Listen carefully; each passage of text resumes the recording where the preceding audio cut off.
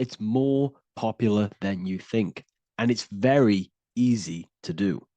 Selling your soul is not something that you can just go and meet the devil and do it. It doesn't work like that. But before I tell you exactly how you can sell your soul and how not to sell your soul, what is the soul? So, looking at Jesus, we always see two lights surrounding his head, one surrounding the heart. And as of course, if you've been watching my channel, you know Jesus represents you. He represents the divine essence of the universe made in human form. Each one of us possess a fractal of God's infinite consciousness. We are all God. We are all God experiencing himself in a three-dimensional divided form, separated from his oneness. God wanted to experience himself. So he made this world. So each one of us possess a soul, and the soul is the spark of God's infinite loving consciousness, filled with God's loving moral law. So the reason why Jesus is always have a light above his head and a light on his heart is because this represents the brain and the heart. The brain is not the mind. The heart is not the soul. The brain is the physical manifestation of the mind. It is the physical mechanical computer for the spiritual mind. The heart is the physical manifestation of the soul. The heart is a brain. In fact, it contains 40,000 specialized cells, which are the exact same cells found in your cranial brain. Yes, your heart is an emotional brain. Your cranial brain is a thought brain. It's a computer. Okay?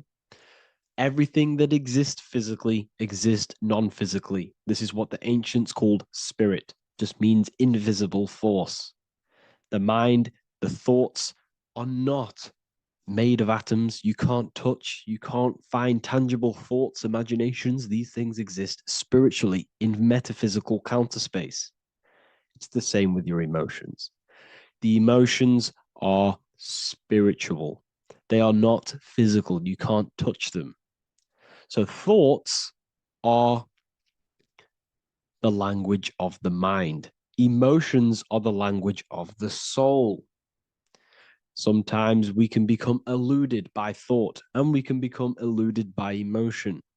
If we are led purely by emotion, we can create illusions in our perception. The same if we rely only on thought. We must balance these two. Okay? So the mind is the creator, the soul is the operator. Every thought we think is being judged by our soul. The soul is the judge. The soul tells you what is right, what is wrong. And even the Freemasons depict this spirit and matter in their black and white checkerboards. White is spirit, black is matter. Matter is dead, spirit is life. This is what this represents. Physical reality is not just physical. For every physical object, for every physical manifestation, there is a spiritual force bringing it into existence. Consciousness brings everything into existence. Before you kick a football, there is a change in your inner consciousness before you take that action of kicking the football. Everything exists in spirit before matter. You existed in spirit before you were physical.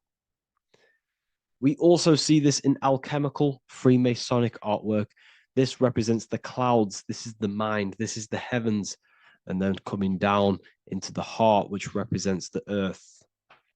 The light entering the mind into the heart, because every thought we think is being judged by the heart. The heart speaks to you through emotion. The soul speaks to you through emotion. Every thought you think, your heart is telling you that is right, or it's telling you that is wrong. Why? Why is this? Emotions can guide us, okay?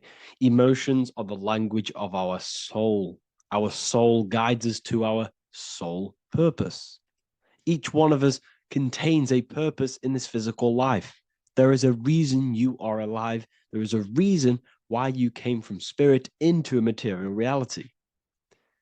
Your jealousy reveals where you need to be in life. If you are jealous of someone, this is your soul saying you need to be there. That's where you need to be.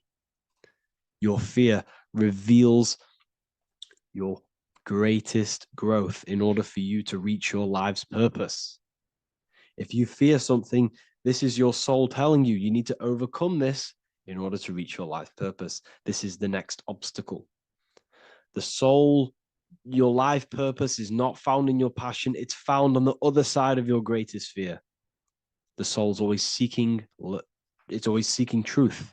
It's always seeking to expand, to learn.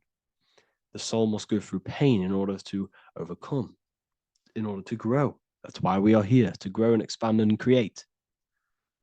We also see this in alchemical artwork. Again, the mind in the clouds, the heart and the soul.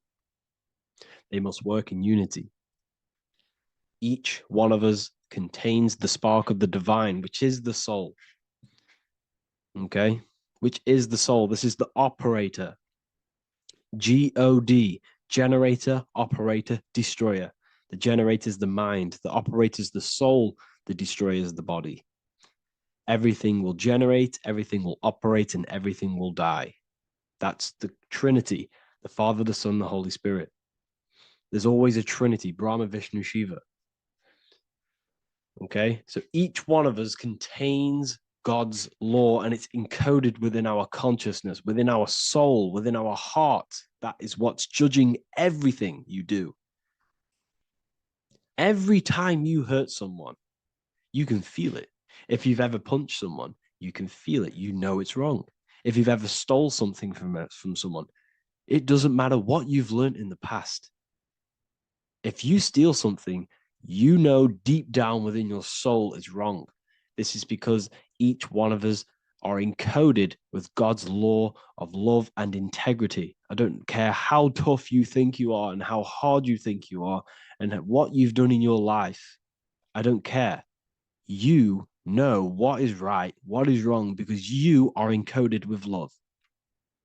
Does not matter how far your mind can take you away, how corrupt your mind can become. There is always a spark of love and empathy in your heart, in your soul. You know this when a child. When you're a child, you're not racist. You don't want to hurt anyone. You don't want to steal. As a child, you're pure love, you're pure awareness, you're pure. You would never think about being racist. It's the corruption of the mind that leads us to corruption. Our soul always wants to do good. So the soul is encoded with God's law. And when we go against this law, this destroys our body.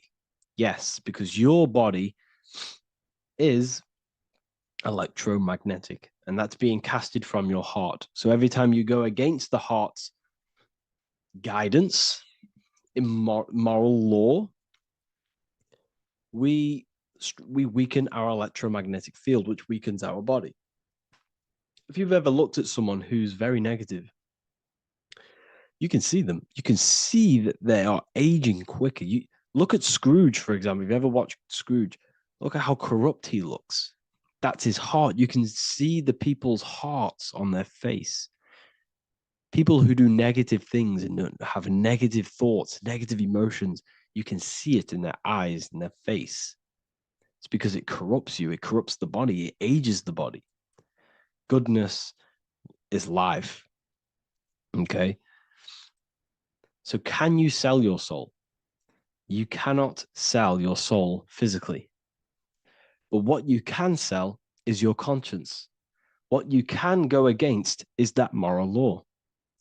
And you can exchange physical material things such as money, fame, cars, houses, business, in order for you can exchange that to go against your inner dialogue.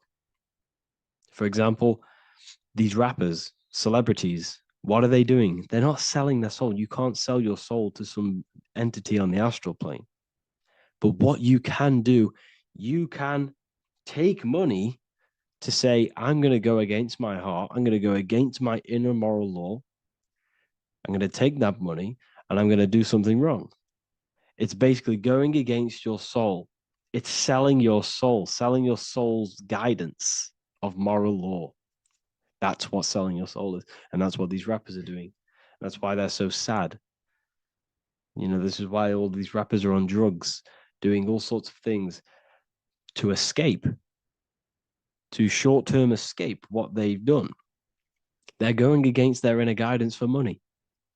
And yes, short-term pleasure may be happy for now, but in the long run, it will leave you feeling voidless because nothing material can ever satisfy your soul. Nothing. You could gain £1 million tomorrow, guaranteed within 2 weeks, you'd be back to the exact same position mentally, emotionally as before, because nothing physical can ever satisfy you. Guaranteed, if you received $1 million if you received $1 million now, in a week's time, you'd be hunting for the next million because it does not satisfy you. There's a reason why these billionaires don't stop working, because they're so addicted to earning and earning and earning. It doesn't satisfy you. The only way you can satisfy yourself is through Christ consciousness, is through self-love, is through loving thyself, knowing thyself, and becoming balanced internally in consciousness instead of seeking external validation through material things, which end up leaving you feeling voidless, empty inside, and sad and depressed and anxiety. Everyone's looking outside of themselves for validation, when true validation comes from within. True satisfaction, true happiness comes from within, reaching Christ. Christ is a state of being, a state of consciousness that we must cultivate within ourselves so we can live a happy, balanced life. You can have all these material things when you're satisfied inside, but don't rely on them. Me, I enjoy material things, but I don't desire them. I don't chase them. I don't rely on them for happiness, for validation. You can have big cars. You could have your favorite watches. You could have Lamborghinis. Yes, it's fun, but don't let it give you your happiness. As long as you're happy on the inside, it's okay to have these things. You should seek balance with your inner world and outer world. Okay, so this is what they are doing.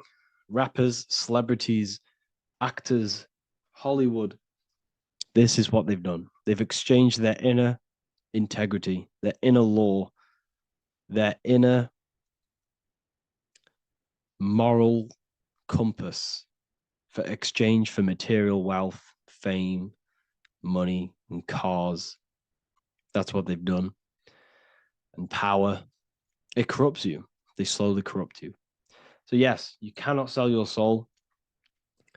And if you wish to learn more, I'll see you inside Ethereal University with my community, where we are learning every day to master ourselves, to expand our consciousness. If you want to lucid dream, astral project, master yourself, create the desired reality you want, learn about human consciousness and your full potential, then Ethereal University is for you, and I'll see you inside. The link will be in the description. Thank you for watching. Before you call the Baphomet evil, make sure that you watch this video until the end so you gain a full understanding on what the Baphomet truly is. No, I am not a Satanist. I am simply an esoteric and occult researcher. I've been looking into symbolism for a very long time, and I can reassure you that this symbol does not represent the devil, does not represent any negative figure. It's a very deep, occult, esoteric symbol. What we first need to understand about the Baphomet, it is indeed a symbol. Every symbol we see around us is neutral. The pentagram, the Baphomet is neutral. It depends how you use it, whether it is used in a good or bad way. Everything is neutral. It's your mind's perception that gives it a positive or a negative charge. First of all, let's break down the Baphomet symbol. Let's look very closely at the Baphomet. We have clearly the 4 physical elements corresponding to the Baphomet. Here we clearly have the fire element. The wings represents the air, the flapping in the air. The fish scales, which is the water. And this dome figure representing the earth. The soul is incarnated into 4 bodies. We have a mental body of consciousness, intellect. We have an emotional body of consciousness, which is all to do with intuition and energy. We have a spiritual body of consciousness, our astral body, and a physical body of consciousness for the physical earth. Earth corresponds with your body, air corresponds with your mind, fire corresponds with your spirit, water corresponds with your emotions. So the Baphomet is showing you the 4 elements of the soul, the 4 bodies of the soul that we are incarnated in. Now, let's look at this moon figure. We have the moon. The moon represents the internal world. It represents what we cannot see. The sun represents our conscious mind, what we can see, what we're aware of, the physical world. The moon represents what we are not aware of. It represents our internal world. Remember, we have 2 worlds. You're an individual. You have a dual nature. Individual. You have an internal world. When you close your eyes, you have an internal voice, an internal world of thought and emotion, and an external world of this material body. The moon represents the internal. The moon on top represents the moon controlling the mind, represents the inner world controlling you. Now, this is very symbolic in the occult world. If the inner world is controlling you, then you have no control over reality. This is the devil horns. You know the devil horns? The moon crescent? This represents you are the devil. You're being controlled by your thoughts, by your emotions, by your psyche. Then we have the moon below, which represents control over the inner world. We have control over our thoughts, our emotions, our impulses. So you're either being controlled by thought and emotions, or you're controlling them and having self-mastery. In alchemy, we always see this symbol of the man or woman on top of the moon, representing emotional control and self-mastery of the internal world. The journey of the occultist is to gain full mastery over their consciousness. They want to be conscious of every single thought that enters their mental field of consciousness. We get over 7,000 thoughts a day. It is possible to achieve a certain level of mastery where you are conscious of every single thought that enters your mind. This is one of the end goals of self-mastery and occultism, as this gains your personal power. When one achieves this, they are then able to direct the mind in one place and one place only, becoming more effective in manifestation and creation, because we are microcosms of the divine. We are creators. This is the gesture of as above, so below. The inner world and the outer world are mirrors of each other. The inner produces the outer. Your physical life circumstances are a result of every thought you thought in the past. The inner projects the outer. If you want to produce a change in the outside world, you got to produce change in the inner world of consciousness first. As above, so below. As within, so without. This corresponds with absolutely everything in the universe. Now we have the goat head, which represents the animal self. This represents the lower carnal mind. Lower carnal mind, which is earthbound, because a goat is on the ground. It's not a bird, it's on the ground. It represents the lower self, the beastie nature, the one that tells us to hate, to steal, to eat all the time, to consume. It's the beast within us, the beastie side of our consciousness. It has a human body resembling this, the human in the beastie nature, or we have the spiritual nature, the higher self. In essence, this symbol of the Baphomet represents the higher and the lower self of human consciousness. It represents the higher and the lower. To conclude all of this, the Baphomet is a symbol that represents the 2 paths that one can take. We can take the beastie path and become an instinctual animal, our body, or we can take the divine path of reaching our higher self. It is a symbol that represents the higher and lower self and the 4 different bodies of consciousness. In essence, this does not represent Satan or the devil. The devil represents the lower aspect of our human psyche. The war between Jesus and Satan is symbolic and allegorical for the war that happens within our mental field of consciousness. The internal war between good thoughts and bad thoughts, positive emotions and negative emotions. It is the constant war inside the battlefield of your own mind. Jesus, Satan are symbols, characters that are symbolic of aspects of your own consciousness, because the universe is mental. The only thing that truly exists is your mind. Therefore, all of these ancient spiritual texts like the Bible, the Bhagavad Gita, the Quran are all symbolic of what's happening inside of our mental body. It is the inner chaos that can destroy our life, or when we create structure and restructure our inner world, we can live a peaceful life. If you are struggling from the internal world and you want to gain mastery of yourself while learning the occult secrets, join Ethereal University. Community of like-minded individuals who are all striving for the best versions of themselves. We host live calls and we have an abundance of lectures that you can watch. Or check out the Book of Wisdom. This is volume 2. I'll leave all the links in the description. Have an amazing day. In this video, we're going to be talking about the evolution of consciousness. You are born human, however you possess consciousness, which is the awareness behind your being. The awareness behind your thoughts, the experiencer behind your 5 senses, the experiencer, the observer behind your thought, emotions, and senses. You are an eye, an invisible consciousness looking through a lens which is your body. Your body produces this physical world that you experience. Your brain produces this world. Your brain and body is a technological computer. However, you are an infinite, ever-expanding consciousness behind this physical body. And there is an evolution of consciousness, a cosmic journey of expansion. And this is why we see so much pyramid symbolism in the occult and esoteric world, and especially within Freemasonry. Because the pyramid represents climbing, an evolution, a raising state of consciousness, a journey. Steps symbolize a journey upwards. This is the raising and the evolution of consciousness, our inner world, the transmutation of our inner selves, of our souls and consciousness and our minds. So when we see this pyramid, we're seeing a evolution, a way up to source consciousness. And the eye in the pyramid represents your source consciousness. It represents illumination. It represents divine guidance through this evolution of consciousness.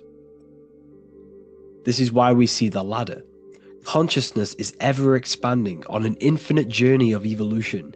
Each individual is a part of this cosmic process, contributing towards the ongoing expansion of both mind and awareness. As we evolve, we collectively explore deeper levels of existence, expanding the boundaries of thought and consciousness. The mind has the ability to expand infinitely into new realms of thought, into new dimensions of mind. The mind cannot be filled up. It is not a physical substance. The body can be filled up because it is a physical thing, but you cannot fill the mind. Therefore, the mind is constantly expanding, ever expanding into new fields of thought. So what we see in Freemasonry, the ladder, is again a journey, an elevation of consciousness. When we are born with an infant consciousness, and as we gain older, we gain an adult consciousness. Our inner world, our inner mind, and our emotional intellect changes and evolves. We are significantly different from when we were very young as an infant. It's because our consciousness evolutes, it changes, it alters like water.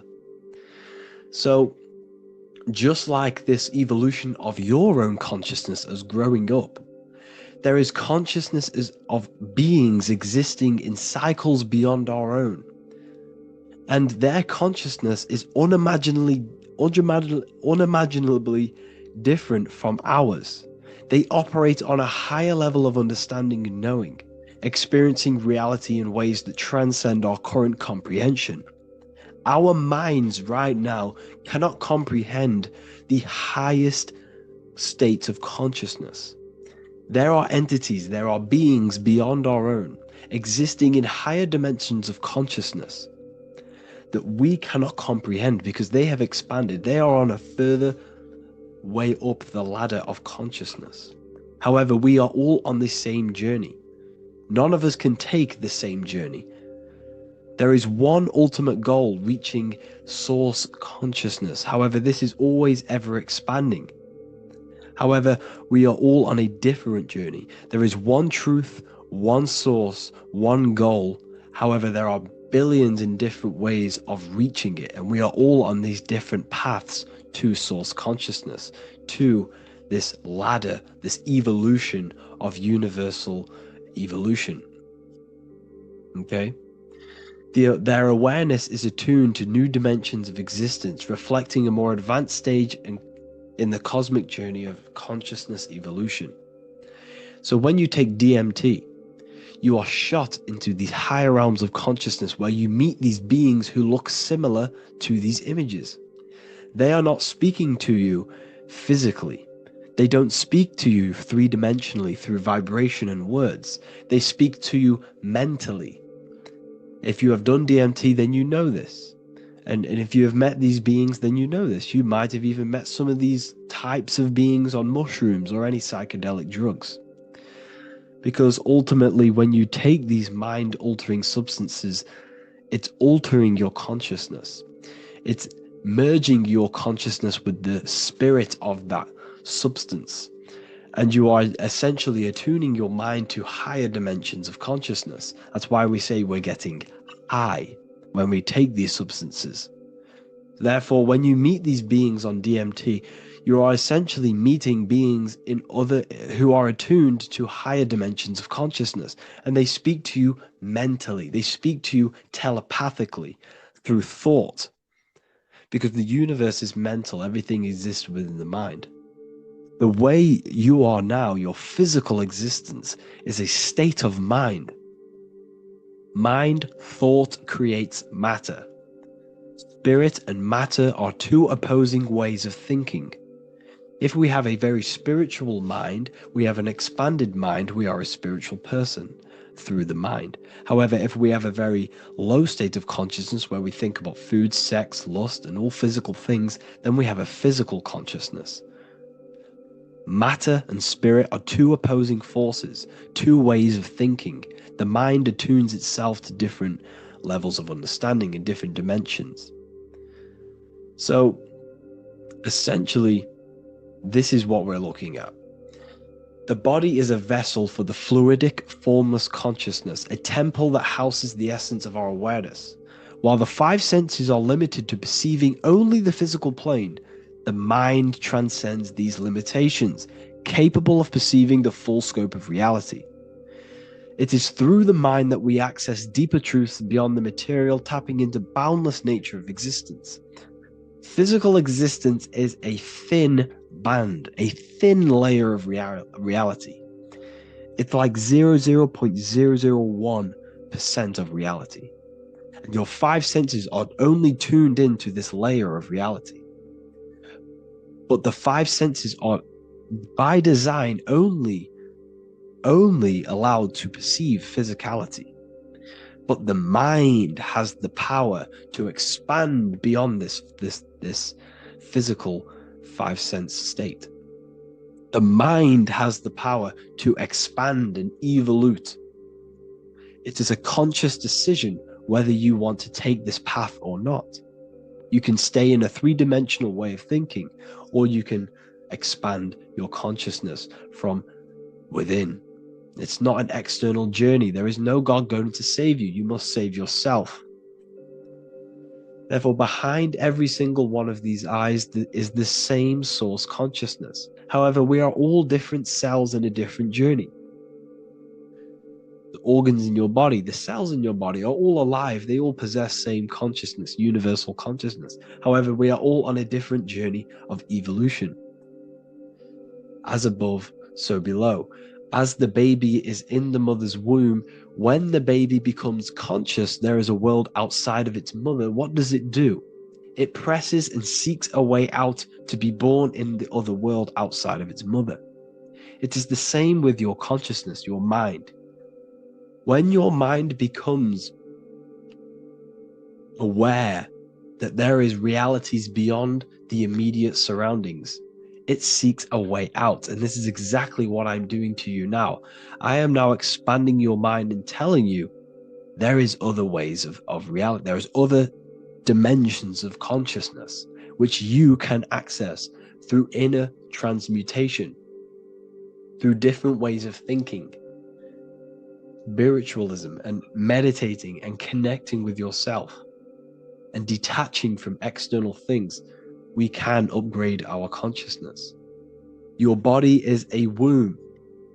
Why Jesus says you must be born again to see the kingdom of God, because you are born physically and then you must be born again spiritually, awakening your inner consciousness. So like I said, as the baby is in the womb, it's the same principle. As above, so below. You were a baby, you were in your mother's womb, and you figured out there is a world outside of your mother, so you seek to weigh out your mother to be born in another world. It's the same now. You must do this now. This is your spiritual evolution. This is the evolution of consciousness. It's ever expanding. When you die, this is a transition. You must learn to not fear death. This is another part of your spiritual journey. You must master death. Therefore, like I said before, the mind has limitless capacity to expand into new realms of thought, continuously exploring uncharted ideas and concepts without boundaries. The mind can ever expand. It can never be filled. It can never ever know everything. There is infinite fields of knowledge, infinite fields of thought. Your current state is just one stage on an infinite pathway. You won't remain human forever. The human experience is a crucial phase where we learn to balance polarities, master the fundamental laws of the cosmos. It is a period of growth and transformation, preparing us for the next stages in our cosmic evolution. The goal is to strive for perfection, yet the true perfection is unattainable. It's like a tunnel, and there is a light at the end of the tunnel. And as you walk through this tunnel, the light is ever moving backwards. You should forever seek to meet that light, but you will never meet that light because consciousness is ever expanding. You should strive for perfection, yet knowing that perfection is forever unattainable. The journey is endless, with each step revealing deeper layers of understanding and experience. The pursuit of growth and expansion is itself the essence of our evolution. You can find all of this knowledge in the amazing book that I have read for years. I have read this book, The Emerald Tablets of Thoth, the Atlantean, by M. Dorial, translated by M. Dorial. I'm telling you now, this book, now that I've told you this, you have some context on the book. The whole book is about evolution of consciousness. He's talking about higher dimensions beings. He's talking about how you can transcend this physical plane. It is truly the most amazing book you will probably read. One of the best spiritual texts you'll see. It's hard to understand, so you must read it over and over again. And the more your mind progresses, like for me, I read this every couple months. And the more I learn about consciousness, the more I expand my own consciousness. And every time I read this book, I pick out something new that just completely blows my mind, because you can only understand this book to your level of consciousness, to your level of understanding. So now that I've told you all this information, go and read this book and it will absolutely blow your mind. And so will the Book of Wisdom Volume 2, which is now available. I released it the other day. I'm just going to read a page out now. This page is called Spirit and Matter. The Earth is not merely a dense, lifeless rock drifting through space. It possesses spirit, a living cosmic a living essence that animates its form. But what do we mean by spirit? Spirit in esoteric terms refers to the energy, the life force, animating the principles infused in matter. So essentially, what this page is talking about is how everything has spirit, consciousness within it. You are the middle, you are spirit and matter. You have the ability to expand your mind to the God self and raise above our animal instinct, our material self, and know the divine and expand. Animals cannot do this. Animals are not self-aware. Humans possess self-awareness. We can observe our consciousness. We can say, why do I exist? We can look in the mirror and know that we need growth. And this is what Anunnaki means. Anu means above. Anu was the supreme god of the sky, which is a metaphor. He represents spirit above, heaven. Anu came down to earth and married Ki, the goddess of the earth, which represents matter. It's a myth, it's an allegory. Anu married Ki and gave birth to the Anunnaki. Spirit came down and infused with matter and gave birth to the human, which is you. You are spirit infused in matter, Anu and Ki, Anunnaki. You are the Anunnaki. And this is what just one of the teachings in my book. Honestly, this book is absolutely amazing. If you truly, truly want to expand your consciousness, give this book a read. And obviously, if you're inside the university, I give you this book for free. A paperback version. If you join the university, follow the steps inside of the general chat. You'll be able to download this book. Or, sorry, not download it. Order a paperback for free. All you have to do is pay for the shipping. You'll also gain amazing knowledge inside of my library, where your mind will just be overblown with the amount of esoteric books. There's over 45 rare occult books, plus you get a PDF of the Volume 1 and Human Health Guide. You get reoccurring updates where I expand on symbolism, occultism, where you will just feel absolutely amazing once you understand esotericism in yourself. You'll also learn how to create the dream reality that you want with the Manifestation Mastery course, where I teach you how your consciousness creates reality. You'll have a real lectures where I post lectures on symbolism, occultism, esotericism. There's a conscious community and live calls and Q&A where you can ask me questions and I'll answer your questions. I just want to say thank you to everyone who has joined the university. Thank you for even liking and watching this video. Any support I just appreciate every single one of you. Please, if you can, leave a comment and a like on this video and let me know any videos you want me to make in the future. And I will start uploading a lot more to the YouTube. So yeah, thank you all for tuning in today. Have an amazing day. What if I told you that you are under a spell and this spell is controlling you in every aspect of your life and you don't even realize it? Spells are not what you've been taught. They're not fantasy magic wands that are casted over you. No, no, no. Spells are much, much deeper. A spell is a belief system that is installed into your subconscious mind, which holds power over you. Okay? If I install a belief into your mind and that belief holds power over you and controls you, that is you under my spell. A spell is a belief that someone has installed into you. Okay? You have a subconscious mind. The subconscious holds power over 90% of your daily basis behavior, thought patterns, and overall emotional state. Because the subconscious is the back end of our mind, the mind that we don't really have access to. It's the shadow self where all of our programs, all of our memories, all of our traumas, all of our everything that we've ever experienced is recorded and kept in this vast database called the subconscious.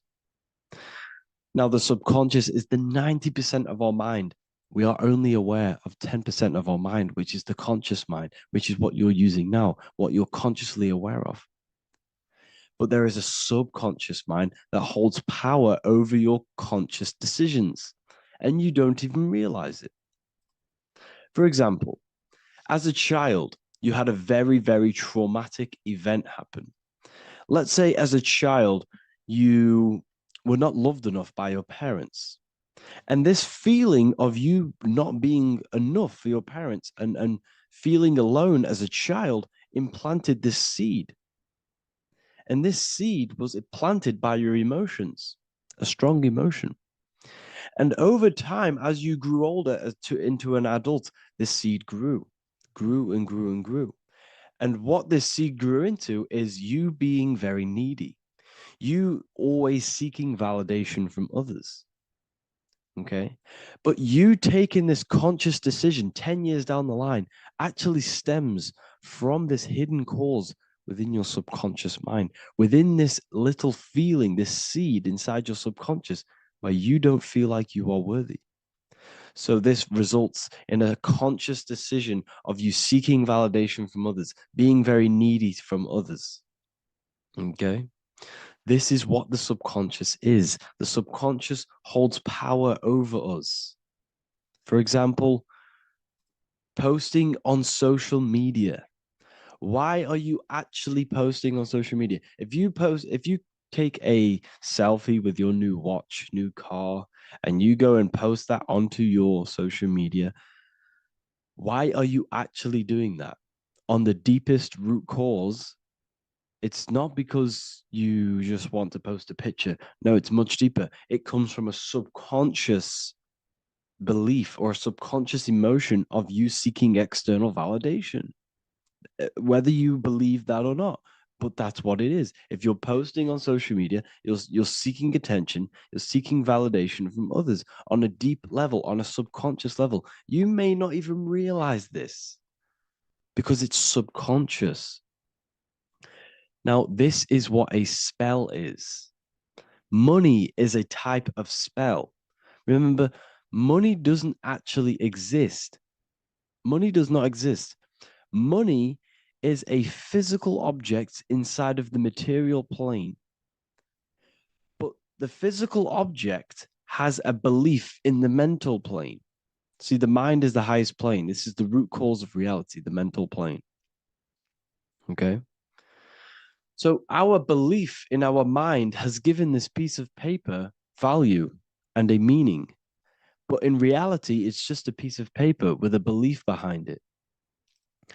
But this subconscious belief behind this piece of paper is controlling your daily basis behavior, is controlling your emotional state and controlling your life without you even realizing it, without you even realizing that it's all an illusion. Money does not exist. It's the belief that gives the piece of paper a power. And the way we break the spell is by realizing that the money doesn't actually exist. The whole world is under the spell of money and it's controlling all of us. But the spell is the belief. Once we all wake up and realize money has no value, it doesn't actually exist, it's only a belief. There is no actual money. That's how we break the spell. The spell is broken when we figure out that we are under the spell, under the belief, under the illusion of this piece of paper having value, and it's controlling our lives. That's why the word money has mon within it. Mon is moon, and the moon represents our hidden aspect of our mind, our subconscious, and the sun represents our conscious mind. So you have two versions of yourself. You have the self that you show to everyone, the conscious mind, and you have a shadow self called the subconscious, which is the hidden aspect of you. For example, do you really love your partner who you're with, or are you just with them for, is there a subconscious fear of being alone? Do you really want to be with this person, or is it stemming from, are you staying with them because it's stemming from this fear of being alone, of being lonely? Or are you just with them because you have a subconscious sexual addiction?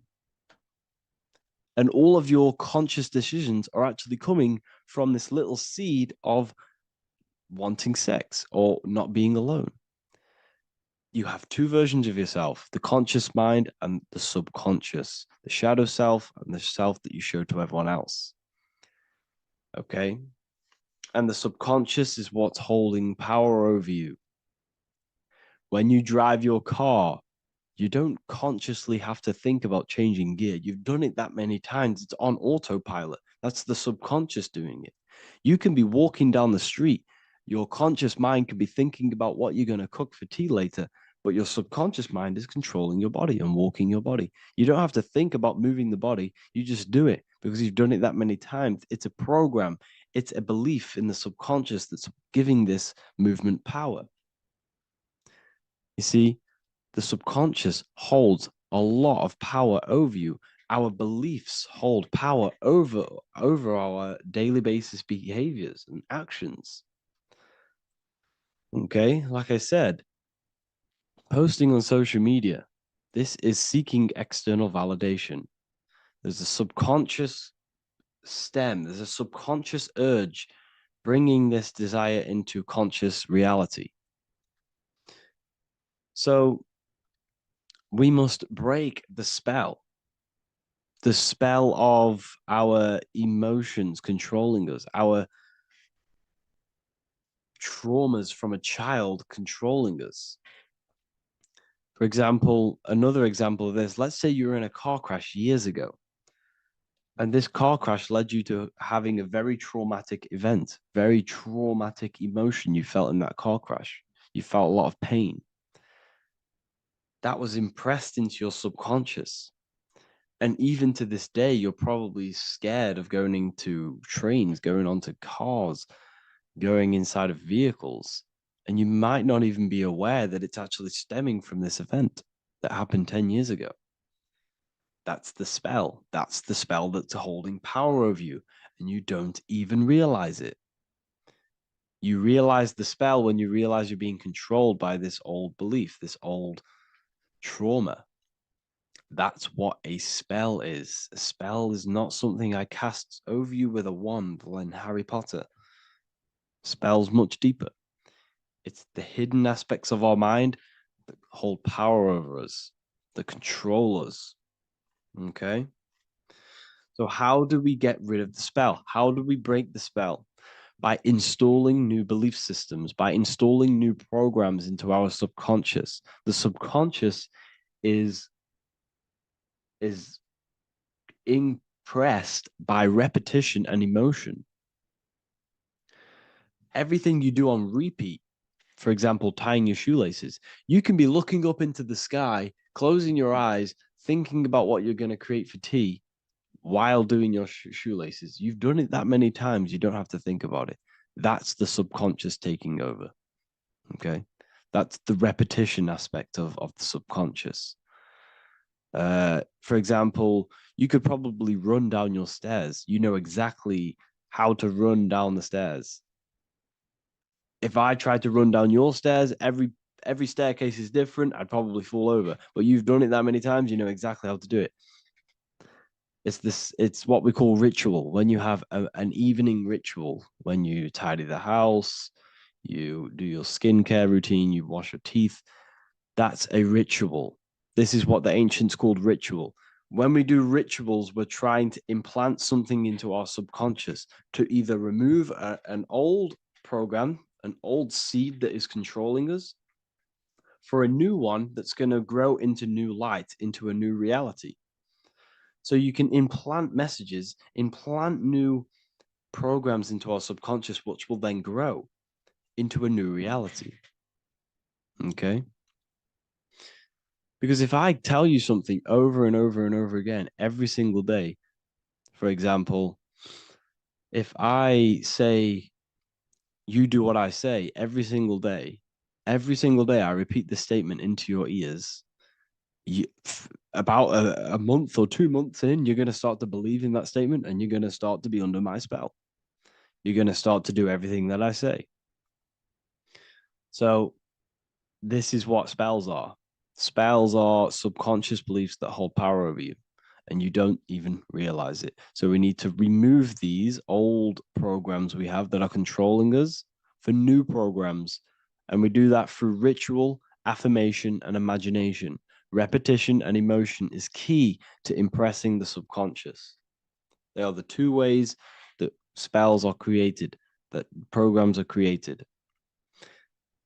The subconscious only knows the now, and it only knows you. So every word you say is a spell. So when you call someone else a name, you're calling yourself a name, because your subconscious takes everything you say as truth, because it only knows you. It doesn't know anyone else. So every night we can do affirmation. We affirm the reality we want. This is what we call a ritual. We sit down or we stand up, whatever it is, you affirm the reality you are, I am statements. And then you imagine that reality.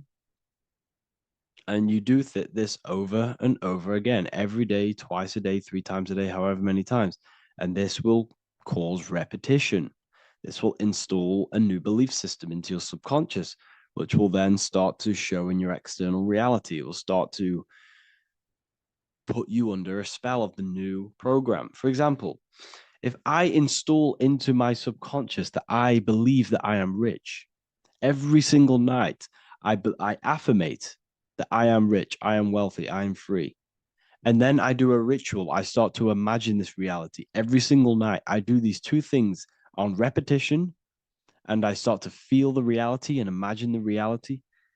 Over time, I'm going to start to believe that I am rich, that I am free, and I am wealthy without having the physical reality. And what this will do is that it'll implant a message deep within your subconscious mind. It will plant the seed of this belief.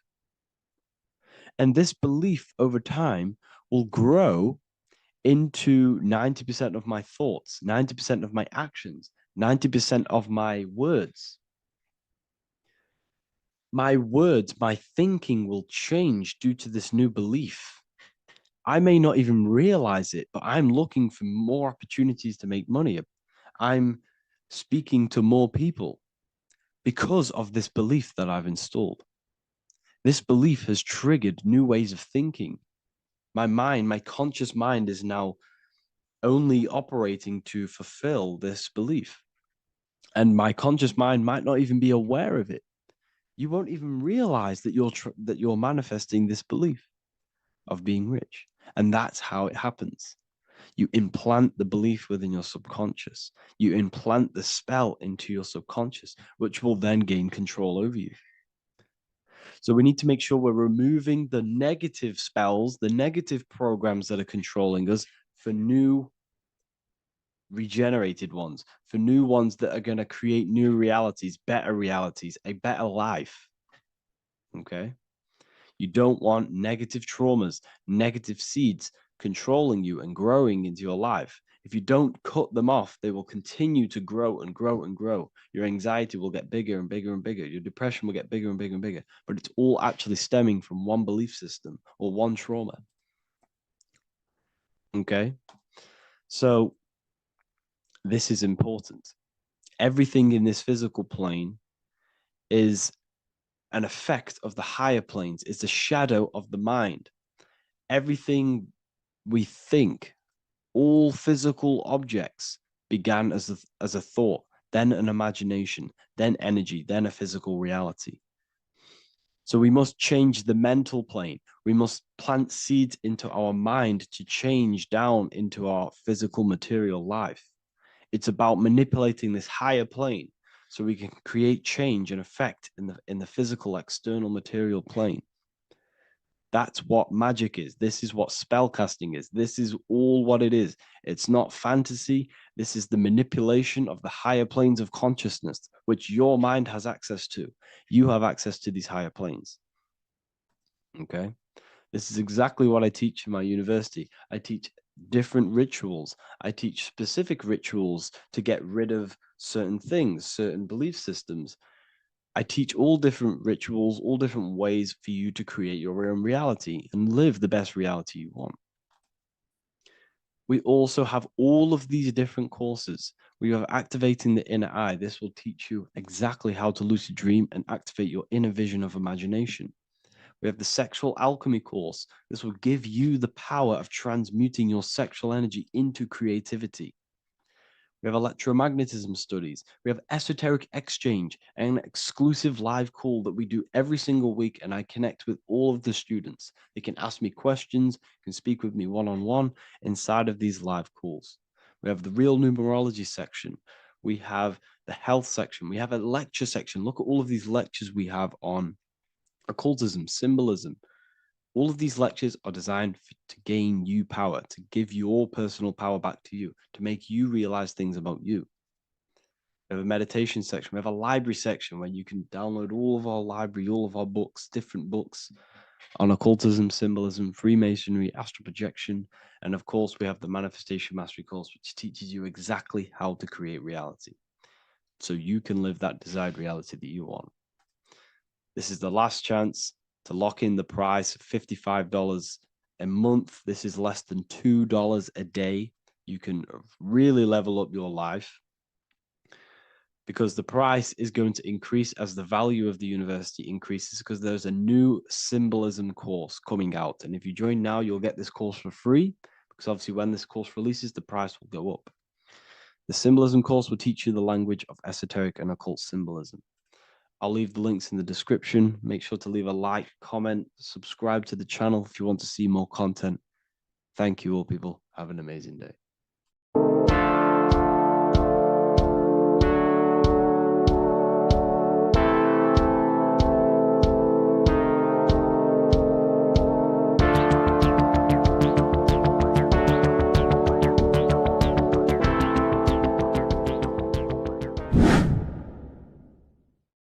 What is good, people? We're back with another video, and this is going to be talking about the connection between the micro and the macro. You know, you are the universe, everything is inside of you. So the first thing you need to understand is that the law of mentalism, we are a thought in the creator's mind, everything's being thought into existence. We have a spark of this mind, this same mind of the creator, and everything is a state of mind.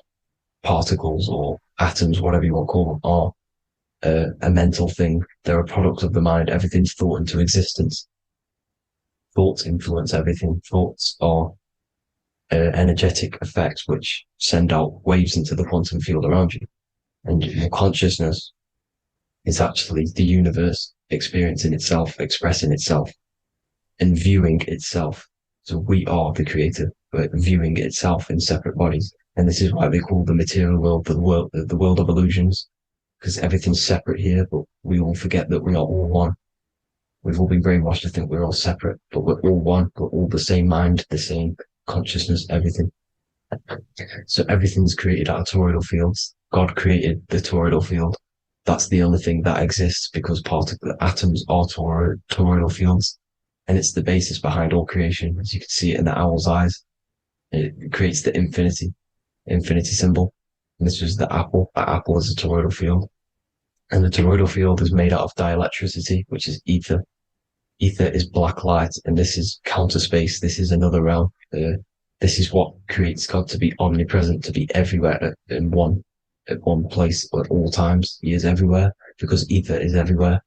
Ether's infinite potential. It connects everything together, and that's what energy moves through. It moves through the ether, and that's black light. Everything is light, as it says in John 4:2. God is light. Everything's a vibrational state of light. So the torus field is made out of dielectricity, ether, black light, magnetism, which is white light, which is the center of the toroidal field. And magnetism radiates, it has no vibration. And then when white light splits, it turns into electricity, which is physical material, and that has a vibration. This is the Holy Trinity: the sun, the moon, Saturn. Saturn, the god of materialism. If you've watched my videos on Saturn, you know that Saturn is crystallizing everything into physical matter. And that's why his old name was El. The ancients called him El. And this is why we get El electricity. This is where El electricity comes from, because El electricity is only a product of the physical world, which is redshift, blueshift, Adam and Eve. And this is what creates the redshift, blueshift is what is a product of magnetism. When magnetism, white light splits, and this gives us vibration. And this what creates the toroidal field, which is the basis of all physical creation. The sine wave is created out of the magnetic wave and the electric wave. The electric wave is the blue wave, and the magnetic wave is the straight wave, which is radiation. This is vibration frequency. So the magnetic wave is straight, and then you have longitude and amplitude, which is depth, which is dimension. You see how the electric wave has depth and a dimension. This is why you get the cross. This is the cross of Earth. This is the symbol of Earth, of bondage, of physical matter, because it consists of magnetic wave and depth, which is electric wave. And this is where you get the sun cross or the earth cross, whatever you want to call it. It's the cross of physical matter, and the ancients knew this. This is why they used that symbol. Red shift, blue shift, which is the toroidal field, is the basis of all creation, physical creation. And this is why you have the police siren is red and blue. The Matrix movie, red pill, blue pill. You have red blood and blue blood in your body. The Democrat and Republic, the two parties, red and blue. Like your taps on your taps, you have a red and blue tap. One's generative and one's destruction. Fire, destruction, water, generative. So this is the basis of all things. And electric wave has dimension, like I've already said, depth, material, and it's measured in hertz. It's measured in hertz because it hurts you. It decays because the electric wave has a vibration, and vibration always has to go back to a standstill point. This wave cannot go forever, but the magnetic wave will go forever. It's radiation. Magnetic is radiation. It radiates forever. It pulses. But the electric wave will at some point come back to a standstill point, and that's why it hurts. It decays. That's why our physical body decays, because we contain of electricity. This body is an electric body, and it will return back to stillness like a guitar string. If you vibrate a guitar string, you pull it, it will vibrate, make a sound, and then go back to a standstill point. It's the exact same with every single toroidal field within the body. It will decay, and this is why our bodies decay, and everything in creation decays. So we're born into sin, the sin of Eve. The sin of Eve is us biting into the tree of knowledge of good and evil, which is the systems in the body. And the sin of Eve is biting into the sine wave. We bit into the sine wave. The sun moves in a sine wave. Our DNA is a sine wave. Time is a sine wave. Everything in this creation is a sine wave. This is why the dollar bill is a sine wave. Magnetism and electricity and electric waves in one. And this is the sun doing its sine wave, which creates, when you go bowling, it kind of creates that pin that you hit over. That's the pin of the sun. The zodiac sign is a sine wave because the zodiac sign is an expression of the toroidal field, because magnetism unfolds into 12ness. And that's why you have 12 zodiac signs, 12 systems in your body, 12 cranial nerves in your head, in your brain. So if you can imagine this, see where my pointer is. Always starts with Aries. Aries is the head. It's the first thing that's created in the womb. And this is Aries, the ram. And this is why it's called a cerebrum in your brain, which is the first thing that creates when you're in the womb. And what's the element of Aries is fire. Fire is the first element. F-I-R, first, because it's the first thing on the wheel, the first expression of energy. As you can see here, my pointer, this is the center of the toroidal field. It would go Aries, Virgo, Capricorn, Pisces, Scorpio, Cancer. Then we go back to Libra. Libra would be center. But you see how the toroidal field is the expression of the 12 energies. That's what the constellations are, the energy expressions of the toroidal field. So it would go outwards, starting from Aries here, all the way back to Pisces, which is beyond the bottom half. But Libra would be the center. That's why Libra is the equinox. It's the equinox. Libra is when it goes from summer over to autumn. It's the equal. It starts to transition into the winter side. Equinox, equal, which is Libra. And that's why Libra has the two scales. It's symbolized with the two scales. That's because of, the sun moving over. It's being judged. It's equal now, but then it's going to tip over into the winter.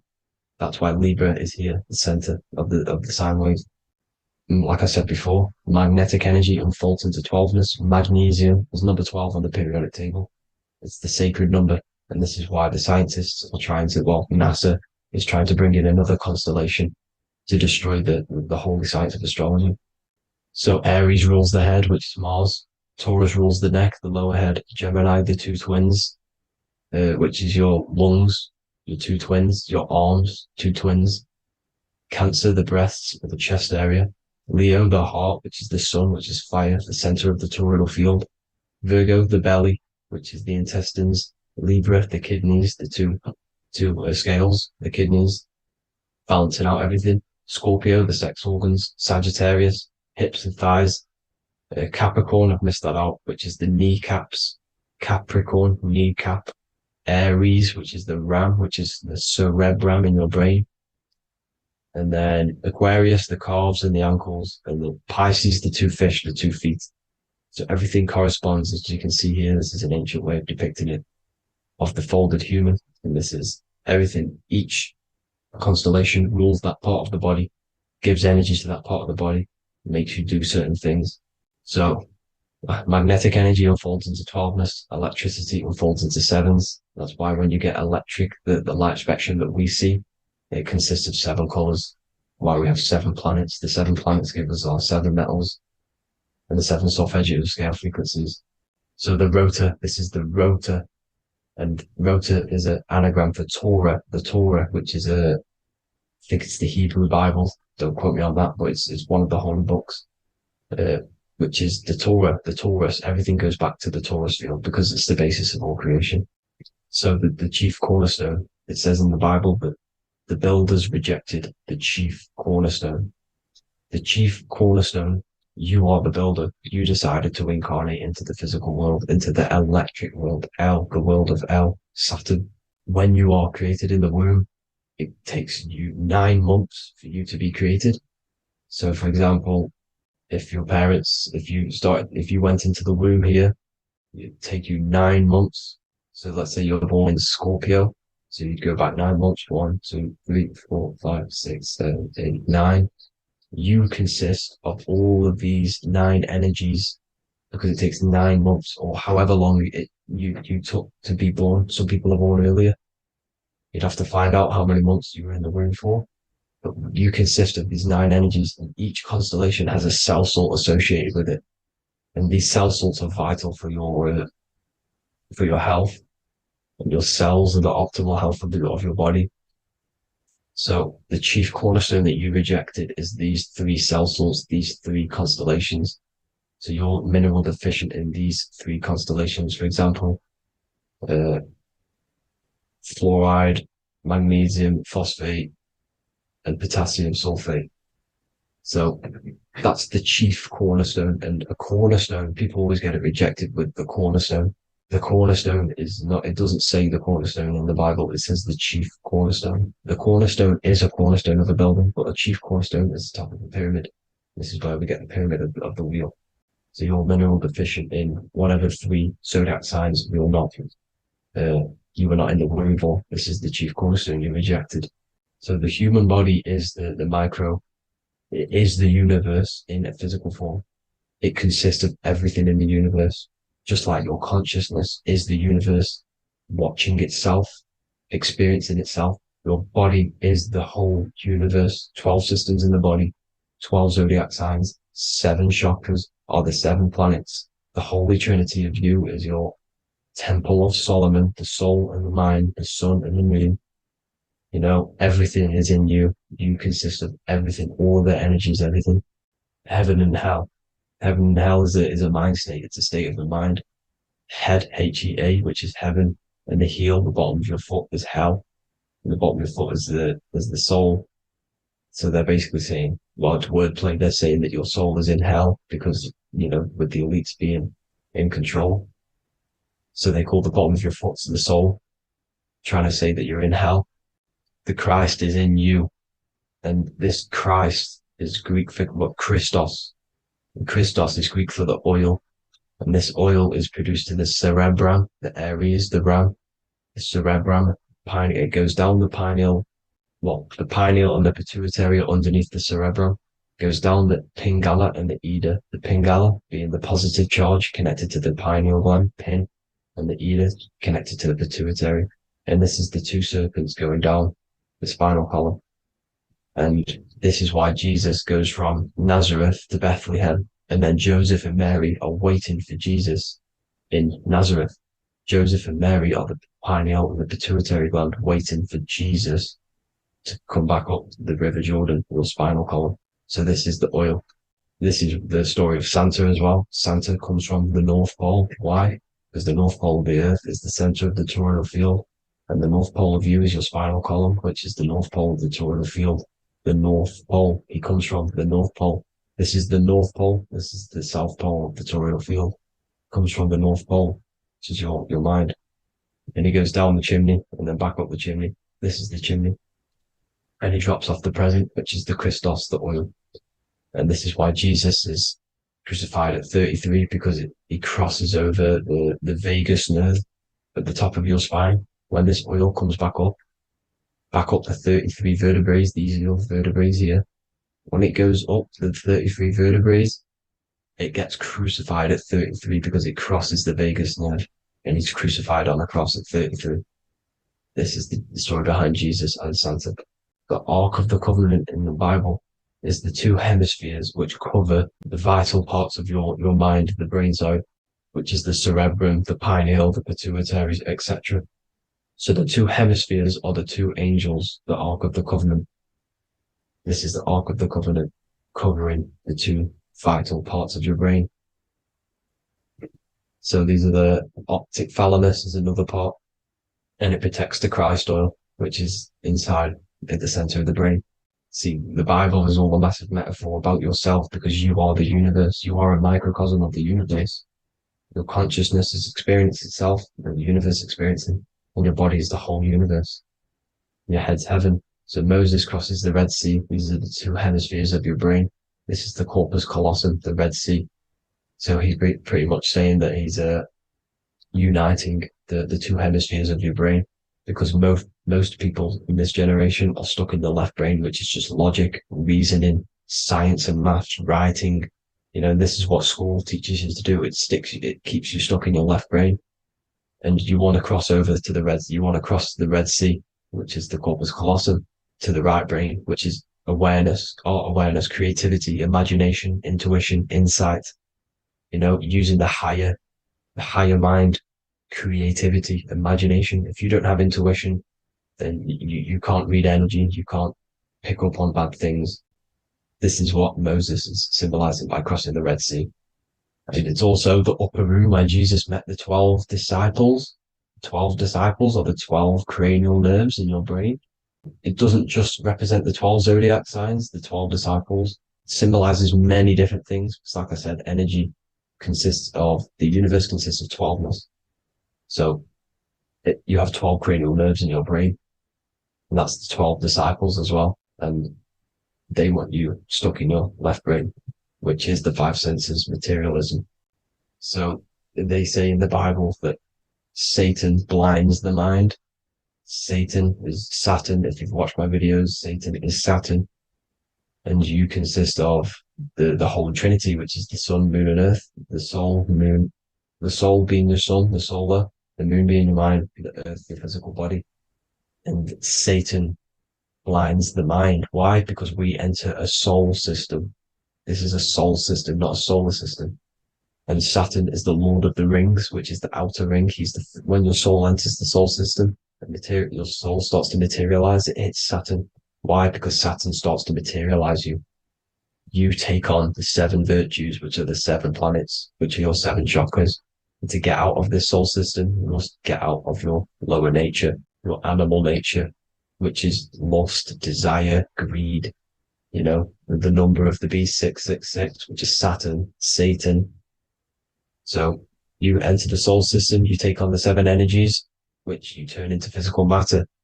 And this is your descension from heaven to all who say hell. And then you must raise back up from matter to spirit. They say Satan blinds the mind. Why? Because your mind gets materialized. Your soul and mind get materialized. And when you get materialized, it's an intense experience. You lose You lose the divinity within you. You forget the divinity. So Satan, which is the first planet, the first energy you take on, the material body, he blinds the mind. He makes you forget everything, your divinity. Then you must remember, ascend up Jacob's ladder, the 33 vertebrae, to heaven. And this is a microcosm of the macro, because you will ascend back up to heaven if you do this, when you leave your physical body, when your body decays. So when it talks about in the Bible, completely destroy them, the Hittites, the Amorites, the Canaanites, all the ites, this is what God says to the Israelites. It says completely destroy them. It's basically symbolizing saying destroy your lower nature. The Canaanites, cannibals. We're under a Canaanite system now, which is cannibalism.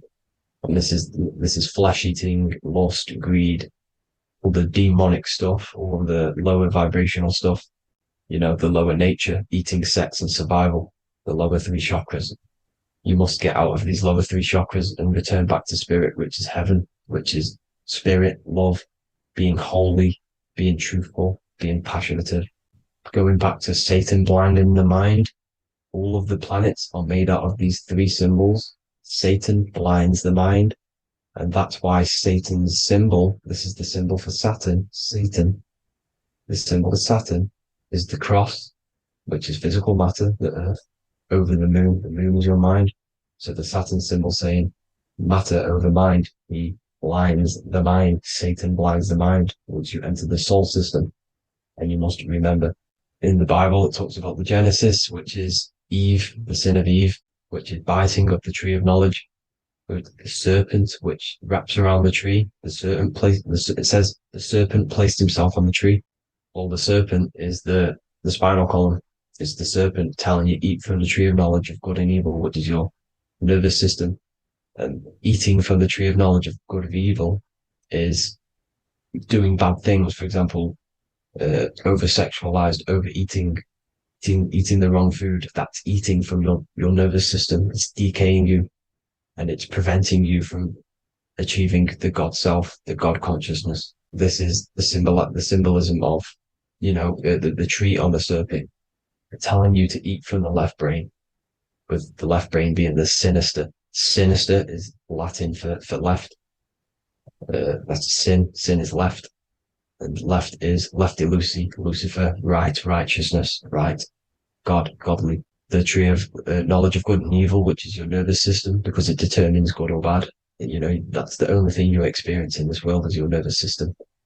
And then the tree of life is the cardiovascular system, and the Garden of Eden is your body. So that's it for this video, people. I hope you've got a greater understanding of how you are the universe and everything is inside of you. Just keep in mind, you are the universe experience in itself, and your body is a reflection of everything. The 12 constellations, the 7 planets, everything's inside of you. This world is an expression from the inside outwards. You can't affect the outside world to manipulate reality. Everything's inside of you. I hope you got a greater understanding of this. God bless.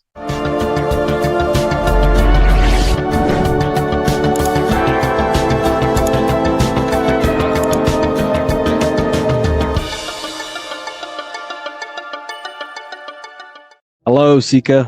Welcome to Revival of Symbolism, a channel devoted to the language of esoteric symbolism, helping you discover yourself and expand your consciousness into new realms of thought. I'm Harry B. Joseph, also known as Revival of Wisdom, and in this video, we're going to be discussing the symbol of the double-headed eagle, also known as the emblem to represent the 33rd degree Freemason. So let's jump straight into this. We have a piece of Masonic artwork here, which is what we call a complex symbol. A complex symbol is not just one symbol, but many different symbols in one piece of artwork coming together, forming a greater meaning. So we have many different symbols to break down here. And we're going to start off with a little bit of context so we can understand this symbol. This symbol represents the 33rd degree Freemason.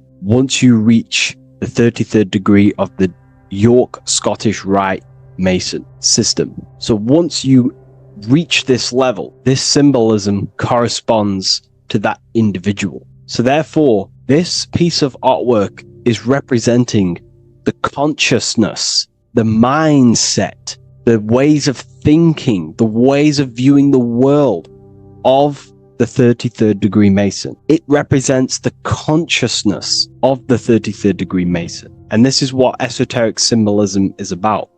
Esoteric symbolism is symbols and emblems representing states of consciousness and teachings within the forces of consciousness. So let's jump straight into this. The first thing that I see when I look at this piece of symbolism is the double-headed eagle, okay? The double-headed eagle. What is this eagle doing?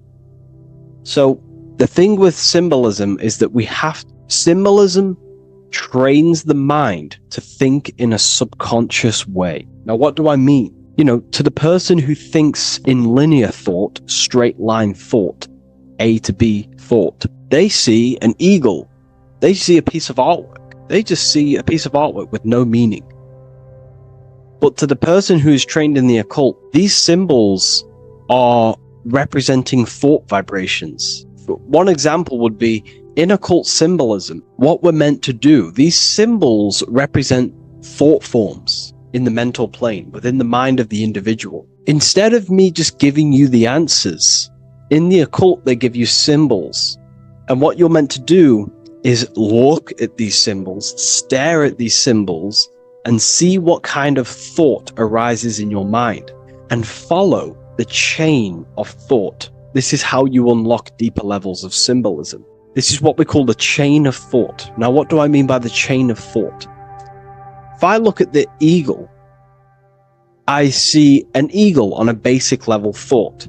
But then that thought leads to another connection, because this is how thought works. Whatever the character of the thought we think is, or whatever the vibration of that thought, for example, the character of the thought right now would be an eagle, then that leads to another thought. For example, flying. Then flying is connected like a chain to another thought, higher perspective. So we follow the chain of thoughts until we unlock the deeper levels of the meaning of the symbol. And this is what the occult seeks to do. Symbols make and force the individual to go inward. You look at the symbol, it's not a direct meaning, but you have to go inward and start to think and follow the chain of thought that this symbol is connected to until you find its deeper meaning that relates to the individual, to you, to a teaching or a force of consciousness or a state of consciousness. Okay? It's very difficult to explain in words because symbols transcend the barrier of words. Okay? So what we're looking at here is a eagle. And what does the eagle do? Well, the eagle has the ability to fly above the earth. It looks down upon the earth. In allegory and metaphor, this represents a higher perspective of reality, a higher perspective of the world, of the self.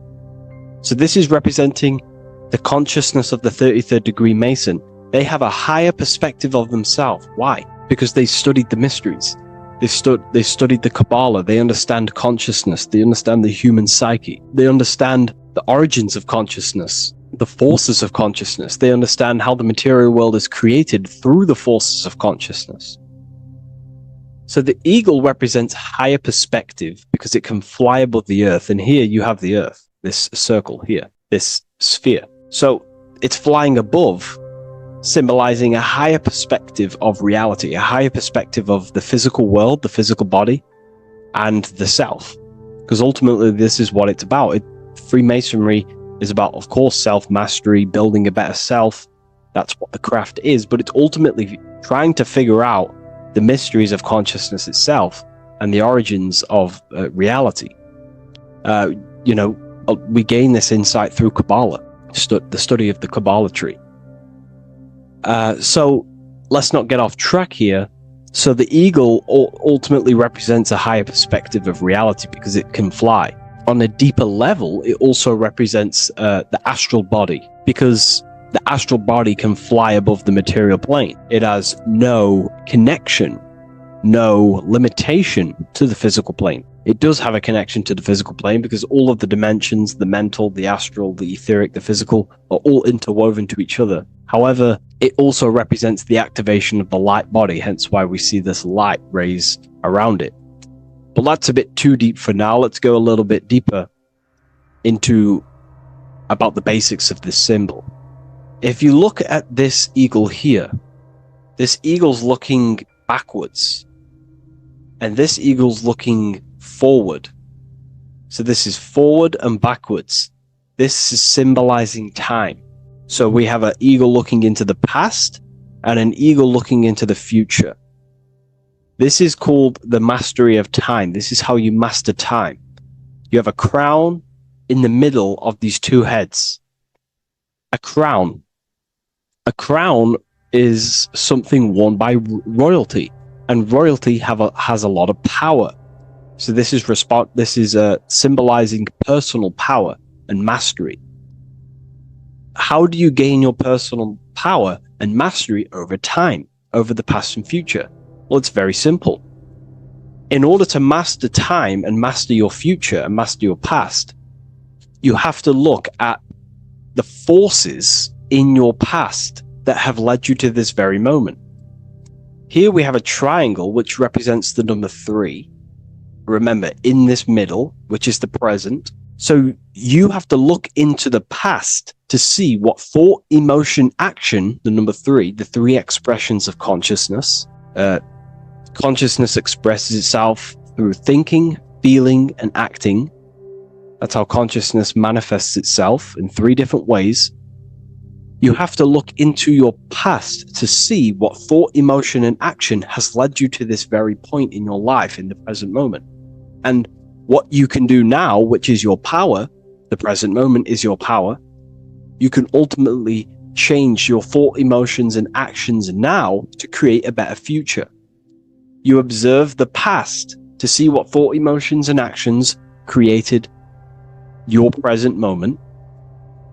You notice the mistakes and you change the now through thought, emotion, and action to generate a better future.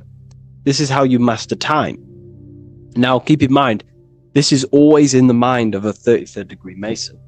Someone who is highly, mastered, they keep this in mind. Just like they keep in mind what thoughts they are paying attention to. 33rd degree Mason has a lot of self-mastery power, and they hold conscious thought. Most people think unconsciously and without power. A 33rd degree Mason is trained, their mind is trained.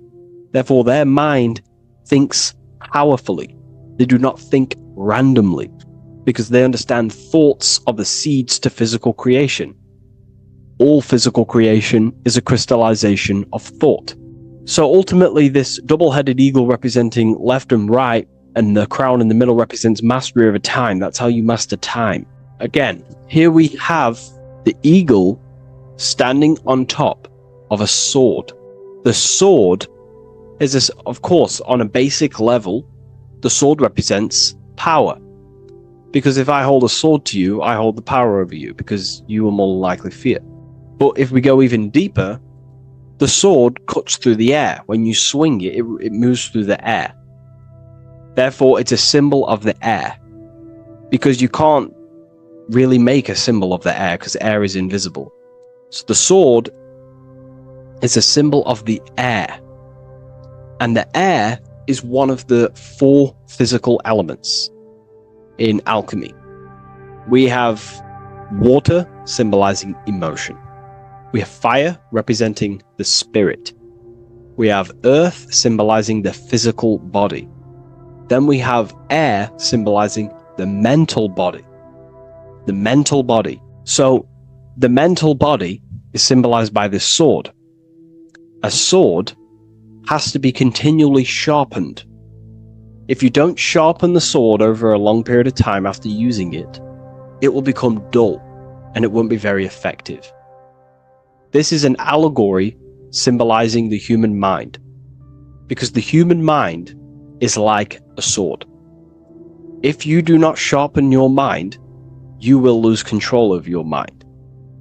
When you stop doing the meditations, when you stop being conscious, when you stop doing the affirmations, the mind falls back into old, unconscious thinking patterns, and we start to lose control of it. The mind is seen as a sword within the occult, because this is pretty much your tool. Your mind is your tool. This, just like the sword is a tool. Your mind is a tool to create reality. So we need to make sure this tool is always sharpened, that we stay on top of the mind, hence why the eagle is on top of the sword, symbolizing control over the sword, mastery over thought. This also goes into thought forms. In the occult, there's something called thought forms. Thought forms are basically taught to the individual and understood by the individual, who understands that the mind is not just in the brain. The mind is a part of a mental field. All around you, there is not just a field of energy. There's also a field of mind surrounding you. It's a mental universe. And this field of mind is what we call the mental plane. The field of mind is where all of the possible thoughts in the universe infinitely express itself. So each area has different thought forms. Each postcode, each place you go has different thought forms. This is why if you walk into a cathedral, for example, an ancient, amazing structure, your mind instantly becomes, you're amazed. You feel different when you walk into these areas, because all around you is a mental field, and there's something called thought forms. Thought forms are basically what religion call spirit guides or angels, helpers. This is what thought forms are. Thought forms are basically, if you dwell on the thought that you are going to lose your girlfriend, for example, let's use a negative example here, because a lot of people can relate to this, or your boyfriend. Let's keep it simple. Everyone can relate to this at some point in their life, hopefully, or if not, it's okay, no worries. It's just an example that most people can relate to. If you constantly dwell on the thought that you are going to lose your partner, what we have to understand is that the mental plane, the forces within consciousness, within what we call the universe, is always trying to give you what you want to create. That's your right. The universe, or mind, or consciousness, whatever you want to call it, is always trying to unfold what you want to create. It doesn't know the difference between something you don't want to create or do want to create. Whatever you think about is ultimately what this power of consciousness, or the universe, will try and manifest. This is why we have to gain mastery over our thought, because thought are basically the seeds that we impress into the dimensions. So we have a mental dimension, we have a higher, middle, lower subplanes of the mental dimension, or the mental plane. Then that's just thought. The mental plane is just thought. Below the mental plane, thought takes the body of imagination, which is what we call the astral plane. And the astral plane also has higher, middle, and lower subplanes. Then we have the etheric plane. The etheric plane is basically an energetic copy of the physical plane. So you have an etheric brain, you have an etheric body. It's just basically an energetic, exact copy of everything that is physical. So if we think something within our mental body and we dwell on that thought, the more attention you give, the more you feel that anxiety about losing your partner, you're literally forcing energy and direction and attention into this thought idea, which manifests itself within your own aura. Your aura is basically, it's not just your electromagnetic field. Your aura has many different levels. It has a physical level, it has an etheric level, an astral level, and a mental level, layer. So it has a layer for each one of these bodies. If you dwell on this thought and you keep giving attention, power, you start to imagine this because you're worrying about it. You literally create a elemental or energetic substance that clouds your aura. And this is what people have been called demons, people call spirit guides, whatever you want to call it. This is what it is. It's a thought form. But this is not something that's come after you. This is something that the individual has created. And wherever they go, this cloud of thought forms that they've manifested literally clouds their aura. You can see it within the astral plane and the mental plane. You can see how it's affecting them. Wherever you go, you start to randomly think about it. You keep thinking about it. You know, it's infecting you. It's like a demon. It's tormenting you. But it's simply just a force, an astral force, and a mental cloud that they've manifested within their aura. Thought forms. The 33rd degree Mason has very powerful thought forms. And this is, you know, if you're a Mason yourself, and you're not aware of this, this is why it's great to be around a 33rd degree Mason within your lodge, because they have very powerful thought forms, and you being in the present of them, you're also taking on his thought forms, and they can assist you. We're all affecting each other through thought transference through the mental field or the mental plane. Okay. Now I'm not going to go too deep into that because, you know, people can use that knowledge for really bad. But ultimately it represents thought forms also, symbolized by these clouds. Clouds are a symbol of thought forms, because they manifest themselves as basically like a cloud form energy within the aura of an individual. So this represents the mastery over the intellectual side of consciousness, of thought, sharpening the mind, gaining mastery. Then we have 33 in a triangle. A triangle in alchemy symbolizes, well, the upwards triangle, the upright facing triangle symbolizes the element of fire. The downright facing triangle represents the element of water. So an upright triangle represents fire. Fire is very transformative. If you place, I don't know, a pencil into fire, the fire will burn it down into its raw material. And this is ultimately what this triangle represents. It represents the consciousness of the 33rd degree Mason, who has basically transformed themselves from ego consciousness, only dwelling within the limits of their ego, their old belief systems of thinking they were the body, only reacting to 5 sense thinking, linear thinking, low base consciousness, not knowing right from wrong. It's basically transforming themselves. They have burnt themselves down to their raw soul form, and they understand that they are a soul, and they've experienced this, by casting off all the attachments to consciousness. This is why there is the number 33 within this triangle, because 33 is the age that Jesus dies. It's also the number of the Kabbalah tree, because the Kabbalah tree has 10 Sephiroths, 22 pathways, and 1 hidden sphere called Dot, which all adds up to 33. And the Kabbalistic tree of life, just to give you a bit of context, basically is a blueprint of how God manifested the world, and you are an expression of God. So it's also representing how your soul fell into matter, how consciousness creates matter. And it's also a diagram of how reality is not fixed, but it's ever unfolding creation through these forces of consciousness.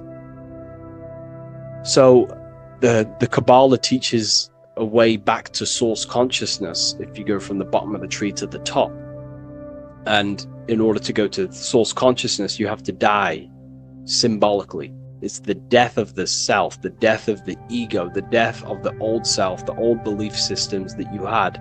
That has to die. The old person has to die to give room to be spiritually reborn, so you can actually figure out who you actually are. Your ego has to die. Now, that's not saying ego death, but you have to basically give away all of your old belief systems to then be spiritually reborn. That's why Jesus dies at 33 and is resurrected. Ice melts from ice into water at 33rd degree. So it's symbolic of transforming. And again, the upright triangle is the fire element, symbolizing burning things to its base raw material.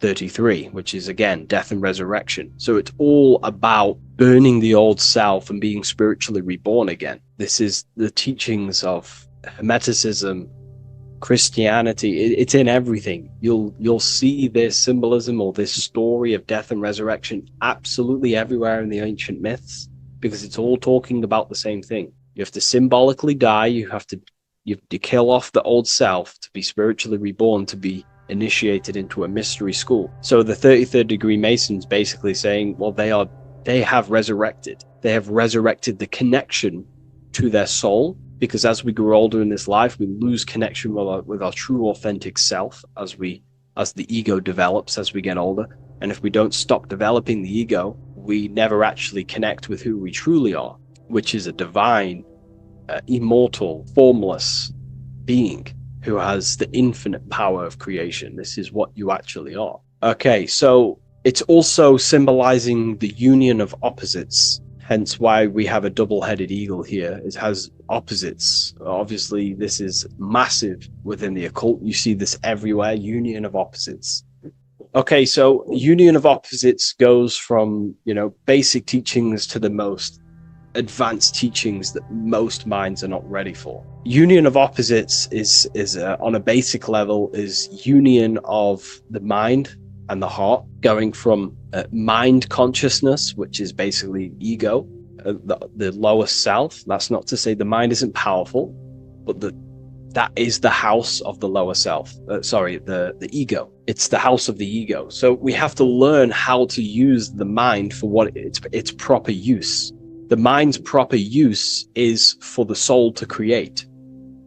However, we're not taught this in school, so we've basically developed a false personality within our minds, and our minds have become a vessel for a false identity. So what we need to do is integrate the heart, which is the soul self, the true self, with the true powers of the mind. And the mind is basically a powerhouse of creation, infinite possibility. And that's the mind's true usage is for creation, not a false identity. So it's about integrating the mind and heart. It's also symbolizing a balanced mind, and we do this by aligning the left and right hemispheres of the brain, which help you perceive reality for what it truly is. Because the two double-headed eagles, they're joined together, so it's union of opposites. So it's about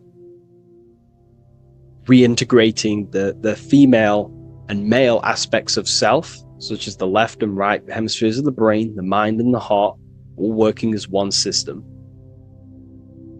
When we align the left and right brain, we see reality for what it truly is. Now, what do I mean? Most 90% of people, I'm not putting anyone down, if you relate with this, it's fine. We're all here to work on ourselves. So I'm not putting anyone down. People with a left hemisphere dominated view on reality see things as a very logical. They see reality logically, basically. Now, what do I mean? They see things as this is science, that's mathematics, that's religion, that's metaphysics. They're all separate and divided because that's what the left hemisphere does. The left hemisphere basically dissects everything down. The way the brain works is truly magical. The right hemisphere of the brain allows us to basically see a bigger perception on reality. It sees the bigger picture. The bigger picture, for example, the woods. It sees the woods as a whole unified woods. But then the left hemisphere of the brain takes that view and perception of the woods, dissects it down and analyzes it into individual branches, trees, leaves, animals, insects. But in reality, it's all one, because all is manifested from the one God, the one source, the unmanifested consciousness, the unmanifested force. So it's union of this. We have to view the world as in, yes, everything is one, but I'm also living in my personal consciousness. Yes, there is a collective consciousness, we're all one consciousness, but I also have my personal consciousness. I need to think about both, making sure that my thought, emotion, and action is contributing towards the evolution of myself and the evolution of humanity. A person who is only left hemisphered only thinks about themselves mainly, 90% of the time. They only, they're trapped in ego, and the individual can't see pattern recognition, really. Pattern recognition is more the right hemisphere because it sees the whole. So it's about aligning the brain hemisphere so we can actually see reality for what it is, so we can, without distortion or illusion, and be neutral. Okay, we have light rays. Light rays are very symbolic within the occult, especially Freemasonry. Light rays are symbolic of force and form. These are the two dualities within the occult: force and form. The internal world is force, external world is form. Everything outside of you is a formation of force. No force ever takes place on the physical plane. All force takes place within mental, astral, or etheric. The physical world is formation. Therefore, what is the force that drives you? What is the desire that's a force? Emotion, force, thought, force. What are the forces driving you to take action in the physical world? And we need to gain mastery over these forces. Light is also a symbolic of knowledge, because knowledge is considered light. This is why Freemasons say going from darkness to light. Darkness is ignorance. People who are only aware of their five senses, they don't want to know anything else. Their minds are completely shut off. I have my belief system. That's it. I'm happy. I don't care. That's their ego limiting themselves and building their own prison. Light, on the other hand, is about going from a state of unconsciousness, of not being aware, into a state of light. Light makes things reveal itself. If I shine light on you when it's dark, I reveal truth. You're there, you're manifested. If you're in a dark room and I shine a torch on you, you're revealed. The veil is lifted. The darkness is gone. So this is symbolic of light revealing higher truths to yourself as you walk the path of self-realization and gnosis. So light is symbolic of this also. They have high amounts of intelligence, a 33rd degree Mason. They have a lot of light. They have a lot of knowledge. They've researched a lot of things. They're intelligent in many different areas of life, within speech, within grammar, the way they portray thought, their mastery, their level of mastery, their understanding of themselves is very advanced. They also know a lot about physiology, about the brain, about the body, life, consciousness, astrology. They know a lot. They have a lot of light. 33rd degree Mason. Me, myself, I'm not a part of Freemasonry, and if I ever do become a part of Freemasonry or any order, I will openly share it to all of you. This information has come from following the chains of thought through self-study and self-realization, and studying Freemasonry from an external view. You can gain a lot of insight just by studying symbolism itself. Masonry is about being a builder. That's what the word Mason is. Mason is about building. The word Mason means builder, and it's about building the self. We're all building either our prison of our soul, or we're building our freedom of our soul. Every single one of you. Every time you reject something that if you did something wrong and you reject you being wrong, someone tells you were wrong, but you reject that, or they try to give you a piece of information and you reject it, you're building your mind's prison, stone by stone. But the person who has an open mind to all things is freeing their mind, freeing their soul. So we're all builders of our soul, and we're all builders of reality also. And we're all building Earth. This is the building project is Earth. We're all contributing towards it through our thoughts, emotions, and actions. These are our God-gifted powers: thought, emotion, action. These are our rights to operate in the world. These are your buttons to control the character in the game. So I hope this information has given you a lot of insight about this symbol. Please leave a like, comment, and subscribe. And if you wish to go even deeper, because the occult goes deeper than you could ever possibly imagine, I have a whole private community filled with hundreds of hours of esoteric teachings, self-mastery, things. We have a whole library. If you wish to go deeper, the invite is there and the door is open. I'll leave a link in the description. Have an amazing day, everyone.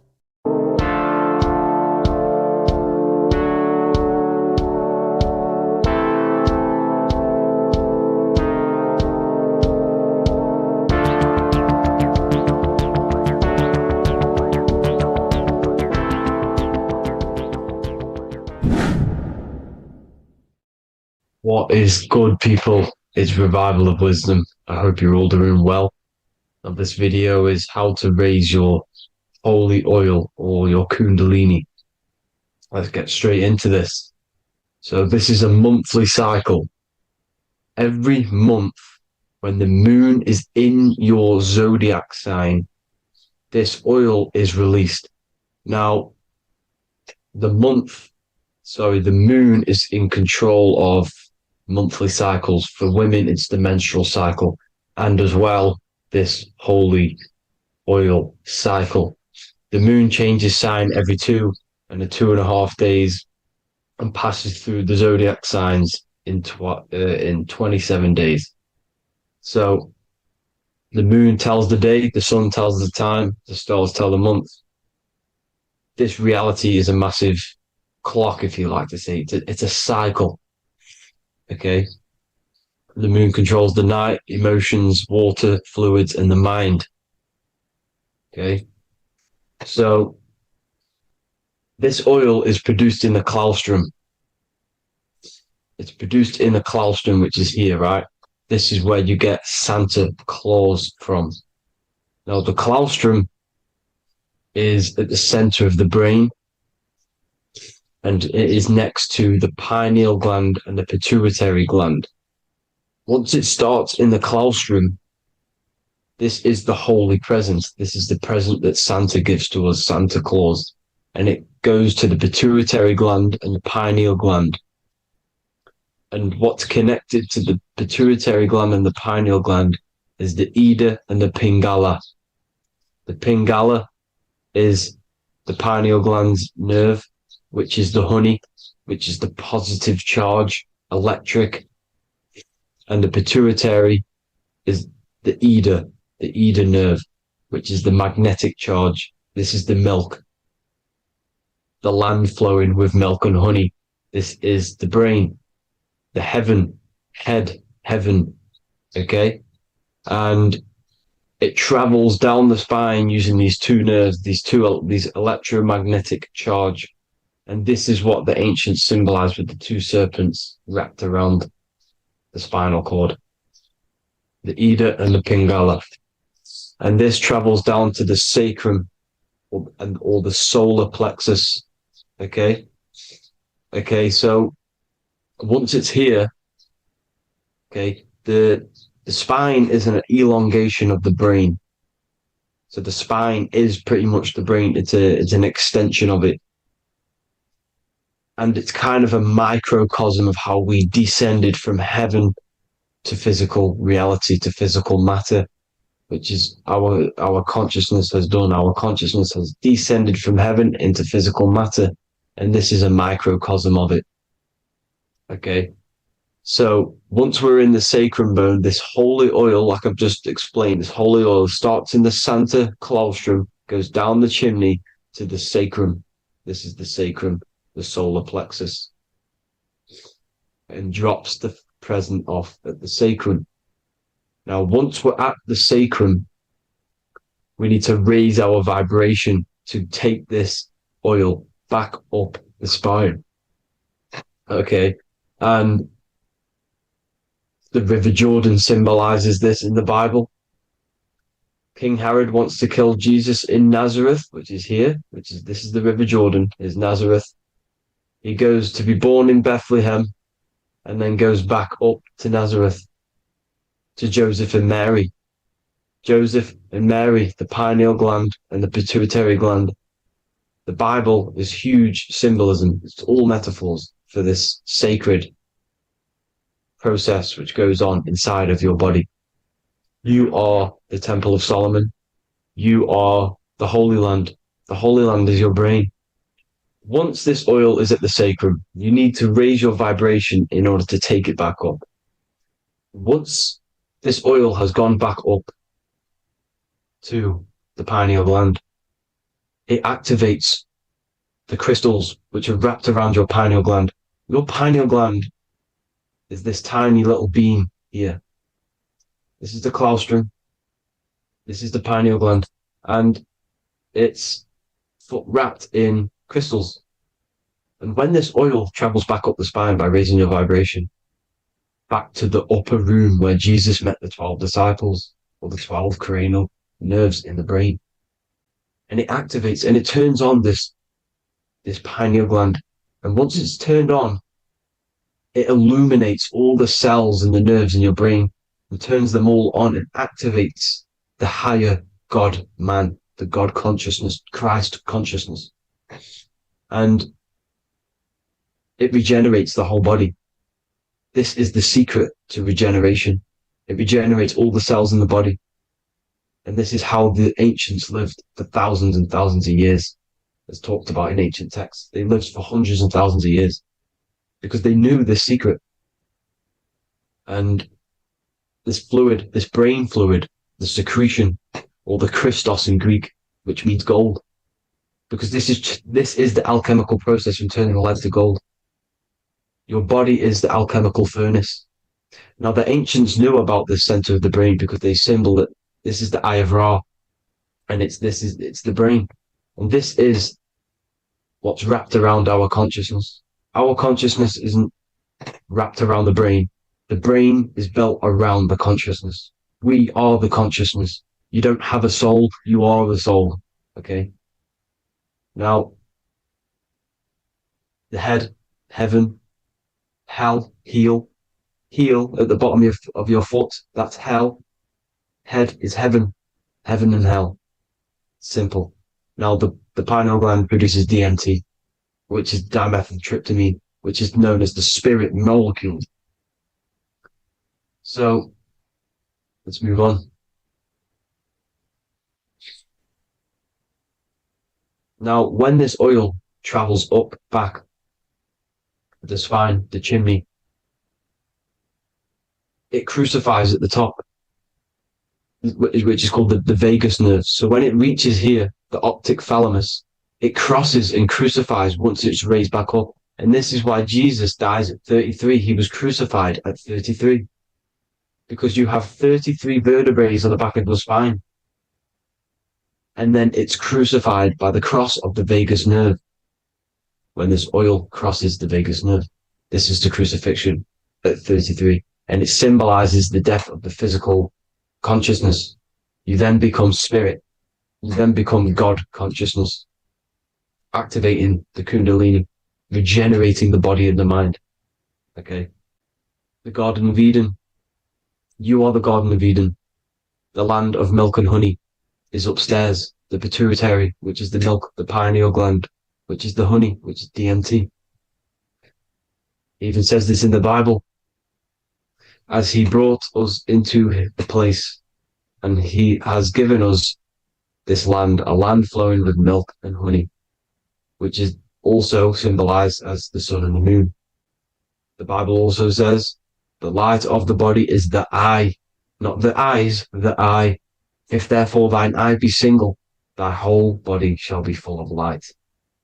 This is the activation of the pineal gland by raising this oil back up to the pineal gland, to the center of the brain. Neither shall they say, see that here, or see there, for behold, the kingdom of God is within you. So he's saying, don't look out there. Nothing is out there. It's all inside of you. Everything's inside of you. You're the universe. Now, how to raise this oil back up to the pineal gland? Every month, like I said. The moon controls the cycle. The moon controls monthly cycles. When the moon is going into your zodiac sign every month, This oil goes down the spine, and you must raise your frequency to get it back up. You must retain your seed. This is the most important. Your fluid, your secret, your holy fluid, your life force. You can't let that go. That life force is the reason you're alive. This holy oil is the reason you're alive, because it feeds all of the systems in your body. It feeds all the systems in your body. You have to retain your seed, alkaline diet, positive thinking, and meditation. Okay? When you retain your seed, you will live longer. The moment you release it, you're killing yourself. You're killing a piece of yourself every time you release your seed. Every single time. You're killing a part of yourself. Okay? Now, this could be why this could be the illumination, the single eye on the Illuminati's symbol, the Freemasonic symbol, the illuminated eye, the triangle, which could symbolize the body, mind, and spirit, but the eye illuminated. Now, in the Bible, it talks about the two trees, the tree of knowledge and the tree of life. The tree of knowledge is the tree of good and evil, which is the most important system in your body, which is the nervous system. The nervous system, the most important. The tree of good and evil. And the tree of life, which is the cardiovascular system. Now, this oil, when it's released every month, feeds these two systems, and these two systems feed everything. Now, it's important you understand that. Okay? The ancients knew all of this knowledge. The Bible's telling you this knowledge. But it's in a metaphorical way. You have to understand the context behind it so you can read it properly. Now, eating of the tree of life, which is when it talks about in the Bible, eating from the tree of life is actually symbolizing a bad diet, ejaculation, because you're eating from these two systems. You're killing yourself with a bad diet. You're killing yourself with an ejaculation. Okay? So, that's important to understand. Now, this is Jacob's ladder in the Freemasons. Jacob's ladder, which is the spinal cord, it's the stairway to heaven. And this is Jack and the Beanstalk when he goes up the beanstalk and finds the golden egg in the grey clouds. The grey clouds symbolize the grey matter in your brain. Now, the Garden of Eden talks about the 4 different rivers in Garden of Eden. As we see here, the North Pole map, the ancient North Pole map, because the center of the earth is the center of the torus field. Everything's the torus field. Atoms are torus fields. Everything's torus fields. You are the universe. Everything is within you. The North Pole is your spinal cord. This is why they say Santa Claustrum comes from the North Pole. This is the North Pole. And the Santa Claustrum is the center of your brain. Now, there's 4 rivers which come from the Garden of Eden. There's the blood, the Christ oil, which is the oil we're talking about, urine, and saliva. These are the 4 sacred oil, 4 sacred fluids in your body. And these are constantly abused in today's society. Also, these secret societies are targeting these fluids. Okay? This is why porn is free. They sexualize society through Disney. Go and look at some of the Disney movies. There's so many subliminal messages which sexualize these children because they want you sexualized. So you release your seed, which is one of the holy fluids in your body, especially your semen, your sexual energy. So important you retain this. So important because it's your life force. It keeps you alive. Okay. Now, let's recap on this. If you want to raise your oil every month, you can't just retain your seed for the month. You have to retain your seed forever. Don't just do it for a couple of days. Have to do it. It's a lifestyle. You want to become God consciousness, you got to do what it takes. It's hard in this society because this society is made around, it's designed to kill you pretty much.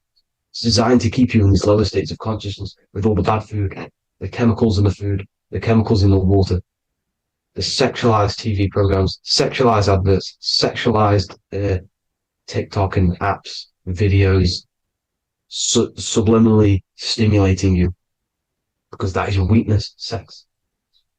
It's a weakness. Now, you have to retain your seed, meditation, and an alkaline diet. Why alkaline?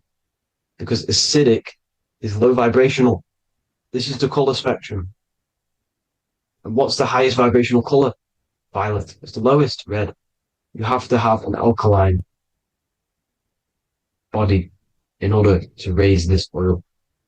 When you drink, when you have a bad diet, when you drink alcohol, when you smoke, this destroys the oil. It destroys the oil in your sacrum, and it can't be raised again, can't be raised up. This is why it's so important. Without that oil, you don't live. That oil makes you live. It feeds everything in your body. It's crazy how we're not taught this. It's insane. But that is how you raise the oil, people. I hope you all gain some knowledge out of this video. And I hope this assists you on your journey, your spiritual journey. And please like and share this video. We need this knowledge out to the public to wake up humanity. Thank you all, people. God bless.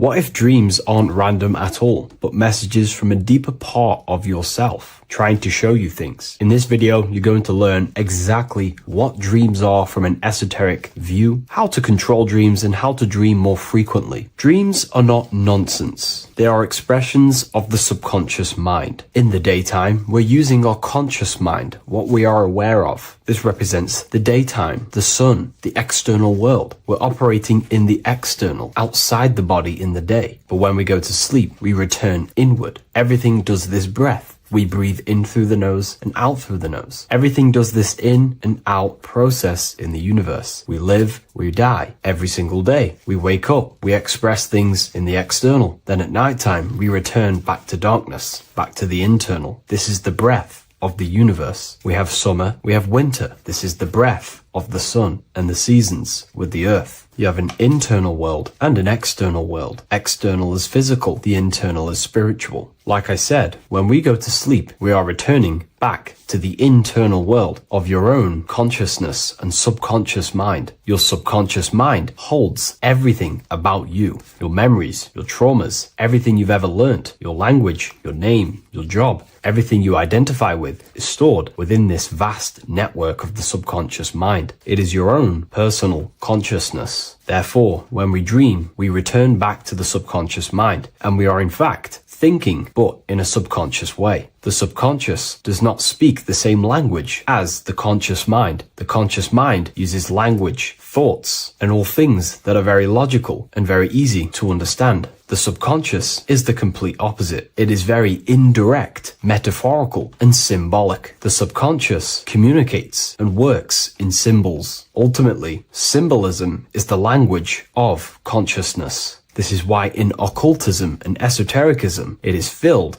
with occult symbols, because symbols are used to communicate directly with the consciousness within the subconscious mind, and the subconscious mind is ultimately connected to the collective consciousness. We are all connected and tapping into the mental plane, where we receive thoughts, ideas, depending on what we attune our mind to. That's why we call it a mindset. But getting back on topic, the subconscious mind is your own personal network. It is like a net, an interconnected web of your thoughts, memories, traumas, emotional blockages, and all the things you identify with and have experienced in your life is stored within this network. It can be seen as a web. One example of the subconscious mind using symbolism is this next story I can tell you. Let's say I was in a very traumatic car crash as a young child. I experienced a lot of emotional trauma in that car, and that deeply impressed my subconscious mind with that trauma of emotion that I felt. Therefore, every time I see a car in my external world, that car is now a symbol that that represents the state of consciousness I was feeling in that particular time of the traumatic car crash. The car is a symbol for a state of consciousness within my subconscious mind. Just like when you see a word, that word triggers what you believe that word to be in your subconscious mind. Symbols are the language of the subconsciousness. Therefore, when we dream, we are basically seeing symbols of our own personal subconscious mind. Our higher mind, which is basically our subconscious, the higher version of you that exists beyond your human thinking mind, communicates using symbolism. The higher mind does not speak human thoughts, human language. It speaks the language of symbolism. Therefore, when we dream, every event, every person, everything that happens, and everything you see is your own personal subconscious mind materializing within the plane of the astral plane. This is a dimension that sits just above the physical world that everything is pulled out of. For example, look around you. Everything you see around you was thought, then imagined. Imagination is the astral plane, and this astral plane sits above the physical world. As above, so below. These objects were thought, imagined within someone's mind, and then pulled into a physical reality. Therefore, the imagination is what you're experiencing within a dream. It is your subconscious mind thinking and materializing within the imaginative plane.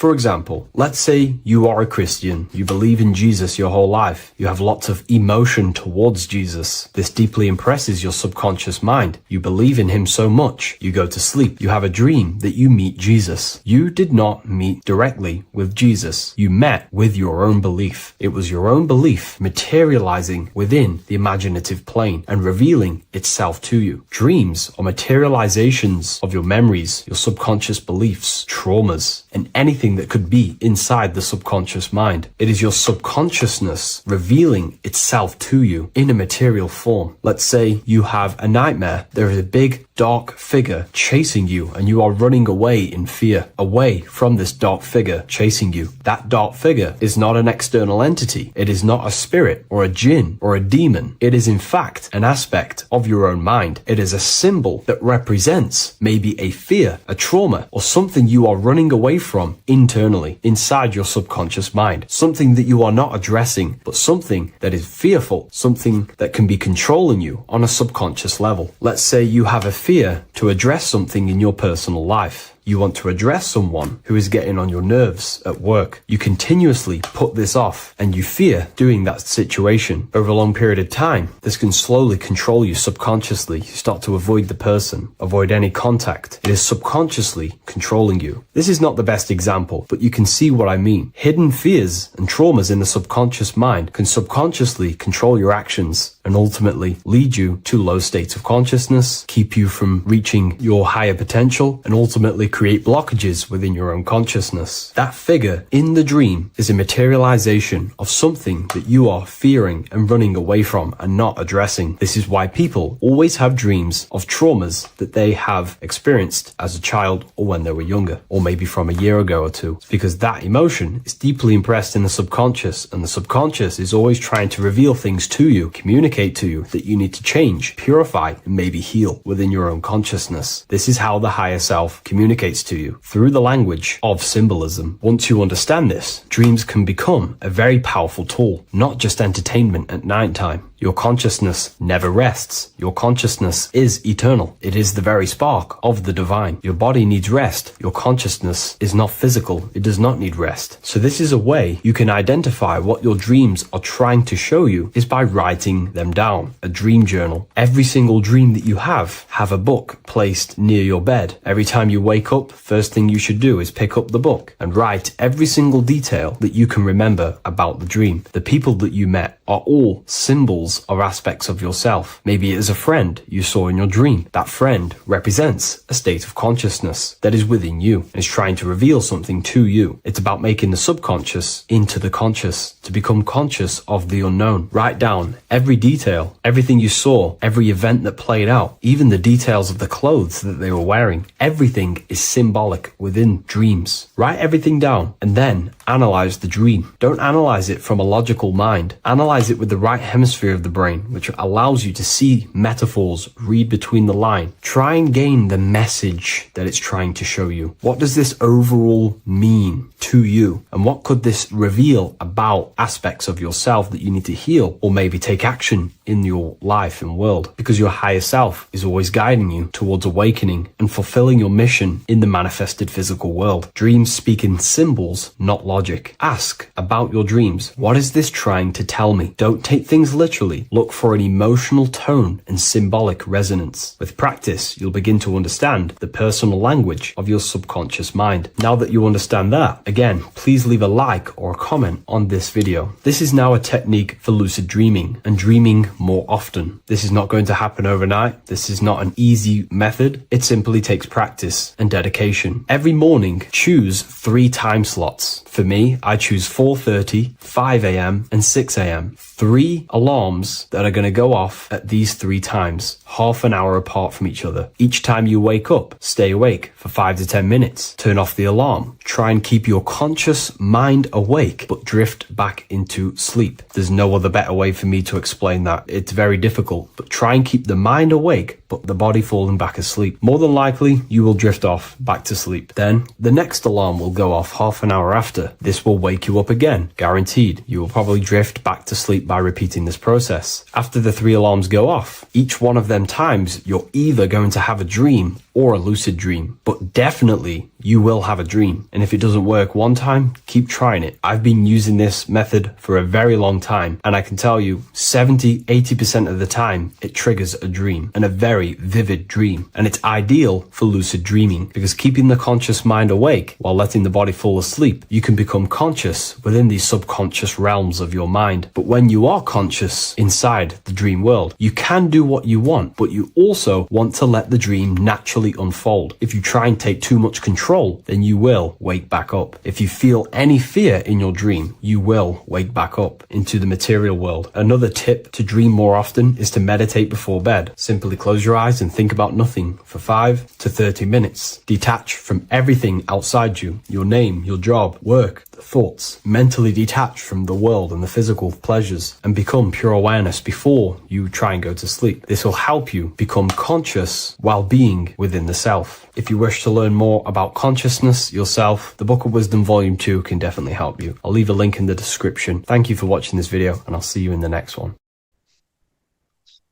Matthew 21:1, Jesus went into the temple of God.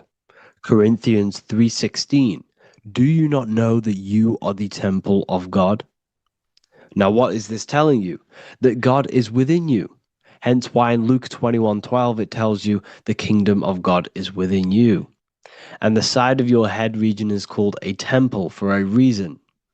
Because the brain encapsulates the mind. The brain is a physical manifestation of the mind. The heart is a physical manifestation of emotion. So we have these different layers of our consciousness. We have an intellectual, communicative aspect of our consciousness, which we would call the mind. We have an emotional aspect of our consciousness, which is the heart. And to communicate with the divine, it's all to do with the mind. Hence why the ancients always symbolize the mind being God. This is why Michelangelo always placed God inside of the brain on top of Sistine Chapel in the middle of the Vatican. He understood that God is in the brain. God is within you, not outside of you. The church tells you that God is in the sky because they are creating a externalization of the truth to create a business and a distraction so that you don't find the divinity within you, so that you don't find your power. Now you have Adam, the physical man, the physical body, the ego, the lower self. And he is resting. He's not trying to reach to God, but God is reaching because the higher consciousness within you is always trying to communicate with you. It's always trying to wake you up to your divinity. But the lower mind, the lower self, Adam, the physical self, is always in ignorance of truth, always in ignorance, and stays in a materialistic way of thinking, which is the lower animal self. And this is what we call a sleep or an NPC. This is the lower mind of man. But all you have to do is to move your finger to touch God. You have to look within yourself, within the brain, meditate, and you can find God. This is why in the Bible we see many references to the human body and anatomy to truly connect with God. Kings 6:8, the door to the middle chamber was in the right side of the house, which is the right hemisphere of the brain. The middle chamber is the pineal gland, where the seat of your consciousness is, where the seat of your higher consciousness is, the mind. And they went up the winding stairs, which is your spinal column, into the middle chamber, and out of the middle chamber into the third. So they went up the winding stairs. This represents raising your consciousness up the winding stairs. Your spinal column acts as a stairway of consciousness. Depending on what sort of consciousness you are operating in, depends on what part of the spinal column you are using. Because the spinal column ascends and descends consciousness. What do I mean? If you are in a reproductive way of thinking and you're always thinking about sex, you're jerking off all the time and you're always eating, all of your brain's power and your mind's power is being descended into the lower aspects of the spinal column, which represents hell, the physical state of man, Adam, the ignorant state. We're basically living off low-level pleasures like an animal.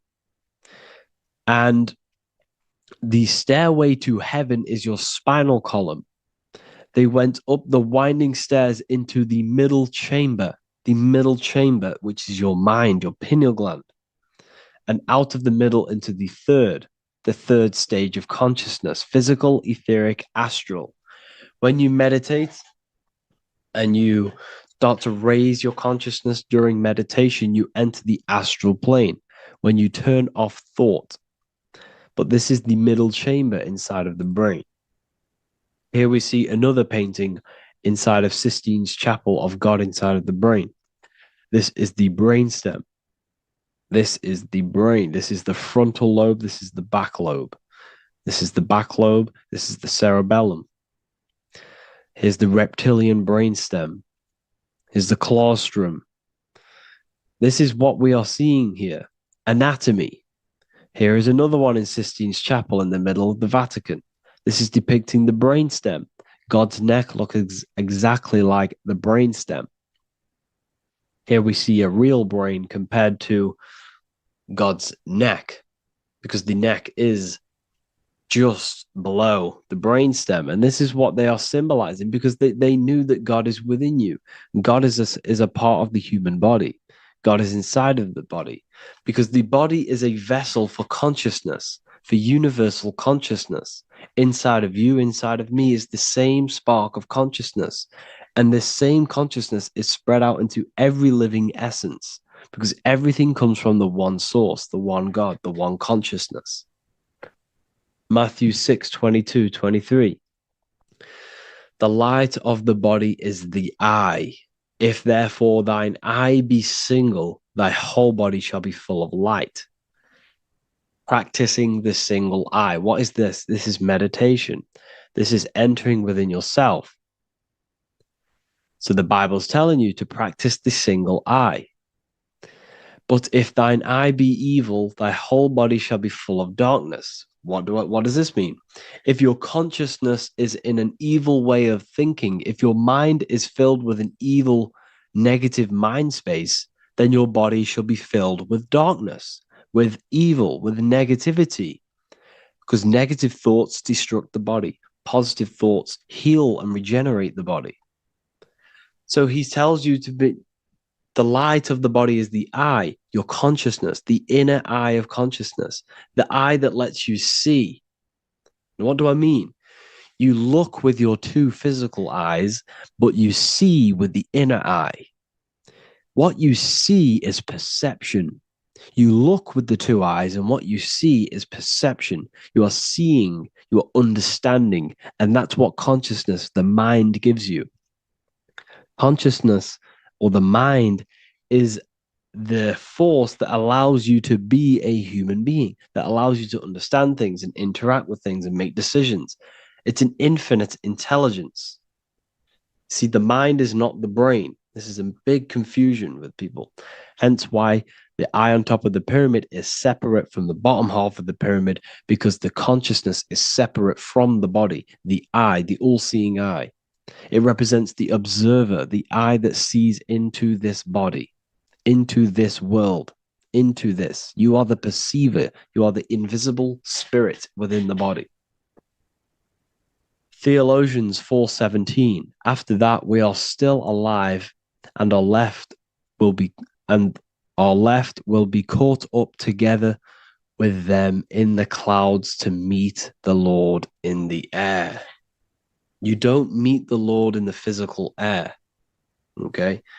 This symbolism of the ancient Christian artwork is showing you this is symbolic. These things never happened. There's no man in the sky. Moses didn't go on a mountain to meet with God.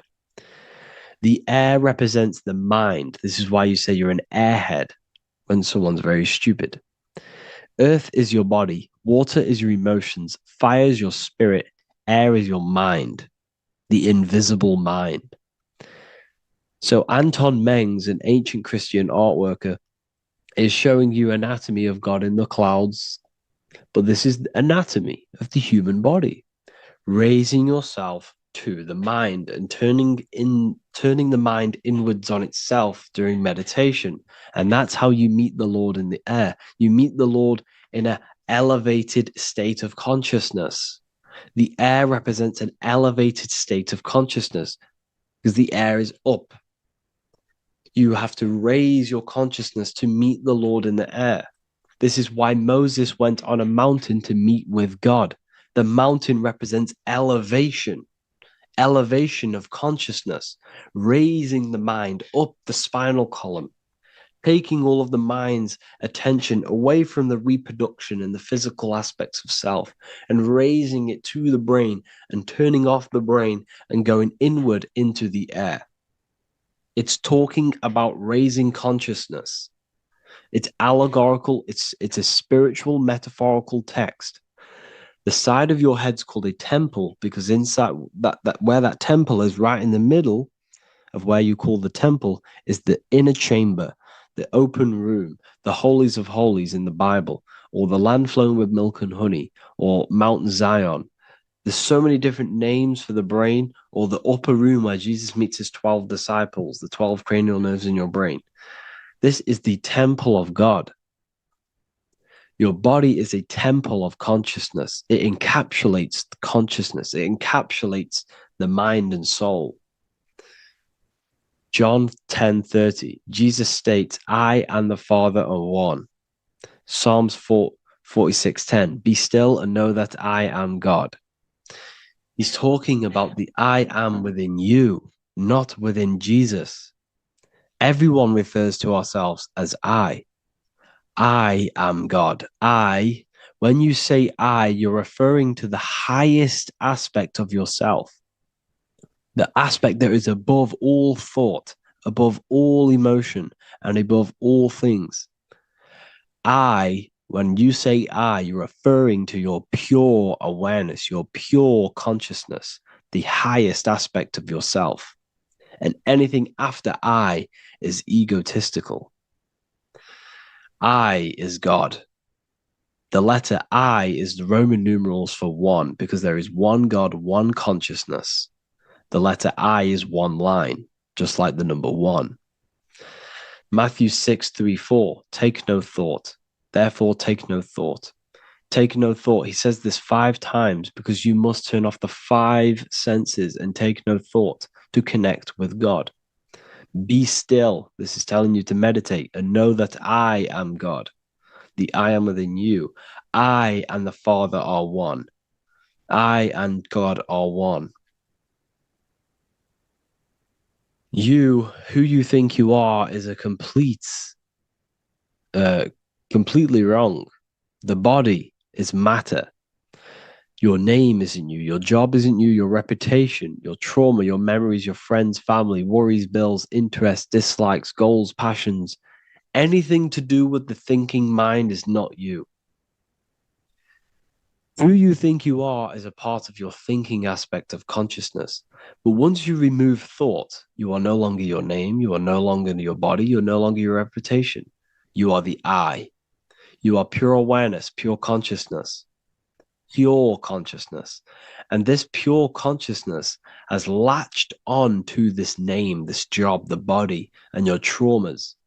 Your pure consciousness has attached itself to this character who you're playing in the physical world.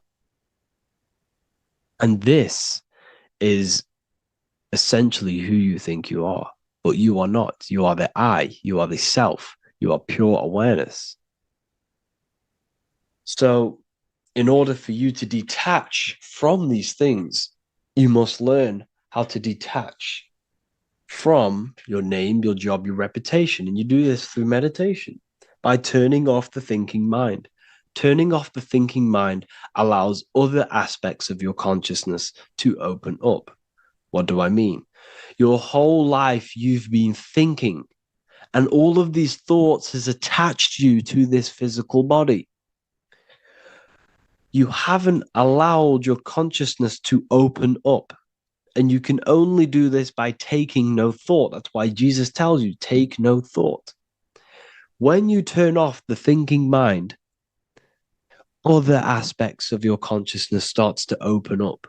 Other aspects of your being can open up. And this is how you have astral project. This is how you do all these mystical things and things to do with consciousness. It's taking no thought. Imagination, emotions, thought, and memory are all to do with consciousness. These things are not physical. You can't touch thought. You can't touch emotions. You can't touch these things because they are not a physical thing. So you must turn off these things for other aspects of your consciousness to open up. Okay? So essentially, the Bible is a metaphorical, astrological, numerological, metaphysical, spiritual, encoded text that talks about human anatomy, spirituality, and the true nature of the human experience. Everything they teach you in school is to make you think that you are this body. Everything they teach you in church is the externalization of the true teachings of Jesus. Jesus was telling you to meditate. Jesus was telling you to practice the single eye. Jesus was telling you to look within yourself and find God. He wasn't telling you to pray to him. Mark 16:19, he was taken up to heaven and sat at the right hand of God, the right hemisphere of your brain. John 21:6, cast the net onto the right hand side of the boat and ye shall find fish. Fish is understanding. The boat is your body, your brain. Cast your awareness into the right side of your brain and you will find understanding, because the right side of your brain is all to do with the creative aspect and the intuition and the spiritual sides of your consciousness. This is why God is here. This is why Michelangelo depicted God in the right hemisphere of your brain, because this is all human anatomy. And I speak about all of this in the brand new Book of Wisdom, Volume 2. Which is now available. The start of the revolution has begun. This book is truly going to change the way people see the world. It's got so many more topics than the last one. It's truly a revolution. It's written in so much detail. It's very practical. I cannot wait to share this one with you. I just want to say thank you for the opportunity for me to create this book. Because without you, I couldn't have created this. And I just love sharing my work with you. And I thank every single one of you for the support, the watch, like the views and the likes, everything, especially the people who have joined the university and stuff like that. And for people who have joined the university, you do get a free Book of Wisdom paperback if you just go to the general chat and follow the description, follow what the instructions that I gave you in the chat, then you'll be able to order a free book of wisdom if you are inside of the university.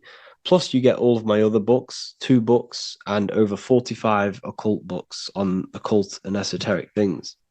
You get lectures, live calls, a community, a manifestation mastery course, and a whole library and reoccurring updates every month, every week. So yeah, I hope you all enjoyed this video. Thank you all. Please leave a comment to help the algorithm, and leave a comment on what videos I should make. And yeah, I'll get to uploading on the YouTube a lot more now the second book is now released. I have a lot more time on my hands. No longer using my energy to create the book. I am now going to redirect this mental energy into the YouTube. So there will be a lot more content coming. So I need some content ideas. So feel free to comment some ideas, some YouTube videos that I can create. Thank you all, people. Have an amazing day.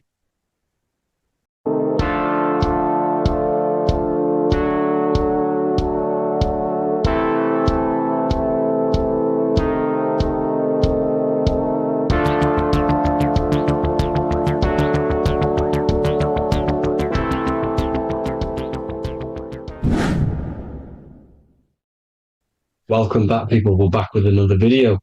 Let's jump straight into this. Make sure to tune in till the end, because this has got so much information in this video. So sit back and enjoy. So everything's torus fields. The Earth's a torus field. Everything's torus, which is electromagnetic field, electric and magnetic. The center of the torus field is where the 2 opposing forces meet in the center. And this is what creates the plane of inertia, the dielectric plane of inertia. Okay? You got red shift, blue shift, positive, negative, south and north pole, right? This is what the ancients were showing with the tree of life. As you can see here, this is the plane of inertia, and this is the torus field. Everything consists of this. Everything is a torus field. A atom is a torus field. Okay, now the inertia is the 0 point. So this plane is a 0 point.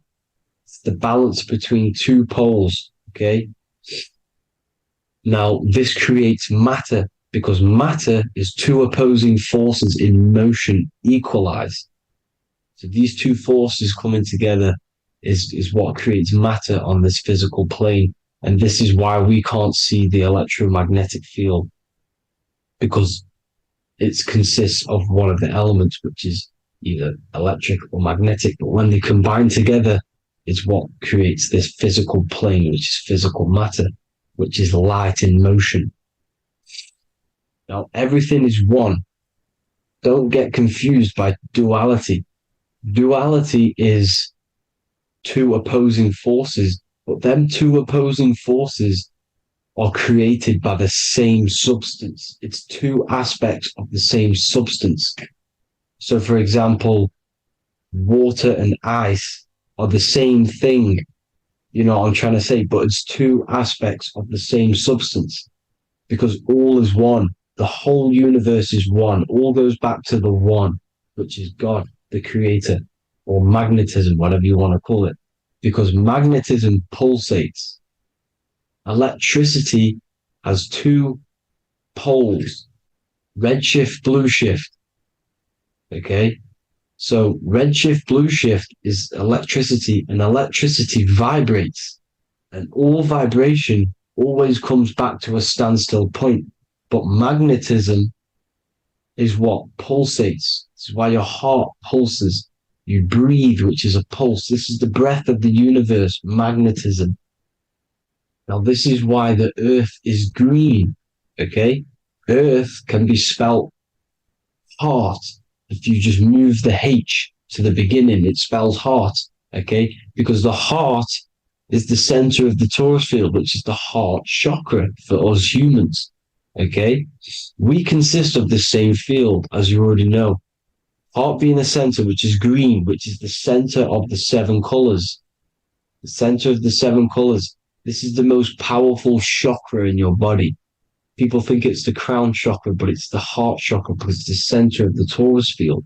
You must align them all and combine them all into one, which is the heart chakra. Now, earth is green, nature's green. Okay, this is because we live on heart chakra, the plane of inertia. It's the center of the torus field. Okay, and this is what the Egyptians called Isis, which is nature. Nature is balanced, and nature is female, Mother Nature, because it looks after us with the fruit it grows with abundance and the water. It's a female energy, Mother Nature, and this is the symbolism of an equal, balanced arms. This is the scales, it's balanced. Mother Nature is balanced. This is why the sky is blue, because what comes after the heart chakra? Blue. Sky is blue. We live in Midgard. This is what the ancients called Midgard. You don't have to take this tree literally. It's a metaphor. We live in Midgard, where both positive and negative duality here. Now, Mount Meru. Mount Meru was known as the center of the earth, okay, or known as Hyperborea. And this is the North Pole, the electromagnetic North Pole. But when I say Mount Meru, it's not an actual mountain. They weren't saying there was a real mountain in the center of the earth, a magnetic rock. No. The plane of inertia, okay, there's something called a hyperboloid. That's what it's called, a hyperboloid. And this is the center of the torus field. And this hyperboloid is what is in the shape of a mountain, you see? So if I go to this next one, they say Hyperborea on this map. Why do they call it Hyperborea? Because this is the hyperboloid in the center of the torus field. And this is the electromagnetic mountain, a metaphor. Mountain, what they're metaphorically saying, this is the electromagnetic mountain at the center, the double vortex, the center of the torus field, which is the North Pole. Pole of electromagnetic energy. So this is why they call it Hyperborea. It comes from the word hyperboloid. And the center of the earth is so sacred. And they symbolize this with, obviously, the North Star, which is Polaris. And this is where the swastika comes from, because it's the 4 seasons moving around the North Star. This is the Big Dipper constellation moving around the North Star, which is Polaris. There's that pole again. Pole. Magnetic pole of the torus field. And this is where the green, emerald green, aurora borealis comes from. It comes from this center hyperboloid at the center of the earth, where the most electromagnetic energy is stored. The center of the plane of inertia. The center of the plane of inertia. This is the all-seeing eye as well. As you can see, they've got the sun, the moon, this is the Masonic cosmos, the sun, the moon, and the all-seeing eye, because the eye is Polaris, the eye of the stars. It's all a big eye. Now, the eye means a lot more as well. It's not just that. There's different ways you can interpret symbols. Now, this is the emerald tablets. Deep in Earth's heart lies the flower, the source of the spirit that binds all in its form. Okay? The flower of life is thine own place of thine spirit, and stream through the earth as thine flows through thy form, giving off life to the earth and its children, renewing the spirit from form unto form. This is the North Pole. That is what he's talking about. He's talking about the aurora borealis. Aurora borealis. It's the Earth's aura. Emerald green. Heart chakra. Plane of inertia. Green. Earth. Heart. You see? All related. Now, there's many symbolism of this. So much symbolism of the ancients. The 7 layers of heaven. 7 layers of heaven, which are the 7 planets. Okay? These planets are the solar system. It's the solar system because we are the soul. We are the sun, the soul. And we're inside of a solar system, which is the 7 planets. That's why there's 7 layers of heaven. Okay? The rings of Saturn, the rings of the planets are moving around us. Okay? So, This is what the ancients were depicting in their cosmology. Now, this is the Hebrew cosmology of the earth. This is the Mayan cosmology of the earth. You see, it's all an enclosed system. We live inside of a giant source field. All is atum. It's what the ancients said, the ancient Egyptians said. All is atum. Atoms are force fields. Don't be tricked by the modern science today with the current model of an atom. It's completely wrong.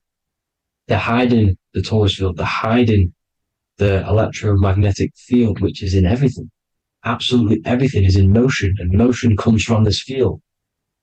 And you see, this is upside down, but this is I think it's pretty sure it's candles, but the 7 candles, the 7 planets, the 7 Elohim. You see, it all goes back to the stars and the heavens.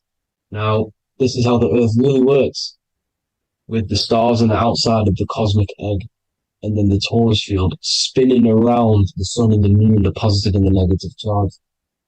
The sun gives you energy, the moon takes your energy.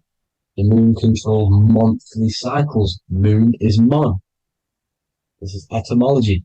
Mon, month, money, demon, monster. Stir is star, moon star. We are all stars. Youngster, minister, superstar, Hollywood star. We're all stars. We come from the stars, which is heaven. Our soul comes from the stars. You see?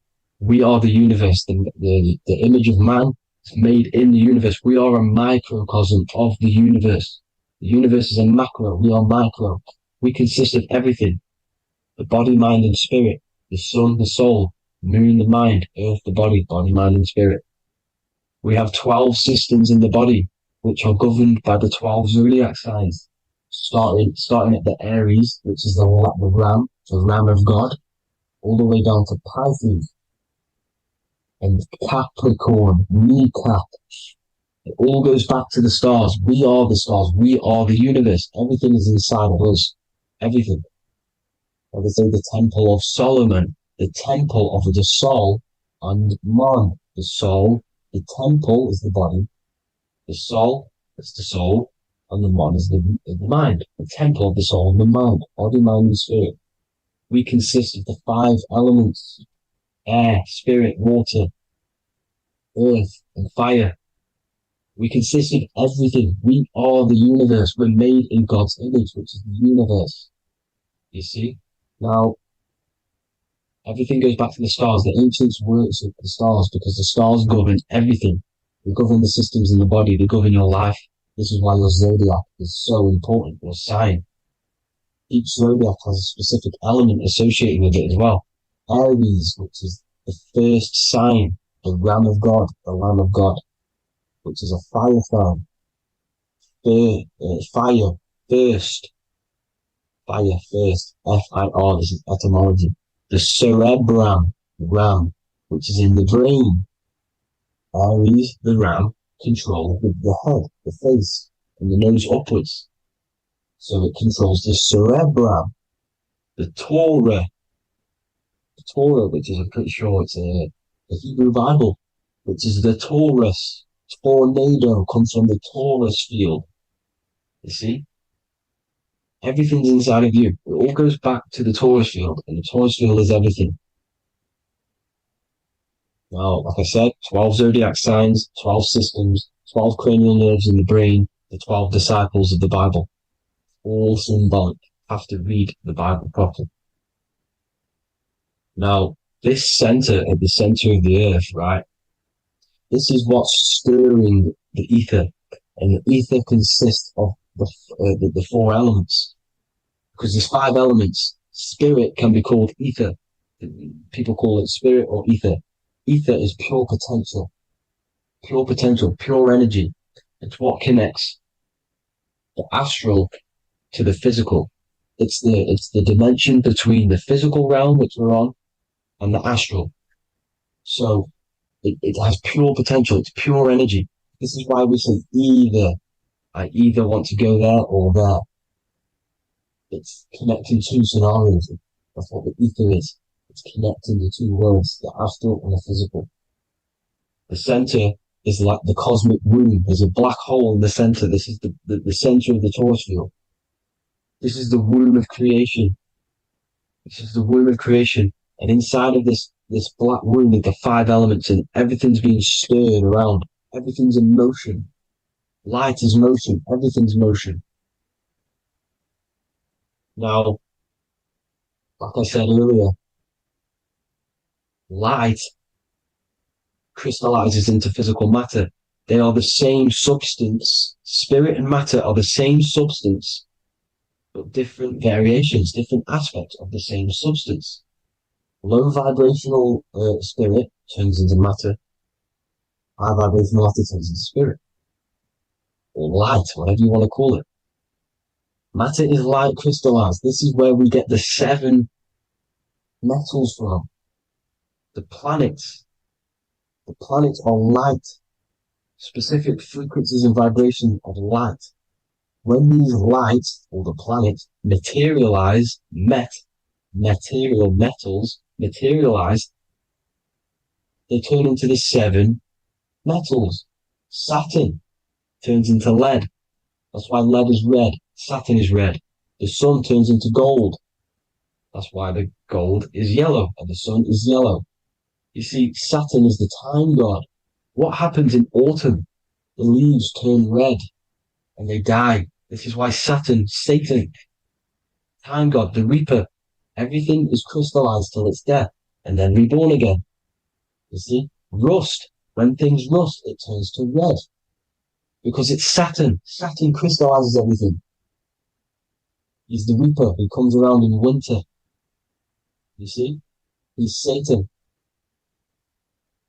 Jesus and Satan, the sun and Saturn. They say we live in a solar system. The solar system. I think I've already just broke this down. The 7 planets are the 7 chakras. Everyone already knows this. But I'm going through it anyway. But this is where we get the 7 planets from. And the 7 metals. You see, all the ancients knew it was an enclosed electromagnetic system. It's not a spinning ball in the middle of space, people. They want you to believe this so you get stuck in this material world.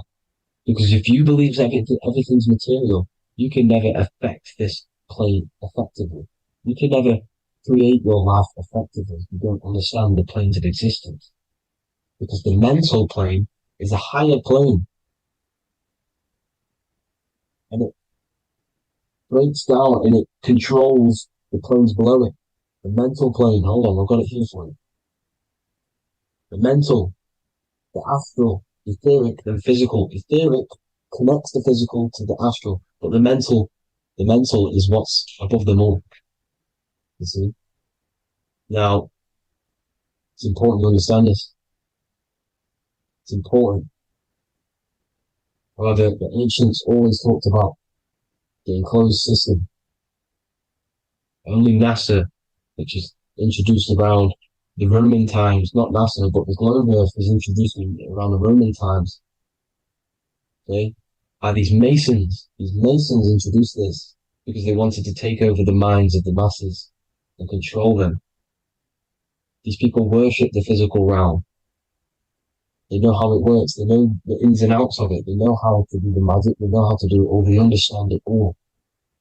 That's why Masonry have to take the oath.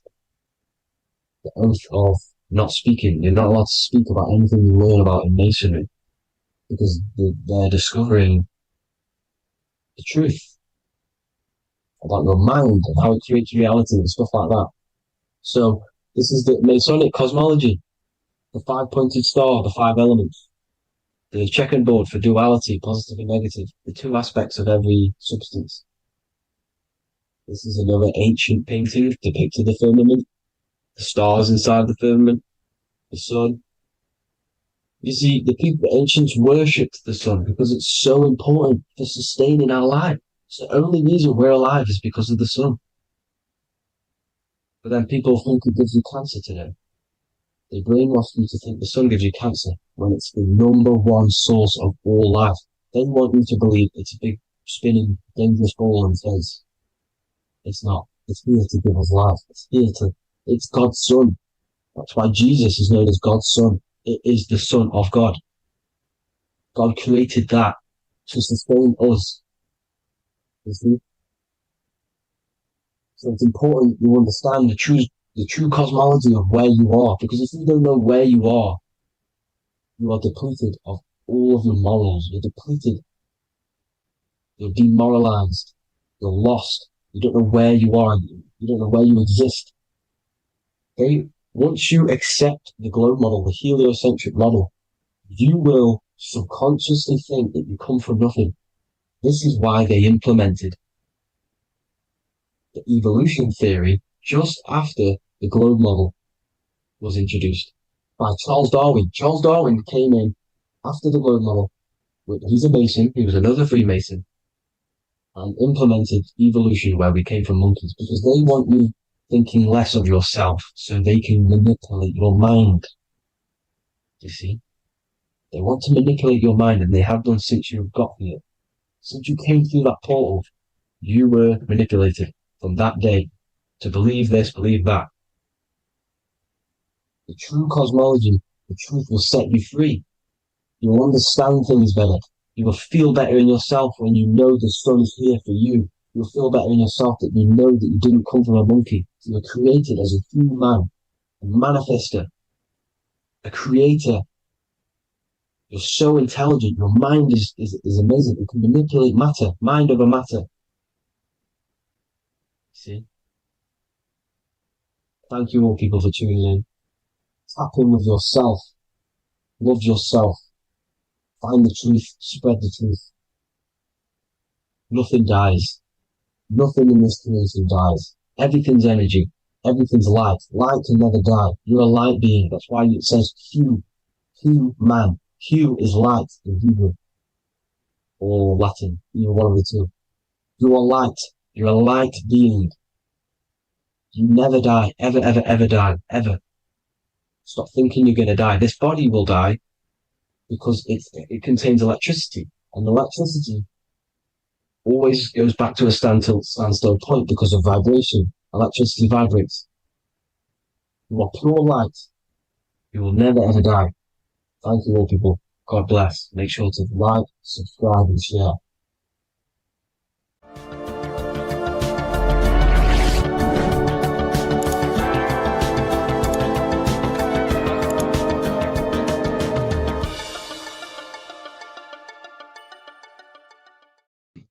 This one secret that is hidden and guarded within secret societies grants you profound power, which can fully transform your life and perspective on reality. Today, I'm going to reveal this one secret, which you probably already know, but never realized how deep it truly is. This has the power to change your life. It is the key to your potential. And if you stay with me, this power may be yours, and you could transform your life with this hidden secret that is guarded within secret societies and esoteric orders. And this secret is not really a secret, but something people overlook, that the universe is mental. Everything we experience and interact with and perceive originates within the mind. The universe is a boundless field of consciousness, a mental construct molded and shaped by thought. We do not just live in a physical world, as they want you to believe. There are hidden forces that mold the material world. They want you to believe that you are only a physical being inside of a physical universe. But this is completely wrong. You are the architecture of the universe. Your consciousness is the very fabric of reality, and you create your own universe. The universe is an infinite field of consciousness, a vast and limitless mental construct, intricately woven and shaped by the power of thought. It is a dynamic and ever-evolving field where the interplay of awareness and attention gives form to existence. Within the boundless realm, every idea, perception, and belief contributes to the creation and transformation of reality itself. Each thought holds the power to transform reality. Your consciousness is the very fabric of reality. And this is shown in the symbol of the flower of life. The flower of life is a symbol. It symbolizes the interconnectedness of all existence, illustrating how every thought is not merely a fleeting moment, but a ripple that reverberates across every layer of reality. Each action, like the intricate overlapping circles of this pattern in the symbol, extends its influence far beyond its origin, weaving a web of interdependence where every choice impacts the whole. It serves as a profound reminder that everything is connected, bound by an unseen field of consciousness. This symbol represents how one action, one thought is a ripple in the whole vastness of the ether of consciousness. To master your mind is to master the universe, because your mind is a miniature universe. The mind is the very fabric of reality. So if we gain the hook, if we gain the power and the mastery over our minds, we have now gained the power to create reality to your will and intent. You see, most people live in a cycle, and this cycle is the outer world manipulating how they feel on the inner world. People's external circumstances are creating their thoughts and emotion in the inner world of consciousness, which is producing a constant cycle of negative manifestation. For example, let's say something negative happens to me in my external world. Then I start to think negative and feel negative. What that is actually doing is manifesting and projecting more negativity, because our thoughts hold the power to control and weave our own life. Your life is a direct correlation of every thought you thought in the past. What we need to do is stop and not let the mind control you in your reality. You need to control the mind so you can control reality. So what does this actually mean? Reality is an externalization of consciousness. Consciousness and matter are one. They're not separate. They are inseparable and interconnected. Everything we see, experience, and observe is a manifestation of thought, beliefs, and consciousness, shaping the world around us. Now, this ties in with the secret fifth element that they have hid from you. They've hid from you this sacred and very important symbol and pillar to reality. And this pillar, this sacred thing they've missed, is called the ether. And they've held this from you for a reason, a specific reason. This is the true fifth element. Why do they hide the ether? Because the ether has the power to shape and manifest whatever we imprint upon it. Every thought is a vibration interacting with the ether and actively shaping our reality. The ether, you could see it as the codes to physical reality. It's like an energetic blueprint which surrounds all physical objects. It is the life force that gives life to all things. All energy comes out of the ether and returns back to the ether. Energy, it's 0 point energy, and it is an infinite source of energy. So this is why they hide the ether, because whatever our mind can imprint onto the ether, we can create into a reality. And we imprint the ether through thought and imagination. The mind holds the power. The mind is the very source of reality. The material realm is not separate from the mental realm. Rather, it is intricately shaped and influenced by it through the ether. This subtle, all-pervasive medium bridges thought and matter, allowing consciousness to mold and manifest the physical reality. To transform our lives, we must first transform our minds. True change begins within. as our thoughts, beliefs, and perceptions shape the reality we experience. By shifting our mindset, we unlock the power to reshape our world and recreate the life we desire. This is the power of the mind, and this is the power that's been hidden from you. We're not taught these things in schools for a reason, because they don't want us all to be conscious creators. Instead, they feed you your beliefs. They feed you your thoughts through the music, through the entertainment, through the movies, through the news. They're controlling your thoughts with this information. They're installing beliefs and information into your mind. So you are producing their reality. But this is what we need to stop. We need to take control. We need to stop consuming their music, their movies, their information, their news, because all of this is contributing towards your reality. They have the collective consciousness at the tip of their fingers. They do not create the world. We create the world by believing their beliefs and their thoughts and installing their information into our minds. You see, it's mind over matter, and most people live in matter over their mind.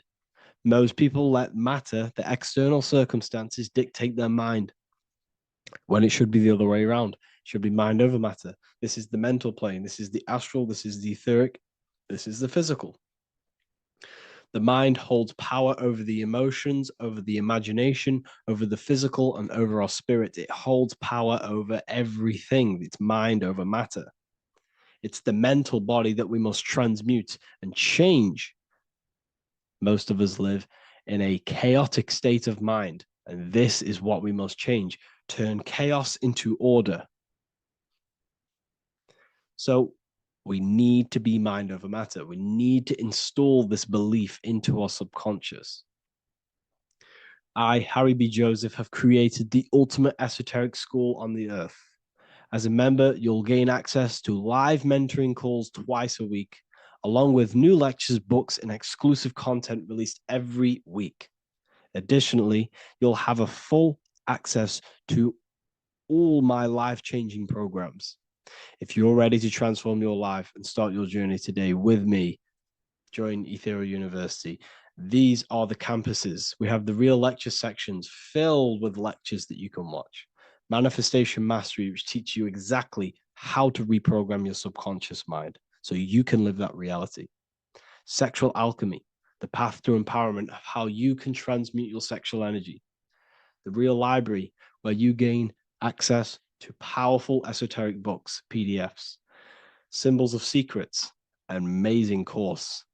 The course that allows you to see beyond the veil that has been pulled over your eyes, the language of symbolism that secretly rules the world. I teach you how to read symbolism. Esoteric Exchange, live calls. You get to rewatch all of the old live calls. Mindwave Hub, this is a place of binaural beats where you can listen to infinite amounts of binaural beats. So you can meditate to them. Meditation section, numerology, health section, and electromagnetism. This is a life-changing place. And if you are serious, we only accept serious about changing your life and studying the occult and esoteric, this is the place for you. I've been there. I've been on YouTube looking around for valuable information, trying to find good accounts, good channels. It's very hard. I had to go through years of trying to find good information on YouTube. But what I've done is, instead of you searching around everywhere for bits of information and connecting the dots, I've put it all into one big place. You get your binaural beats, you get all the programs you need to walk the path of enlightenment to transform your life. I will connect with you on the inside, and I hope this lesson, this lecture, you gained some information, you gained some power from it. Please like and comment, or don't. It's up to you. If you have any reviews, if you have any ideas of lectures that you know, if you don't understand certain things, make sure to leave a comment and I can make a lecture about it. I can make a video about it for sure. I don't mind taking recommendations for videos. So I thank you all, people. Have an amazing day. What if I told you that the seasons don't just change the external world, they also change your internal world? They have a psychological and a spiritual effect on your consciousness. If you're new to esotericism, you may not really understand this. But if you have some deep understanding of as above, so below, you already know this. But today we're going to be explaining it in great detail. So tune in, take a pen and paper, maybe make some notes. So we have 4 seasons. The sun is the main source of life on the earth, and it changes the circumstances on the earth in 4 different ways. Of course, we have spring, summer, winter, and autumn. These are the 4 states of the earth due to the sun's cycle. Not only do they take place on the earth, they also take place on you, your body, your mind, your spirit, your consciousness. They change things internally and externally. The first thing we need to understand is that we have a dual nature. We have a mind, and in that mind, we have an internal self. That's what we call the spiritual self.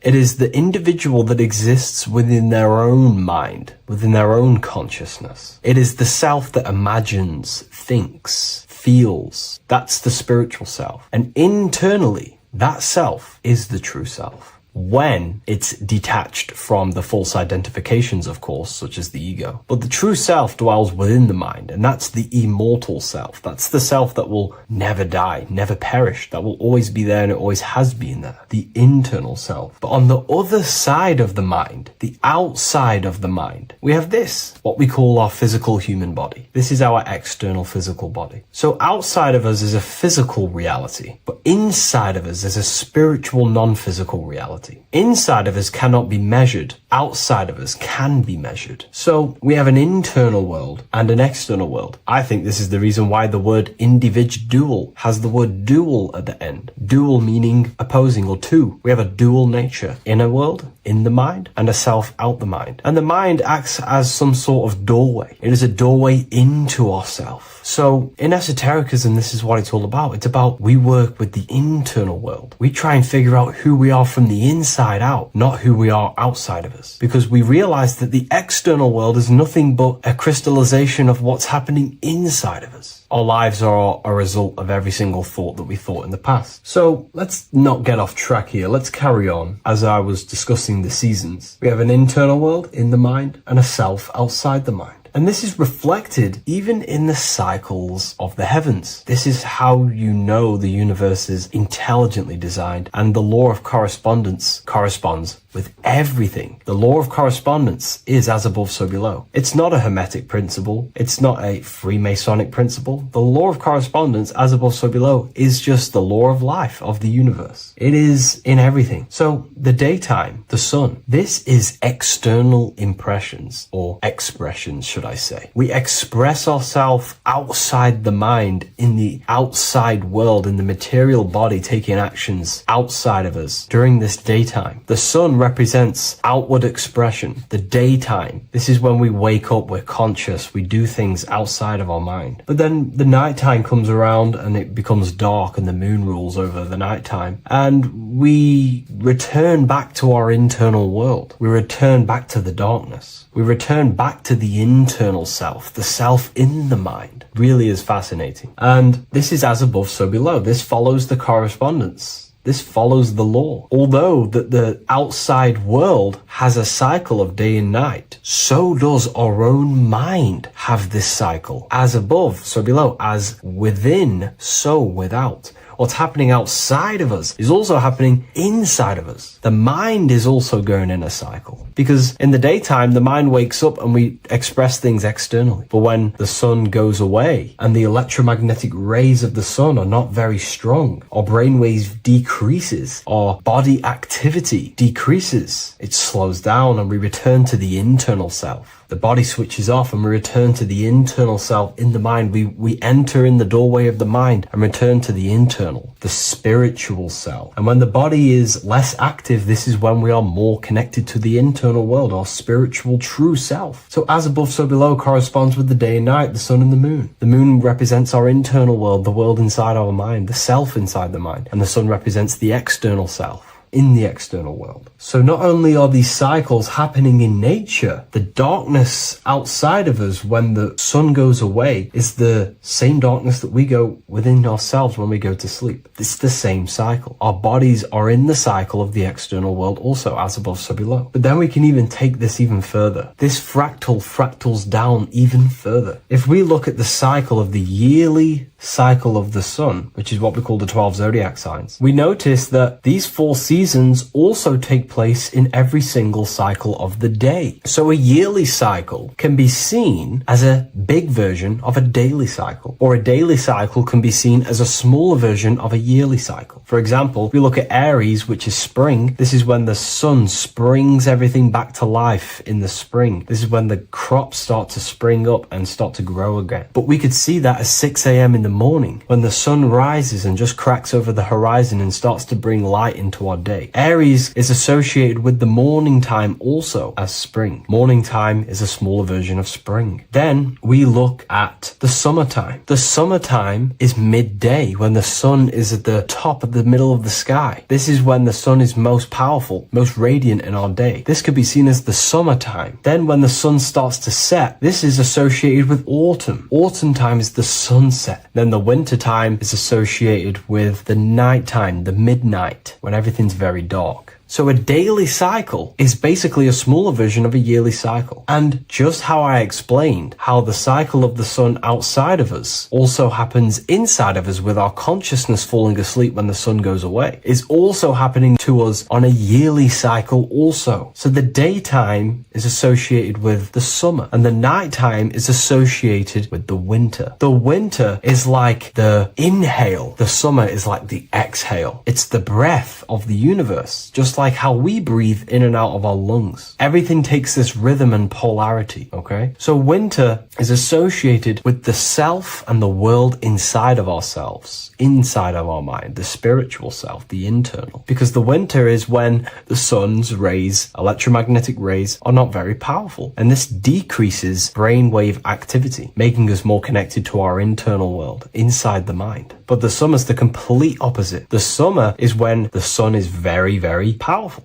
And the sun's powerful electromagnetic rays increase brain activity, making us more actionable in the physical world outside of our mind, in the external world. So summer is the daytime and winter is a big version of the nighttime. Vice versa. Just like how in the winter, we're more in the house. We're inside buildings because it's very cold outside. Animals hibernate. They go inside. They go into little places. They collect all their food and prepare for the winter. They go inside. They go in darkness to hibernate. So does our consciousness, our spirit, the self inside of our mind. We can use these cycles to our advantage, to evolve spiritually, to connect and be more balanced. You know, I've mentioned a lot of this inside the university to my members, to the family inside of there. We discussed this. We had a great discussion about this. And, you know, the live calls we have are priceless. The conversations you can have with someone when they're awake, you never forget them. You always have deep, meaningful conversations. And we discussed this deeply, and we were going into some interesting things about how we can use these types of changes in the seasons for our spiritual growth. We even discussed about spring and autumn and how they're associated with the different spiritual bodies that we have. But anyways, let's not get off track. Lucid dreaming,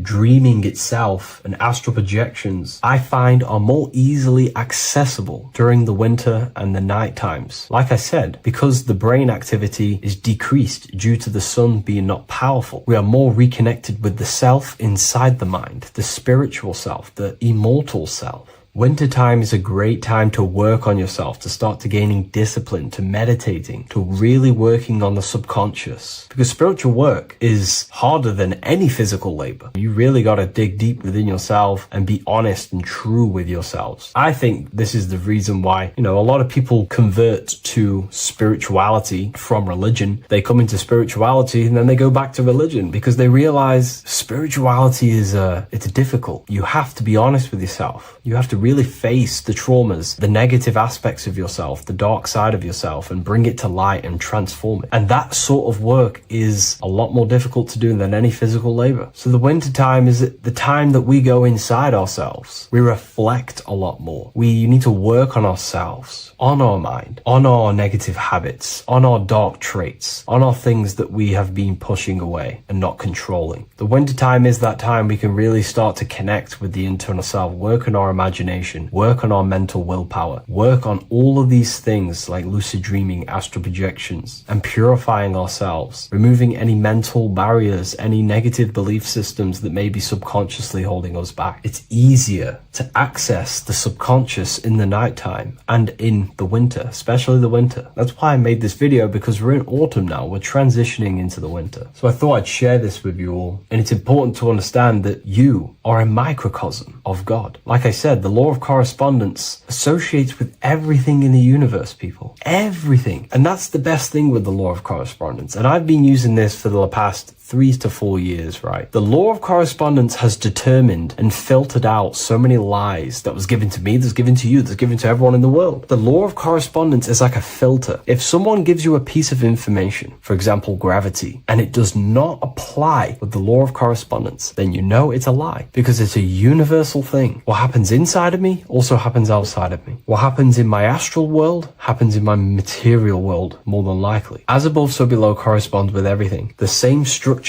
in my veins, in my nervous system, is the same structure in the trees, in galaxies, in everything. As above, so below, the universe is a fractal universe. Therefore, the point that I was getting at is that you are a microcosm of God. The same mind that God manifested things through thinking. He thought the stars, the earth, nature, the human body, designed everything with the God mind. He thought everything into existence. And that mind, them powers that God used to manifest everything into physical existence through the power of thought, is the same mind that you possess, but on a smaller scale. God manifested the macrocosm through thought, as the universe is a mental universe. Everything you see around you was thought, then manifested into physical reality. God manifested the macrocosm, the world, through thought, and that same force of thought you use to create the microcosm, to create your own world. You think your life into reality, your world into reality. Your body is a microcosm, a miniature universe. Every thought you think commands 50 trillion cells in your body, and your cells religiously execute on every command that you give it. You're in charge of 50 trillion cells. You're literally commanding a whole civilization inside your body.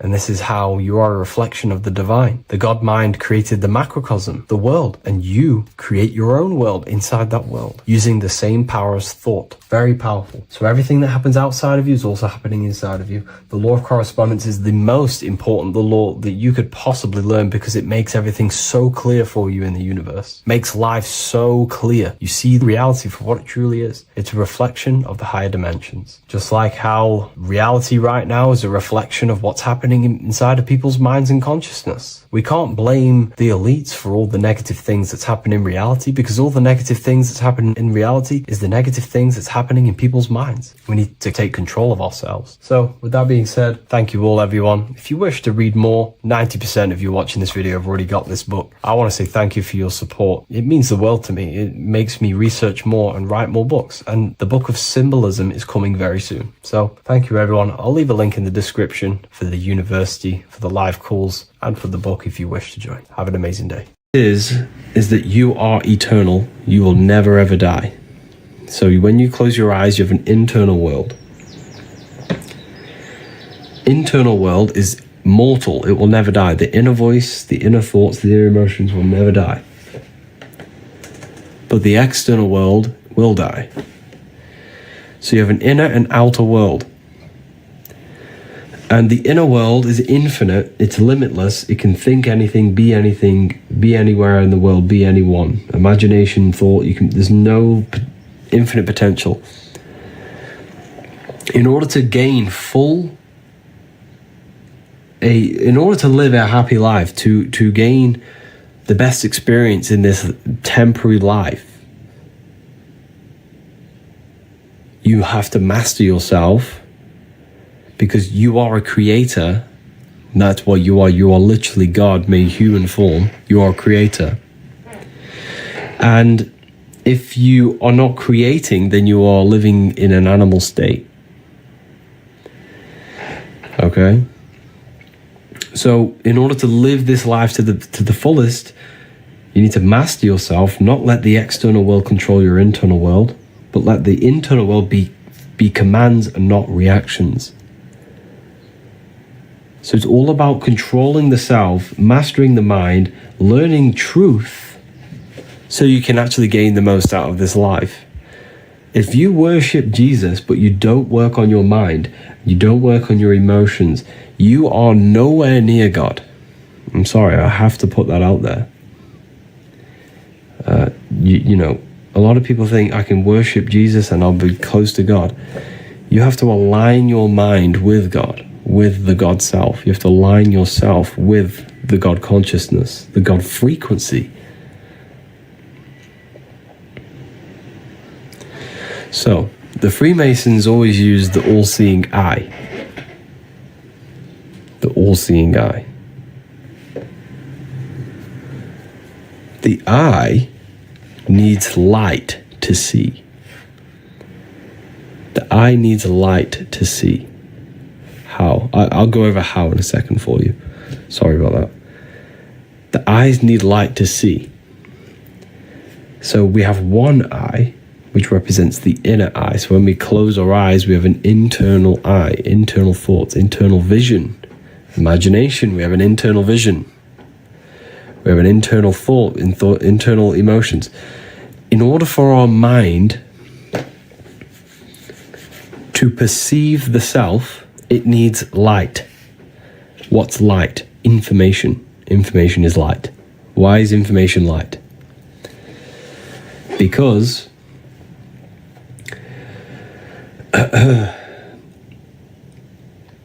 when someone is very intelligent, you call them a bright person. You call them they're very bright. Because information is light, and it allows the mind to see clearly. Without light, your eyes cannot see reality. You can't see anything. Without information, the mind cannot perceive the self properly. Without information, truth, you will think you are this mortal body. That's the darkness. But when you gain light, truth, information, the mind sees clearly. So this is what this represents. It represents enlightenment, represents truth in the mind. The word enlightenment means light in the ment. Ment means mind. So the all-seeing eye represents light, information, truth in the mind to see clearly, to perceive reality and the self clearly. Because without this information, you will know you're in the darkness. The mind is in the ignorance. The mind is in the darkness. Does that make sense? Keep tapping the live, everyone. Let's get this to 50k likes. That'd be amazing. Let's get this to 50k likes. And thank you to anyone who purchased the book. I have seen your orders. Okay, but how? How? Everyone's asking, how do I... First of all, you have to address every single addiction you have. So the best thing to do, to just start doing, is just do a spirit... No, I don't like saying spiritual. I don't like the word. It's more mental than anything, because the universe is mental. Do a meditation every day. Just literally sit there and dwell inside yourself. Turn off the mind and rise above thoughts. That's the Holy Land of Israel. The Holy Land of Israel is inside yourself. The Bible talks about the Holy Land of Israel, right? Well, it's a place inside your own consciousness.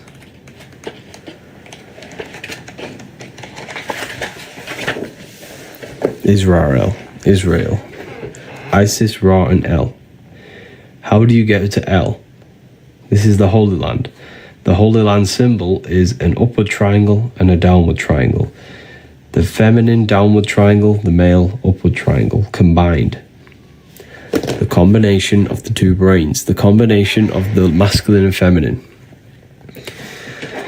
The way you align your brain hemispheres is how you reach the Holy Land. And you simply literally just do this by meditating. But when you meditate, you can literally just align your brain hemispheres. And you can also do this in various other ways. You can listen to 2 different frequencies at once. Because this ear is connected to this brain, this ear is connected to that brain.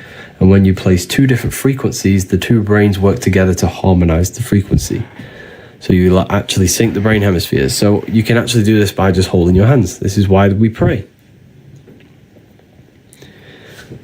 Okay, a lot of people in, Christianity, they do this. They pray to God. But what they're actually engaging in right here is an ancient form of meditation, of placing their hands together. Because when we place the hands together, the brain hemispheres are coming together now, and it's working as one system. See, and when we do this, when the brain hemispheres are not fighting each other, but coming together, we unlock L. We unlock the Holy Land. That's a place inside of our own consciousness that we can reach. So when you meditate,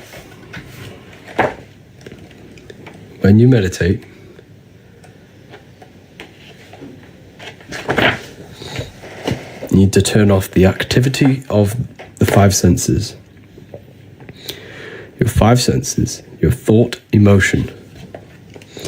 Then you have your observation, you. You are the observer. The observer is you. This is the one who experiences your thoughts, who experiences, who is the one experiencing, when you're a bit depressed sometimes and we have these negative thoughts and we're a bit down, who's the one suffering? The body's not suffering. The mind is not suffering because the mind's what's producing the thoughts. That's the soul. The soul is what suffers. You are the soul, not this body. When you are suffering from a mental illness, who is the one suffering? Does that make sense? Does that resonate with you now? Have you really felt what the soul is? Because that is the best way for me to describe what the soul is. Yeah. That is the best way. Yeah. So the soul is the one who suffers from the mental illness. Or from the good, when you have good thoughts. The soul is what feels good. That's you. You are the invisible soul, right? So when you turn off the activity of the senses and the thoughts and the emotion, you would dwell in a place of just soul. It's just pure awareness. And that is the Holy Land of Israel. So the Holy Land of Israel is not a real place on the land, but a place inside your own mind that you can go to by turning off everything. When your thoughts are racing, when you're stressed about bills, when you do all this and that, just turn it all off and dwell in the Holy Land, where pure love and pure peace is. So you can literally go there yourself. It's a Holy Land within your own mind, within your own skull. There's a beautiful place. A beautiful place you can go where there is no problems. And you can go in there every single day and every single night. And when you connect with that more, on a daily basis, you connect with the soul,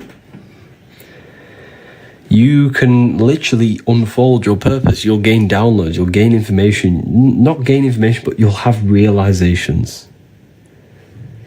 And you can be easily more guided by your soul, and you're more in tune with yourself. You gain more intuition because you're in tune with yourself, with your soul. And the soul speaks to you through emotion. The soul speaks to you through emotion. Okay, so when you have negative thoughts, when you feel down, when you feel horrible, That is your soul telling you something, that something's not right. You're stagnant. I get it. When I don't make much progress, the soul is always craving progress. It always needs progress. It always, not progress, but learning. The soul doesn't want to be stagnant. It has to learn. It has to evolve. That's why it comes here. That's why the soul joins this world. To evolve. And when we become stagnant, this is when the soul cries out. This is why a lot of people suffer. This is why I suffered. We all suffer from this when we're very stagnant, when we don't make much progress in anything. You know? We're nearly on 50k, 34k, 15k off. Keep tapping the screen. What is the best frequency? There's many different frequencies for different things. How to listen to my soul. Listen to your emotions.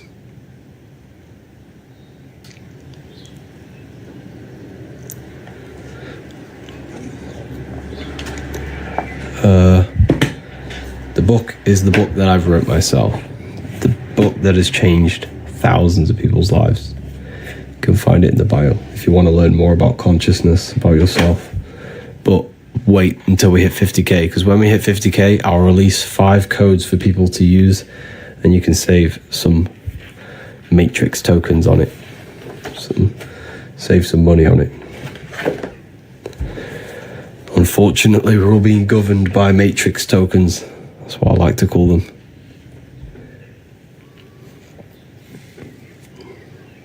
Why is money so important? It's just a system created. It doesn't really exist. So yeah, if we get this to 50k likes, I'll drop the coupons for everyone. My second book arrived today. Oh wow. Enjoy it, Patty. Let me know what you think of it. Why can't we buy volume 1? You can. There should be... Is it not working? Let me have a look. It should be working. It's on my website. You just click there's a select button. You click the select button and click volume 1. Or you go to ebooks. You can find all the ebooks. Just click the select button. So we're 9k away. Keep tapping the screen, everyone. So how long do I need to abstain from fapping to astral project? You don't focus on astral projection just yet. You want to astral project, you got to learn how to meditate first. You got to learn how to meditate. You got to learn how to visualize. You could probably astral project, but you won't see anything. A lot of people do that. A lot happens to a lot of people. They'll leave their body. They'll feel their energy body, but they won't be able to see anything. It'll just be black. That's because you haven't worked on your imagination. And your imagination is your vision in that plane. Okay. Magnetic Mel, your books, they're just a blessing. Oh wow, thank you. Just got them. So grateful. Thank you for that. Thank you, Mel. How did you learn this stuff? Luckily, I had a lot of time, and I literally locked myself in a room for like so long, and I just researched and researched. I knew there was more to life, and I just wanted truth. That's all I cared about. And yeah, that's pretty much what happened.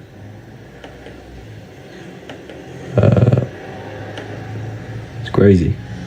I learned a lot in like 4 years. Keep tapping the screen, everyone. Oh, we've hit 50k on one live. Okay, who wants me to drop the code? And then I'll break down astral projection for you after, for the people who are waiting for that. It'll take me 2 seconds. Let me know in the comments if you want the code.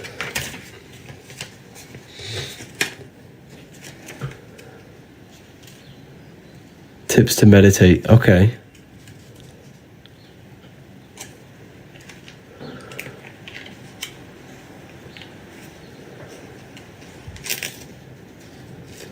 Okay, amazing. So, there are 10 codes available. Spring 30. All caps. Spring 30, all capital letters. All capital letters will give you the code. Spring 30. Click the link in the bio, it'll take you straight there. You're going to save yourself 30%, so use this chance wisely. So, the people who are asking about astral projection. Divine being divine. Amazing. Amazing. So, the people who are asking about astral projection, where's the code? The code's here. Spring 30, all caps. There's 10 available, so you'll have to use it quite quickly. So, in order to astral project, we have to purify ourselves.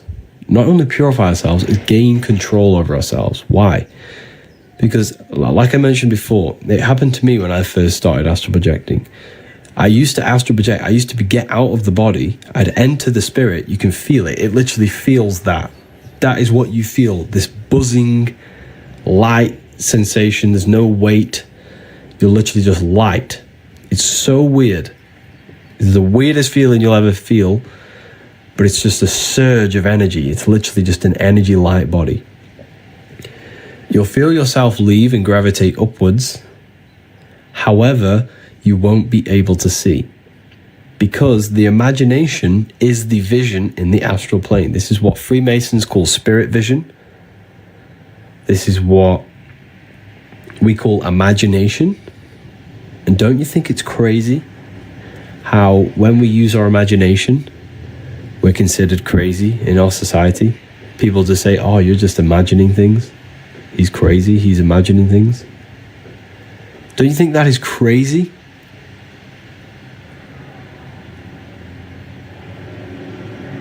So, imagination is literally the vision in the astral plane, the life after death. It's inner vision. 3 codes have just been used. Thank you for Hubera, Janisha, and Khan. You all got your hands on the Book of Wisdom. And make sure to get the free book. No one thinks imagination is crazy. Yes, they do. When you say you're imagining something, they say, you're just imagining things. Obviously, not everyone says that, but a lot of people do. They think imagination is just something random, when in fact, the imagination is what has created this whole reality. Everything in this world was pulled out of the imagination first. Why is it so hard to sometimes visualize? Good question. That is because we've been trained our whole lives to not use it. So when you don't use something, you lose it. So I have a free book on my website. It's an ebook called Activating the Inner Eye. It's a free ebook. Go and download it. It's going to teach you. It's going to give you guides step by step. It's going to give you a simple thing to imagine. Then it's going to give you a more advanced. It's like a guide. It teaches you how to activate your imagination again. It's called Activating the Inner Eye. It's on the ebook section on my website. It's for free. No catch, nothing. Completely free.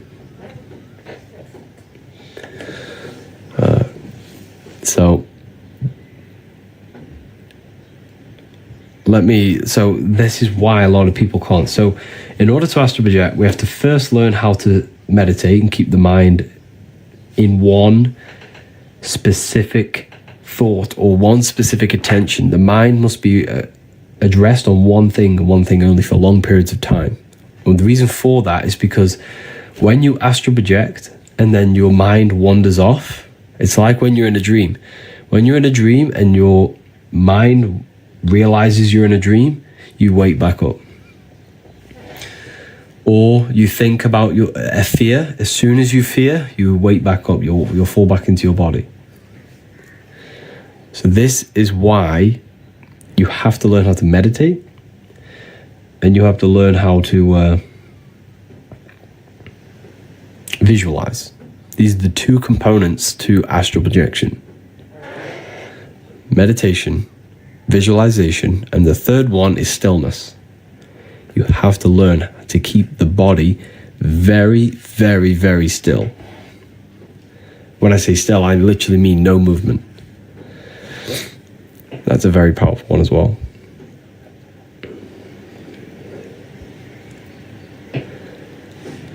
So yeah, keep tapping the screen, everyone. Let's get some more people in here.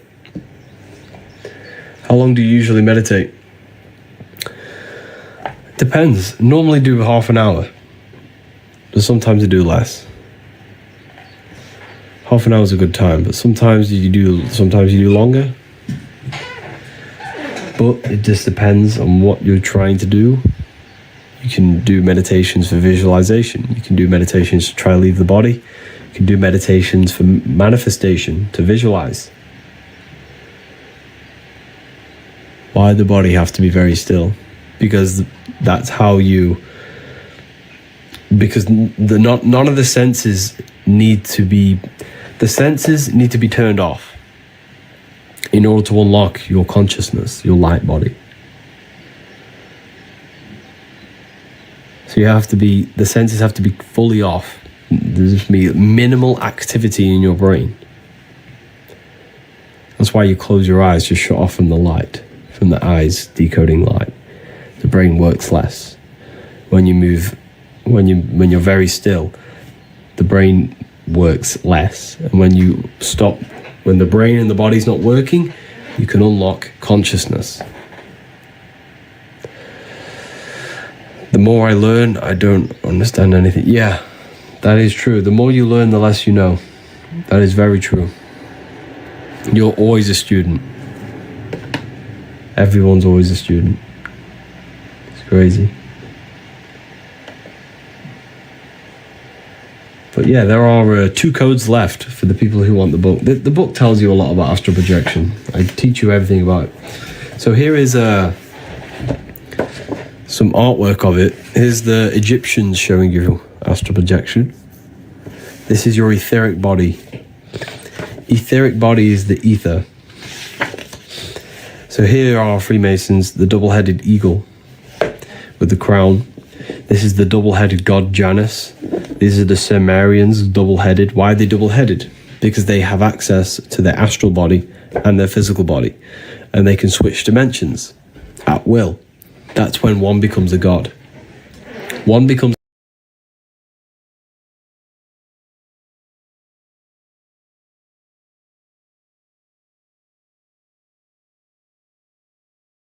teachings of how to leave the body. And so think of it like this: a fish has a body for the water, you have a body for the sky. You have a body for the sky, and that's the astral plane. The astral plane is the body for the sky. Your astral body is the body for the sky. It's a rocket ship. That's the rocket ship. You can't go to the stars with a rocket ship. You go to the stars with your astral body. That's why we say reach for the stars, or you are a star, because that's where you come from.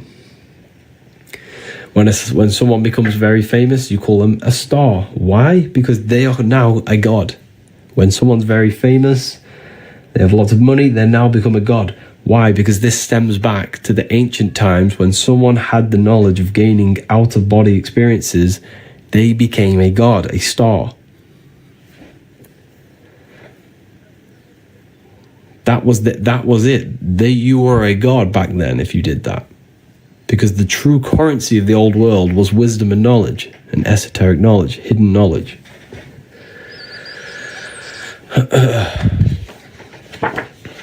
So,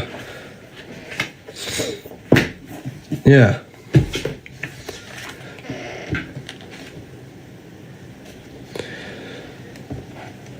Who is God in your opinion? The spark of consciousness inside of you, inside of everyone. There is a God inside of everyone.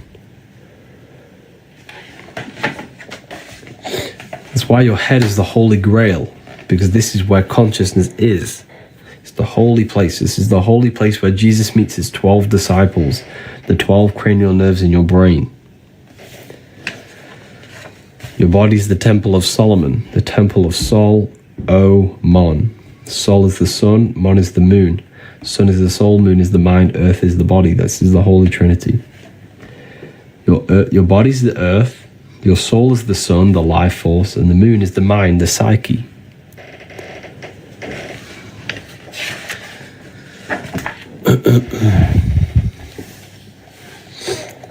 You think there is an afterlife? Yes, for sure. You die every single night.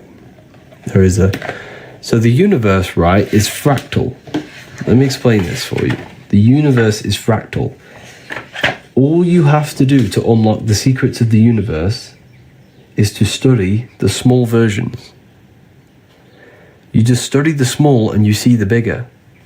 So if every day there is life and death, so when you go to sleep, that's death. When you wake up, that's life. But when you go to sleep, you don't die. You enter another... Your consciousness shifts into your astral body. So life and death on a bigger scale, on a daily cycle, on a bigger scale, is summer and winter. So the winter time is the night time, and the daytime is the summer. It's micro and macro. You just study the small and you see the bigger. As above, so below. Does that make sense? If you just study the microcosm, you see the bigger picture. This is the secrets behind research. You literally just study. You study yourself and you will know God. Because why? Because God is in you. God is everything. You study your mind, you'll unlock the secrets. You turn your thoughts inward on themselves. Don't think about anything outside. Think about the internal.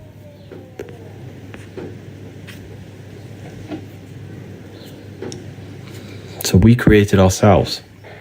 Yes, you chose to incarnate in this world. But what you must understand is that your body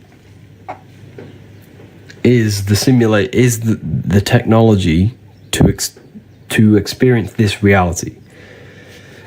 Your body is a technology running a simulation of physical reality. Running the simulation of physical reality. The brain is what produces this reality, and you are the consciousness experiencing the brain. So everything you see and interact with right now is actually in your brain. It's an illusion produced by your brain. Okay. So, anyways.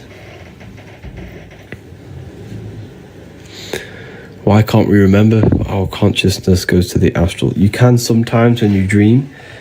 It's because you've lost this ability. Like I said, when you don't use something, you lose it.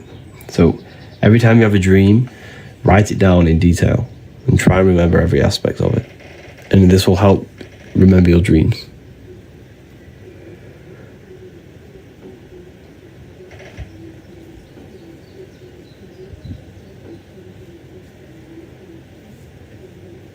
Teaches how to meditate.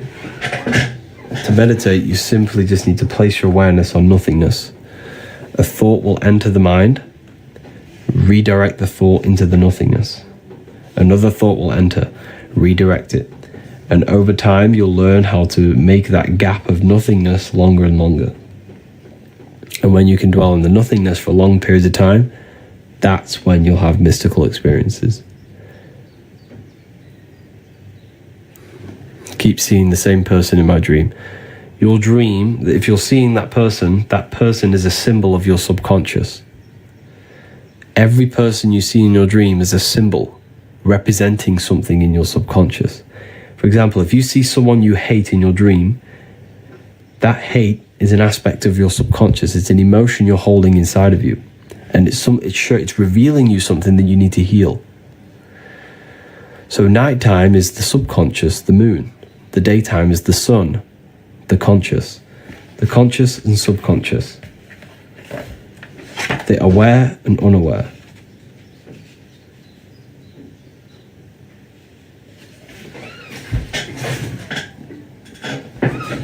the aware and the unaware.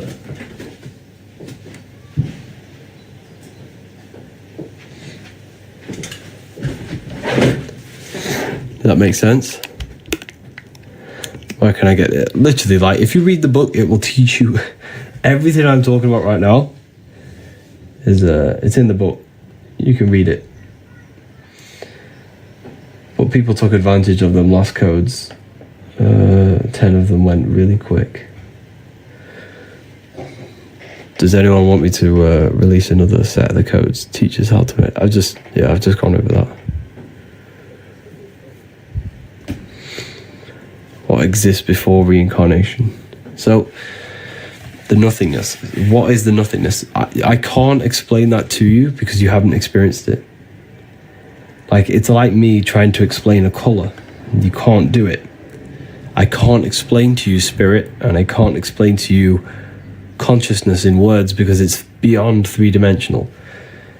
When you go there and you turn off the mind, when there is no thought present in your mind, there is nothingness. That's what you have to try and achieve in meditation.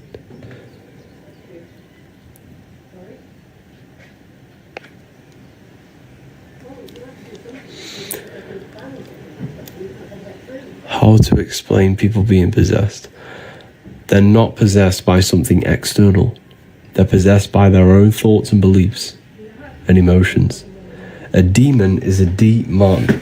Mon is moon, meaning emotion. D means negative. A demon is a negative emotion that possesses your mind, body, and spirit.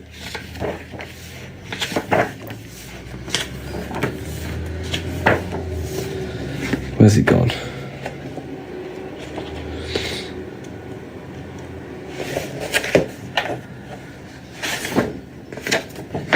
Let me show you.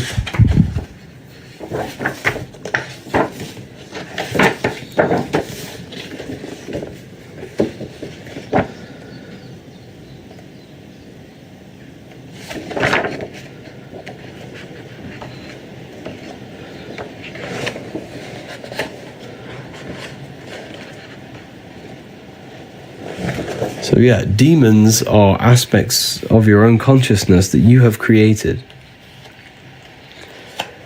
Yes, you created your demons. And the reason for that is because the mind produces energy. So think of it like this. In order to visualize something, you need a thought. So the thought creates the imaginative dimension, the astral plane. Thoughts create the astral, astral creates etheric, etheric creates the physical. Everything begins in the mind, then it's manifested physically. So each dimension is a product of the above. In order to imagine something, you need a thought. In order for energy to come around, there needs to be imagination and thought. And then in order for the physical world, there needs to be ether, imagination, and thought. So think of it like this.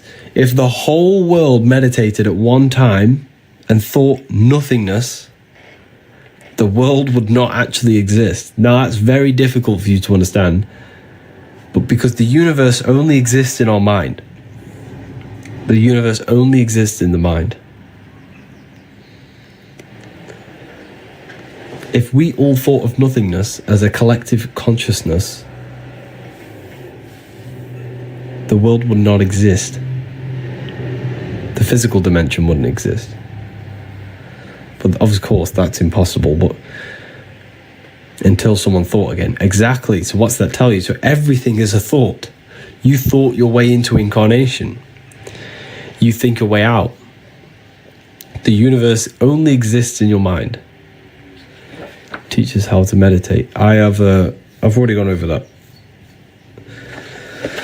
So demon is demon. Mon is moon, meaning emotion. Okay?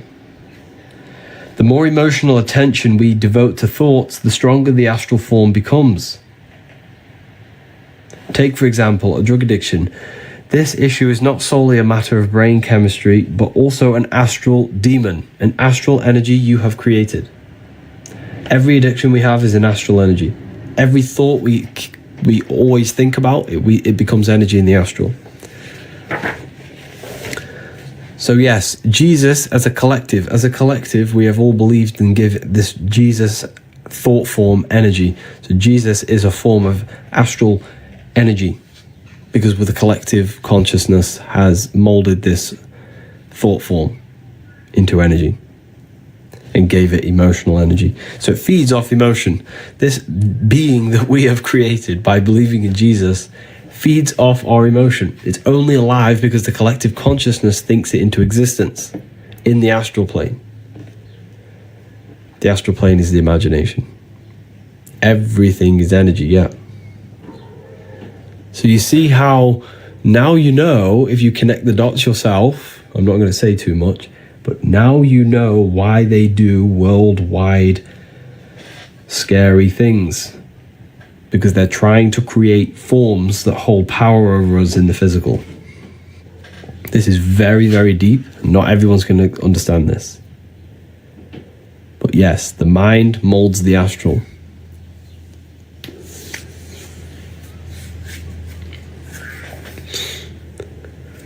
Thought forms, yes. Anyway, that's too advanced for a lot of people.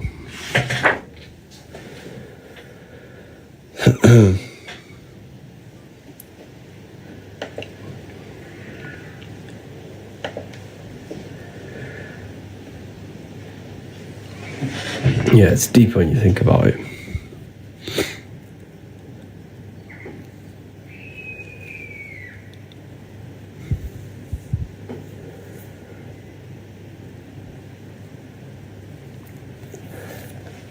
What is ether?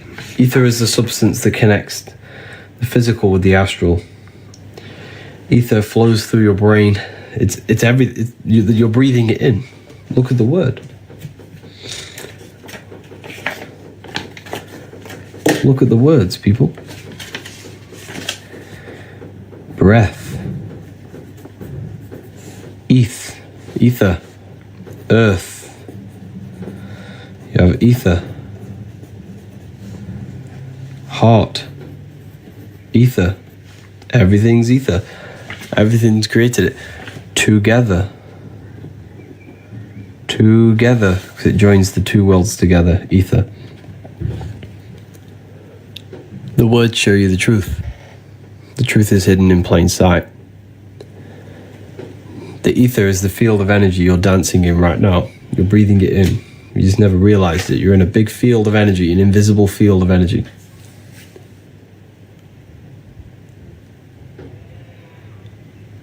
Satanic knowledge. Okay.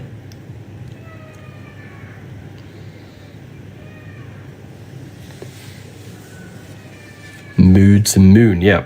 Moods and moon, because the moon represents our internal world. So the sun represents the external, the moon represents the internal. We have two worlds.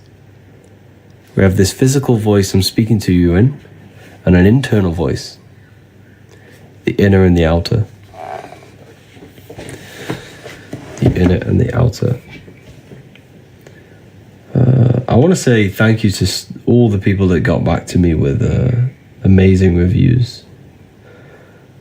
Like the reviews I get every morning, every time I wake up, of people saying how the books have changed their life. I want to say thank you to everyone who have got back to me. It really is and thank you to everyone who left a review on Trustpilot as well. Just to see that the work that I put my heart and soul into has changed people's lives it makes me so happy to see that it's changing people's lives. And I had one the other day, and he says he has gained an advantage in life.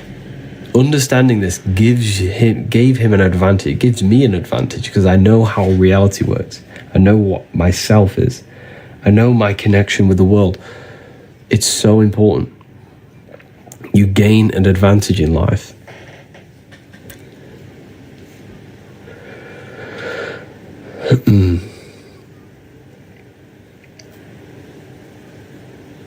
I just purchased volume 1. Amazing. Yeah, you're gonna gain the advantage. You made a good decision.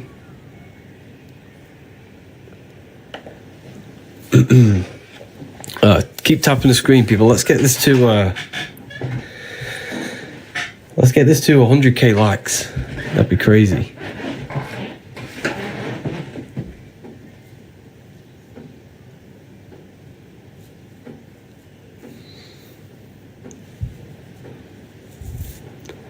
Let's get this to 100k likes.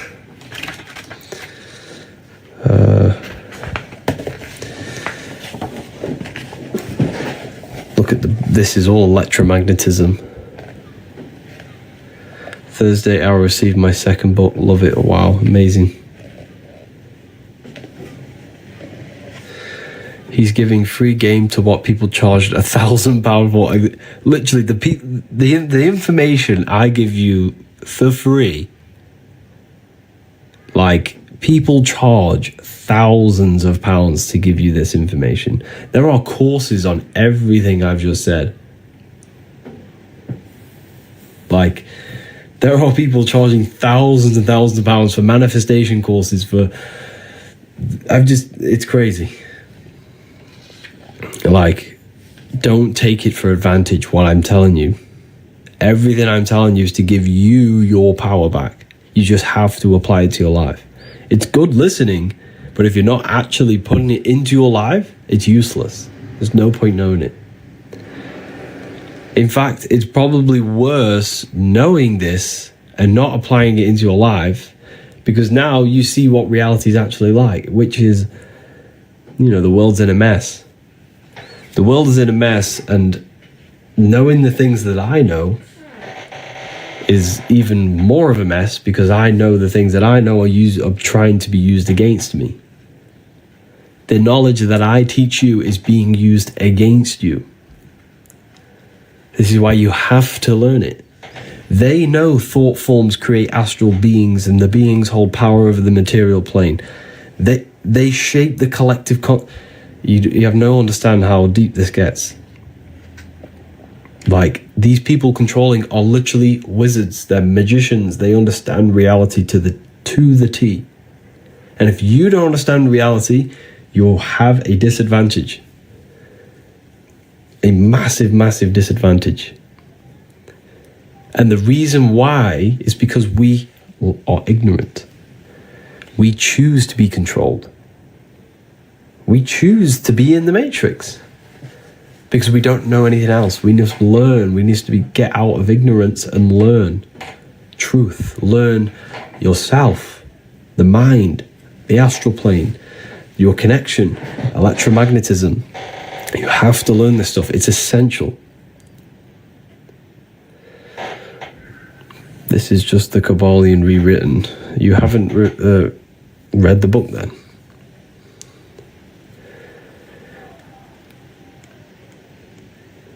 No, neither melanin all the way in Africa.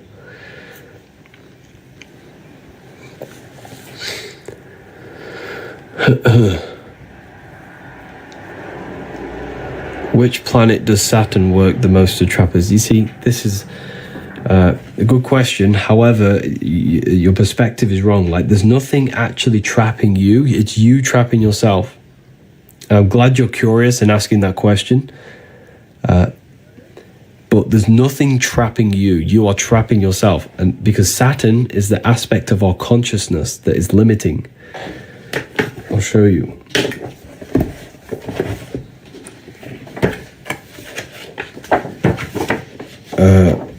I'll ask you. I'll show you. So the planets are internal. They're aspects of yourself. Mars is your... So you remember, there's two worlds, the inner and outer. You have an outer world and an inner world, right? So there's a physical world and an internal world, spiritual and matter. Mars in the external world governs anything that is protective, like a hedgehog has spiky bushes, plant defense mechanisms. That's all Mars energy. But inside of you, it's the aspect of yourself that wants to protect, that wants to destroy, that wants to conquer.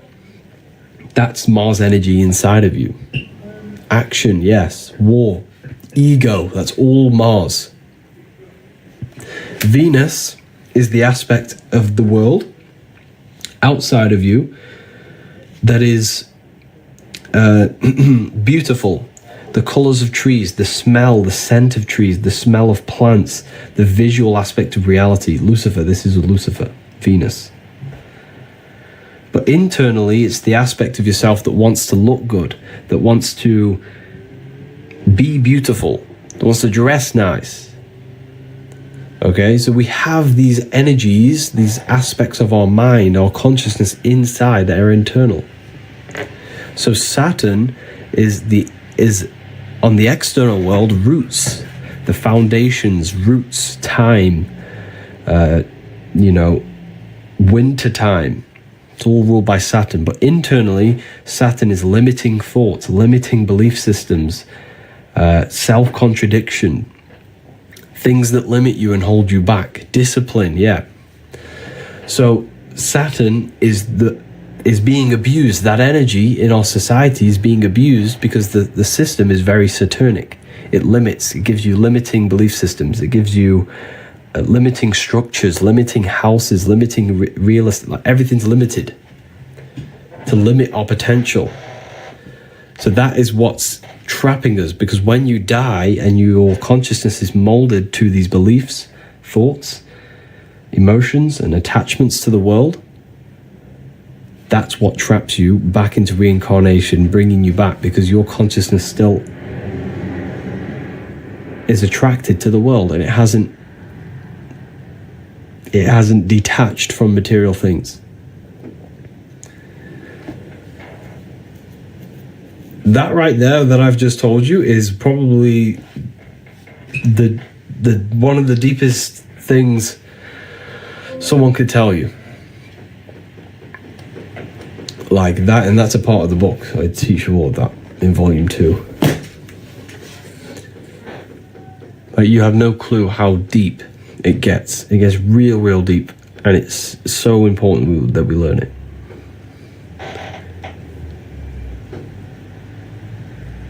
That's reincarnation. Yeah, so reincarnation is you attached to the world and you reincarnate yourself because your soul is not ready to move on. It's not ready to move on.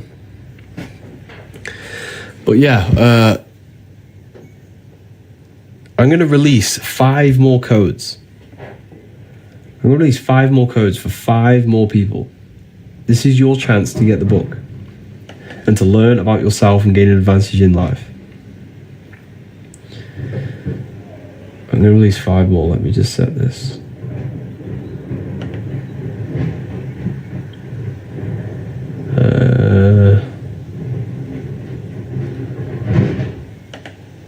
Okay.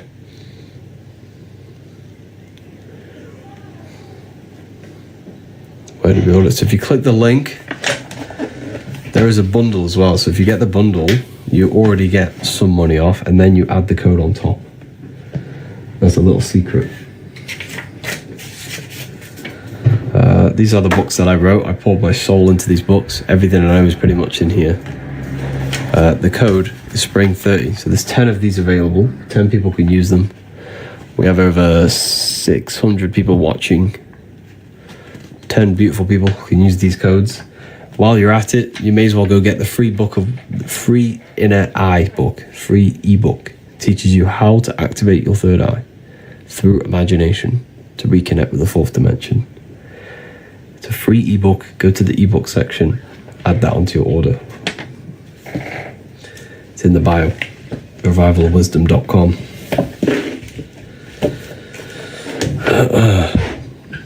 How can I get the book? Just go to the bio. It's right there. Repent and believe in Jesus. I'm okay.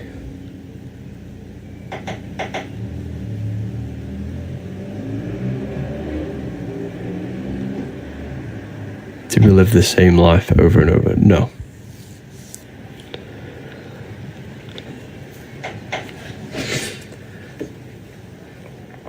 Okay. 2 of them have just been used. That was quick.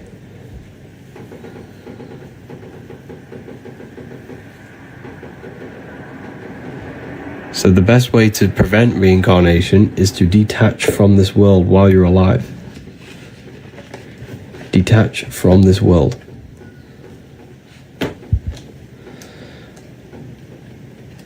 have to detach from this world.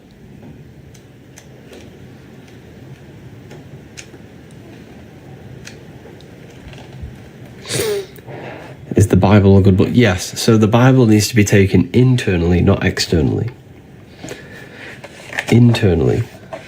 So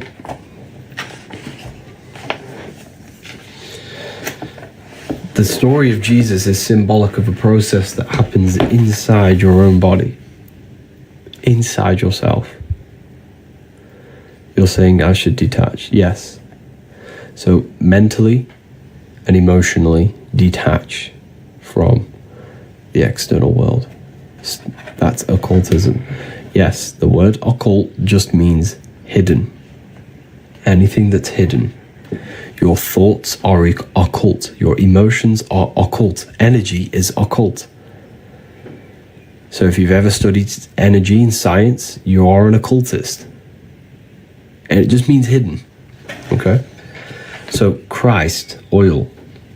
Jesus was in Nazareth. Then he goes down to Bethlehem. Down the Jordan River. The Jordan River represents your spinal cord. Every religion has a sacred river, and that river is your spinal cord. Every religion. Every religion has a sacred river. The Egyptians, it's the River Nile. The Christians, it's the Jordan River. Every religion has a sacred river. Why? Because this is where the cerebrospinal fluid flows down your spine. So every single month is called cerebrospinal fluid, CSF. You can do your research on this. And it's released down your spinal cord. This is Jesus coming down the Jordan River from Nazareth to Jerusalem. Okay?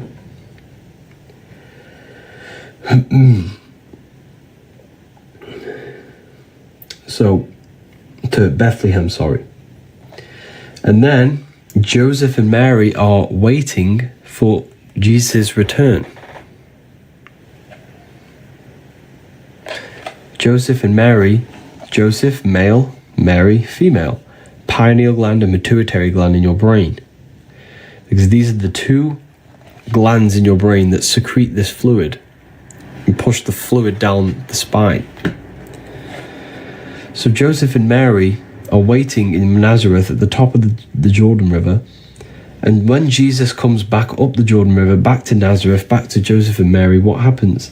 He's crucified in a place called Golgotha, which translates to a place in the skull. So it's all about raising the cerebrospinal fluid down the spine and raising it back up through Kundalini awakening. You raise it up the 33 vertebrae on the back of your spine. This is why Jesus dies at 33.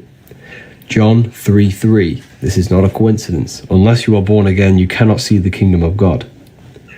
You're born again when you activate these brain cells in your brain. It feels like light entering your brain.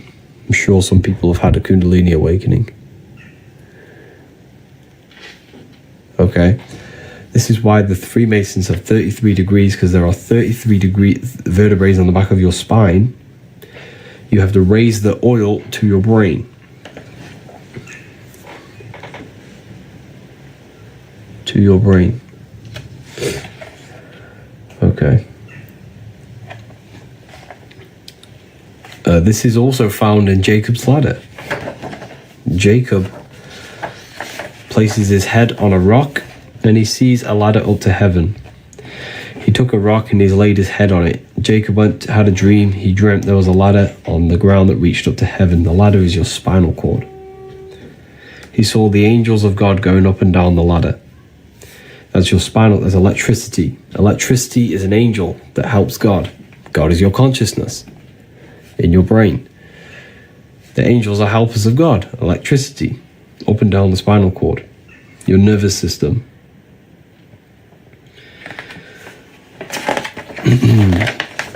So you have three wise men in the Bible.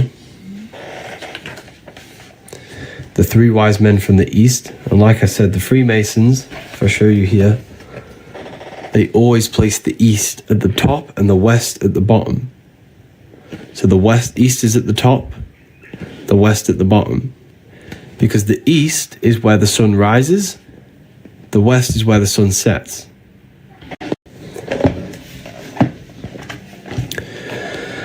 So the east represents the light. Where's the light of your body? The Bible tells you.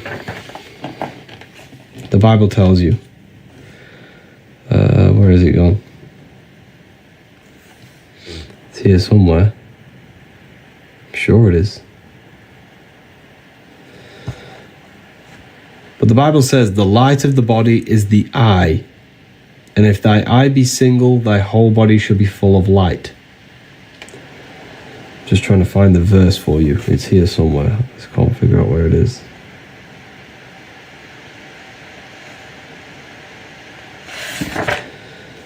The light of the body is the eye. And if thy eye be single, thy whole body shall be full of light.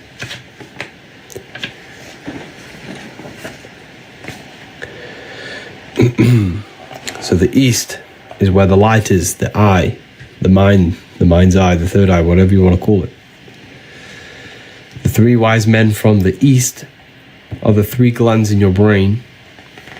You have the pineal gland, the pituitary gland, and the thalamus. Thalamus produces dopamine. The pineal gland produces melatonin, a hormone that rejuvenates red blood cells, slows aging, prevents systems from failure within the body. Pituitary gland releases serotonin, a natural mood stabilizer. These are the three wise men from the east who give presents to Jesus. They give presents to Jesus. So the Bible is speaking metaphorically about human anatomy and about your body. It's very, very powerful. Even Santa going up and down the spinal cord, Santa bringing the presents down the chimneys, your spine, in the Christ oil, the CFS, and you bring it back up. It's all symbolic of human anatomy and processes that happen in your body. How amazing is that? It's absolutely amazing when you look at it. But yeah, this is why Santa goes up and down a chimney, because the cerebrospinal fluid goes up and down your chimney, your spinal cord. Can you describe the Last Supper on this book? Of course. It's astrology. It's astrology. Jesus, the sun. Aries rules the head. Taurus, Gemini. So 1, 2, 3, that's a group. 1, 2, 3, that's a group. 1, 2, 3, group. There are 4 groups of 3. Spring, summer, fall, winter. Aries, Taurus, Gemini. I could describe all this, but a lot of people in the live have already seen this many times.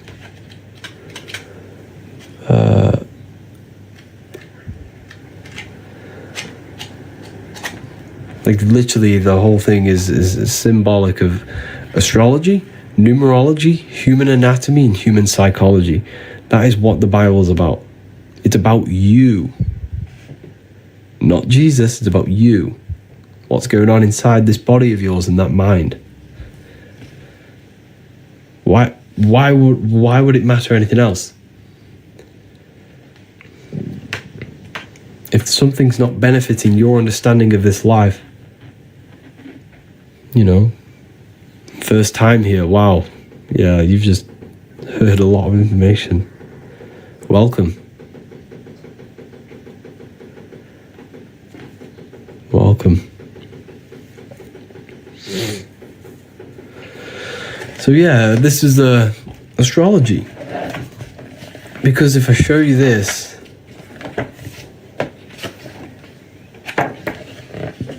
let's show you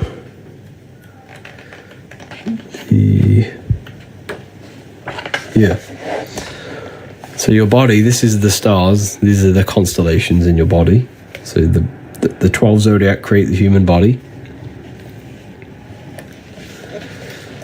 Here you have it. So Aries rules the head. He's on the head of the table. Taurus rules the neck. If you look very, very closely, this person has a very, very thick neck. An abnormally thick neck. Gemini rules the arms, the 2 twins. These are the 2 twins of Gemini. Your arms. This is Gemini. That's why he's holding his hands up. Look. You see he's holding his hands up?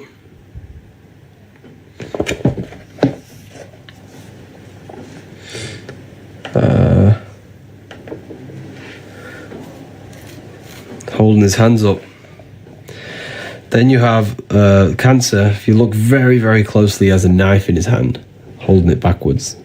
It's like this. Very closely, he's got a knife there. Because Cancer's a crab. And they pinch. They cut you. Then you have Leo, the lion, showing dominance when your elbow and you have a clenched fist, showing dominance. Leo's the lion, dominance. Virgo, he's pointing very closely. He's pointing at her neck. That there's no Adam's apple. This is a woman. He's pointing, saying, this is a woman, there's no Adam's apple. It's Virgo, the virgin. Then you have the sun. Jesus gives and takes, one hand down, one hand open. Red and blue for opposites. Red tap, blue tap. Roses are red, violets are blue. A red siren and a blue siren on your police car. Everything's red and blue to do with opposites. Democrats and Republicans, red and blue. Then you have fall. This is Libra. Libra rules the balancing core, your abs. Core, this is the center of gravity in your body. All to do with balance, and this is the balancing of the sun. This is why he's holding his arms out, balanced like this. He's holding his arms out. Balancing of the sun and the balancing of your body. So this is all astrology. The whole thing. You know, this is a very, very symbolic of astrology. Jesus is the sun. That's why he has the sun on his head.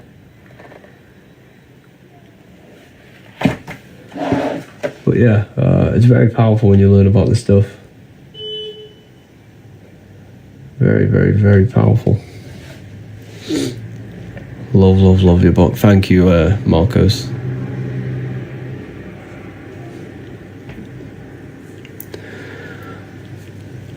Ordered volume 1 yesterday. Amazing. Your life's going to change. The 13th. The 13th is you. Jesus is the 13th. 4. 3 plus 1 is 4. You have fourfold. Mental, emotional, physical, spiritual. 4 bodies of consciousness. Air is the mind. Earth is your body. Water is emotion. Fire is spirit.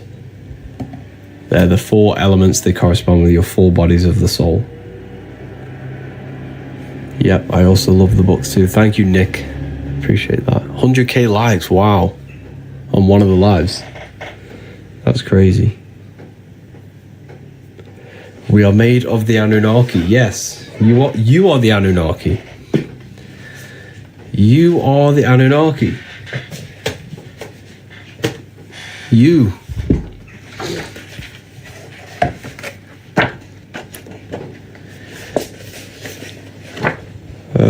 You're literally everything. Anu, the god of the sky. Ki, the god of the earth. Anu was the god of the sky, came down to Ki, and they married. And they gave birth to the Anunnaki. Spirit and matter came together to produce you. You came down from the sky. You are the sky god. This is what you need to understand. Your astral body is where you came from. You are the sky god.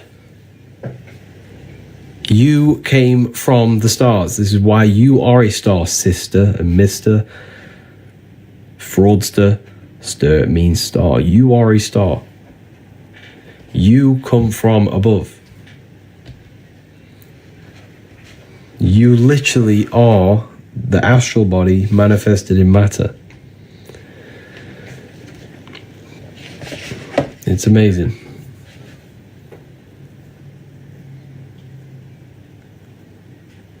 It really is amazing when you deep it. Truth mixed with lies.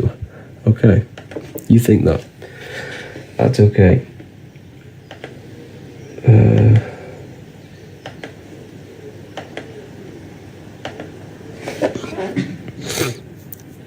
We are divine. We are.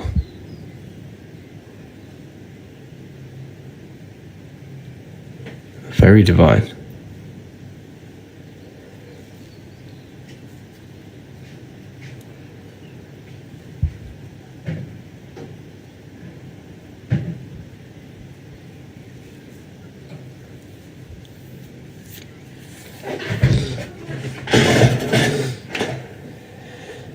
Yeah, it's amazing.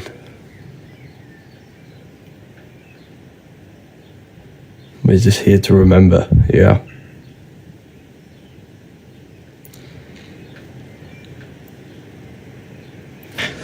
So yeah.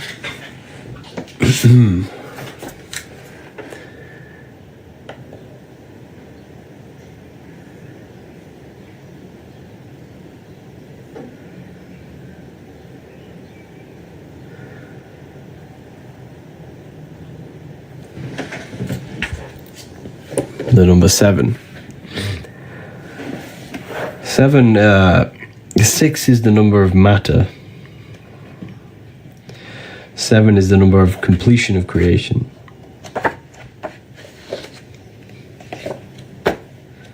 7 chakras, 7 days of creation, 7 visible planets. So like I was saying earlier, you just have to study the small to see the bigger. If you study the microcosm, you've studied the macrocosm. You'll see the bigger picture.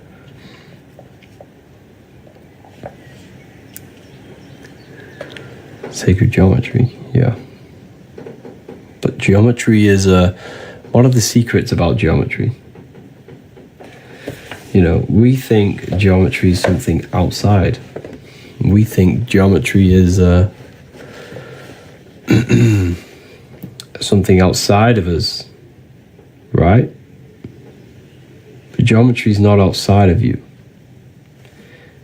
Geometry is your brain's codes on how to decode matter into reality. Why? Because everything you see is produced by your brain, not outside of you. Nothing is outside of you. It's what you need to understand. There is nothing outside of you. It's an illusion produced by your brain. The only thing that actually exists is the mind. And in essence, that doesn't actually exist if you turn it off. So this is why on computers you have 0 and 1. 0, nothingness. On and off. When you turn off the mind, the universe shuts off. There's nothingness. So, geometry, everything you see, is your brain's way of decoding. Geometry is not something separate from you. It is the brain's mathematical codes to decode energy into matter. You know.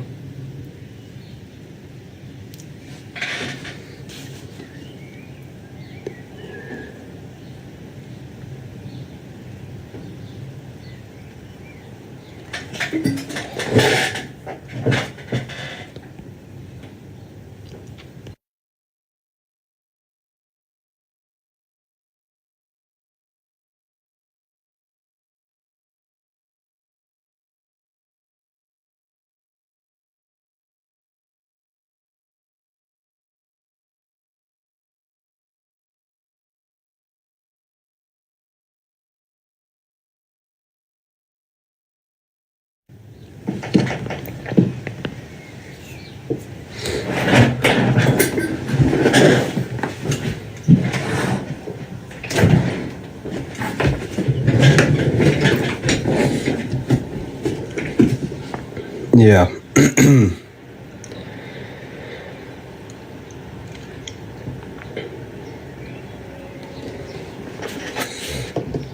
Very powerful, this knowledge. But yeah, there's a third book coming. I'm in the process of writing the third book, Book of Symbolism.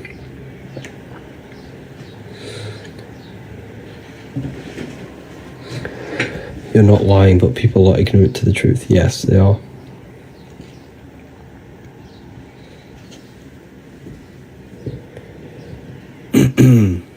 Yeah, people are just ignorant. Harry, what about the masterclass? What about the masterclass? How about can I decode chronic pain? I don't want to make comments on that stuff. I can get into trouble.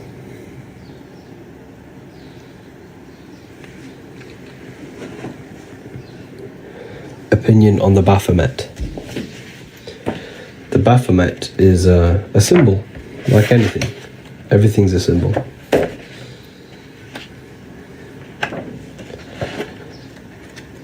It's a symbol. Not a real figure. I just had the page somewhere.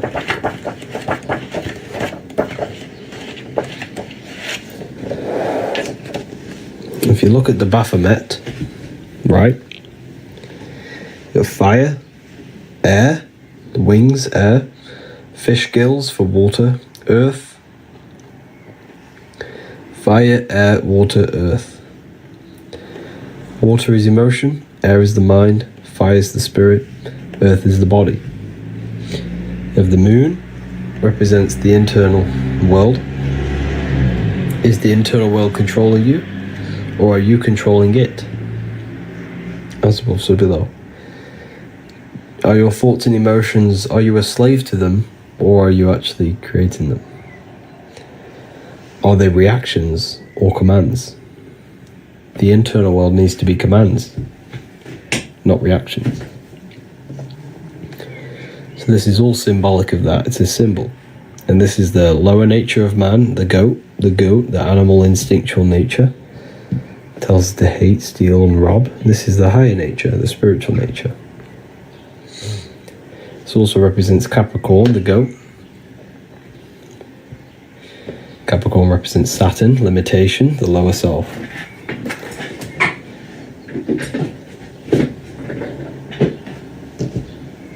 But yeah, Satan does not exist. It's a character within your own mind. It's an aspect of your own consciousness. A psychological symbol that represents a psychological process of destructive thoughts, destructive emotions.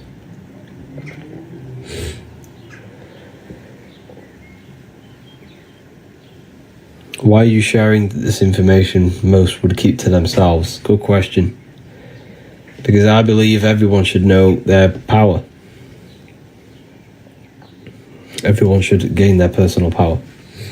And if you think this is deep, the text you see right in front of you is a lot more deeper.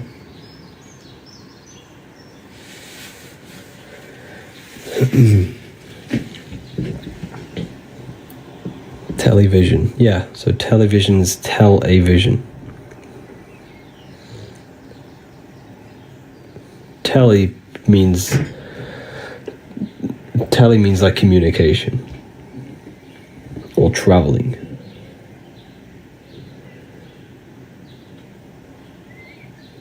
I just don't believe he's not real. That's fine. But when you realize that no one's worshipping Satan, the Satan doesn't exist. Satan is it's just an aspect of yourself. The universe is mental. The only thing that exists is your mind. Therefore, the Satan is just an aspect of your own mind. He very much exists. He doesn't. You've never seen him. Satan does not exist. The Satan voice that tells you to do things is not Satan, it's your own mind. All Lucifer, yeah. All is mind, yeah. Aspects of the self.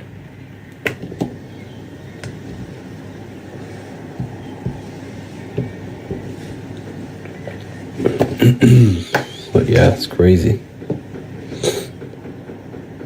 Repressed, rejected parts of the self, Satan. Yeah, exactly. Limiting beliefs, suppressed emotions, hate, anger. This is all satanic energy, satanic thoughts, destruction. All internal. The best thing you could possibly do in life is never blame anyone for everything. For anything. Everything's your fault. Until you take 100% accountability for your life, literally it's the best thing you could possibly do. There's nothing outside of you. Everything is your fault. Don't blame anyone else for anything. Blame yourself. Even if it wasn't you. Blame yourself for being part of that thing. Blame yourself for being parts of that friend who did something to you. It's all yourself. You caused the destruction. Satan did not. Don't blame don't blame Satan for the bad things in your life.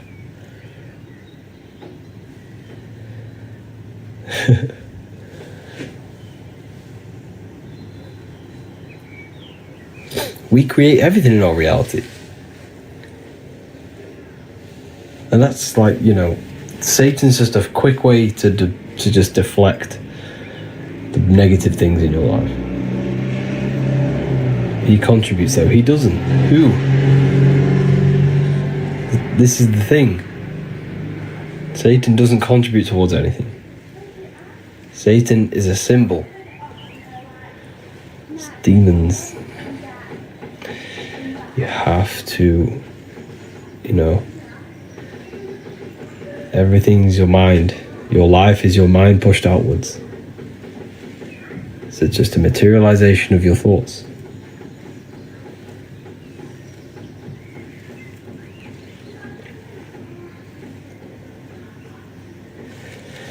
Yes, I'm going to love and leave you all here today. It's been a great conversation with everyone. If you want to learn more about consciousness yourself, you want to gain the advantage in life and not be left alone, left behind without this information, get yourself these books and learn more about yourself, gain the advantage in life.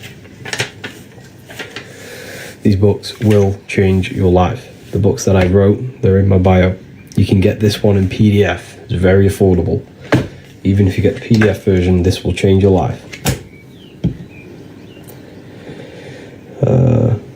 Yeah, it's been an amazing talk, everyone. It's good connecting with you all. When's the symbolism book out? The symbolism book will be maybe a month or two. You wrote them. Yes, I wrote these books. My name here, right here. Harry B. Joseph. Harry B. Joseph. This book is full of symbolism. Yeah, the next book is on symbolism. Book of Symbolism. Can we pre-order? Maybe, yes, in the next few weeks, hopefully. I'm going to try and set something up. But hopefully I can...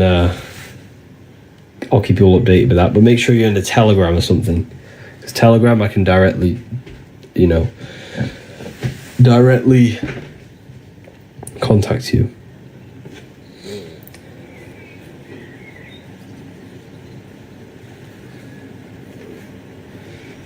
But yeah, thank you everyone.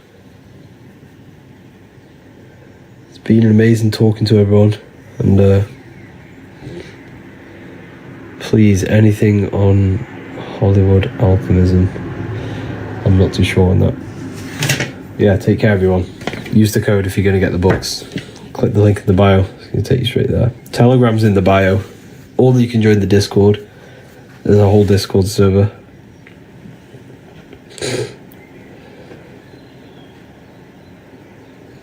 But yeah, take care everyone. Have an amazing day. Can't find your free ebook. It's on the ebook section. Click the select button. As soon as you go on the website, there's a select button. Click the select button, go to ebooks, and it will take you to the ebook section. There's a free book on how to activate your third.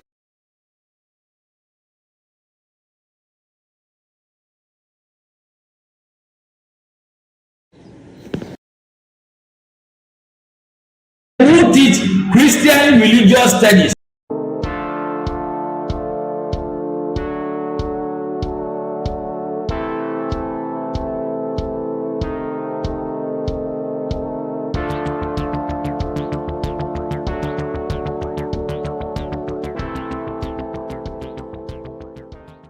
Welcome back everyone to another video. Today we're going to cover everything that you need to know about the mind, starting with the two aspects of the mind, the conscious and the subconscious. The male aspect of your mind is the conscious. This is the 10% of your mind. The conscious part of your mind is only aware of everything around you, your vision, your sight, your smell, your taste, your hearing, and your current state of emotion and thought. Every thought that you consciously think about has an emotion directly attached to it. That emotion is then impressed onto the subconscious part of the mind. The subconscious part of the mind is the female aspect of your mind. It is also a whopping 90% of your mind. Subconscious mind is controlling all of the subconscious processes which happen within your body. For example, your subconscious mind is controlling your heartbeat, your digestion of food, and all of the things that you do not have to tell the body to do. It is the hidden part of our mind which is controlling all of the hidden things. The subconscious mind is like a recording supercomputer. Everything that you have experienced in your life is all recorded and stored within the subconscious mind. One of the most important things about your subconscious mind is that it stores your mental programs. Everything in the subconscious mind manifests into behavior and actions within the body. Your daily basis routine and habits are all mental programs within your subconscious mind. These mental programs are created by mainly two ways. 1. Repetition, and 2. Emotional impact. The repetition is fairly simple to understand. The more you do something, the more it impresses onto your subconscious mind and becomes a program. That program will then manifest into your behavior. However, with the emotional programs, they work a bit different. The stronger that you feel an emotion, the stronger it is impressed onto the subconscious mind. And then that emotion becomes a program. For example, you had a very traumatic moment happen when you were a young child. The emotion that you felt was so strong in that moment that it impressed into your subconscious mind so hard that you can recall that moment like it was yesterday. That traumatic event that happened to you when you were young will still manifest into your daily basis behavior even to this day. However, it manifests subconsciously. For example, if you were in a car crash, you will be wary to enter cars with certain people. All because of that traumatic emotion that you felt and impressed onto your subconscious mind. Another example of the subconscious manifesting into our behavior is posting on Instagram. Most of the time, the reason why you post is because your subconscious mind is seeking gratification. So before you actually do something, question yourself and find out the root cause of why you are doing this. Another thing that you need to understand about the subconscious mind is that it takes everything you say in here literally. So for example, if you go and say, "You are an idiot" to someone, your subconscious mind will only pick up the word idiot. It only knows yourself. It doesn't know anyone else. You are casting a spell on yourself just by saying that to someone else. This is why the golden rule is to treat others like you'd like to be treated. Now, you can rewrite these programs which are already in your subconscious mind. However, it does take consistency. You have to change these programs which have been running for years. And by changing these programs, you change your behavior, because these programs manifest into your behavior. The best way to do this, personally, is to listen to affirmations first thing when you wake up in the morning, and do this for 10 minutes every single morning. Then at night time, you want to think and feel that you are becoming the reality that you desire. The more that you feel this reality, the more it will become a program and impress your subconscious mind. For example, you're trying to gain financial freedom. If you trick your subconscious mind into creating a program saying that you are financially free, this will manifest into your behavior. You will start doing more work. You will start looking for ways to make money. Your mind will be set on the frequency of money and financial freedom. Therefore, you will receive thoughts based around this program. If you take enough action, your life will dramatically change because of this program that you created in the mind. This is why we call it a mindset, because your mind is a frequency tuner which sets its frequency onto different thoughts, because thoughts are frequency. If you fill your mind with a specific frequency, you will gain thoughts and ideas based around that frequency. To create a stable mind, you need to master your emotions. You need to change your mindset. Everything that you experience is neutral. Based upon the mindset that you see it, you either give it a positive or negative charge. By understanding this deeply, you will then control your emotions. I hope you gained some wisdom and enjoyed this video. Please, if you can, leave a comment and a like, and subscribe to the channel if you like this content. Love and light to you all.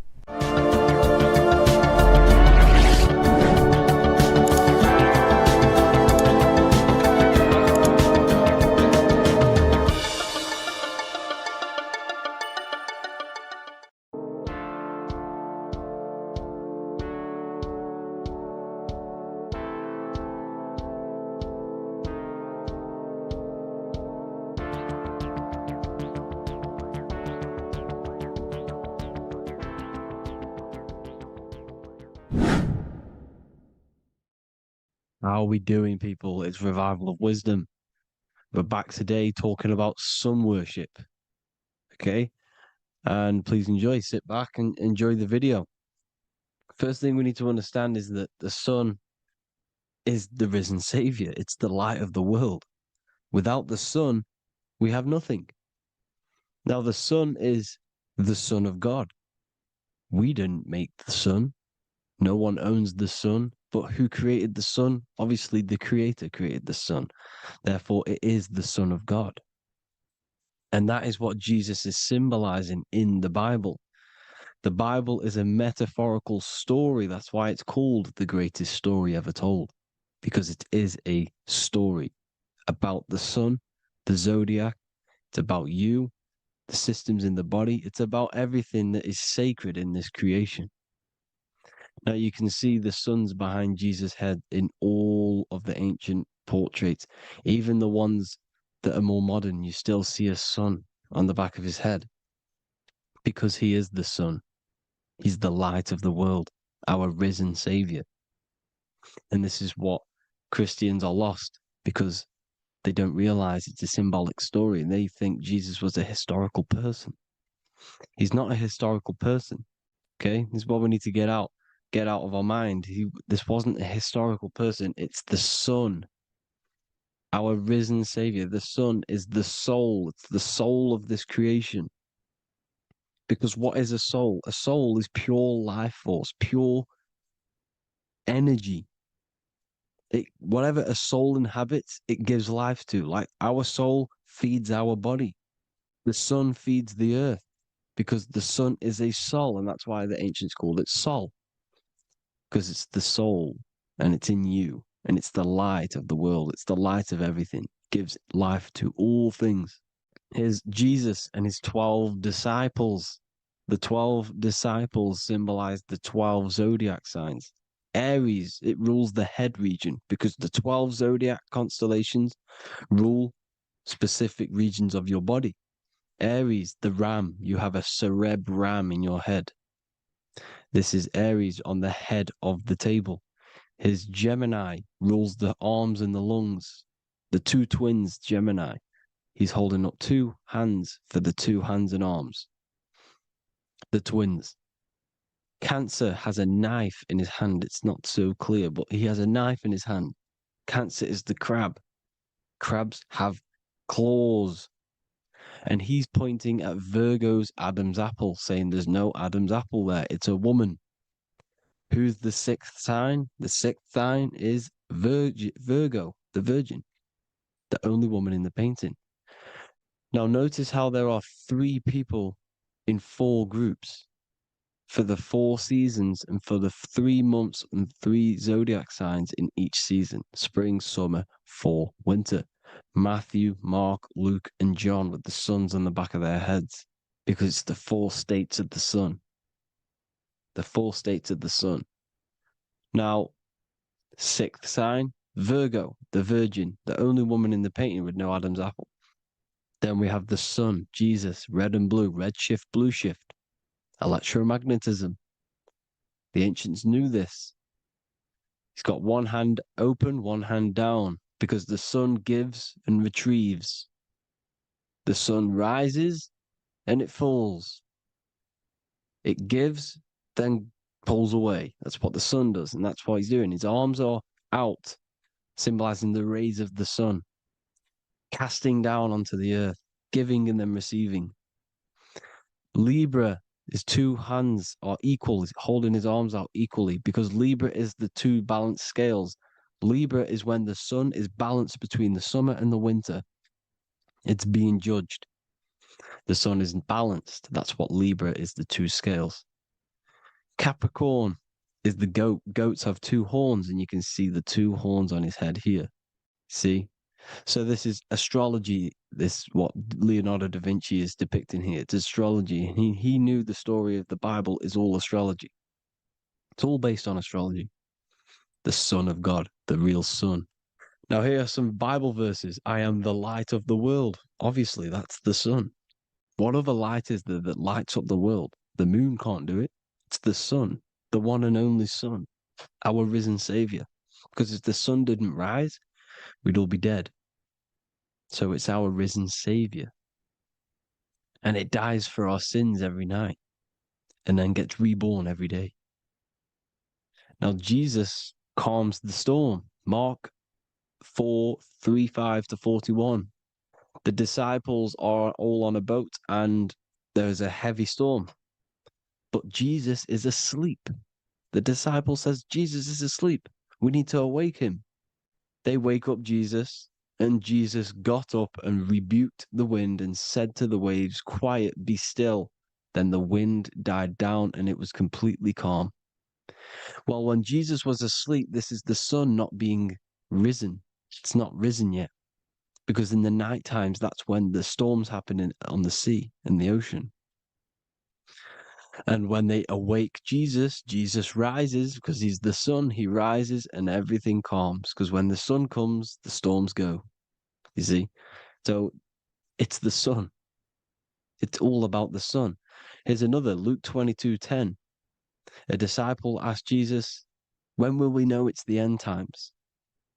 And Jesus says, as you enter the city, a man carrying a jar of water will meet you. Follow him to the house that he enters. Well, this is clearly talking about astrology, the topic that Christians think is satanic, when they don't realize the whole thing's based on astrology.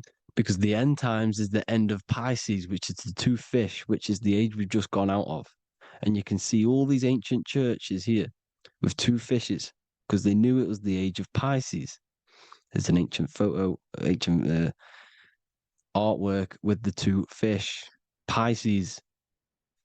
And the end times, as it talks about in the Bible, when Christians think the world's going to end or something.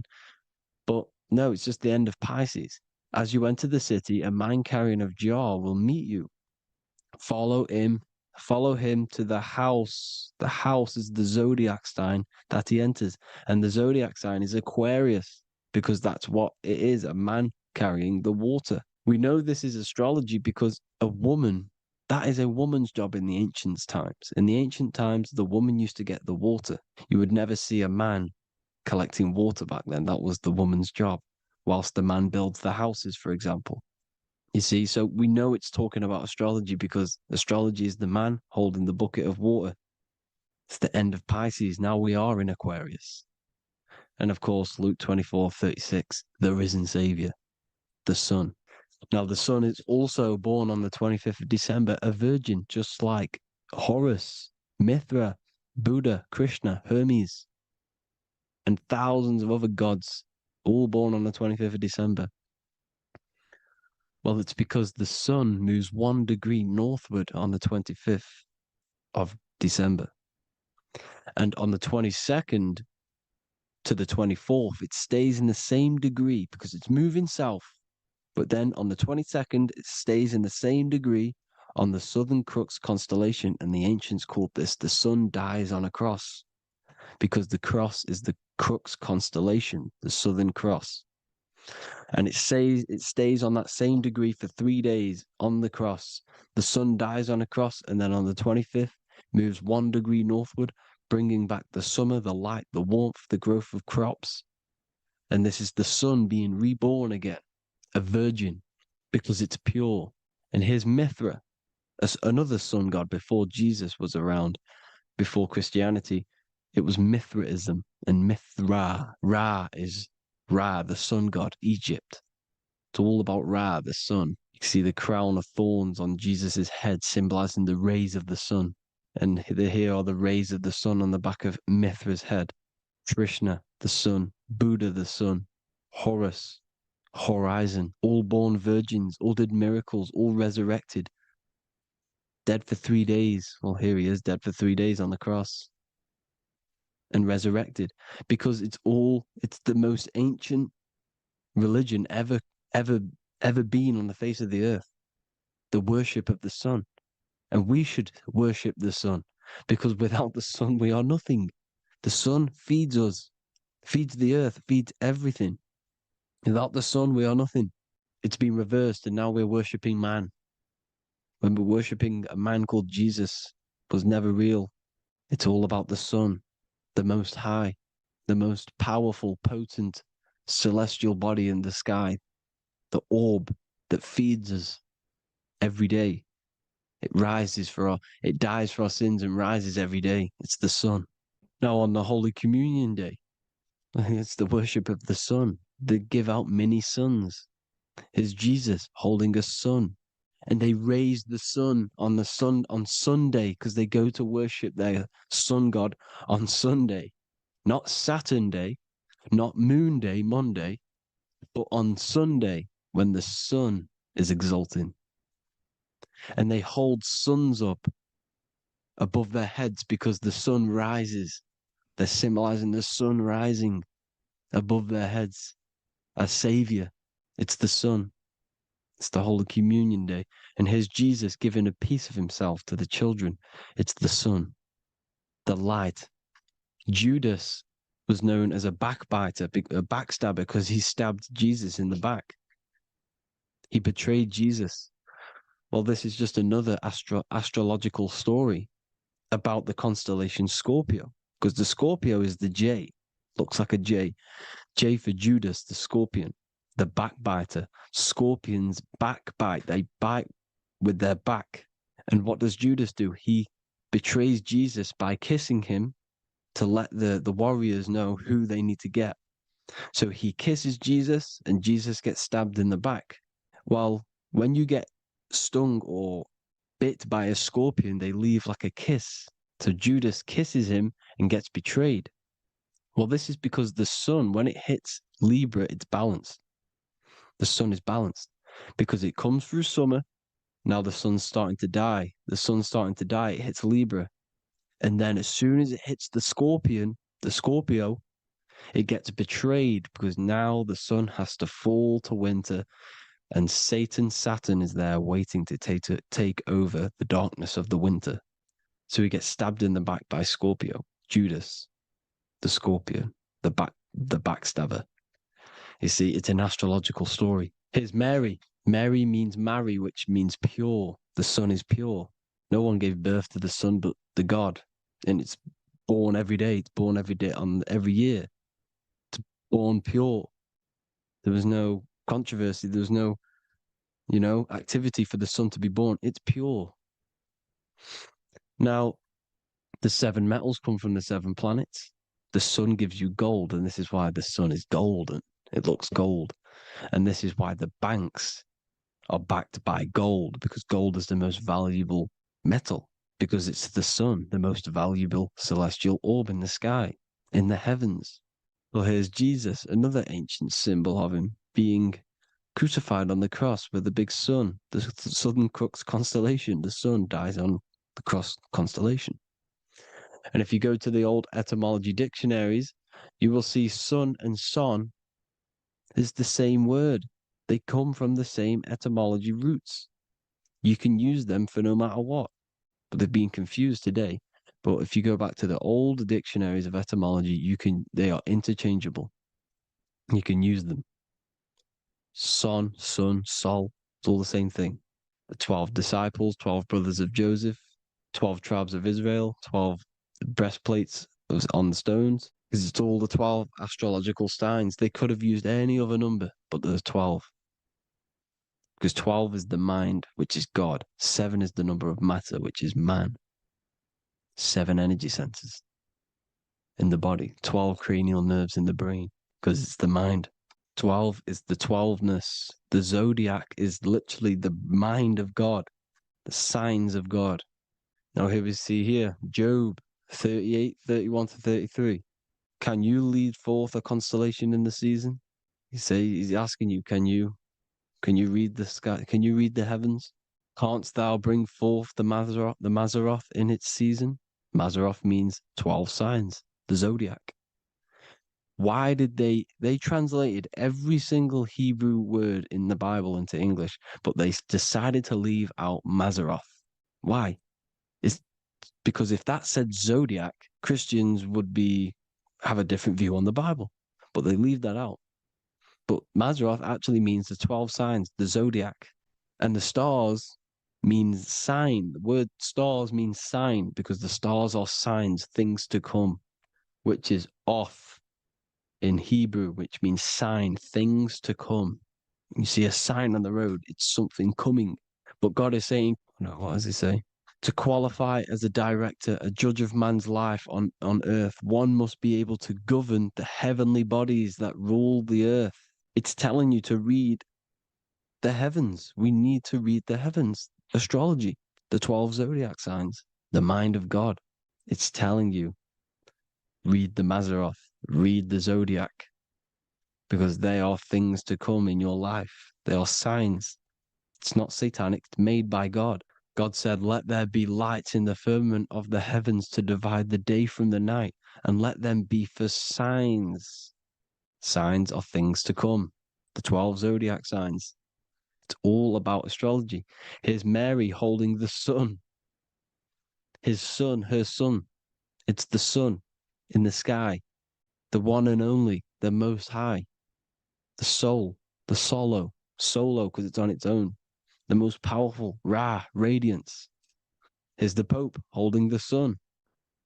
All 3 popes holding the sun because they're sun worshippers and they know the true meaning and origins behind Christianity. Sun worship. Here's the Vatican is a sundial. Yes, this is literally a clock. Your clock, your watch is a sundial. It's got 12 sections on it for the 12 zodiac signs. 12 hours, 12 Horuses. Now here you see Jesus walking on water. Well, it's the sun. And here's the beard of the sun.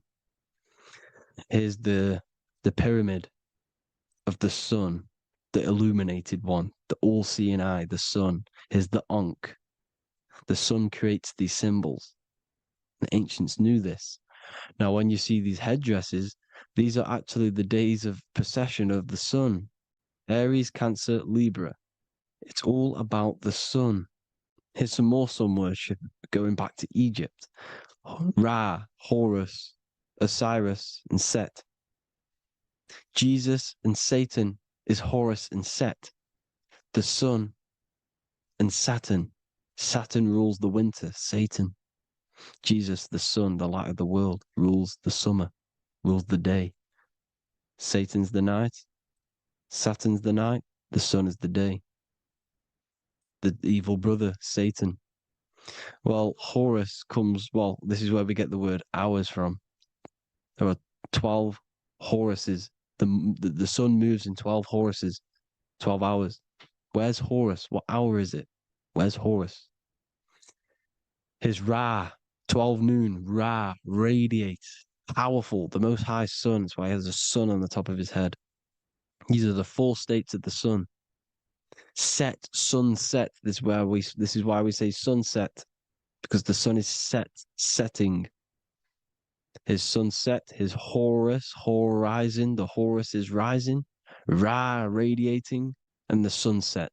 Then midnight is Osiris.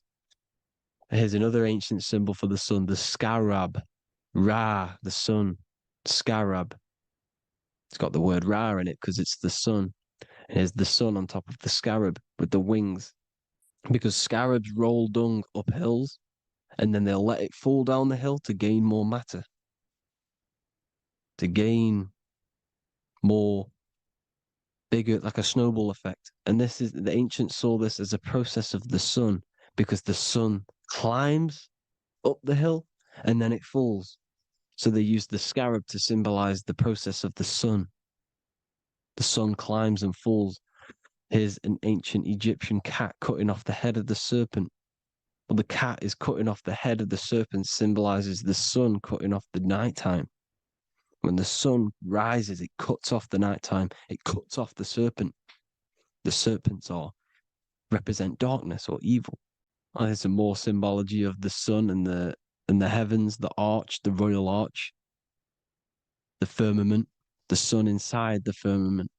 These are all ancient churches, and they all depict the firmament with the sun inside. Is the ancient cosmology, you see, because it's all about the sun. Everything's about the sun, because the sun is our orb made for us to sustain life in this, inside of this creation, inside of this firmament, the royal arch of heaven. Here's the Freemasons depicting it.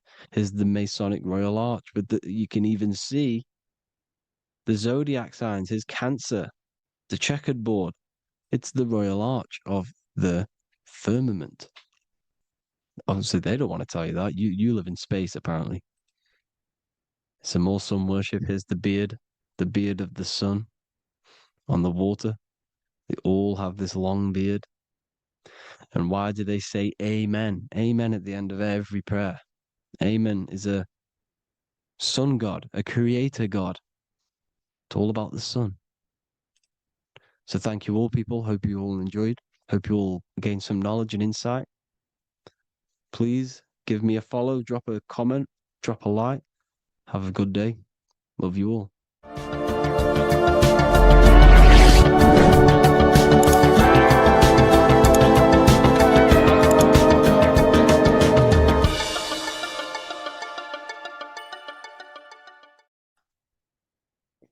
In this video, you're going to learn exactly what Christ consciousness truly is and how to cultivate this into your life so you can live a better life, create the things that benefit yourself and humanity, and ultimately to bring heaven on earth.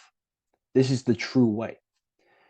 If you're familiar with my work, you know that, I'm pretty much obsessed with symbolism. Symbolism is such a massive topic, and it unlocks profound ancient wisdom that is hidden behind these layers of symbolism of the ancient paintings, symbols, and texts. So I was going through some Christian artwork and I came across this painting. It's a well-known painting called The Sacred Heart of Jesus. And it just blew my mind what this is revealing about human consciousness and Christ consciousness, which is what Jesus represents. If you're not familiar with Christ consciousness, you should definitely do a bit of research on that. But I'm going to explain it today in detail. So when we look at this painting, we are looking at symbolism.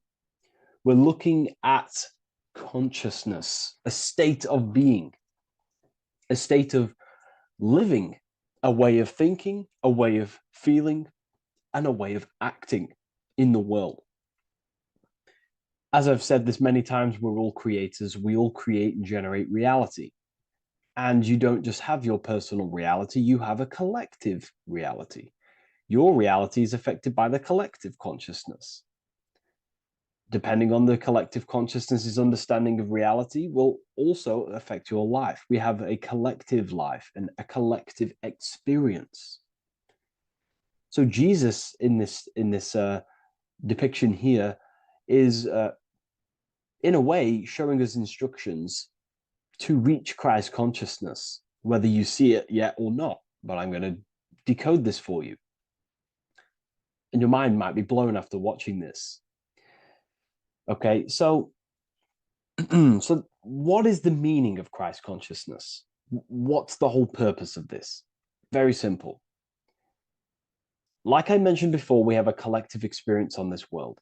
And Christ consciousness is the natural consciousness that we all need to be functioning on to generate peace, love, and unity on the earth in this experience we call life. That's what Christ consciousness truly is. It's a state of being that we need to cultivate within our own self, within myself, others, and everyone in this life and experience, so that we can all live in peace and heaven on earth, what they like to call it, so that we can generate the best experience possible together on this thing we call earth, on this material world, this material dimension. The material dimension is simply just a physical dimension of thought. It's a physical outcome of thought, but that's a whole of a lecture. So please leave a like, leave a comment if you have any topics to talk about that you wish for me to cover, and definitely leave a subscribe if you like my content and channel. So to go deeper into this, right, we've explained what Christ consciousness is and what it actually, will do to the earth and what it will do to reality in our collective experience. And it's also representing a profound understanding of self, a deep understanding of the true nature of self, the true source of self, what the self is, pure consciousness, pure God. We are all Jesus. Jesus is you, a physical manifestation of the divine made manifested physically. A physical manifestation of consciousness, okay, of spirit descended into matter. However, Jesus is a symbol that should not be worshipped, but something that we need to cultivate, maybe look up to, and cultivate within our own mind and hearts and actions. So he is someone that we should embody into our own very own being. We need to reach a level of intellect, the mind, a level of emotional understanding, and ultimately this creates Christ consciousness. Okay, and now I know that was very, very vague what I just said, but I'm going to explain it a bit more. I don't want to give it fully away yet because you need some more information, more keys. So let's observe the top end of this painting. Jesus with this circular light emanating around his head is symbolic of the mind, of the our thinking aspects of consciousness, the way we generate thoughts, ideas. The mind is also good at also ruling communication. It also rules what we give attention to. Okay, so this is symbolizing the mind of every human being. The mind is a very powerful center of consciousness located in the head, of course. This is why Jesus is the head at the top with the circle around it, representing the mind. Now, to reach Christ consciousness, we need to purify our minds. Purification of the subconscious mind. The subconscious mind is the hidden aspect of our mind with all of our memories, belief systems, and everything we've ever experienced is stored within there. We have traumas there. We have bad belief systems that hold us back. So it's about reprogramming the subconscious and aligning the subconscious with higher consciousness, with higher understanding of self, removing any mental blockages from the mind. Because in today's world, most people's minds, including myself, before I, purified myself, and I'm still continually purifying myself. That's not to say I'm perfect, because I'm definitely not. But what I was saying was purifying the mind so we can have a powerful mind. Because, like I was saying, most people's minds are not their own friend. They let their mind control them. They let their thoughts create negative influence on them, negative emotions. They let their mind destroy their confidence, destroy themselves. We do not want a mind like this. We need a mind that is our best friend, that receives powerful thoughts, that gives someone power. We do not want our mind taking away our power. Okay, so in this specific image here of Jesus, this represents a light mind, a powerful mind, enlightenment. The word enlightenment means light and ment coming from mental or mind, light in the ment. This means a powerful mind. Light is also symbolic of knowledge, information. When someone's very intelligent, you call them a bright person. It's a bright mind. It's knowledge of self. So the mind is conscious of self. That's another thing. We need to be conscious. A lot of people are not conscious, including myself before I did this, before I woke up. Most people are not conscious of their actions. They're not conscious when they're actually awake in the day. They do things unknowingly. Are we conscious of our thoughts, emotions, and actions? What we're giving attention to in our mind? Because ultimately this shapes our experience. There's a great quote, I think it's Julius Caesar or one of the Roman emperors, who says the quality of your life is dependent on the quality of your thoughts. Something along them lines. I don't know if I'm 100% correct there, but it's very true. Our thoughts dictate our happiness. So to cultivate Christ consciousness, we need to be conscious of our actions, conscious of our thoughts that we're giving attention to. There is a level of mastery that we can achieve within ourselves where we become conscious of every single thought that enters our mind. That sounds easy, but it's definitely not. But that's a high level of mastery that we can achieve and cultivate within ourselves. So we're looking at a powerful mind here from Jesus, a powerful mind, a purified mind. And we purify the mind through, affirmations, meditations, ritual work. Rituals are things we do every single day with an intent in our mind and an emotion in our heart to impress that state of consciousness into our subconscious, so it can slowly rewrite our consciousness and align our consciousness and sync it with higher thoughts and higher emotions with love. We can sync our consciousness with love, which is ultimately what Christ consciousness truly is. Well, now we're going to go on to that now. So we've gone over the mind. Now we go over the heart.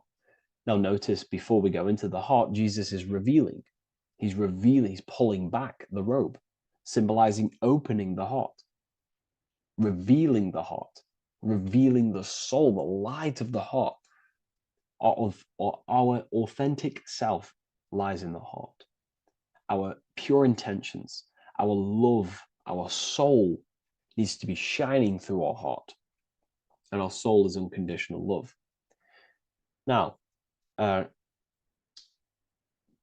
that's not to say that we can get corrupted hearts. We surely can have corrupted hearts, for sure. We can love sick and twisted things, and that's evident in today's world. People love killing people. People love hurting people, manipulating people. People love power. Now, that's obviously an inversion of the natural state of consciousness for humans. When we're born with a natural state of love, of unconditional love for the self, for everyone else, for animals, insects, the earth. We love everything as a child. And not only do we love everything, we actually act upon this. As a child, we do not act on anything we know is not good.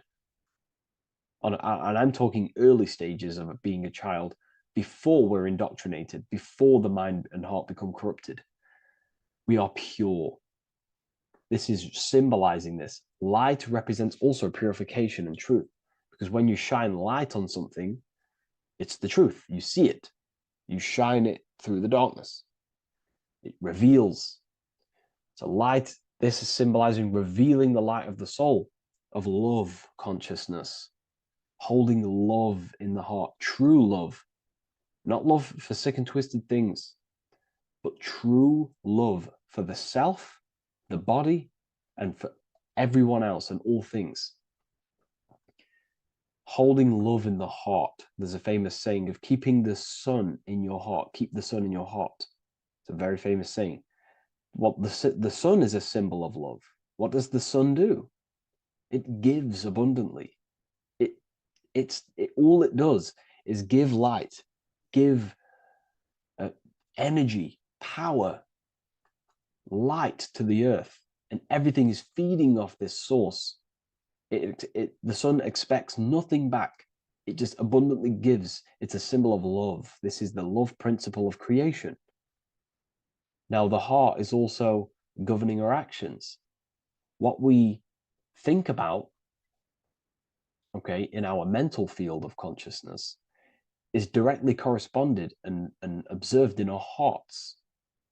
What we think about directly corresponds with what's going on and what we feel in our hearts. Okay? Thoughts produce emotions. So if we give attention to negative thoughts, there's no wonder we're having negative emotions in our hearts. So purification of the mind is also having an effect in purification on the heart. Because when we purify our thoughts and only give attention to powerful thoughts and positive thoughts that uplift yourself and humanity, then we're going to also see this change in the heart, see this emotional change in our consciousness. Okay, so this represents the purification of, a purified heart, the light emanating around the heart. Love for the self, love for one another. And you're revealing this, you're shining the heart on others. This represents, revealing your true self to everyone without suppressing aspects of self. Revealing the light, not holding back the light. Because people in darkness will look at people who are spiritual and say, oh, he's into the woo-woo stuff. It's about revealing that and not caring about others. Because when you shine a light, you're also planting seeds in other people. Now, I'm going to tie this together with the hand gesture. Now, what we're looking at here, we're looking at a hand gesture with two fingers up. We have the middle finger and the index finger upwards. And notice how they're crossed over. They're crossed. They're not separate. They're crossed, representing unification. Unification here. This is a unified two fingers. Two represents division. Crossed over represents oneness. It's the unification of the mind and the heart. A lot of people talk about this, but not many people go into detail about it because, for many reasons. But this is the unification of thought with emotion. This is how we truly reach Christ consciousness. And ultimately, when we do gain the love in our hearts and we do slow, it's a gradual process of cultivating love for the self and everyone else in the world, because we're so programmed to be divided. But it's a slow progress. But when we do cultivate love in our hearts for the self and one another, love is a very, very nurturing and growing force. Like I said, the sun earlier, that is pure love energy. It makes everything grow on the earth. While love in your heart grows connections with people.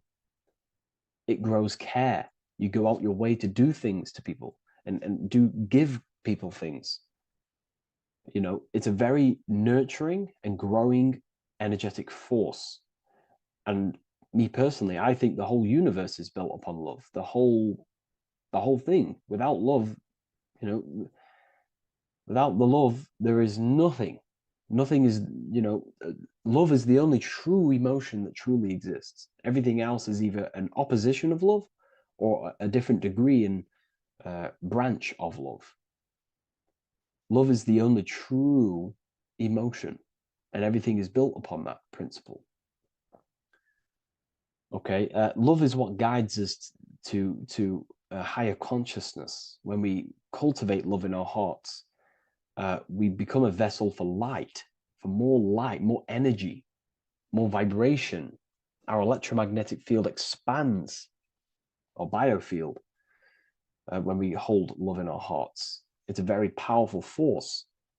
And when we do cultivate a strong spiritual compass within our heart, because that's what our heart truly is, it's a spiritual compass. It tells us, well, it doesn't tell us, it knows what is right at all times.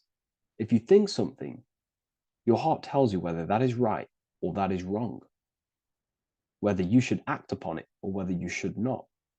The heart knows what's good and evil. No one told you this as a child. As a child, you already knew this. You came into the world, you knew what was right and wrong. You knew it was wrong to hurt people. So this unification that he's doing with his hand symbolizes thinking with the love of the heart, represents thinking with love of the heart, thinking with love of the heart for the self and the collective. Now, ultimately, what this does is give birth to perfect action. Why? Why does this give birth to perfect action? Think about it. Every time you've taken an action, why did you take the action? You probably, well, you would have thought about it, you had a feeling towards it, a care energy, and you took action. Why do we go to work? We care about paying the bills and staying in our house. We go to work to earn money. We think, we care, we act. Everything you see in front of your reality, on the screen that you're seeing right now, you called your eyes. Everything is in front of you because you care. It's the heart energy that leads the body. Okay? And that's even present in the body. Have a look at the body. We have the head, thought, then emotion, then our feet is at the bottom, and our feet take action. Thought, emotion, action. Thought, emotion, action. So even the body is basically a blueprint of how creation is manifested. So we receive thoughts from the divine planes, from the higher planes of consciousness. We receive them. That's another thing that I missed. If we purify our minds, we're basically attuning our mind to a higher part of the mental plane, and we will receive higher thoughts. We will receive thoughts that are more genius, what we like to call today, or better quality thoughts. We receive good ideas when we attune our mind to a higher consciousness. Okay, so we are like a radio. We receive thoughts based on what our mind is set to. That's why we call it a mindset. So, like I was saying, we receive thoughts through the head. We feel the emotion, then our feet take action. Thought, emotion, action. So the body's a blueprint of creation. It's beautiful when you really notice this. So this unification is about thinking with the love of the heart, which gives birth to perfect action in the world. And this is the state that we need to cultivate within myself and everyone in the world so we can give birth to heaven on earth through action.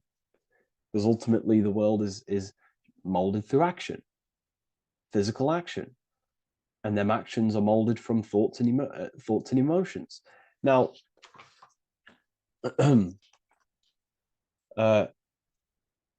just to have a little announcement, I am now opening 10 more spaces inside my symbolism masterclass. We have 10 more spaces. You're going to learn about a lot more about symbolism. It's very affordable. I'll leave the link in the description if you wish, if you care about gaining more information and learning the ability to read symbols. So what is the inversion of this? What is the inversion of this consciousness? Well, that's what we call satanic consciousness. Satanism. Satanism on its true level is the opposite, the opposing the natural state of consciousness that we are born into. It's about thinking with no emotion, thinking and acting. This is what the Skull and Bones represents here. So the Skull and Bones Secret Society, this is their main logo.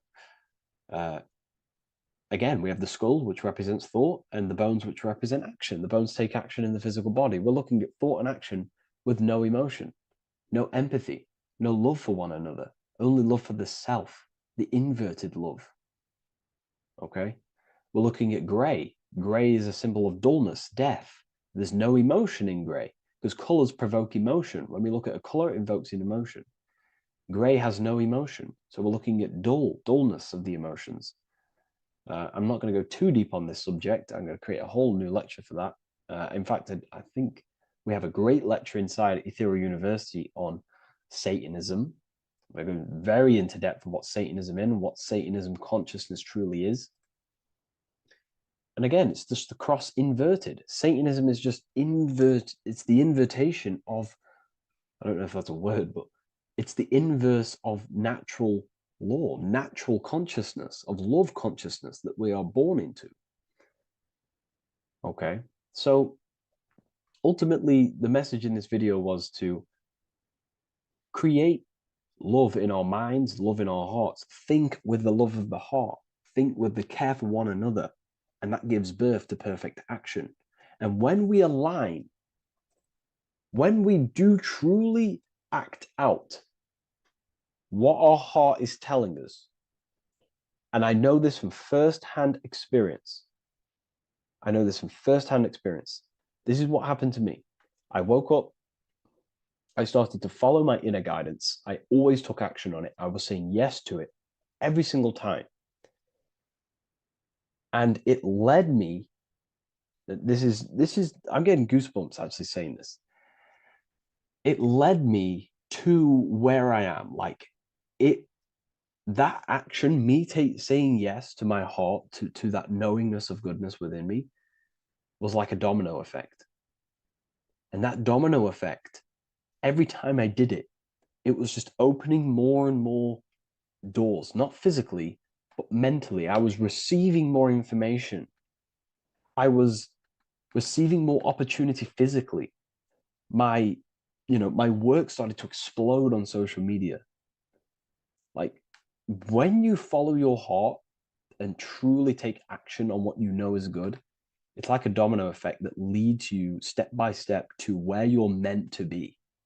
And it's so profound and it's so, beautiful.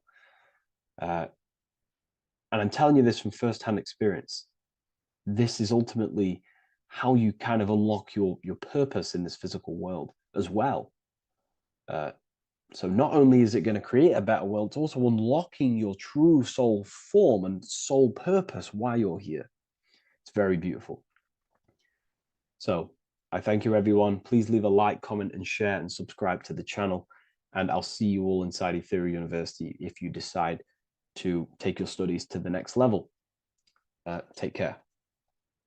Neo is plugged into the matrix on the back of his neck. And if we look at the human brain, the back of the neck is the reptilian brain stem. And when one operates their life out of the reptilian brain stem, they are unaware, unconscious. They are consciously dead because the reptilian brain does not really critically think. It acts on instinct, fight or flight mode. This is considered in the occult spiritually dead. When one is taking actions without intention, simply very reactive to life. They're not living, they're simply experiencing. When you're walking down the street and you see someone and in your mind you think me versus them versus me, that is an animalistic way of thinking. I used to be trapped in this way of thinking, always thinking of fight or flight, always judging people, always reacting to the world, never consciously creating and commanding with intention in the world. This could be considered the matrix, when one lives unconsciously, simply surviving in the world. Another symptom of living in the reptilian brain could be obsession, a constant need to assert your power over others to feel safe or superior. Views relationships as power hierarchies, not as mutual connections. It could be a conquest for sex, lust, seeking validation through sexual activity. Sex becomes a tool for dominance, escape, and self-worth. Intimacy is avoided. Pleasure is pursued without emotional depth. Seeking pleasure all the time. This is all to do with the reptilian brain. Seeking safety. It could be compulsive eating or food hoarding driven by craving and not actual hunger. Eats to soothe fear or or emotional discomfort, often unconsciously. This is the unconscious. Fear-based decision-making. Every choice is shaped by perceived threat or insecurity or fear within the subconscious mind. Long-term vision is sacrificed for immediate safety and gratification. All the reptilian brain. Territorial behavior overacts when personal space, possessions, or status is threatened. Acts as though survival depends on ownership or status. Addiction repeats patterns to feel safe, even if they are harmful. Avoids anything unfamiliar or unpredictable. Low empathy. No empathy or emotional care for one another and for fellow beings in the world. Sees people as threats, tools, or competitors. This is all to do with the reptilian brain. Intense jealousy or possessiveness. Sees others as rivals or objects to control. Cannot tolerate perceived threats to loyalty or status. Quick to be angry. Slow to reflect. Reacts with rage, withdrawal when challenged. Lacks emotional regulation or deep self-awareness. So this is considered, this brain could be considered the matrix, hence why Neo is plugged into this brain. He's operating the life out of this brain, unconscious, simply navigating life like an animal. I was in this state, and you can only really realize this when you come out of this brain and you start to function from the higher regions of the brain, which we will discuss very soon. And my life was chaos because there was chaos operating internally. I was never thinking about the future. I was always operating life out of fear, out of lack. Never had care for another person. When you operate life out of this brain, the matrix, things outside you, can easily control you. This is why they keep us in a constant state of fear. So we operate life out of this. So we never gain full control over our reality, over our actions, over our thoughts. So Neo is called Neo, and he works at a place called meta cortex, very symbolic of the neocortex, the higher region of the brain. Now, this brain makes you human. It ultimately allows you to hold control over the animal urges, okay? The neocortex is the brain that allows you to have self-mastery, that allows you to control your urges, your instinctual survival urges. So humans can overcome their reptilian animalistic state and start to operate their life in a conscious mastery state. And Neo is plugged out of the reptilian brain, and he starts to use his neocortex, the human brain. This allows one to learn to have self-control, allows one to create, allows one to think about others. It allows one to critically think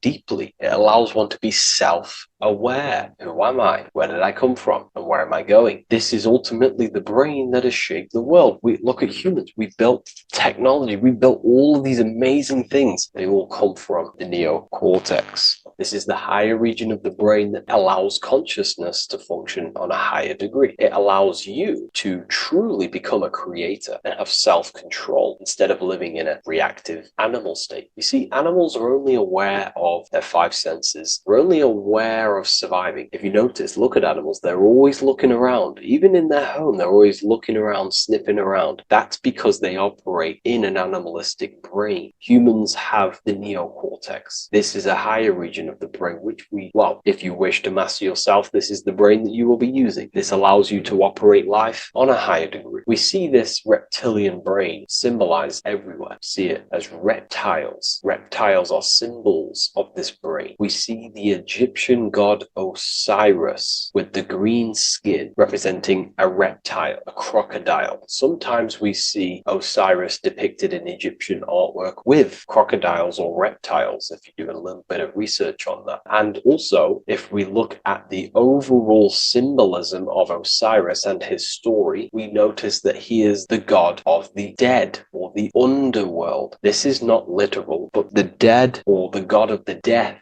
the god of the death of self, the dead of consciousness, because you are a divine being with limitless potential to create. And ultimately, to create, we have to master our reptilian brain. But when we function from this reptilian brain, we are dead to our higher powers of creation, of imagination, of actually gaining control and operating life from the higher mind, operating life as the divine being as you are. But if you operate life in Osiris, he is the god part of dead. You are spiritually and consciously dead. You act unconsciously. You are dead, not physically, but mentally and spiritually. So what we're looking at here in the Egyptian artwork is the reptilian brainstem. We have the left hemisphere and the right hemisphere of the brain. Notice a curve. The feminine body is very curvy. This represents feminine. The masculine body is very liney. So if we study geometry, we know that lines are masculine, hence why the word masculine, line, and the feminine body is,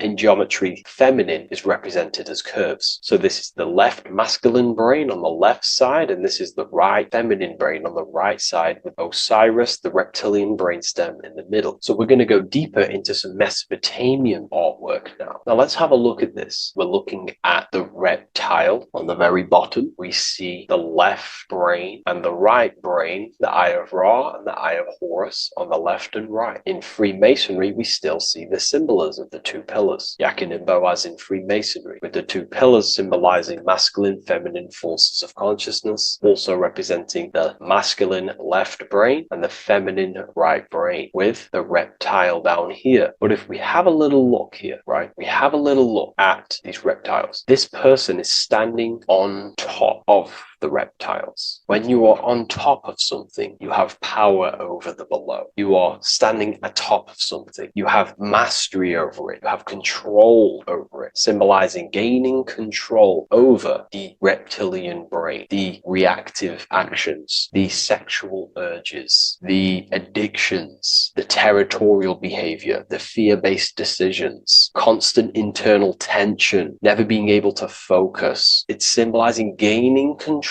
over these internal qualities that happen within us, in our mind, because the universe is mental. And if we do not gain control over this brain, it will dominate our mind, which will ultimately dominate our actions and destroy our life and live in an unconscious state. So this is basically instructions in this ancient Mesopotamian artwork of becoming self-mastery, to operate on a God consciousness level. So we have a person symbolizing your awareness, the internal you, having mastery over the reptilian urges, the reptilian brain, the reptile thinking. We have a person, a face in between, and it's standing in between these pillars, symbolizing balance of the brain hemispheres. Because the face, we see the eyes in the middle, we see the person is you, your consciousness, standing in the middle pillar, so representing seeing reality as neutral. Everything in the world is neutral. It's the mind's perception that gives it a positive or negative charge. When we adapt this mindset, this view of reality, this knowingness of reality, we see the world for what it truly is. And if you see things as neutral, it allows one to transform the situations in your life accordingly, instead of simply choosing a side.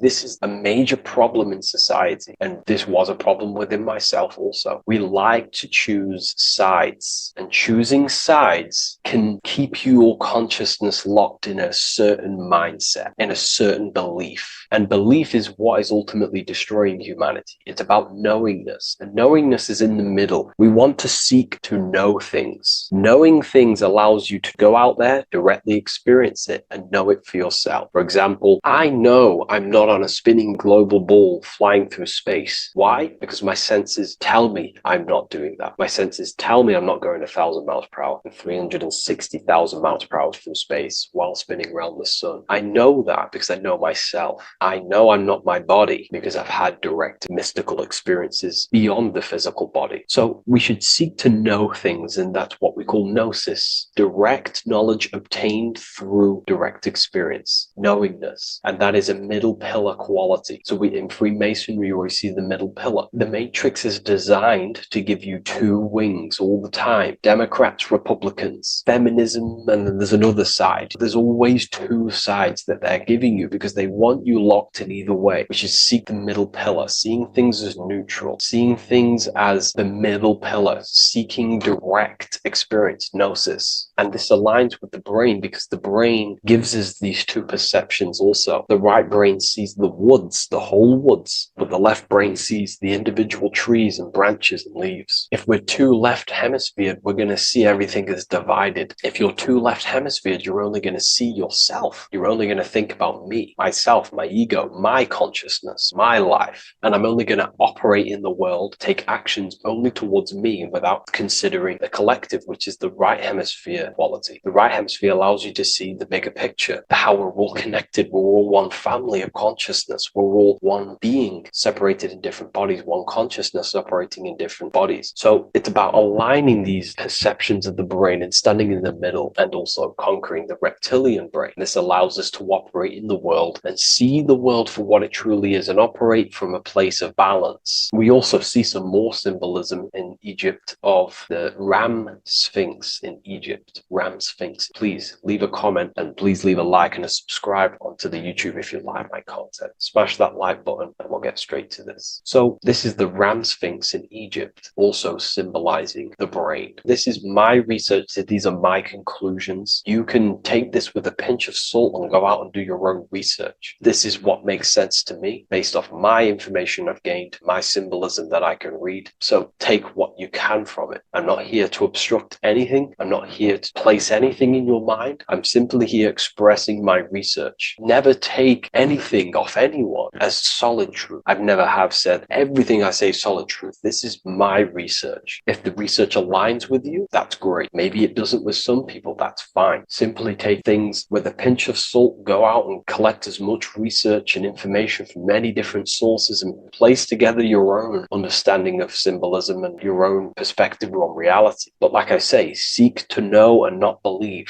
So this is the ram sphinx in Egypt. This is a more powerful symbolism of the brain. We have Osiris here, the god of the dead, which is the reptilian brain, and an Aries symbol here symbolizing the hippocampus in the brain. So this is the reptilian brain stem, heavily aligned with the reptilian brain stem here. We can see the connections if we look closely. So this represents the dead of consciousness. This is the dead of self, living in impulsive, animalistic state, the symptoms that I listed earlier. I'm not going to go over the symptoms again. And Aries symbolizes the hippocampus in the middle of the brain. It's the hippocampus. And Aries is a symbol of a state of being. Why? You see, ancients and the ancient Egyptians, according to my research, Freemasons still use this symbolism today. So what they do is they use the path of the sun to symbolize a state of consciousness or a journey in consciousness. So what do I mean? So Aries here is the transition from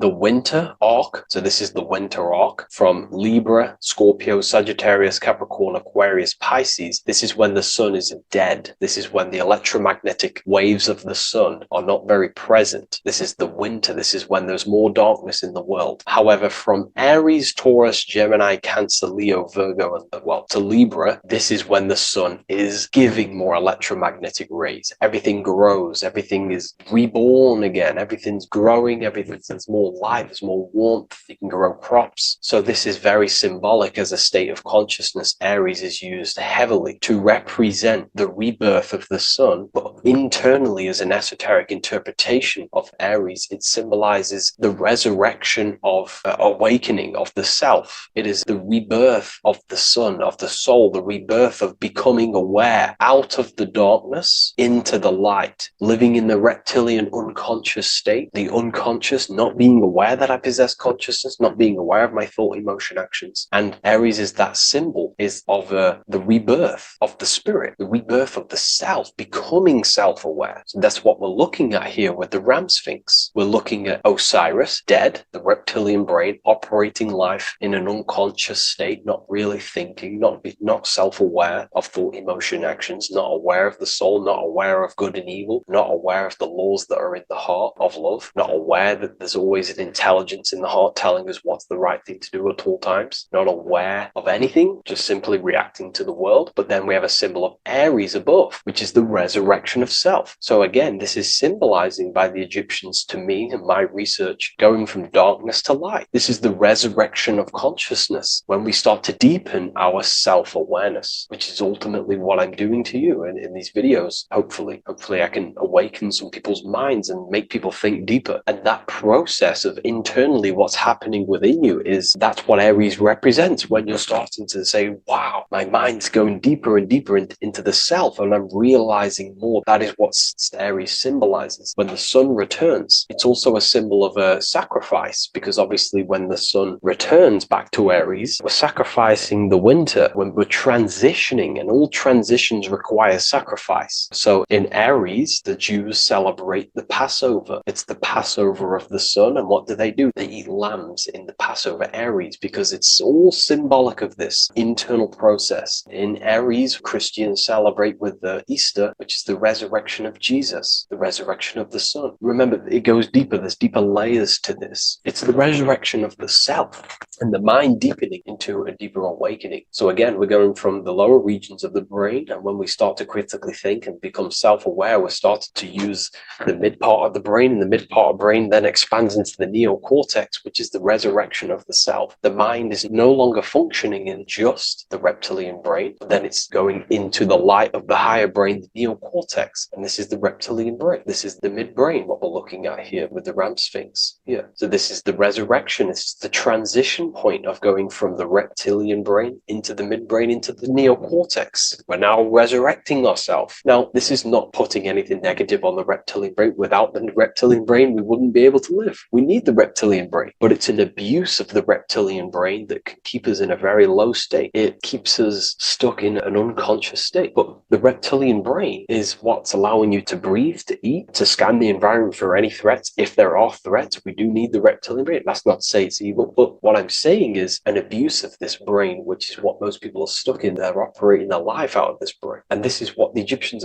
I think, are symbolizing, trying to tell us, to resurrect ourselves, to become self-mastered, to become the highest version of yourself, to actively create in the world. Because when we are only operating from this brain, we're unconscious, well, then other people can use you as a vessel to create their reality. This is how the world is at the moment. The ones who know how to use the mind are controlling the other ones who do not know how to control the mind. So I hope this makes sense to you. Let me know if you have any video recommendations, and I'll see you inside Ethereal University. If you wish to take your research to the next level, I have things inside of there that are very powerful. We happily invite you. I'll see you inside of Join. If not, I'll see you in the next YouTube video. Hello, Seeker. Welcome to Revival of Symbolism, a channel devoted to the language of esoteric symbolism, helping you discover yourself and expand your consciousness into new realms of thought. I'm Harry B. Joseph, also known as Revival of Wisdom. In this video, we're going to be breaking down the occult and esoteric meaning of the tarot card, the Magician. This contains many layers of symbolism. Let's get straight into this. So if we look at the card of the Magician, the first thing we notice is this gesture, his hands. We have one hand up, one hand down. This corresponds to the teaching and the principle of the universe called the law of correspondence, also known as above, so below. As above, so below pretty much corresponds with everything in the whole world and life. Everything functions underneath this law. It teaches that everything below in the material plane does not exist on its own. Physical life does not create itself. It is not independent. It cannot sustain itself. Everything below in the material plane has its spiritual counterpart within the heavenly realms of higher consciousness dimensions. Everything above manifests that which is below. It's simply representing how reality is dual and you are dual. You have a self outside the mind, which is the physical body, and a self inside the mind, the spiritual self. While most people are fixated on the external self, the physical body, they never give attention to their internal self, the self inside the mind. The self inside the mind is limitless, has infinite potential, and is not bound to any true form or identity. The internal self is the immortal self, the higher self. It is the self that can turn anything, any thought, into a form within the realm of imagination. This is what we call the astral plane. The astral plane being a plane or a dimension that sits just above the physical plane and it's the realm of imagination, emotion, and desire. Because in order for us to imagine something, we have some sort of emotion or desire to create it. Therefore, it is the astral energy, the desire and the imagination of something above in the higher realms and dimensions of consciousness that make it possible and physically created within the material realm. It is the astral forces of desire manifesting the actions of the physical body, because the physical body only moves to what we care about or we have a passion or desire. These forces, what we call passion and desire, are not just chemical reactions in your body. They are astral forces directly coming from your astral body. We think with thought. This is the beginning of all creation. We think, we imagine, we desire, then we act. It is the higher realms first, then the external realm, the material. Higher dimensions over the lower dimensions. This fits in perfect with the magician, because a magician is not someone, like Harry Potter shows you with wands casting spells. This is fantasy. The real magic is about changing consciousness at will, because consciousness above creates that which is below, the material, as within, so without. Reality is created from the inside out. So the magician understands that by changing consciousness, we change our external circumstances. You see this reflected in your life, and I've seen this reflected in my life. When you change your consciousness, for example, you start to spiritually awaken. You start to think differently, see the world differently. What happens to your external reality? Notice your friends start to say you've changed. You may not fit in with your current friendship circle. Your friends will change and you will outgrow them, and you will have to seek to find new friends that fit with your new internal state of consciousness. This is teaching that the internal world rearranges the external world. While most people stay in a cycle of trying to change the external world, not realizing that they must first change the internal. This is what magic is about. Magic is about changing consciousness at will.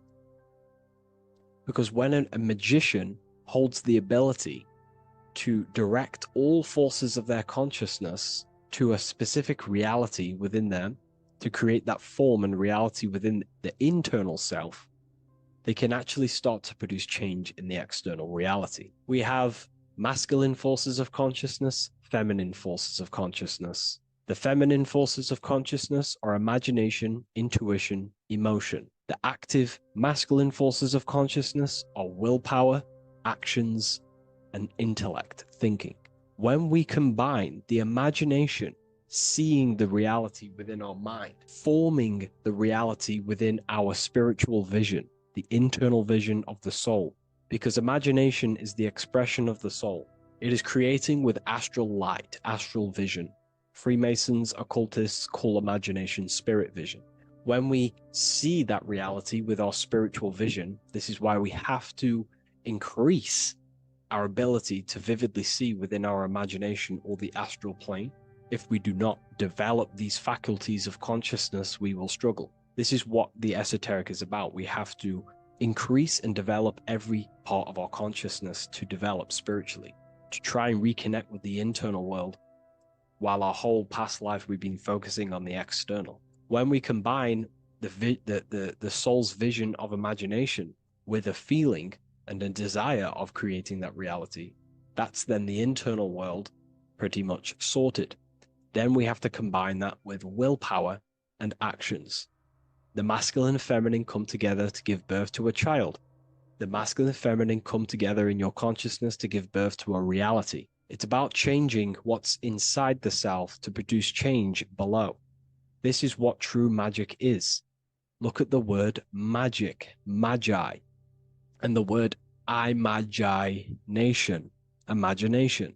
Imagination is about working with the forces of the soul and the forces of consciousness, producing change in consciousness at will to produce change in the external. This is what this represents. Changing above so we can change below. No point trying to change the external world, because the external world is already formed. It is a form, it is an effect. So to produce true change in the external world that lasts long term, we must first gain control over ourselves and produce change internally. This is why the magician is called to gain mastery in every element of their being. They have to gain control over every aspect of consciousness and develop every faculty of the soul.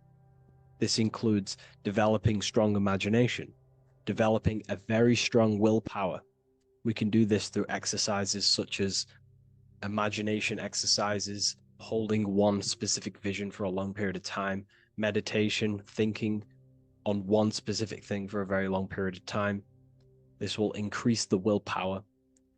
It's also about gaining control over the subconscious impulses, the subconscious thinking patterns that seek to control us. It's about gaining control over every aspect of our consciousness. This is what a true magician is.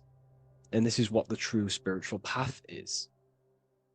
Developing every faculty of consciousness.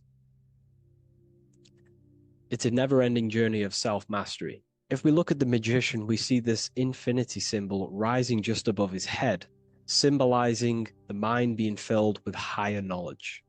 The mind aware of higher dimensions. You see, the mind is the cause, physical reality is the effect. We need to raise our consciousness from effect consciousness to causal consciousness to truly become a magician and a master of our reality. What do I mean by effect consciousness? Most people live in the realm of effect and reaction. Their consciousness, their mind, emotions, and imaginations are constantly thinking, feeling, and imagining the things that have happened to them. Instead of doing this, we need to change this state. Instead of reacting, we need to become the cause. Instead of thinking and imagining and feeling the realities that's already gone past and things that have happened to us, we need to change this so we use the powers of the soul, the powers of consciousness as imagination, emotion, the intellect, as causes and not reactions. This is how we truly become a magician and apply this principle of as above, so below. We need to think, feel, act, imagine, and use all the faculties of consciousness and the creative powers of the soul to cause things, to create a better future, to imagine a better outcome, instead of dwelling in reactivity, because reactivity will create a constant cycle of negative manifestations. If we sit around and moan, complain, think, imagine, feel the things that have happened to us in the past, the mind is the cause. And if the mind is in that state of reactivity, it's just going to constantly create more negativity in your external reality. This is what it's all about, as above, so below. You can see the sword here. The sword cuts through the air. The air is one of the 4 physical elements. Fire represents the spiritual body of consciousness. Water represents the emotional body of consciousness. Earth represents the physical body of consciousness. Air corresponds to the mental body of consciousness. So this sword is a symbol of a sharp mind. The mind needs to become very sharp and very disciplined and very controlled, both consciously and subconsciously. What does this mean? We have to gain control over the mind. We have to become more conscious of the thoughts that are happening inside our mental field, because the mental field of consciousness is pretty much the birth of all creation. We think, imagine, feel, then act. So we must gain a sharp intellect, a sharp mind, a sharp, powerful mind. The sword is also a symbol of power. So this is a symbol of a powerful mind, a mastered mind.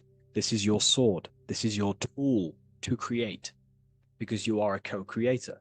As above, so below literally tells you that you are God itself. The same powers God used to think everything into existence, such as nature, the stars, the human body, the macrocosm, the world. God thought the world into existence. We live in a mental universe. All creation is first thought, then manifested physically. The same powers of thought God used to create the world is the same power that you use to create your world. You are cut of the same fabric of God. You are a microcosm, as above, so below. God is the macro, you are the micro. What is the wand?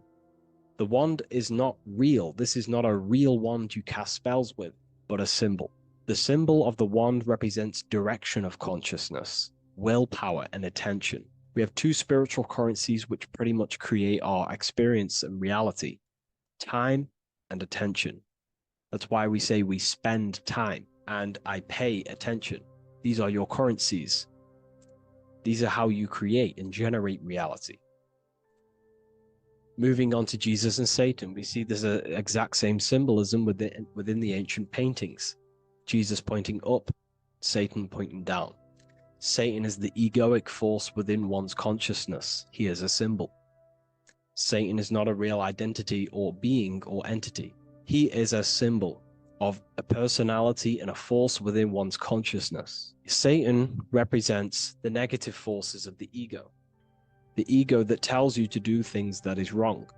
In your heart, you know what is morally right and wrong. Let's say you're thinking, you get a random thought of stealing an old lady's purse. You, in your heart, know that is wrong. But Satan is the force inside of you that says, do it anyway. Don't listen to the heart. Get the personal gain. I want the money. That's Satan. Jesus is the higher mind, the aspect of our consciousness that dwells above the ego. It's the part of our heart that desires the spiritual. Our heart is the generator of our reality. And whatever we desire is what we generate. You only take action and generate your life on what you care about or what you feel. If someone's talking about something you don't care about, you say, oh, I don't care about that. But if you care, you will listen. If you care about something, you take action towards it. If your heart desires the material, you have been taken over by the egoic force of Satan.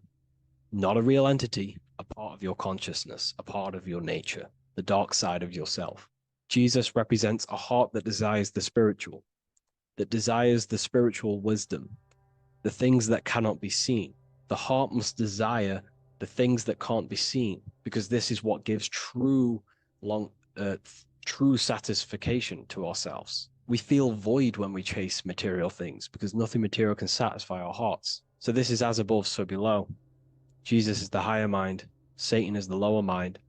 We must place our hearts on the higher things and give our hearts and desires to knowledge, the things that we cannot see, because this is what gives us true fulfillment. We also see this symbolism in the Baphomet. As above, so below. The material realm below and the fire up here. The fire symbolizes spirit. The spiritual made manifest in the physical. This is all the same symbolism. It corresponds to everything. You can use as above, so below to determine truth. If someone tells you something, tries to make you believe it, and it does not correspond with the law of correspondence, then you know it's a lie. You can use as above, so below to manifest things. You can use as above, so below to see the world as a reflection of God. We are in God's kingdom. This is God's world, and you are creating in the world through the same powers of God, thought. You are a small version of God, co-creating a world and reality in earth. You yourself are an earth. Your body's the earth. Your consciousness is God and heaven. So I hope this video helps. The occult goes deeper than you could possibly imagine. If you wish to go even deeper, join our community, Ethereal University. Please leave a like, share, comment on this video for more.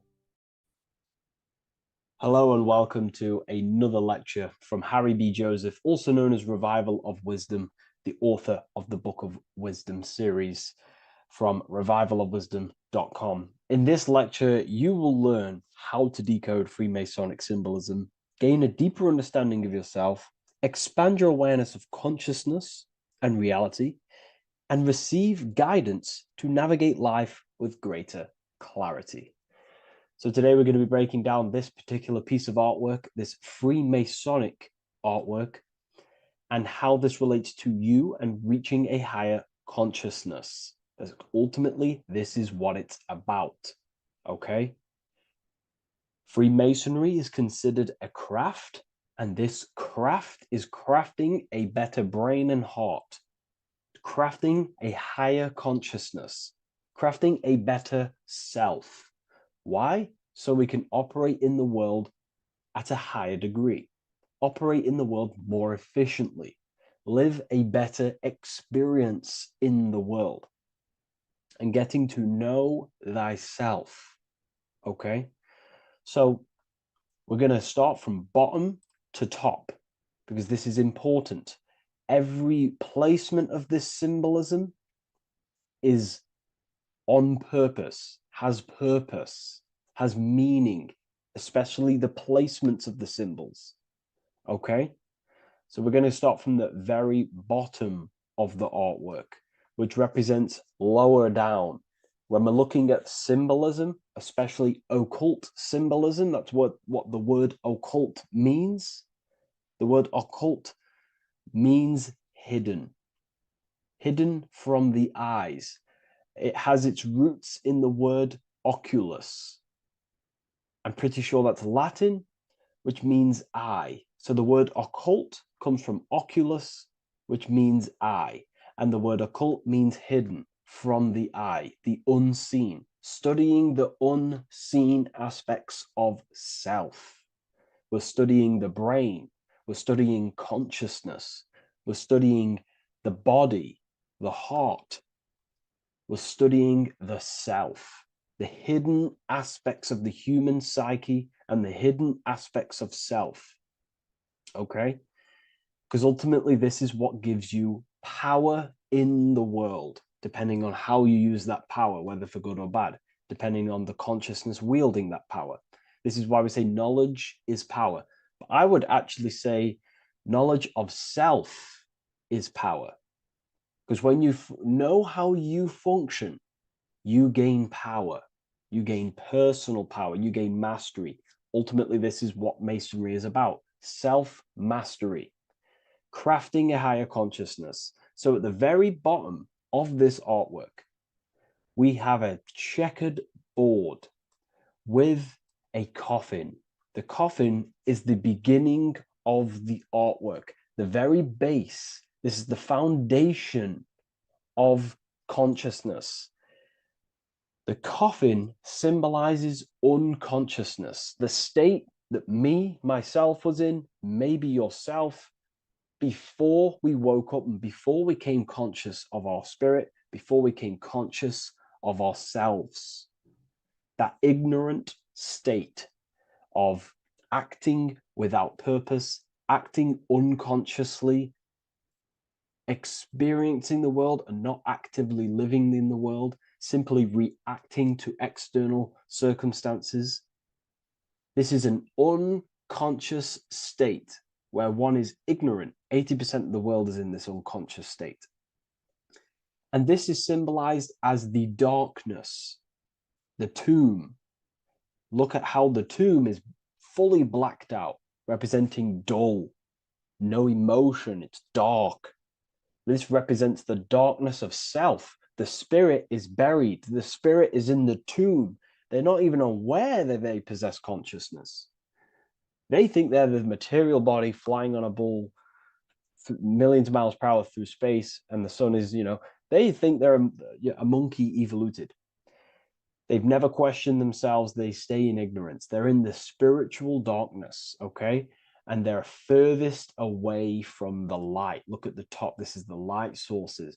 They're in the darkness, okay? They're in spiritual darkness. They're in ignorance. And they're in division. Their mind has no power. Their thoughts contradict themselves. They say they're going to do something, but then their mind tells them, oh, I'm going to fail. Or I want to do this, but my mind says this, and I believe this about myself. They want to, they want to write a book, but their actions are scrolling on TikTok, and their emotions about, feeling about their past person in their life. That's division between the self, that's divided consciousness. They also have a divided brain hemisphere. They do not see reality through a true lens, because the brain acts as like a lens on how we perceive things. And if the brain hemispheres are not aligned, then we cannot see reality the way it actually is and truly presents itself, neutral. If we're left hemisphere dominated, we see everything as divided. Nothing's interconnected, nothing's a whole. But if they're, Right hemisphere dominated, they see everything as a whole. We need to look in the middle of that, okay? So we'll go into that a bit later. But ultimately, they're in a divided state of consciousness, they're in ignorance. But the tomb is symbolic of that. The tomb is, you're not even aware they are divided. They think everything's right in that state. I was like that. My family is like that. They're not even aware of themselves, and you try and say something to them, and they don't even know they're in division. They don't even recognize that they're in a bad, low earth base consciousness. Okay. So when we get out of the tomb, which is representing by a spiritual awakening, we get out of the tomb, we realize, wow, I possess consciousness. I've woken up. You're waking up to the things in the world, and you wake up and start to see the world for what it truly is. When you become aware and you rise out the tomb, you're born again. You start to actually start looking within. You start to become conscious of your thoughts. You start to become conscious of your actions. You start to become conscious of the evil in the world. You start to become conscious of the things. You rise out the tomb. You start to become conscious of your intuition. You then step on the checkered board. The checkered board is now you realizing you're in a divided state. Okay, so you're now putting down the ego, because remember, when you're in the tomb, the ego is fully in domination over consciousness, over your consciousness.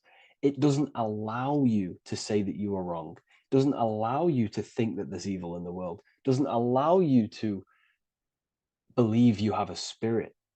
It doesn't allow you to see that there is maniacs running the world and trying to control you. The ego is so stuck. But when we start to realize this is part of our awakening, we start to realize that the ego is trying to keep us safe at all times and keep us locked in that state of thinking and believing that we were in before. It's always seeking safety. Okay. So when we come out the tomb, we start to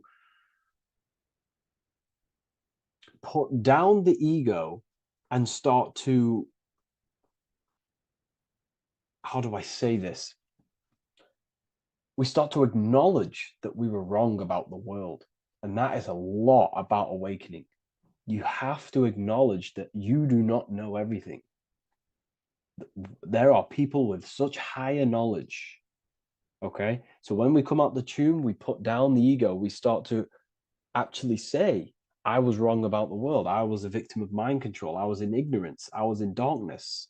Spiritual dark. I'm divided. My thoughts, emotions, and actions are not aligned. My intuition and my action are not aligned. I'm not taking action on what I know is good. I'm taking actions against what I know is good. That's a sin. That's a sin against the spirit. Okay. So when you acknowledge this, you acknowledge you're in division, you then take the first 3 steps, which is the Freemasonic Blue Lodge degrees. These 3 steps. Okay. Ultimately, this checkerboard represents illusions as well. You're in an illusion. Okay, this is why we see it heavily used in the music industry. It represents base consciousness, base level awareness, 5 sense thinking. It represents you versus me thinking, walking down the street and thinking everyone's trying to hurt you, and it's always you versus me, judging people in your own mind. That's low thinking, lower thought. And not to notice squares. Squares are an unnatural state. They're an unnatural shape. We do not see squares or 90-degree angles in nature. It's the lower mind. So it represents base consciousness, base level awareness, only aware of the physical body, only aware of the 5 senses, never looked within.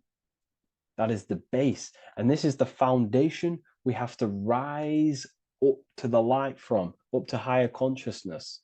So this gives us a strong foundation when we realize this about ourselves, that we were in division. Our thoughts, emotions, actions were not aligned. Our brain hemisphere was not aligned. I'm not thinking with love in the heart. Okay, so that is the state we're in. Now, hopefully that's cleared things up about the chessboard. Before we move on, please leave a like, maybe a comment if you wish for me to discuss anything in the further lectures. Please smash the like button, and it would really help me out. And share this with a friend who is interested in the occult. Okay, so the steps are the first steps of the Freemasonic degree, the 3 Blue Lodge degrees. Now, this can be represented as the number 3, a very powerful number, a very symbolic number. Number 3 is the 3 expressions of consciousness. How do we express consciousness? How does consciousness express itself? Well, there are 3 ways. We think, consciousness thinks, consciousness feels, and consciousness acts. They are the 3 expressions that we express our awareness and consciousness. So we're looking at thought, emotion, action. We're also looking at the 3 brains: the reptilian brainstem, the mammal limbic brain, and the neocortex. The reptilian brain governs basic functions of the human body: breathing, surviving, scanning the environment for threats, automatic responses, eating, scanning for food. Base consciousness, that's the reptilian brain. That's what most people operate their lives in, including myself before I woke up. I'm not trying to sound big-headed, but this is the truth. Ignore my tone of voice, ignore my voice, focus on the words I'm saying. If you're judging, that means you have divided thinking. It's always you versus me. So we need to get out of that thinking of you versus me all the time. That's lower consciousness. That's animal thinking. That's earth thinking. We're unified. We need to reach a higher consciousness and do not waste our mind's potential on low-level earth divided thinking. Okay? So we're looking at the reptilian brain, the mammal brain, and the neocortex. Now, the neocortex is ultimately what makes us human. It allows consciousness to operate on a higher degree. Okay? This is what makes you human. The neocortex. The neocortex. The reptilian brain, like I just said, governs natural survival instincts and the respiratory system, things along them lines of basic awareness, basic functions to operate and survive in the world, in the physical plane. And the neocortex is what allows us to critically think. Okay, it's what allows us to be human, be aware of ourselves. Okay, not. I don't think animals have neocortexes. Don't quote on me on that, but this is the part of the brain that makes us human, and it allows us to think deeply, to create masterpieces like we can. Humans have massive potential in creation. Look at the world we live in. This is because of the neocortex. It allows us to critically think and self-reflect. Now, when we start to operate from higher thought, we start to think with higher thoughts, the higher parts of the mental dimension, we ultimately start using this brain more. We start functioning from the higher brain. Now, this is why Neo from the Matrix is called Neo, because he uses he was in the reptilian brain. If you watch the film The Matrix, if you notice, he gets plugged out of the Matrix and he's plugged in on the back of his neck into the brainstem. And when he's plugged out, his name's Neo, which is neocortex, using the higher brain. It's what awakens the self. It allows consciousness to function on a higher degree compared to animals. Okay, so we're looking at thought, emotion, action. We're becoming conscious of thought, emotion, action. Becoming conscious, what am I thinking, what am I feeling, and what am I acting in the world? And what can I do to master these, to operate more efficiently in the world? How can I use these towards higher consciousness and use these actions, these thoughts, emotions, actions to reach a higher state of awareness of self? So when you go through the first 3 degrees, you enter the doorway. Now, this is symbolic of a doorway. Now, looking at this with a right hemisphere dominated view, you would see a doorway, right? The right hemisphere sees this as a holistic doorway, right? You see a door, you're gonna, you enter the stairs, you go through the door, right? But the left hemisphere is now going to dissect and analyze each individual little part of this, right? So the right hemisphere sees the trees, the left hemisphere sees the woods. So to dissect this down on a right hemisphere, sorry, going back to the right hemisphere, we're entering the door. The door is symbolic of entering the unknown. You're entering a higher consciousness. You're entering the door. You're going beyond. See, this is the earth here in the background. This is the darkness. The darkness represents the abyss, the unknown. You're entering in the self. Okay? This door represents entering in the self, questioning internally. Most of us think externally. We have to, obviously, to operate in the world, but we never give time to think and question and reflect internally. What do I mean? Closing the eyes and questioning the self. Who am I? Where am I from? What's the voice in my head? If the voice in my head stopped using the language that I speak, what is it then? It's about going within, into the darkness, what you cannot see, and finding the light. Okay? It's about entering within the self. This is a doorway to higher knowledge, higher consciousness, higher self, and really digging deep for what you truly are beyond your human form. Okay? So we have, most importantly, I'm not going to go over every single one of these symbols here. I'm going to go over this on a basic, well, not a basic level, a very detailed level, but it's not going to go over every single symbol. We have a left pillar and a right pillar. The left pillar has the sun next to it. The sun is more electrical energy. It's very dominant. It's a very powerful, masculine force. This represents the masculine quality of consciousness. The masculine qualities.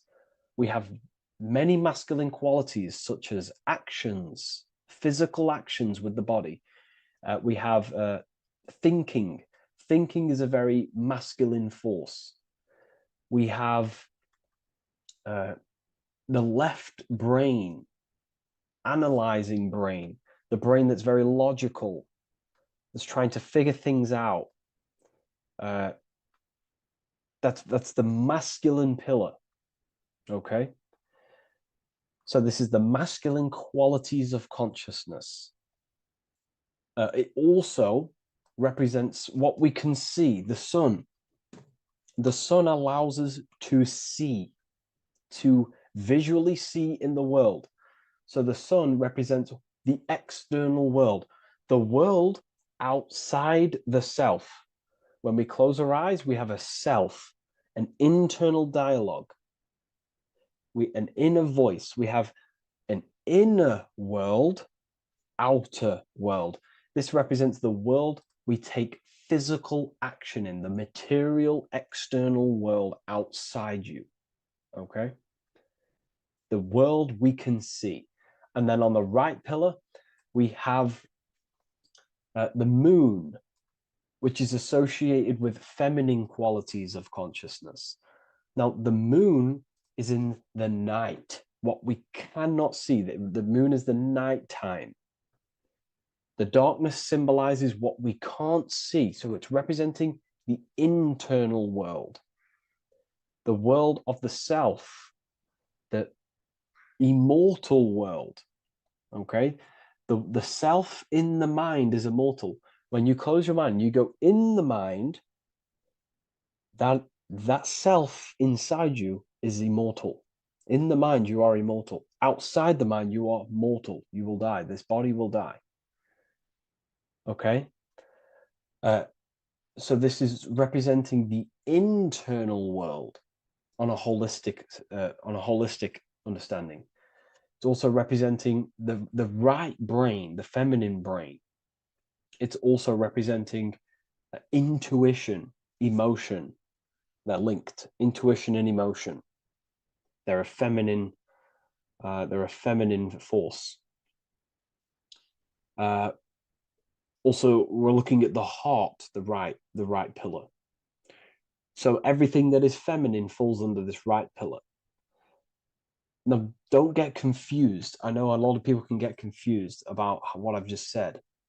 So this represents the inner world, the outer world. It also represents everything masculine and feminine. So thought is, although it's an internal quality, it would fall under the right pillar, the left pillar, because thought is a masculine force. It's a penetrating force. So try not to get misunderstood with that. On a holistic scale, it's also represented inner world, outer world, and how they are reflections of each other. Now, these pillars, they're the same height, they're the same structure, but just different in sun and moon, which represents their reflections of each other.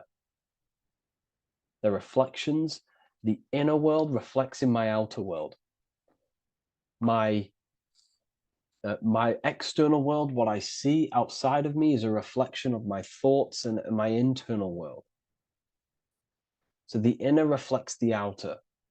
The inner reflects the outer. As within, so without. So we're also looking at the right and left brain.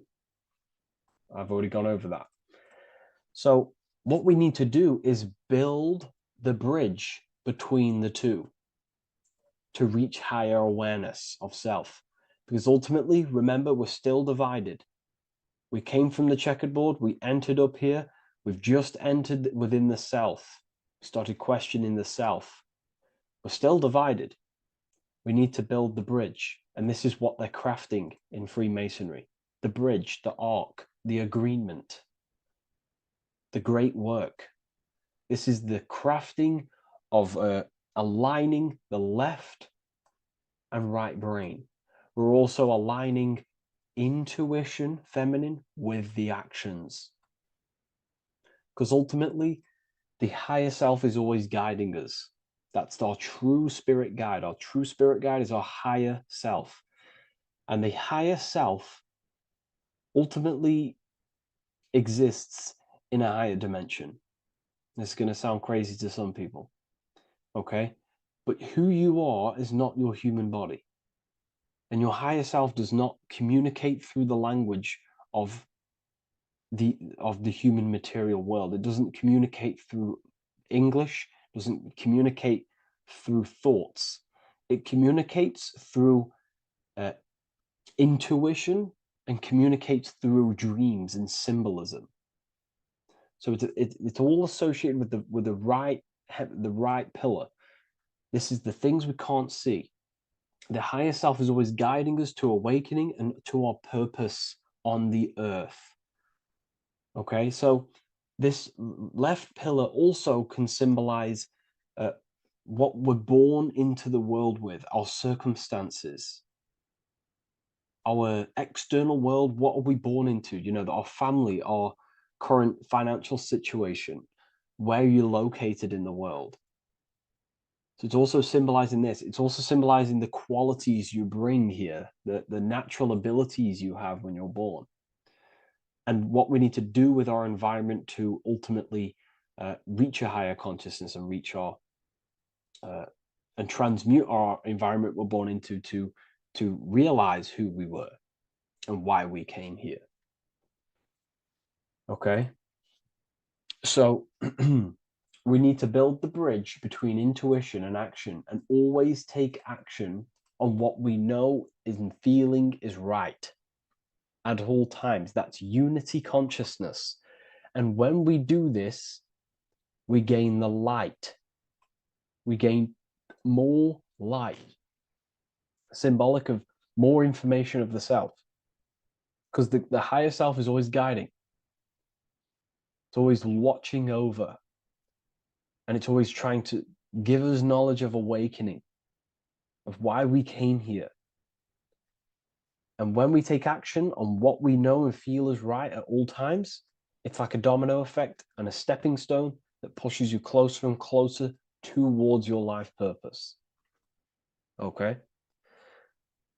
We're also aligning the right and left brain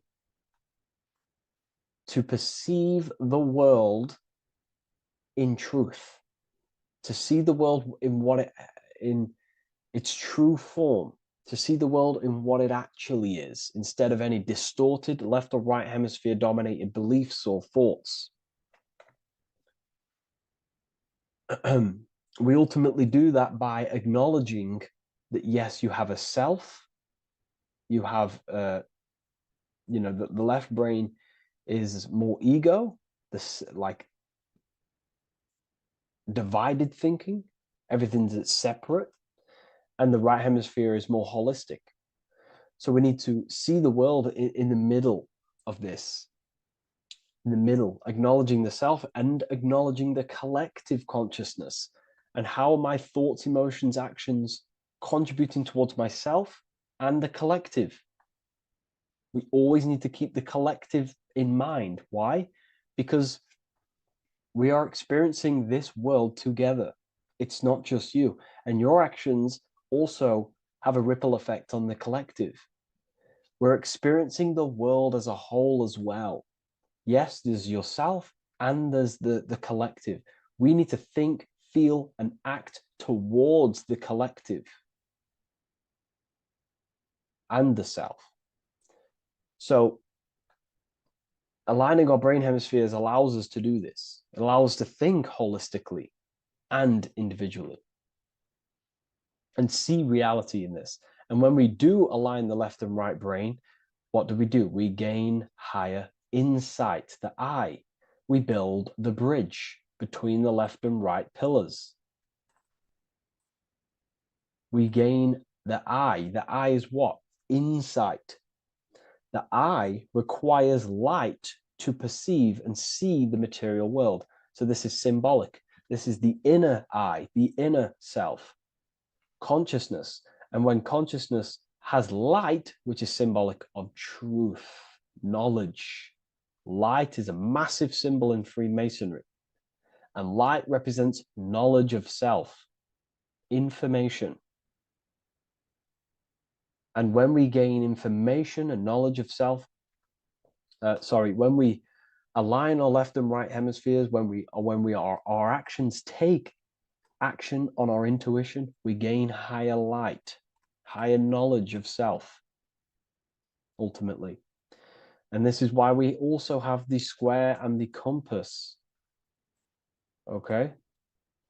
We have a square and compass here. The square and the bottom, base consciousness, also representing masculine qualities. This is the masculine qualities because squares are masculine. And the compass creates circles. So we have the circle on top of a square. Circles are divine. This is oneness. The circle is one line. The square is 4 lines. It's divided. So we need oneness over division. We need to unify the masculine, feminine qualities. Masculine, feminine qualities, okay? This is in the middle because the compass would fall on the right pillar and the square would fall on the left pillar. And it's unifying. It's representing unification of these 2 pillars of masculine, feminine qualities of self to ultimately rise towards this light, out of the darkness and into the light. Okay.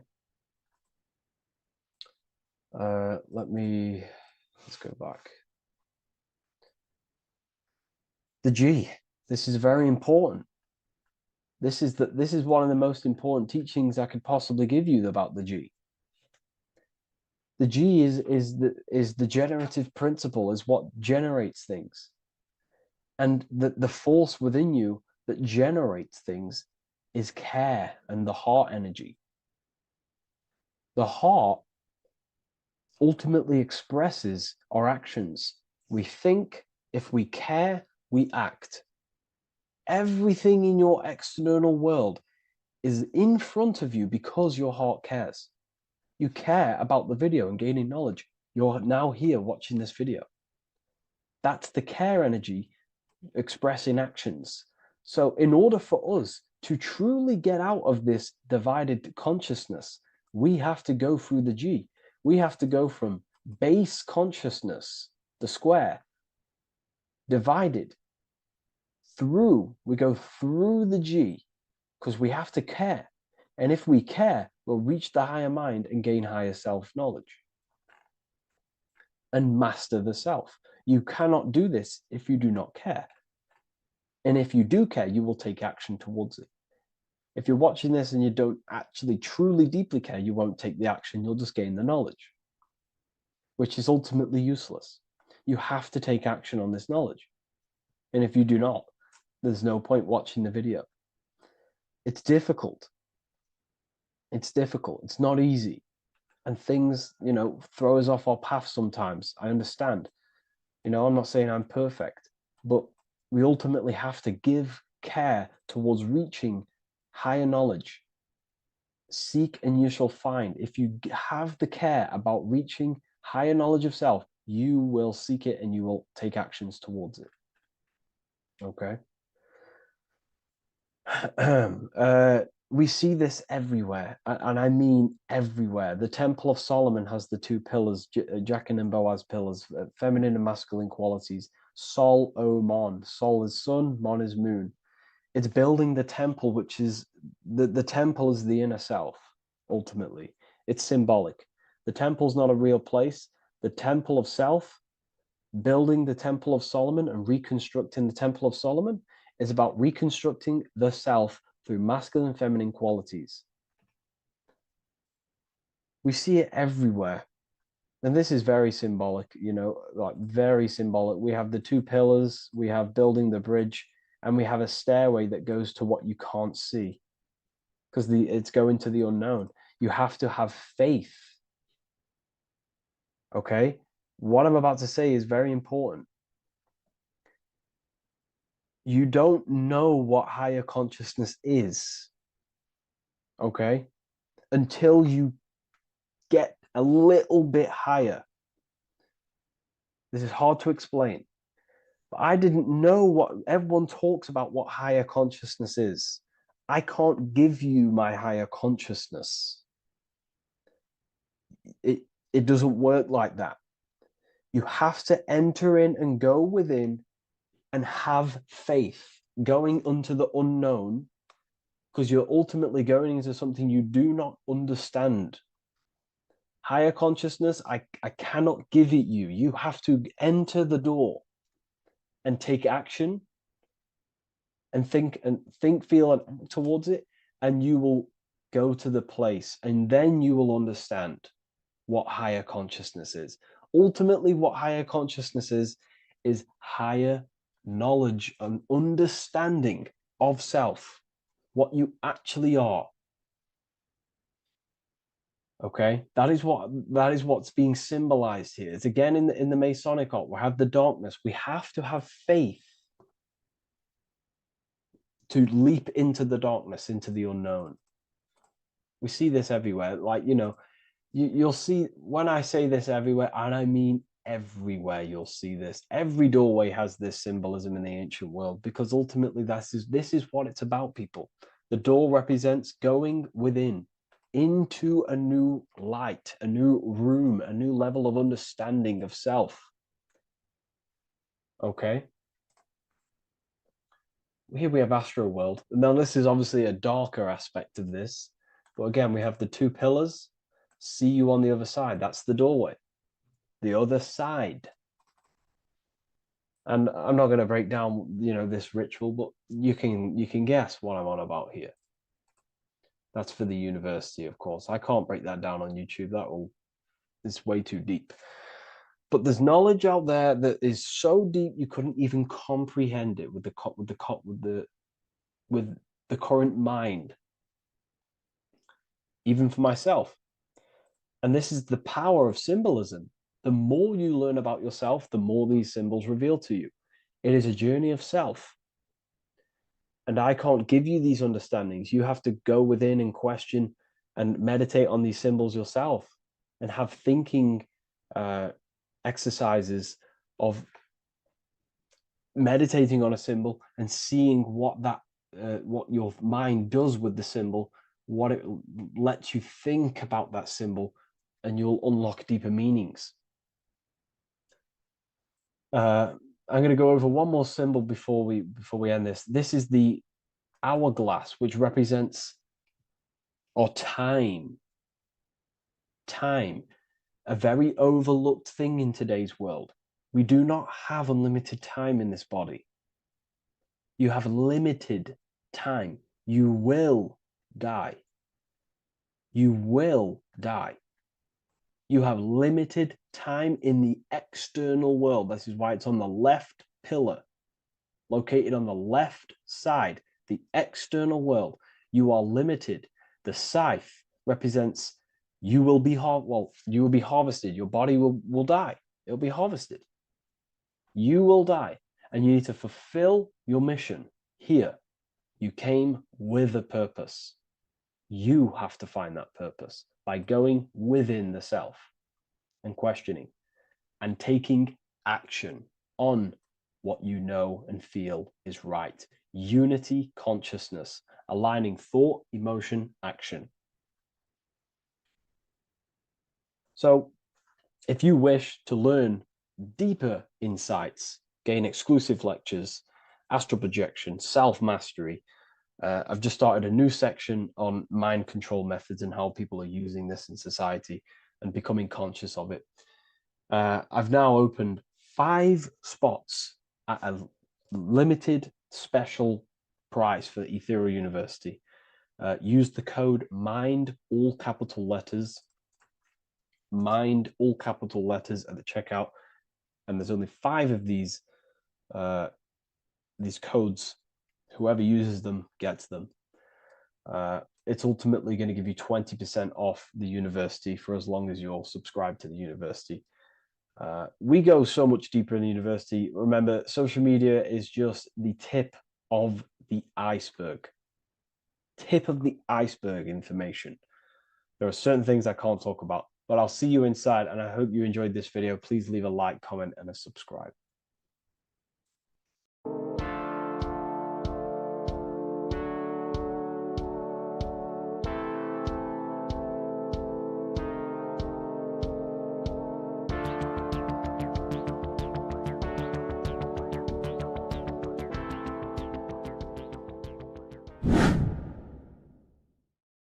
People, how are you all doing? It's Revival of Wisdom, and today we're going to be talking about your birth certificates and how we are slaves to a system and how they have trapped us into this system. Okay, so the first thing you need to understand about this system is there are 2 types of laws. You have the law of water, which is Admiralty law, and the law of the land. So the Admiralty law is the law of water, and this is what money is. Money is water. This is why we say liquidity, currency, the current. A current is water, something moving through something. Cash flow. And this is why banks are called banks, because a river bank is on either side of the water, and it directs the currency. You see? So money is water. And as you can see here, Ripple, the cryptocurrency, Ripple, water Ripple, and they're building a bridge over water, overseas, international banking with cryptocurrency.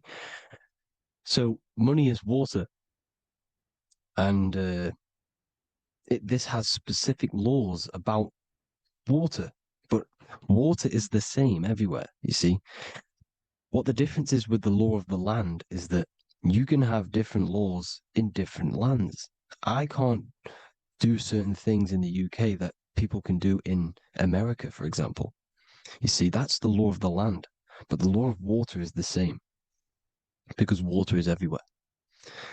Now, this is very important to understand when it comes to, you know, these birth certificates. So, Pope Gregory, this is where we're going to start off. Pope Gregory in 1582 took the Orthodox Eastern sunrise calendar and changed it to his own Gregorian timeline, not a calendar, a timeline. This timeline was copyrighted by Pope Gregory under the name of the Vatican. So the Vatican owns the timeline that we are using today, 2023. They own it. They own the title of this Gregorian calendar. Okay.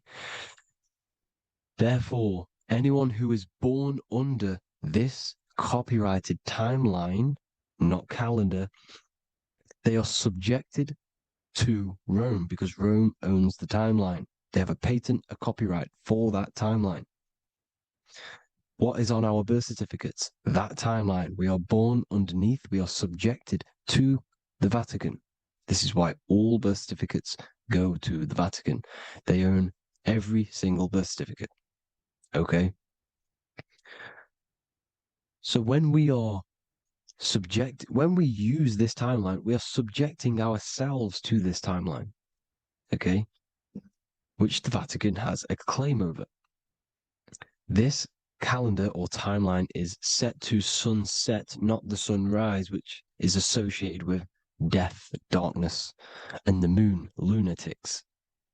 You see, so this is a sunset calendar timeline.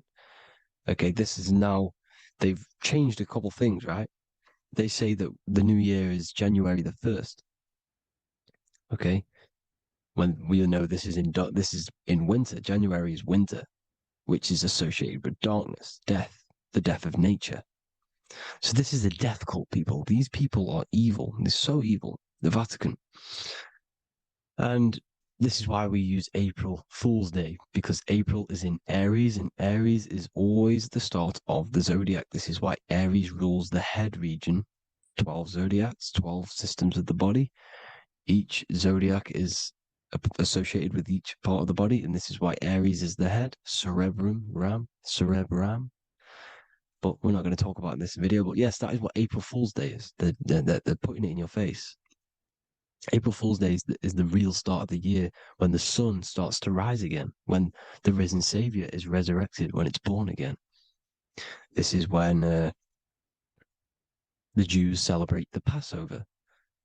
This is when the Christians celebrate the resurrection of Jesus, and they eat lamb. The Jews eat lamb because we're in Aries, the new year. The sun is now born again, our risen Savior, the light of the world. So yes, this is what April Fool's Day is. It's the first day of the year, which they changed. Pope Gregory changed. So you need to understand is that you are in the womb. You are inside of a ship, because every ship, literally a ship, every ship is female. This is why they say she delivers the product, because she does deliver the product, you, the baby. Same thing with a ship, they deliver products. They are a she. And when they pull up to the bay, like you can see on this picture, they're pulling up to the bay. This is now called the birth canal. The ship is now in birth on paper. Okay, this is law. And when they pull up, they tie up to the bay, and now they get a certificate of manifest certifying all of the products which are on the ship and what they are bringing into that nation. Okay, so you're bringing in this many of that, everything's on the certificate of manifest. And this certificate as manifest is also your birth certificate, because you are traveling through water when you are in the birth canal of your mother, because you are in water when you are in the womb. And you travel through the birth canal, and when you arrive, you get a certificate of manifest with the name, how many, the quantity, that's your birth certificate. Okay. And this is what it is. We are a we're not a corporation, but we represent a corporation, which is your name in full capital letters. That is your corporation. You cannot physically tax a body, but you can tax a corporation. This is why we get charged. This is why we get taxed, because it all goes down to the corporation, which our name represents, which we are subjecting ourselves to. We are my name, I am subjecting myself to this name, and that name has a corporation which I represent, which I subject myself to. You see, this is how we are attached to this straw man, this character that they have built on paper. So it's a character which is on paper. This is what we represent. So when the woman gives birth, she delivers the baby, and then she has another substance. Now I'm going to break down how they attach this name to us, how they do it. Okay. Our mother is carrying us the product in the womb, the water. And it goes, for example, it goes from the United Kingdom into a state-owned, corporate, federal-owned hospital, which is government-owned. She does not declare the package when she enters the building. Aha, so keep that in mind. When she delivers the package in the federal territory, she does not declare the package either when she leaves. Therefore, there is no evidence that we exist when we arrive on paper. On paper, there is no evidence that we came into the building or left the building. We have not been declared. So we do not exist on paper at this point. When the woman gives birth, she delivers the baby, and then she has another substance, which is called the afterbirth material. Okay? This afterbirth material has the same DNA as our physical body, with the body, mind, and spirit. Okay? This is how they get this corporation. Hold on. The afterbirth material does not get claimed by the mother nor anyone. Therefore, they salvage that substance because we are under the Vatican. Every state is all Catholic. Your birth certificate is Catholic. No matter what religion you think you are, every single birth certificate is Catholic because we are subjected to Rome. All roads lead to Rome. Rome runs all of this. Okay, we're still under the Roman Empire. Okay, so Rome are Catholic and they believe in salvation. This is how religion comes into this. This is how they use religion to get this. So they salvage the afterbirth material and they claim it and they salvage it and give it and charge it to Rome. And they give it a name. Here's the legal term, born alive. Here's what it says. Each product of such birth is considered live, born, and fully recognized as a human person. So each product of such birth, so that could be anything, the afterbirth, the person who actually comes out, the baby. So your afterbirth, which we do not take with us, we take the baby with us, they keep that in the hospital, they collect the afterbirth, and they salvage it, and they give it the name, which, it is us. We are a representative to that afterbirth material, which they put the name on, they claimed, which is subject to Rome. So we are walking around our whole lives as a representative to that claimed salvaged afterbirth material, which the federal state have. Okay. We are under the Catholic Church, Vatican. Therefore, the afterbirth material is a child of God. See, on paper, therefore, they believe in salvation and salvage the afterbirth material. This material has no mother or father. The state pick it up. It becomes a war to the courts and gets charged to the state. So we are a representative to that character they salvaged because it is the exact same DNA as you. Subject is the name or the title, and the matter is the physical aspect left behind in the hospital, which represents us. You see? So now we're moving on to Unum Sanctum. Unum Sanctum was in 1302, a very, very important year. Very important year. Unum Sanctum says this is basically how they claim everyone in the world. So the Vatican had all this power, all this gold, all these people under them. They need to get a claim for them so then they can rule over them and make them slaves. So what they did, they created Unum Sanctum. Pope Boniface VIII did this. And it says, the spiritual man judges of all things, and he himself is judged by no man. The spiritual man, keep that in mind, unless he invent like Manichaeus, two beginnings, which is false and judged by heretical, since according to the testimony of Moses, it is not in the beginnings, but in the beginning that God created heaven and earth. Furthermore, we declare, we proclaim, we define that it is absolutely necessary for salvation that every human creature to be subjected to the Roman pontiff. So they are claiming us in unum sanctum, and it's in the vaults in the Vatican. They will put a spell on it because they are sorcerers, they are magicians. They put a spell on it, they lock it up, and whatever goes on that piece of paper goes. And this unum sanctum is claiming all of us. So what does it say in the beginning? The spiritual man judges of all things, and he himself is judged by no man. The spiritual man, the man with the body, mind, and soul, the first baby that comes out the birth canal.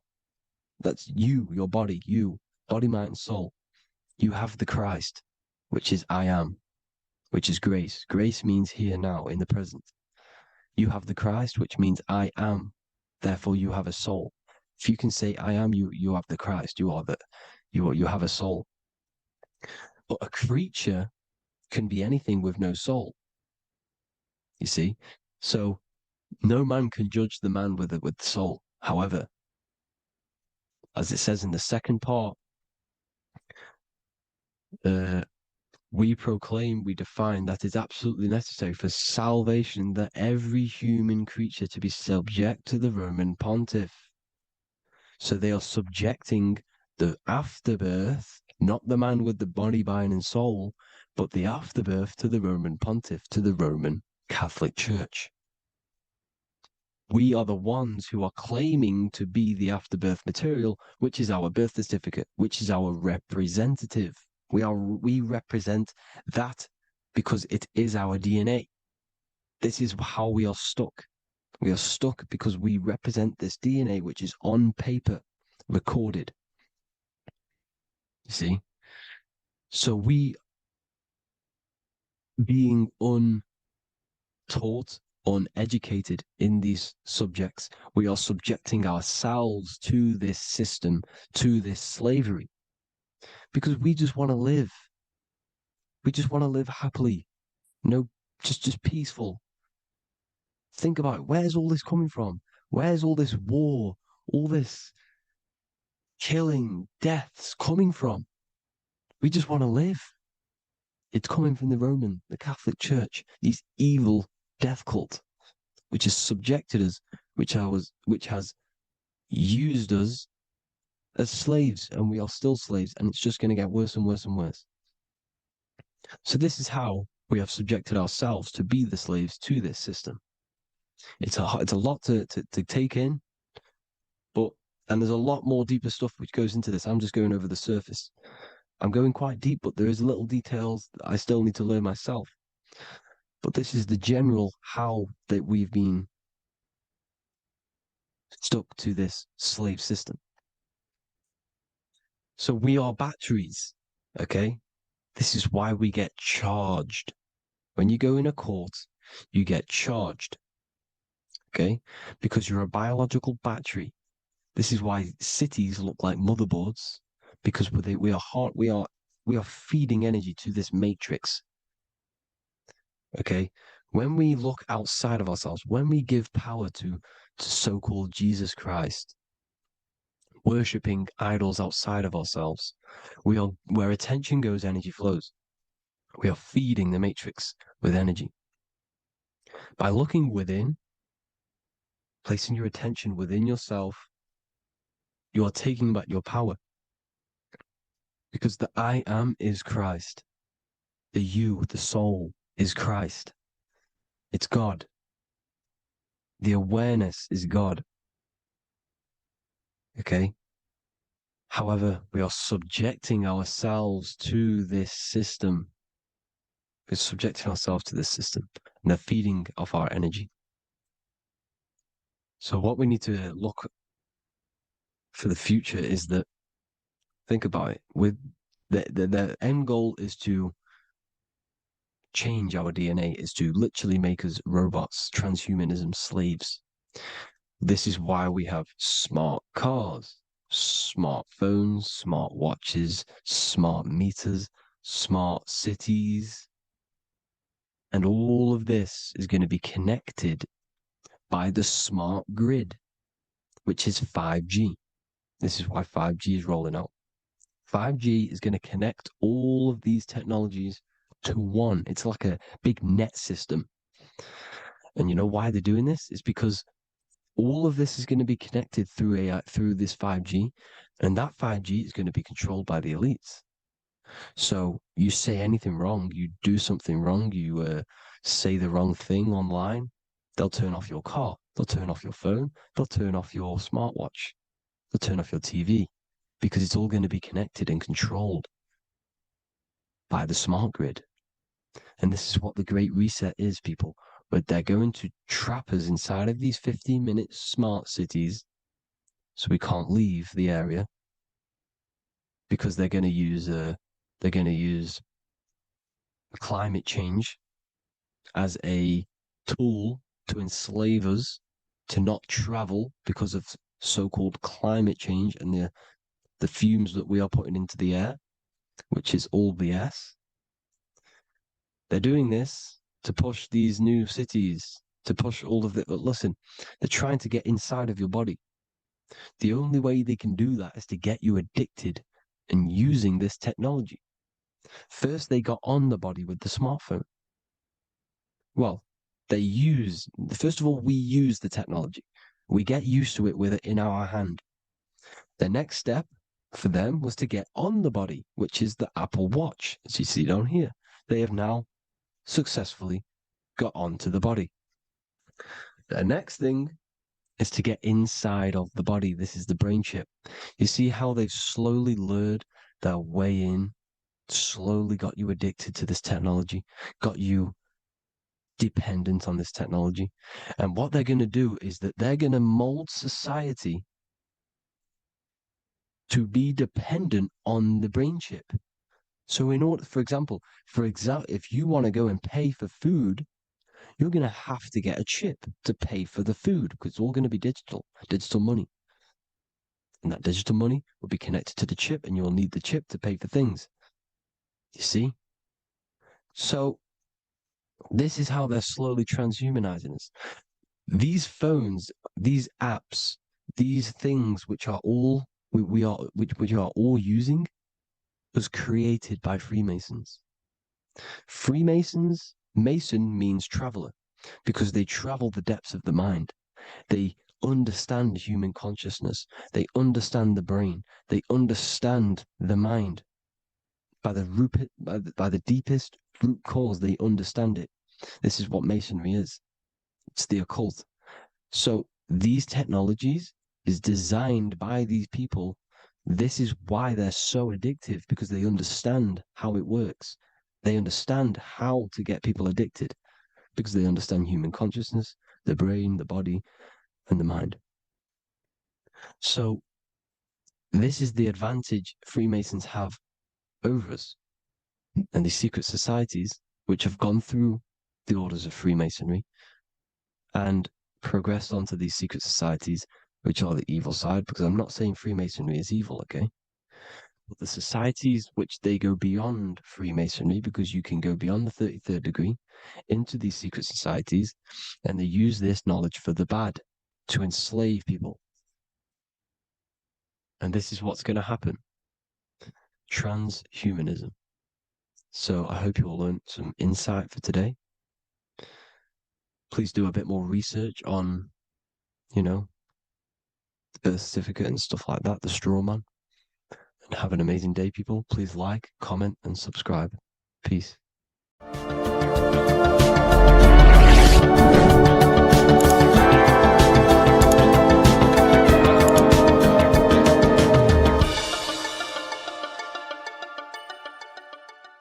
By the end of this video, you will understand the 3 expressions of consciousness, how to use them to create the life you truly want, you'll discover the hidden meaning of the word God, the secret power of the number 3, and how consciousness itself is the key to your reality. We have 3 main expressions of consciousness. We think, we feel, and we act. God is 3-fold. It stands for generator, operator, destroyer. The generator is the mind. This is what thinks, generates ideas. This is the beginning of all creation. This is the first expression of consciousness. It is the first form of consciousness, not a physical form, but a spiritual form. Then we have the operator, which is emotion. When we think something, if we have care or any emotion towards it, then we take physical action. The body, the destroyer. We think, we care, we act. Thoughts and emotions are the 2 spiritual forces which merge together and give birth to actions. Think about it. Why are you watching this video? Because you had a care to watch the video. Therefore, the reality in front of you is because you had a thought, you had a care, you took action to express that reality. Everything goes through this 3-fold process. This is why we say, follow your heart, because the body does follow the heart. We think something in the mind, we feel something in the heart, and the body takes action towards it. Everything operates on the care energy of the heart. The body follows the heart. If you do not care about something, then you do not act towards it. It is the care energy that guides our actions in this world. Going back to the generator, the mind is a part of the mental plane, the infinite dimension of infinite information. There is no limitations in the mind. Everything already exists as a piece of information or a thought. This is the beginning of all creation, the spark of creation itself, thought, the mental plane. And our mind exists like a radio, our conscious mind. This is why we call it a mindset. What we set our mind onto through attention, mental attention, whatever we set it on, we receive thoughts that are very similar to what we set it on. The mind is like a radio, and whatever we tune that radio to, we receive that frequency and play that song. So if we purify our minds through ritual work, meditation, and affirmations, the mind can become a temple to receive higher thoughts, higher ideas, and better genius ideas. Going back to operator, this is the Holy Spirit. This is what we care about, our emotion. This is the feminine side of consciousness. Thoughts is masculine, the Father. Emotion is the Holy Spirit, which is feminine. And these 2 create a child, which is Jesus, the Son, which is actions. When thoughts and emotions merge together, you have a physical action, which is a masculine force, which is why it's a son. The Holy Spirit represents a purified heart, love consciousness, holding love in the heart. And when we purify our minds, we have an effect and purify our hearts. And the reason why I say that is because whatever we think in the mind directly corresponds to what we feel in the heart. As above, so below. Thoughts create emotions. If we think something and our heart tells us that is bad, we have a feeling that that is wrong, then we should not take physical action towards it. And if we do take physical action against the feeling of knowing it's bad, then you are going against the spirit. That's what the word Satan means, or Satan. The Hebrew word for Satan is Satan. It means adversary or opposer. You're opposing the Holy Spirit. You're opposing what you know is good. You're taking a sin against the Spirit, against the guidance from your soul, the knowingness of good. So when we do purify our mind, we purify our hearts. And when we cultivate love for the self and one another's in our hearts, we gain the Holy Spirit, which is love consciousness. And when we think in our mind with the love of the heart and we merge our thoughts with love, it gives birth to perfect actions. This is what the true Christ consciousness is. We think with the love of the heart and it gives birth to perfect actions.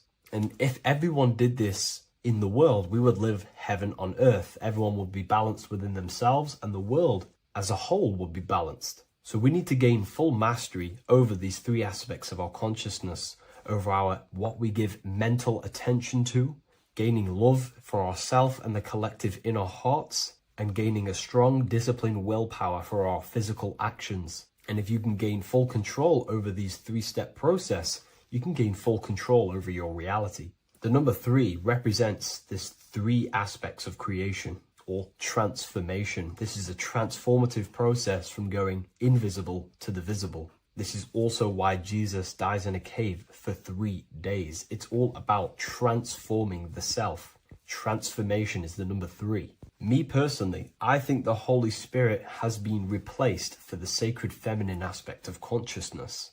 They do not want us connecting to our feminine side of consciousness, because then we will cultivate love in our hearts for the self and one another.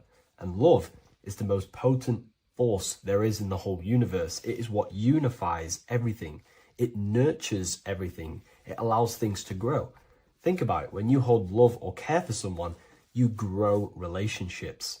The sun is the perfect symbol and representation of love energy. The sun gives abundantly, expecting nothing back, and allows everything on the earth to grow. It's a caring, nurturing, feminine force that allows things to grow and unify and come together. In today's world, we mainly have thinking and acting without emotion, without care, without the judge of our hearts. It's all about gaining unity consciousness.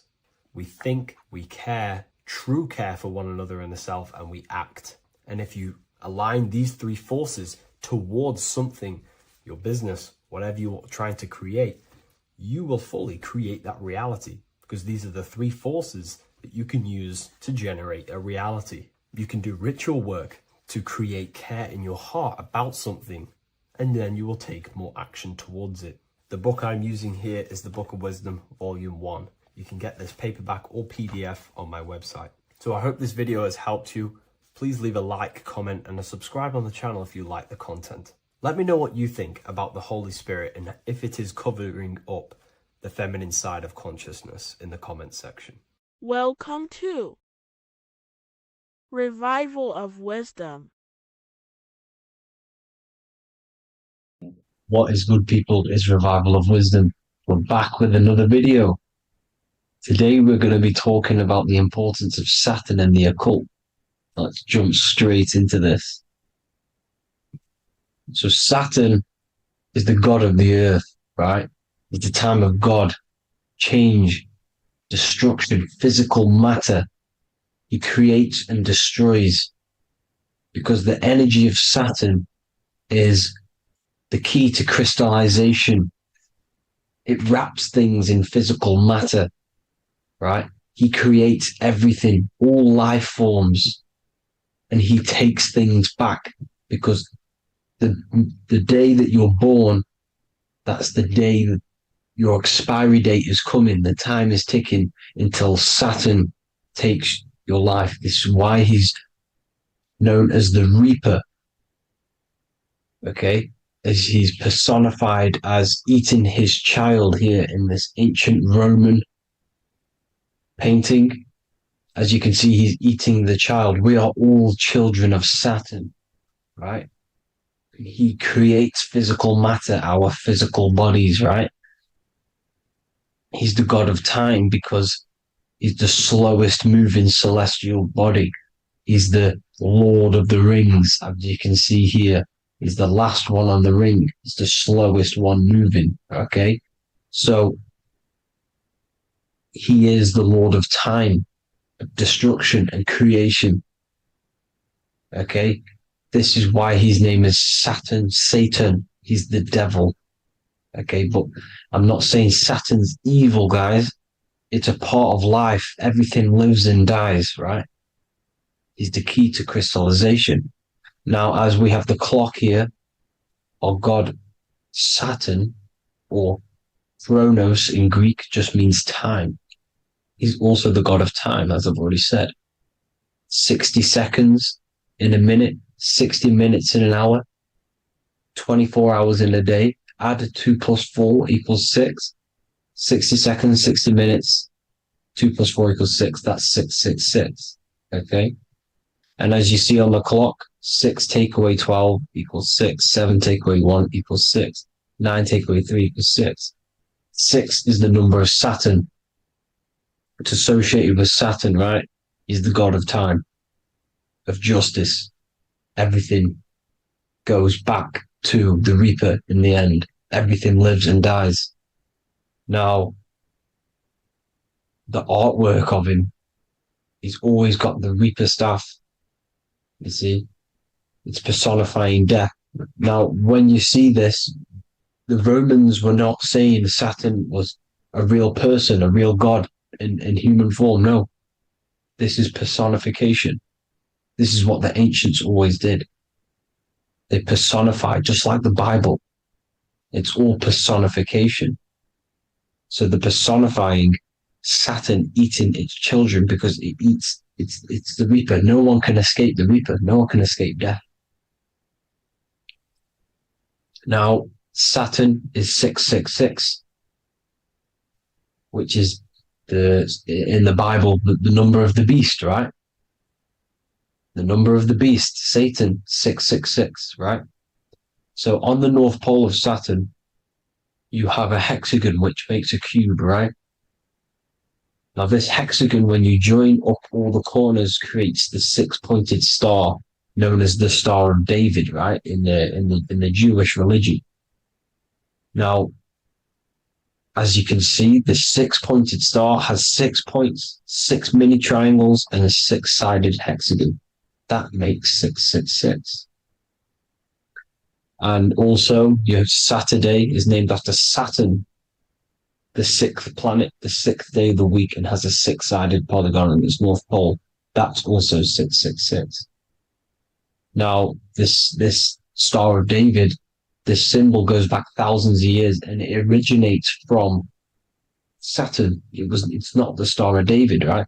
It originates from Saturn.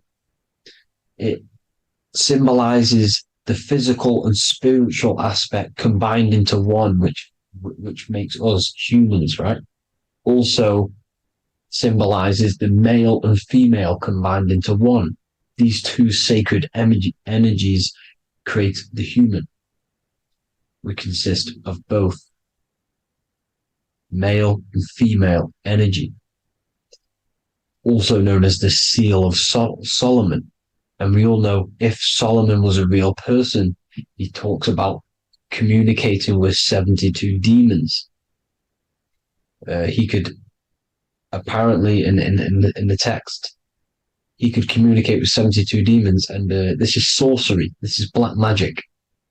Now, this symbol is associated with hexing people. When you place a hex on someone, that is a form of witchcraft, which a hex is just a curse. When you're cursing someone, this is black magic. Now, the black magician would stand in the middle of the symbol and cast his spells onto other people. Now, this symbol is obviously on the $1 bill, twice on the $1 bill. And it's very, very ancient symbol. And it originates from Saturn. And let's keep going. So the cube. So I've just said how you see the cube on the North Pole of Saturn, right? The cube is limited. It's a 3D shape. It symbolizes limitations to the physical 3D dimension, the third dimension, the physical realm which we are in. Now, as you can see, the color associated with Saturn is black, right? Black is infinite potential. Black is the creation of all things before there was light. Light is born out of blackness, darkness, okay? Now, black is physical matter. And as you can see, the black cube, black symbolizing physical matter, the cube being limited, as the physical realm that we are in is limited. It's not like the fourth dimension where everything can exist in a thought. The third dimension is limited, right? And this is what Saturn is. It limits you to the 3D 666. Your body limits you to your physical body. Now, these black cubes are placed everywhere. As you can see, Australia, Denmark, Manhattan, There's one in New York. As you can see, the Apple have a cube. The Nintendo GameCube. Trump Tower is a black cube. This is worshipping the energy of Saturn, the god Saturn. Okay, it's not a god, it's a celestial energy. However, it rules over Earth because it pretty much created the physical realm. Now, as you see, when you go to a funeral, you wear black, a black suit symbolizing Saturn, which is the color associated, black. And as you see in Mecca, they walk around the black cube in rings. As you can see here, they're stood around in rings, like the Saturn, the rings of Saturn. The Mercedes symbol. You probably wouldn't notice that, but yes, it's Saturn. And when you graduate from university, you wear a black cube on your head. This is all symbolizing Saturn. Okay. Now, as you can see, the Jews here have a black cube on their third eye whilst they pray. Notice how he's shutting his eyes into blackness, darkness, and he's wrapped around a black strap around his arm. This is symbolizing the wrapping of physical matter, of how physical matter wraps things into existence. And as we all know, the Star of David is a Jewish symbol.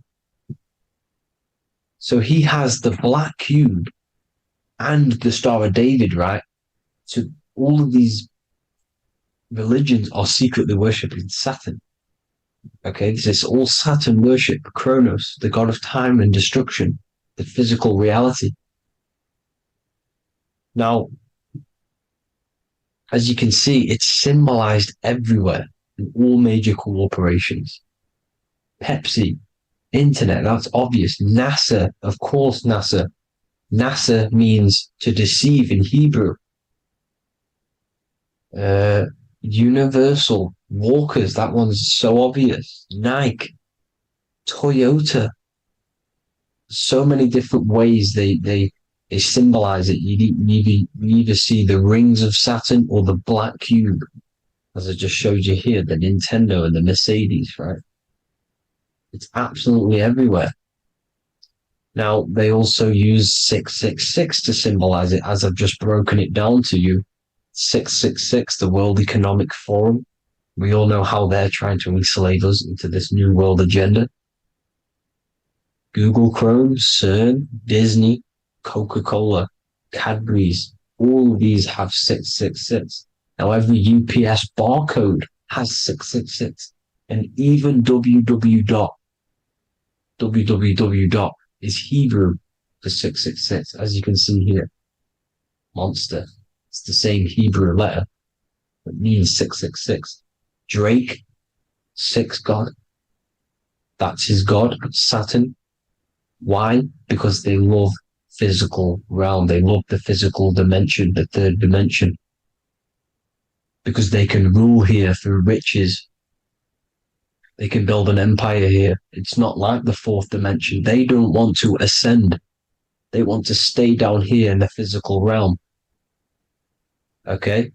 Now, this is why they're cloning. They can move their consciousness into other clones to live forever. This technology exists. This is why they love the third dimension. As you can see, all of these sellouts here, Drake, Leonardo DiCaprio, you know, all of these people doing 666 because this is their God. This is their God. They love the physical realm. They sold their souls for wealth and fame in this physical realm. So why would they leave? You see? Now, this isn't all just evil, okay? So you have 7 chakras, right? You have 7 days of the week, 7 solfeggio scale notes. These are frequencies, the solfeggio scale. Now, it's called the Saturn Moon Matrix because the moon symbolizes your mind because you're created out of the Holy Trinity, which is body, mind, and spirit, right? That's the triangle, the equal triangle, body, mind, and spirit. Now, the three main celestial bodies are Earth, Moon, and Sun. The Earth being your physical body, the Moon being your mind, and the Sun is your soul, hence why it's called solar. It's a solar, soul. Now, these symbols are alchemical symbols. So when you're doing alchemy, you use these symbols to obviously symbolize what we're talking about. Now, as you can see, these are all the symbols of the planets. Of Saturn is created out of the moon on top, the moon on the bottom and the earth on top, as you can see here. You see? And this creates the number 5. Now, with the moon being your mind and the earth being your physical body, this is mind over matter, because the earth is your body's matter. This is a matter over mind. You don't want to be matter over mind. This is low states of consciousness. You won't be mind over matter. You see, to manipulate matter, to create your own reality.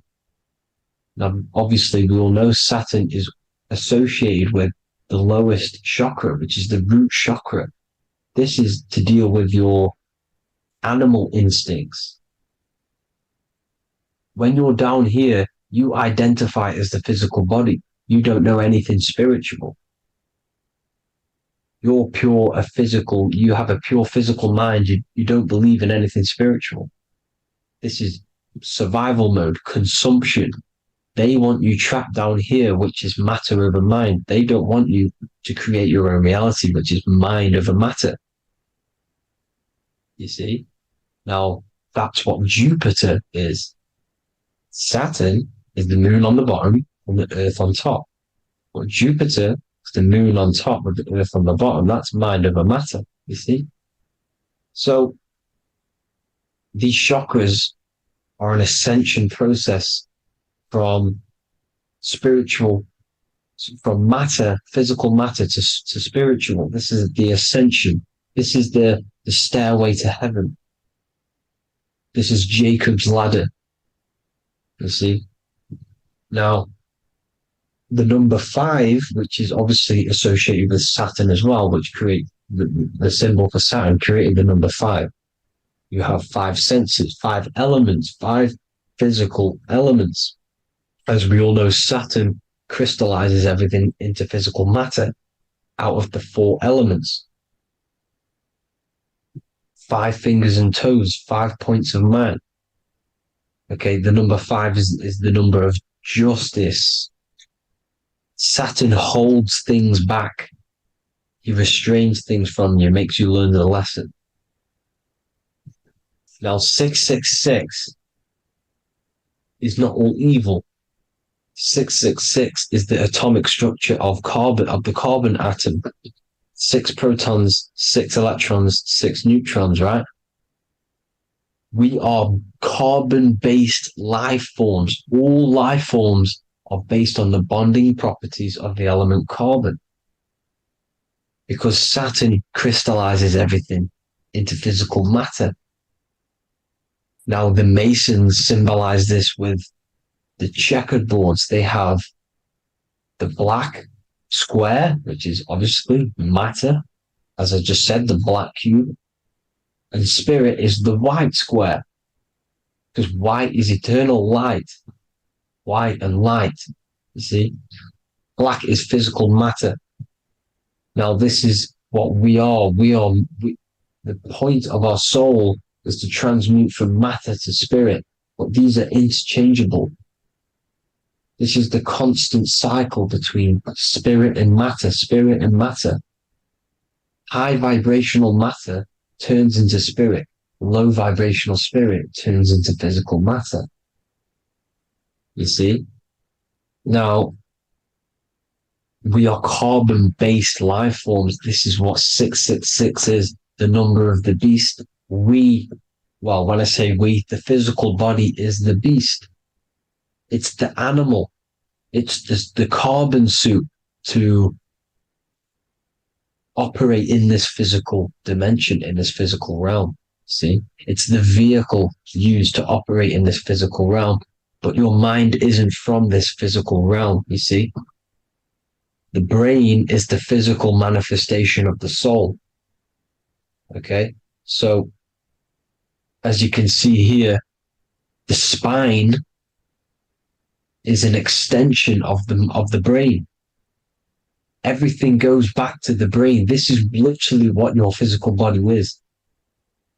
You see, this is the nervous system, and everything reports back to the brain, and everything's controlled from this control center. And this spinal column, at the top of the spinal column, is your third eye, which is known as the pineal gland. And this is the seat of consciousness. It's the center of consciousness. That is your true self, pure consciousness. This body is just a physical body. This body is mortal. This body runs out, but your consciousness lives forever. They don't want you knowing this. This is why they keep you down here in your lower chakra. They want you to believe everything is just physical. They don't want you to believe in the spiritual side of reality. Because this way they can manipulate you, right? They want you matter over mind because they know your mind creates reality. They know your mind is the root cause of reality. You manifest your own reality from the inside out. So this is why they control your perception of reality. They control your information in order to manifest their new world order.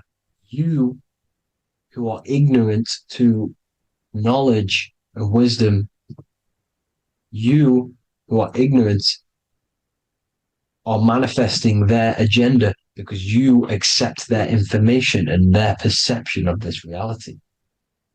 Now, this is why they tell you the globe model, the heliocentric model, to trap you into physical matter. Now, if you understood about this true form of this realm, you'd understand that there's a spiritual side behind everything. The spiritual side, something has to exist. The root cause of reality is higher planes of existence.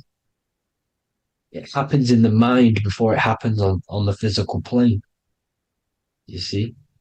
They don't want you knowing this. They want you matter over mind, which is the symbol for Saturn. Moon over Earth. The Holy Trinity.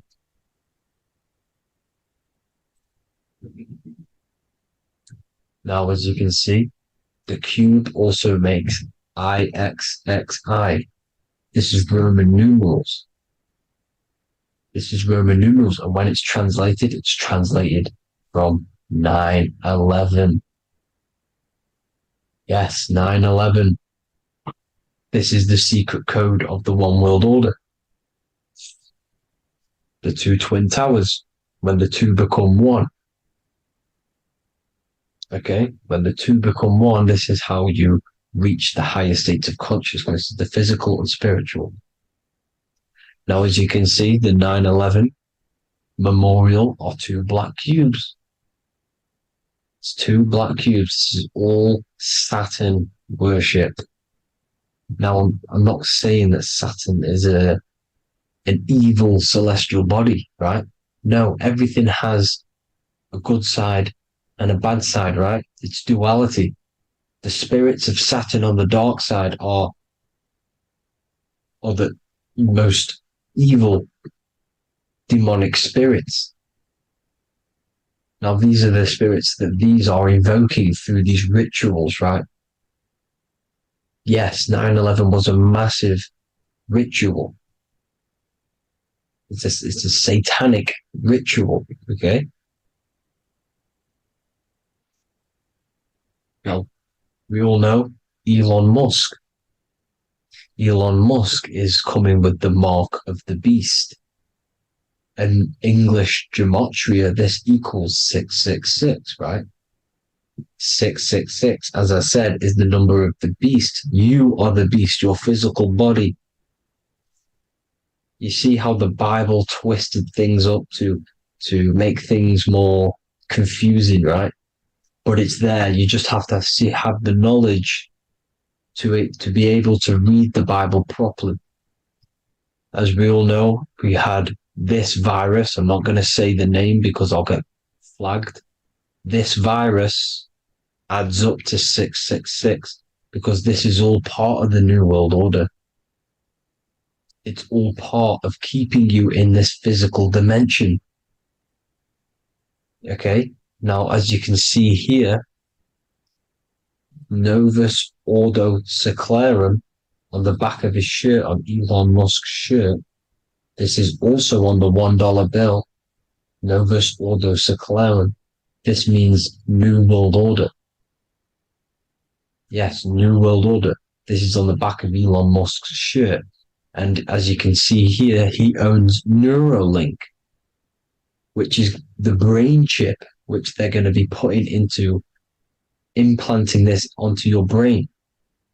This is the New World Order to connect you and merge your consciousness with AI. Neuralink and Meta, he owns Meta as well, which is the metaverse. These are going to be linked in, hence why they have the same symbol, but just in a different format. It's the infinity symbol. And the infinity symbol comes from the torus field, as you can see here, your electromagnetic field from around your body. Now, the end goal is for this New World Order is to trap your consciousness inside of an alternative reality being projected from the metaverse. Because the metaverse will be the reality, Neuralink will be the brain chip inside of your brain, projecting your consciousness into an alternative reality while they harness your energy of your physical 666 body. Now, this stuff gets real deep, people. Now, this is the end goal of the New World Order, is to connect you with AI.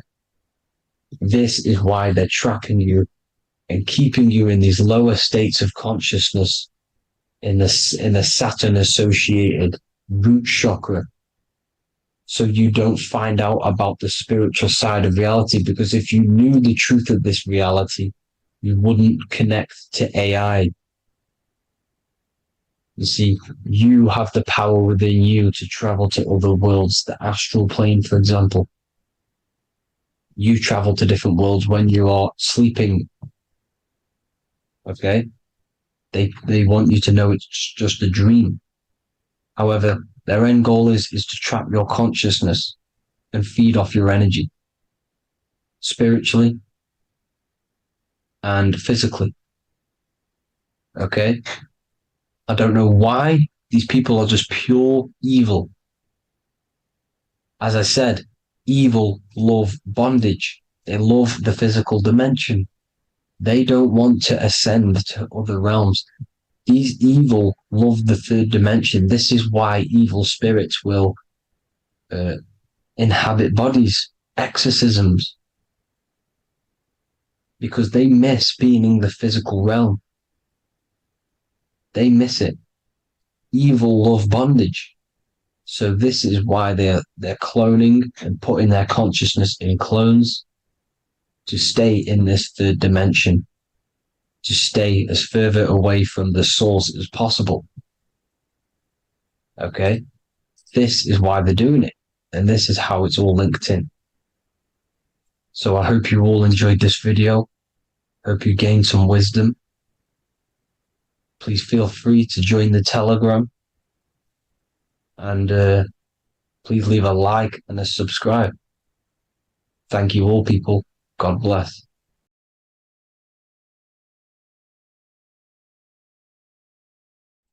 Today's topic is the binary code behind the universe. You will learn the fundamentals of the binary code, deeper understanding of reality, which will give you more of a connection to the universe, evidence supporting the existence of this code, and how to use the binary code to shape your reality. Now, this is an important one. We have 0 and 1. This is the binary code of the universe. It underlies everything. It is the source of all creation. The universe is binary in nature, meaning it exists as both something and nothing, on and off, male and female, light and dark. Everything has its polar opposite. At its core, all that exists is zero, representing nothingness, infinite potential, and one, representing something, order. Zero represents the feminine, vast, formless, and infinite potential. It is the space from which all things emerge, the womb of creation, the receptive and expansive force. One represents the masculine, structure, form, and order. It is the active principle, the initiator, the force that defines and shapes reality. Together, they create the fundamental duality that underlines existence, the balance between chaos and order, the void and creation, yin and yang. We see this in the masculine and feminine bodies. This is deeply encoded into the fabric of reality.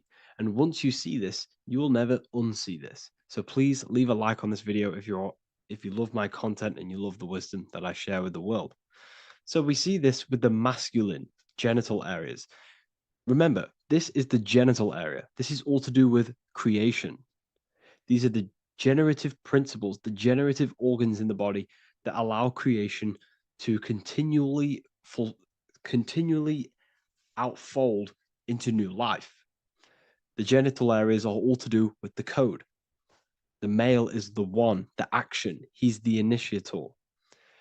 The feminine is the zero, which is the infinite potential, the womb of creation. 0 and 1. This is why we have 10 numbers. 0 and 1. Masculine and feminine. We even see this in the bodies. The feminine body is made out of curves, which is 0, curves. And the masculine body is made out of lines. So please leave a like and comment if you love this. And if you have any lecture ideas, feel free and I can make a lecture on any suggestions that you have. So look at the word masculine. Masculine, line. Line is just one line, which represents order. 1. Feminine. 9. 1 and 9 equals 10. 0 and 1. The binary code of all creation. Why is feminine? Why the number 9 for feminine?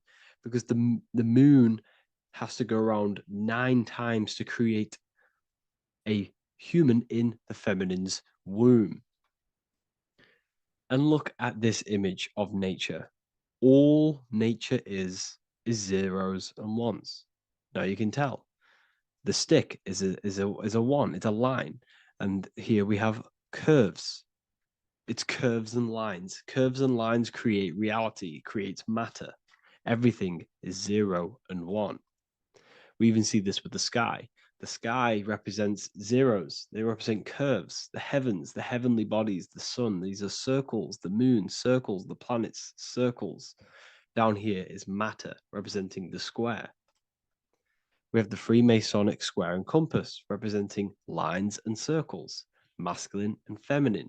We see this with Leonardo da Vinci, with the circle representing the spirit, the void, the womb of creation, and matter, which is the body. This is the soul in matter, infinite potential in matter. This represents spirit over matter. This represents the architect of reality, zeros and ones, spirit and matter. This is all the same thing. Understanding this binary nature of the universe, where 0, feminine, represents the infinite potential and 1, masculine, symbolizes order and structure, can benefit you in several ways. Manifestation and creation is the first way it can benefit you. Now that you understand this, you understand that everything comes out of infinite potential. 0, infinite potential. 1, action, equals manifestation, equals creation. So you must pull things out of infinite potential. If you have ideas but don't take action, too much 0, nothing materializes. You'll never materialize if you sit there imagining all day, visualizing all day. You have to take action. They both come hand in hand. If you only take action without tapping into intuition and creativity, too much 1, your actions may feel hollow and misdirected. Using both effectively leads to greater success in life, work, and relationships. This is the 33rd degree motto. or this is the on the 33rd degree of Freemasonry Scottish Rite logo, and it's called Order ab Chaos, order out of chaos. Chaos is the zero, infinite potential. Chaos is the dimension of the imagination. This is where this all ties in now. Imagination is the dimension of infinite potential, pure potential, formless creativity, and the realm of infinite possibilities. It is the void, the unmanifested energy that contains all that could ever be. That is the imagination. The imagination is the dimension that you are connected to, and you can pull any idea out of and materialize it into a reality. Matter, on the other hand, is order brought out of the imagination, chaos. It is when raw potential is structured, defined, and crystallized into form. This is the fundamental principle of order out of chaos, the process of turning the unseen into the seen, the abstract into the concrete, the dream into reality. That's why we say dreams into reality. Dreams are in the imagination, infinite potential, and the human mind is connected to high dimensions of consciousness, which we can pull ideas, things out of, and materialize it into our lives. Whether that's good or bad, that's completely up to you. But we have access to higher dimensions beyond the physical plane. And this is the secret that the human mind is connected to, and that you are not just a physical body. Okay? The universe itself was born from chaos. Before form, there was only energy and potential. Our minds function the same way. The mind is a microcosm of the universe. Our thoughts exist in an infinite field of possibility, but they only become real when we take action and give them form. If your inner world is filled with chaotic thoughts and impulsive emotions and negativity, then creating order within is essential for balance, clarity, and growth. What do I mean? Order out of chaos, 0 and 1. All creation comes out of infinite potential. The mind, the imagination, is the infinite potential. The material world is the order. It's the effect.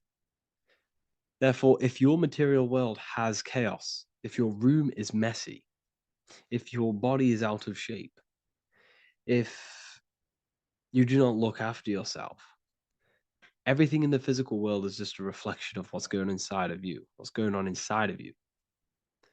So if you have a messy room in a messy house, this reflects as a messy mind, a chaotic mind, and we must create order in our mind. So this applies to all realms of your life.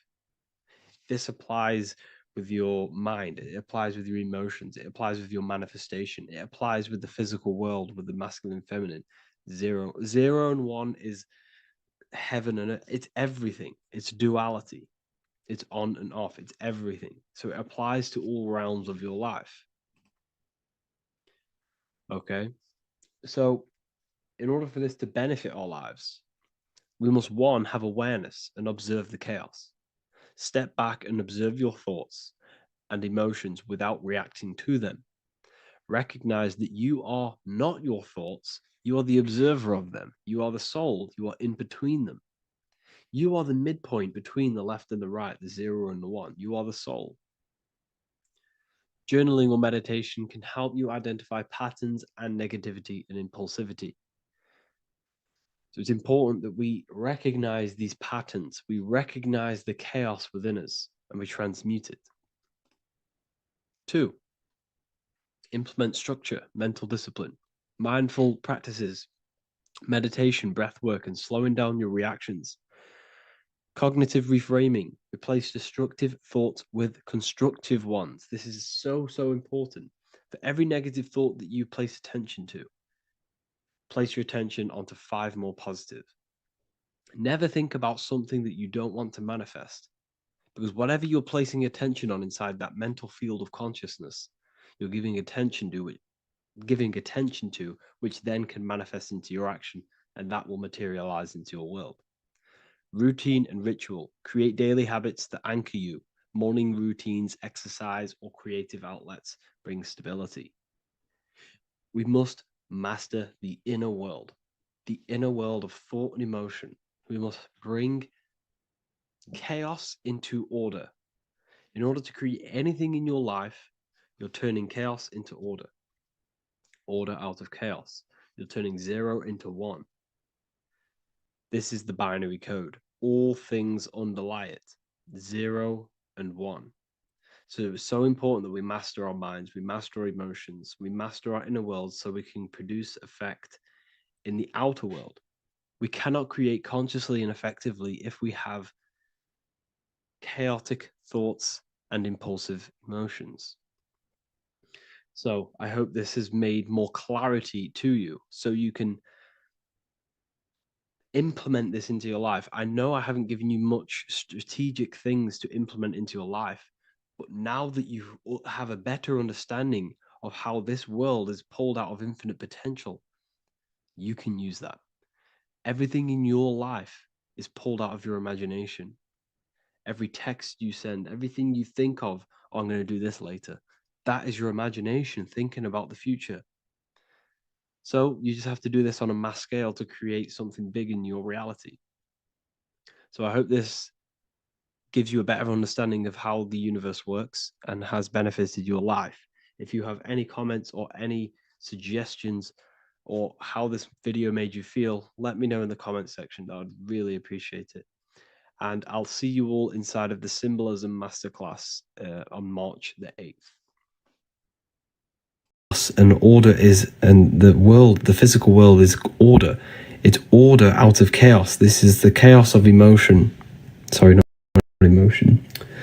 Chaos of imagination. Chaos just means there's no order. But then the physical world is order out of the chaos. This is an order. This is an order out of imagination. Okay. Does that make sense? I say it's death in our breath.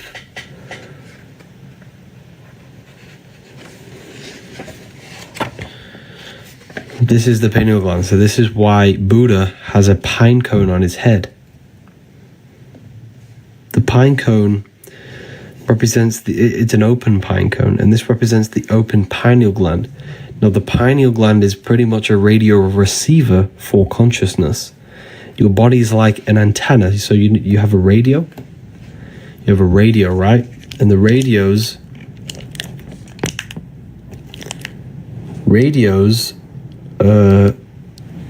pick up frequency and then play the song of that, play the frequency. It's the same with your body. It's pretty much an antenna picking up the stream of consciousness that you are. You are a stream. You are a verse. Universe. You're a verse. Your life is a verse. It's a song. It's a song of consciousness that you're playing. Uni means unite, meaning one. It's one big giant verse. It's one big giant song. The universe is a song that we're playing, and we tune the songs with our hearts. Our hearts are energy, emotion, and emotion, energy and motion. Like I said, here. The heart is the philosopher's stone. Energy, emotion is energy in motion. The expression of emotions resonates through the heart, exerting a significant influence on the individual's overall magnetic field.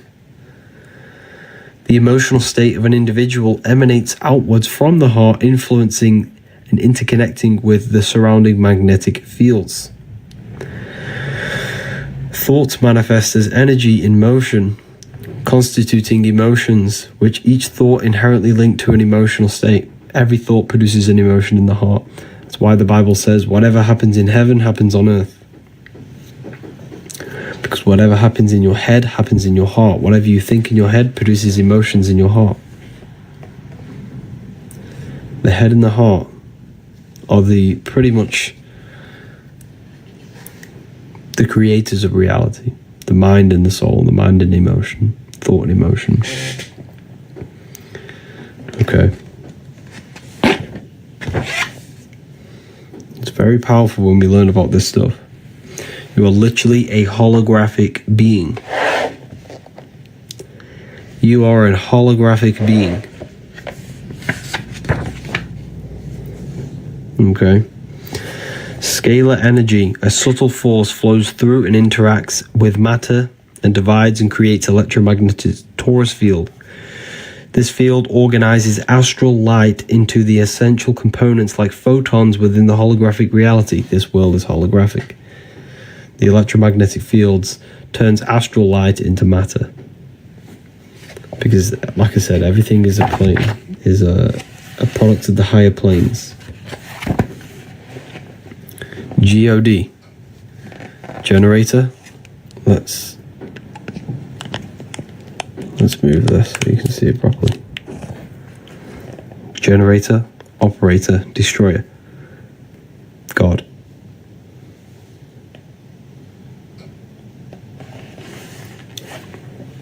How to activate the pineal gland. You can do it many different ways. First, meditation is one of the greatest ways to literally just connect with your consciousness. By turning off and removing thoughts and emotions and the activity of the body, we connect with consciousness, which is stimulating the pineal gland. If you also want to activate it properly, you do this by Kundalini meditations. Kundalini meditations.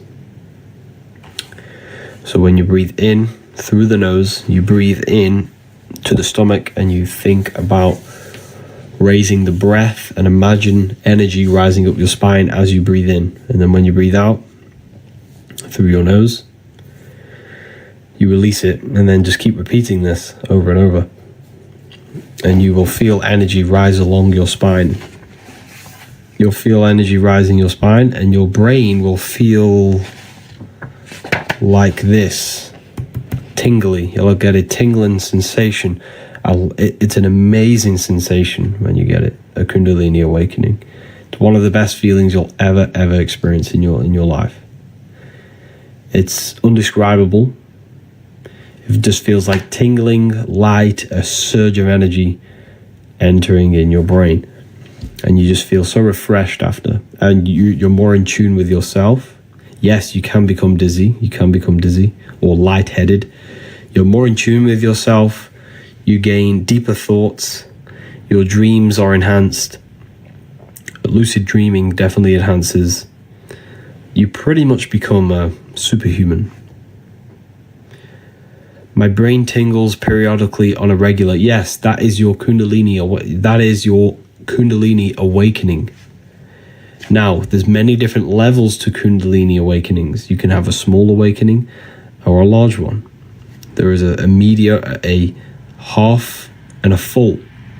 So if you gain then surges of energy that rises your spine, I get it now and then. I'll just be working and I'll just feel energy rise my spine and head into my brain.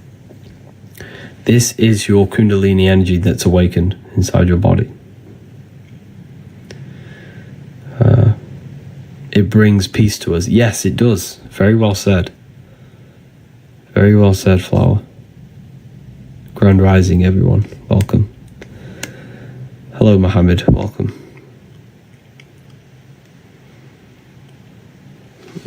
So, generator, operator, destroyer. This is the secrets of number 3. This is the secrets of number 3. We've hit 10k already. Keep tapping the screen, everyone. Let's get some more people in here. Share the live with a friend or family member. Let's keep tapping the screen, keep commenting. It's going to help the algorithm. So feel free to ask questions as well. God is generator, operator, destroyer. Brahma, Vishnu, Shiva, the Father, the Holy Spirit, and the Son. What the 7 snakes? Good question. I'll go over that in a minute for you. Brahma, the creator, the preserver, and the destroyer, Shiva. Brahma, Vishnu, Shiva. All creation goes through threefold process.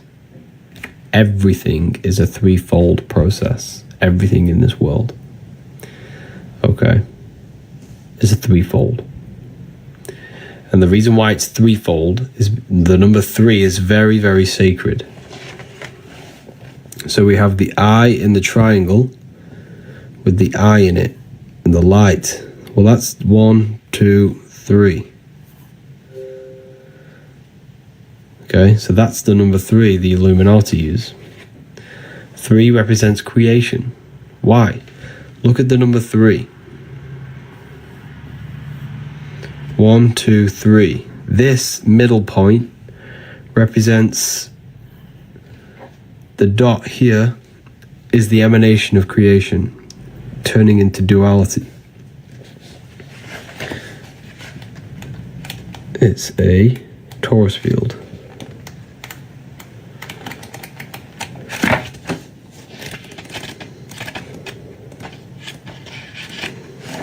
It's a torus field. Okay, it's here. There's the number 3. Represents creation because the torus field is threefold. Consists of dielectricity, which is rest, the midpoint, magnetism, motion, and electricity, polarization. This is the physical world is simulated by these atoms. So the threefold is dielectricity or ether, magnetism, and electricity. That creates the physical world. Them 3 forces. And everything in this world follows by them 3 principles. Everything's generated, operated, and destroyed.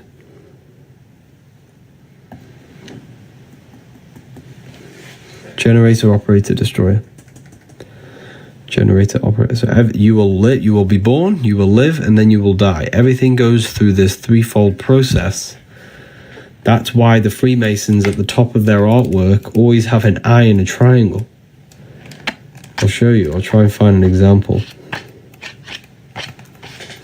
It's very powerful. So the Freemasons always have... where is this page?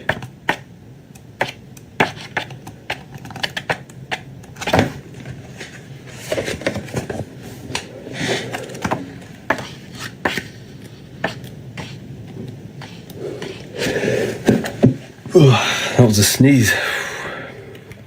Right. I don't know where this page is. I should know it, but... Because the eye in the triangle is the force that governs all creation. So you always see this on top, because this governs all things. Everything in this world, in this universe, will be generated, operated, and destroyed. Everything goes through this threefold process. Okay, so the Freemasons always show you that in their artwork. And it takes a threefold to create something. So the number 3 is creation. It represents creation. So it takes a father and a mother to produce a child. That's threefold. It takes dielectricity, magnetism, and electricity to create the physical world. You have the Father, the Son, the Holy Spirit. Generator, operator, destroyer. Brahma, Vishnu, Shiva. Jesus was in a cave for 3 days. Why was he in a cave for 3 days? It's a symbolic of transformation and creation. Death and rebirth. Same process. It's all symbolism. All symbolism. Why isn't my laptop working? So yeah, the number 3 is all to do with creation, death, and rebirth process. The book, I wrote this book myself. You can find it in my bio. You can get this in a PDF form. The only place I sell it is on my website, the Book of Wisdom. Click the link.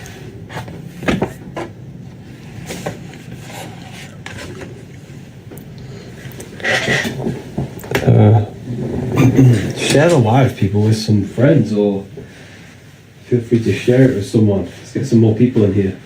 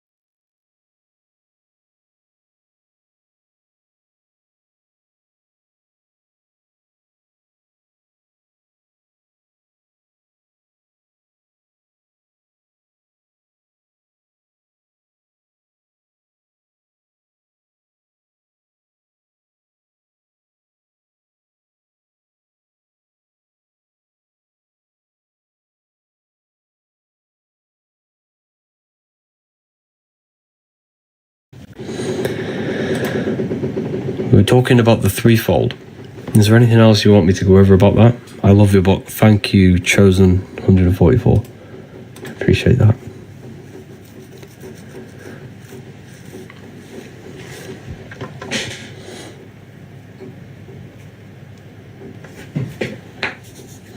How to ensure negative energy.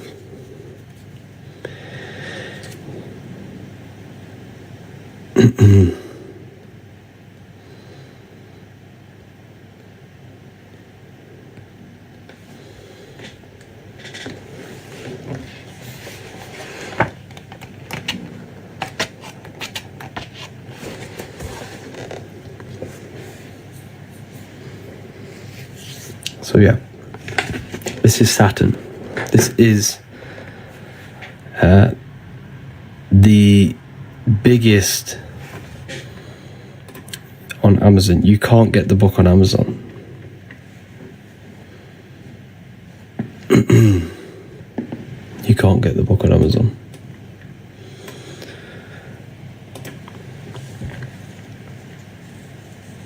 Is this volume 1? You can get it in my bio.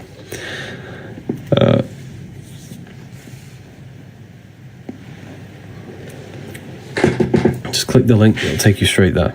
So anyways, let's go over this. We're talking about Saturn. Saturn is a very interesting topic when it goes over this. Okay? A very, very interesting topic.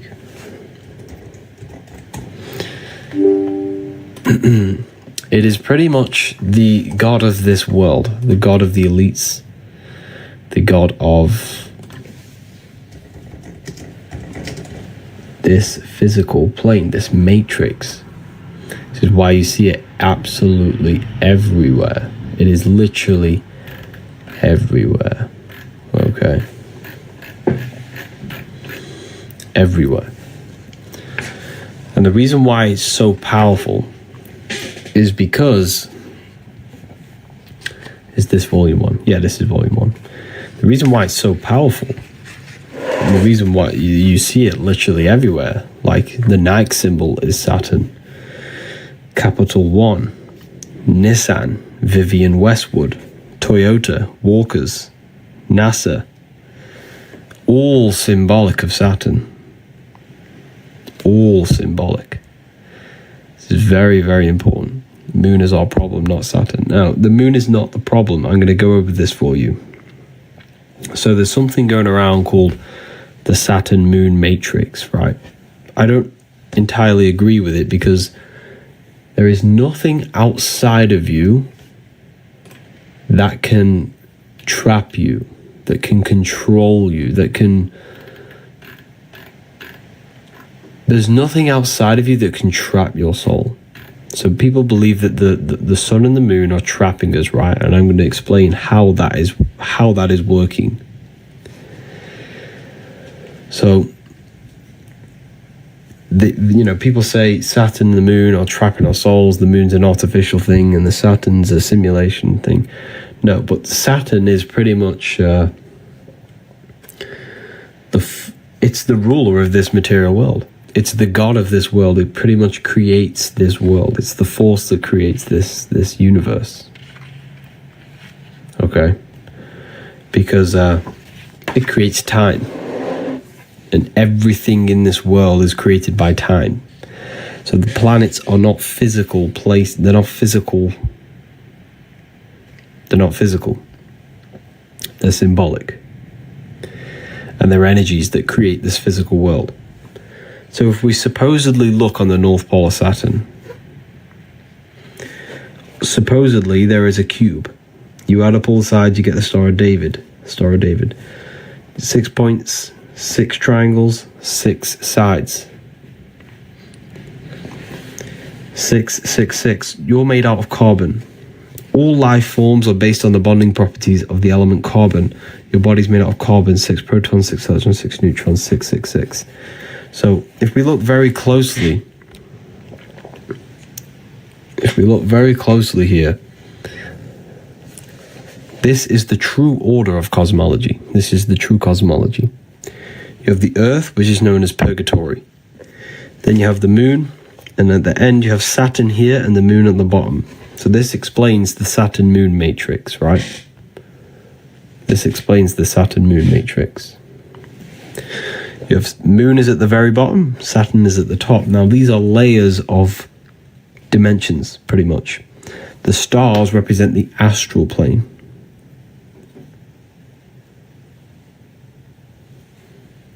That's why the word star is, you rearrange the word astral, you get star. Because this is where we come from. We come from the astral plane. That is our original light body. That's our light body. And the astral plane is your imagination. The astral plane is your imagination. That is a whole dimension. This sounds a bit crazy to people, right? This will sound crazy to new people. But you must understand that your physical reality, your imagination is not physical. You can't touch that screen you have in your mind. You can't touch thoughts. You can't touch imagination. So they are higher dimensions. The imagination is a higher dimension. Okay, so when you use that screen in your mind is using a astral plane, the astral light, the light of the astral. So when you imagine something, you're creating form out of astral matter. So Saturn is the first one that governs this material plane. So what you fall from the astral plane into the material plane. You fall from the astral into the material, and Saturn's the first celestial body that will incarnate you into this plane. That's why you have 7 days of creation. Saturn day for Saturn, Sunday for the sun, Monday for the moon, Thursday for Thor's day, Jupiter. So it's all symbolic of these 7 gods. These 7 gods that incarnate your soul into this reality. This is why you have 7 major chakras on your body, and you can feel them. You can simply just feel them. You can feel your gut, you can feel your anus, your gut, your solar plexus, your heart, and your throat. You can definitely feel your throat chakra. You can definitely feel your anus. You can definitely feel these places. These are all energetic centers in your body.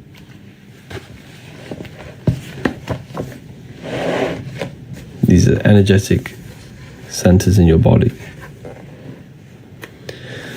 So,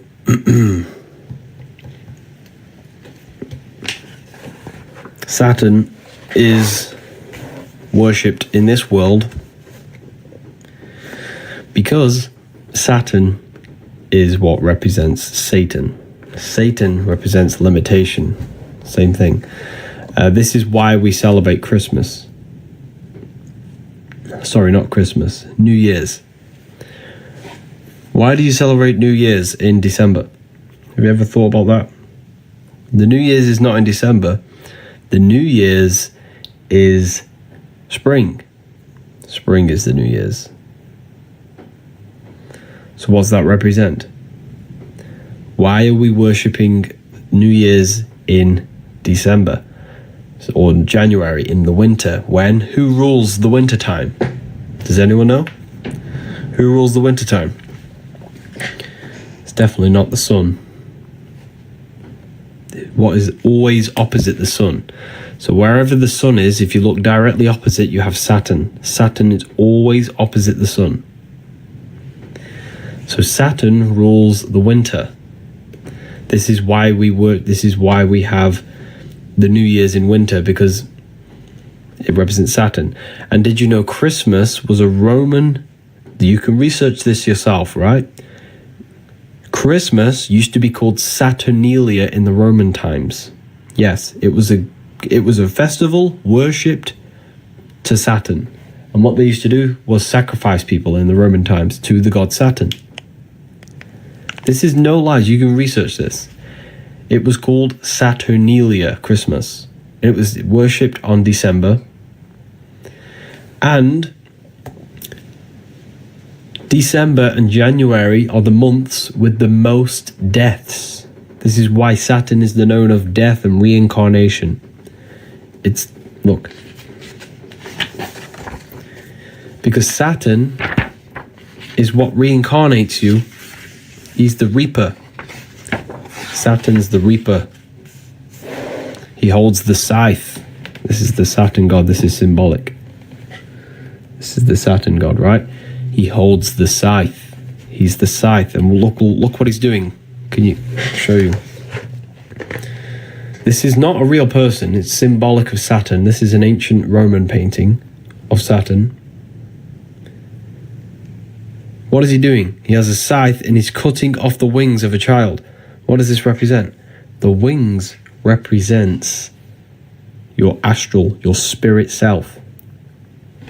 What does he do? He cuts them off. He incarnates you, turns you into physical. You're now under the rules of Saturn. So he represents rules, structure, laws. This is why all judges wear black robes. This is why when you go to university, you wear a black cube on your head. This is why the Jews wear a black cube. This is why the London Underground symbol is Saturn. You'll never unsee that now you've seen it. Have you ever seen the London Underground symbol? It's Saturn. Why? Because Saturn rules everything that is underground and structure.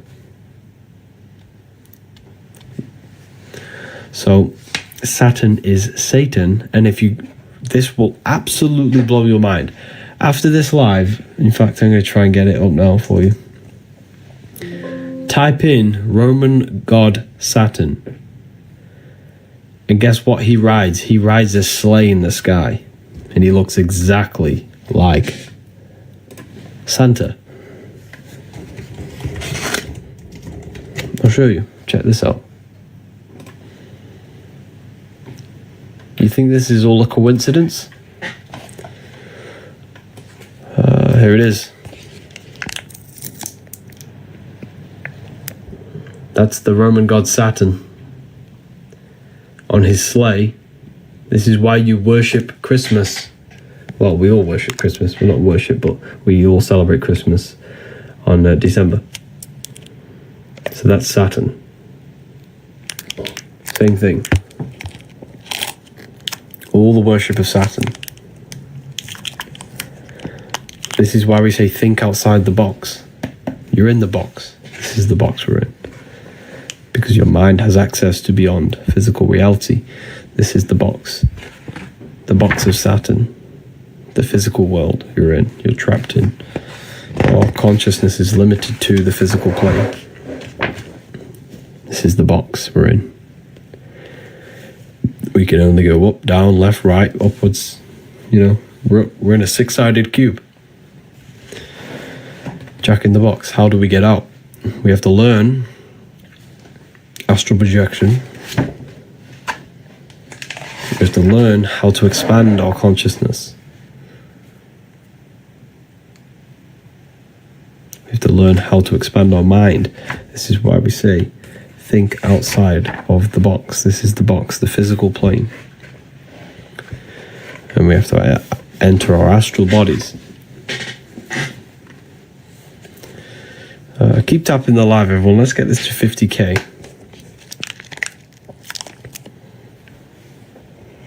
Your free astral projection guide is incredible. Wow, thank you, Ivy. Did it help you?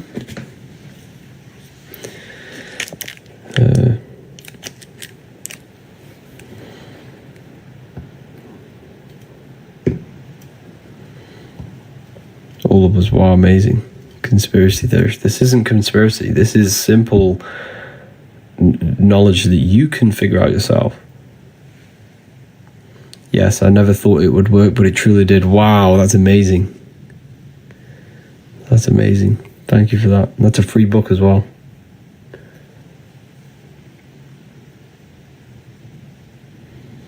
Space is fake. Yeah, you had a free astral guide. Yeah, it's still on my website. It's called Activating the Inner Eye. But it's on my website. Let's go get it after this live or something.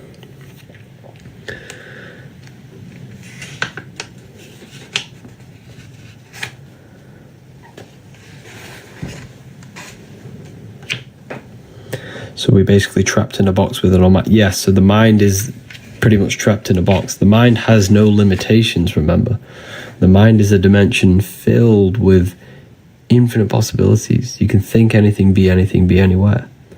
So the mind has infinite possibilities. So what limits the mind is the belief system and the belief structure that we have, which is governed by Saturn. Saturn is the structure. He rules our minds. Well, if you have limiting belief systems, that's a Saturnian energy. That's a Saturnian aspect of your mind.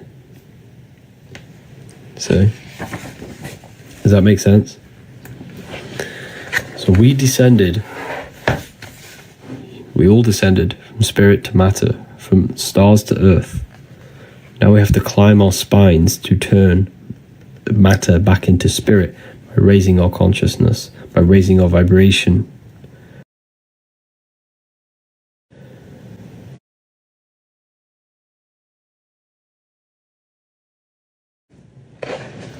And the way we do that is by raising your consciousness,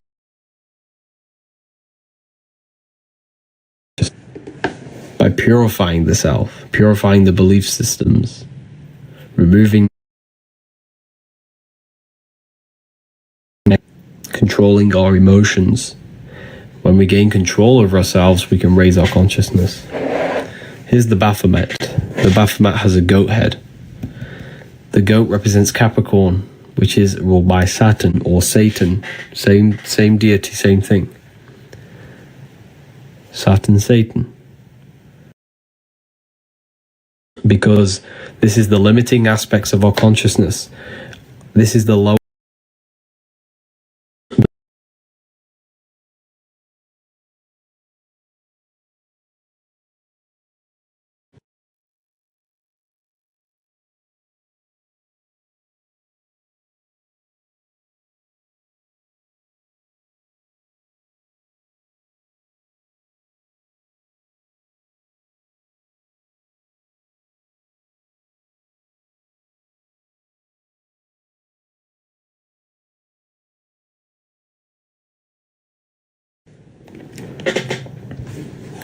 So, this is Saturn, Satan. Represents the lower mind, the lower self, because it's a ground animal, and it represents a lower aspects of lower aspects of the mind, limiting belief systems. Low frequency. Why these all red, orange, and yellow? McDonald's, KFC, Pizza Hut, Burger King, Wendy's. They're red, orange, and yellow because they represent the low frequency chakras, red, orange, and yellow. They keep you trapped in this low state of consciousness. Why? Because these foods attack your nervous system. They attack your immune system. They attack everything in your body, keeping your body in a fight or flight state, keeping you in low stages of awareness. They're addictive. Okay? So they keep you down. They keep you in low energy. They keep you in low frequency. Is this Satanism? We'd be very surprised, right, that everything in our reality is satanic. They have trained us to become satanic. A lot of people are satanic without even realizing. The whole system is based on Satanism. Okay, it's based on Satanism, the whole system. The whole system has you worshipping material things, worshipping false icons like celebrities. That's Satanism. Worshipping money, worshipping clothes. Like, all we care about is Satanism.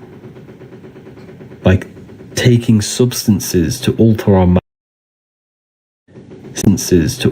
minds, like chemical like toxic chemical, that's all Satanism. Obviously, natural substances are not bad, but I'm talking about synthetic ones. You teaching this is Satan. This is far from Satanism. What I'm teaching you right now is to master your own mind, master your emotions, and master yourself, so you can become the best version of yourself, so you can align your mind and heart with the God consciousness. There's no, like,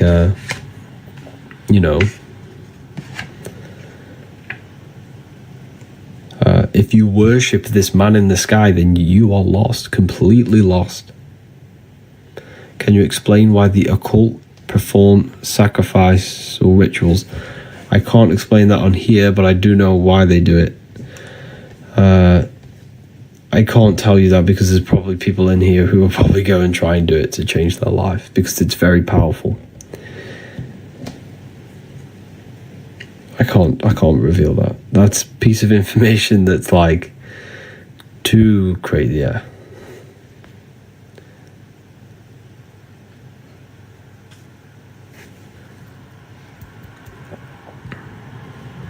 It goes deeper than you can imagine. God is real. It is real. Yes, God is real. Of course.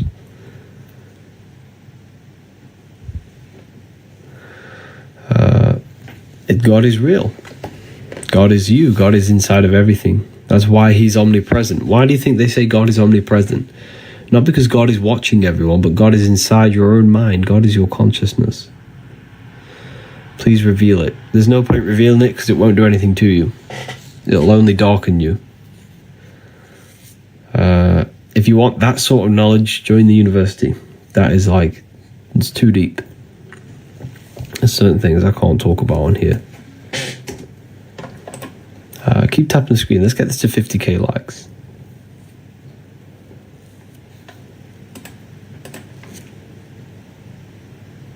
Let's get this to 50k likes. How to open your third eye. Your third eye is opened by imagination. University's lit. Wow, thank you. The university is an amazing place. But your imagination is your connection to the fourth dimension, to the astral plane. You just have to learn how to use your imagination. Your imagination will open your third eye. Your third eye is your vision in the spirit realm, which is imagination.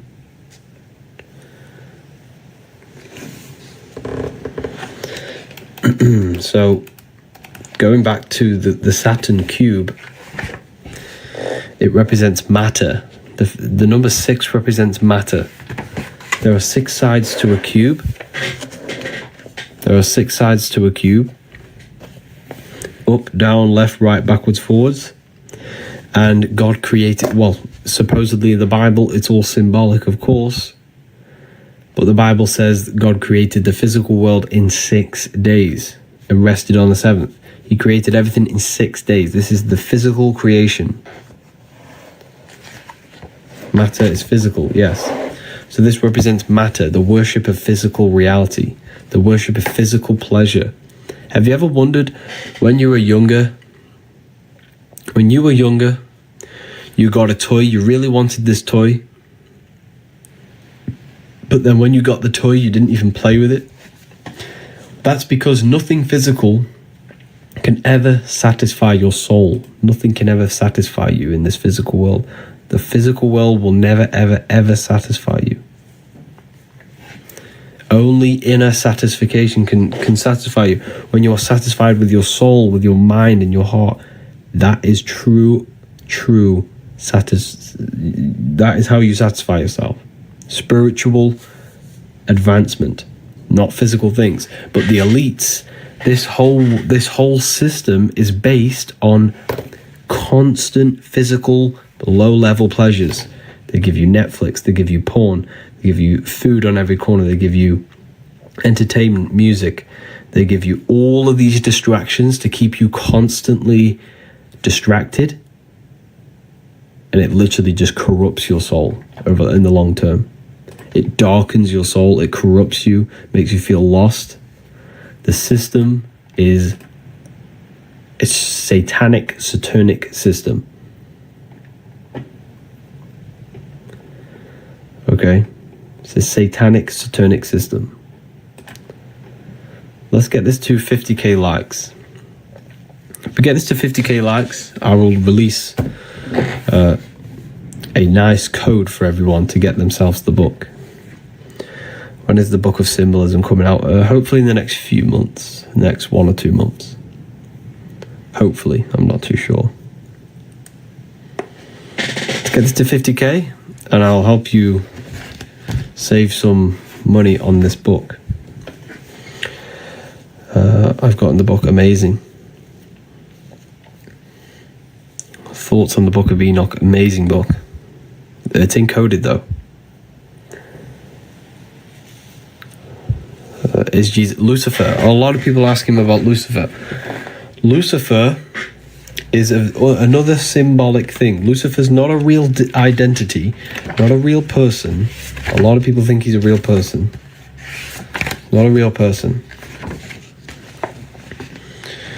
Lucifer in the esoteric world represents something that is... It represents good. Let's start that again. It represents evil dressed in good. It represents something beautiful that brings corruption and darkness. So it's an aspect of your own life. So if we look very closely at your brain, you do not see into reality. Light enters your eyes and the image is produced in the visual cortex of your brain. And this sigil, this process, is actually the sigil of Lucifer. This process, so reality is produced by your brain. It's a computer to experience this 3D world. Consciousness experiences the brain. So everything you see is in your visual cortex, and this is the sigil of Lucifer, representing the body. The eyes can be Luciferic. Why? Because the eyes deceive the soul. When you close your eyes, there is an inner self, there's an inner being, there's an inner consciousness, an inner word, inner voice. That's the spirit, that's internal, that's invisible. That's the invisible experiencing the visible. These eyes can trick you into worshipping the physical world and elude you. If you become obsessed with beautiful things, money, fame, temptation, lust, cars, I'm not saying these things are bad, but I'm saying if you worship them, that's Luciferic, because money is Luciferic. It lures you in slowly, and then it slowly corrupts you. Before you know it, you've traded your soul for something that doesn't really actually exist. That's Lucifericism. That's Lucifer. Think of it like this. A rapper is Luciferic. You think they're a rapper, you think they're cool, you think they're amazing, you worship them, you love their music because it sounds so good, but little do you know that music is corrupting your subconscious mind and programming your mind to be degenerate, to think about drugs, sex, and alcohol. So rappers, like music, is Luciferic. It's Luciferic. Anything that appears good but brings destruction.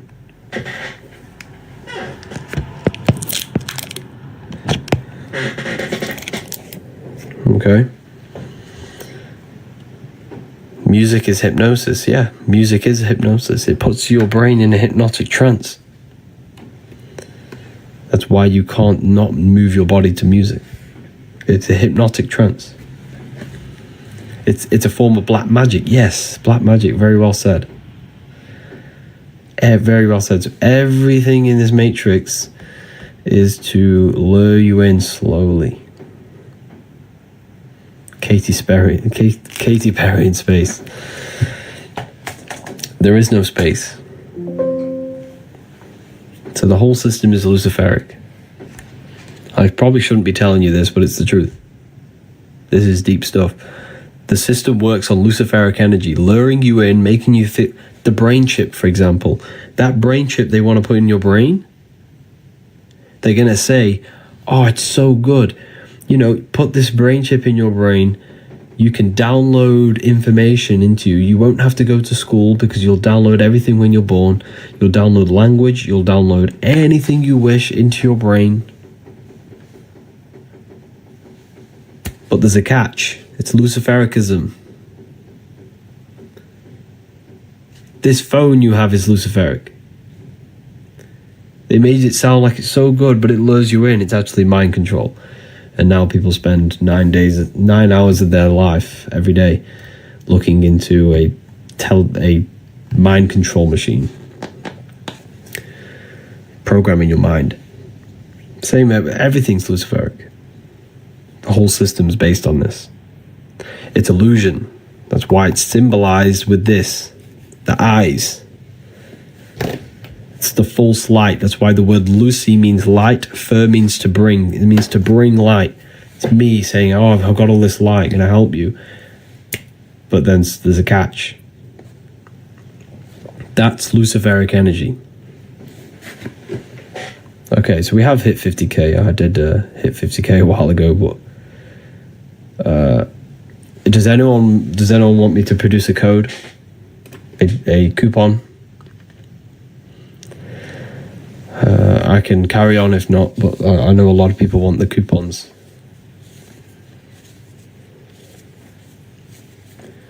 So Lucifer's not a real person. So a lot of people. Okay.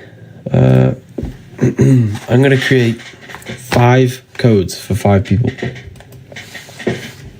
And they're going to be 40% codes. You're going to save yourself 40%. This is I never really give 40% out, but this is, this is a good live. I've been going very good. And I give 5 people the chance to use them. And guess what? If you wanted to, someone mentioned the free ebook. There is a free ebook on my website. There's a free ebook. It's going to teach you exactly how to imagine. It's a free book. It's called Activating the Inner Eye. So the code is, the 40% code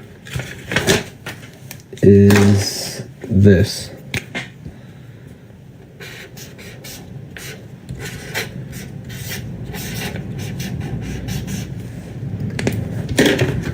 Add this at checkout, wisdom, all capital letters. This is the Book of Wisdom Volume 1 we've been going over. There's also Volume 2. Use the code wisdom, all capital letters. There's 5 of these available.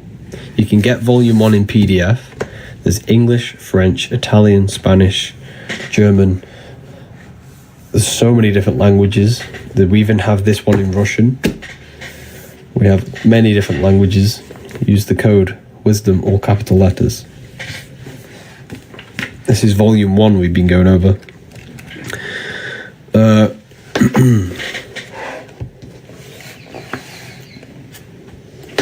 Wisdom, yeah. This is Luciferianism. That's what we've been going over. Already, thanks for helping me. It's a pleasure, Banana.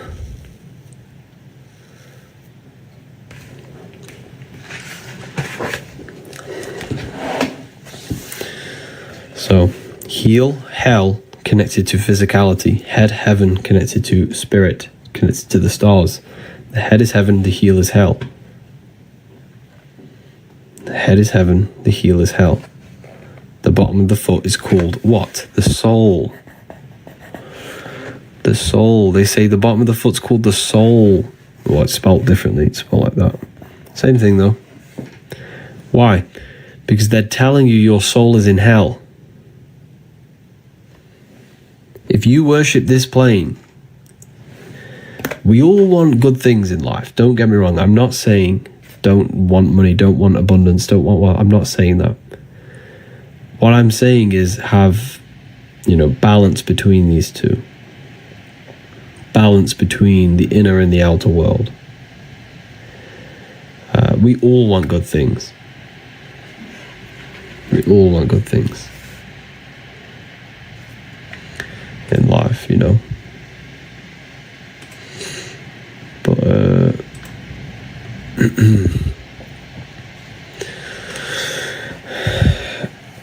yang. Yeah, it's having balance between them.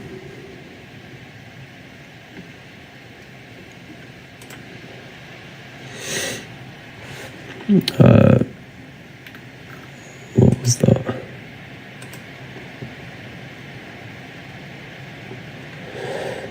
Well done to Veronica Sims, Angela Preto, for purchasing the Book of Wisdom.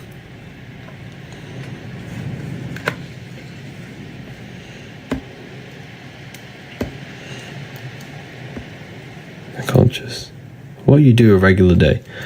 I wake up, I visualize what I want, then I get straight to work. Well, have a shower, straight to work.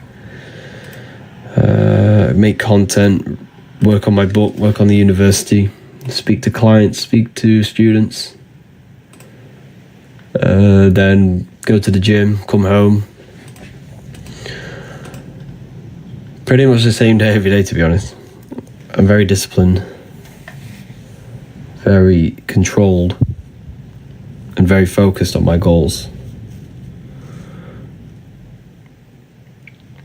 But my goal is to just literally just help as many people as possible awaken their mind and open their minds to new things. You know, that is the goal.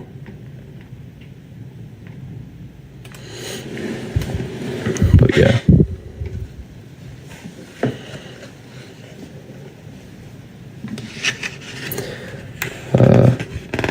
Thanks for the code, Just Audit. It's a pleasure. You'll love them when it comes. So here we have, look at the power symbol. The power symbol on your phone is upside down your brain because the power is within. The power is inside. The power is inside the mind. This is the power of the mind inside of you. Okay? Here we have the Holy Grail. This is the Holy Grail. This is your brain, because your brain's connected to the heavens, the stars, the astral plane, the higher realms, the higher dimensions of consciousness. You're connected directly to them. Your body on its side spells Yahweh. This is Yahweh, the name of God, inside of you. You are Yahweh. And Yahweh is the breath, breathing in. That's Yahweh is way. Yahweh. Inhale, exhale, because you're breathing ether, you're breathing consciousness. That's what you're breathing.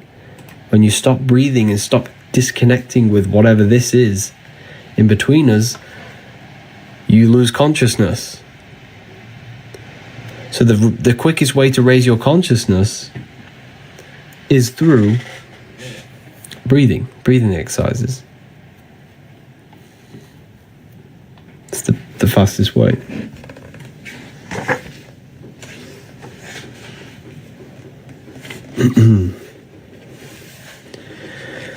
The symbol for spirit is a circle. That's why your head is a circle, because your head's where spirit is. Circle. What about breathing? Breathing is connection to consciousness. It's the fastest way to raise your consciousness. 5 points on the body for the 5 elements. 5 fingers for the 5 elements. They demonized your middle finger because it represents ether.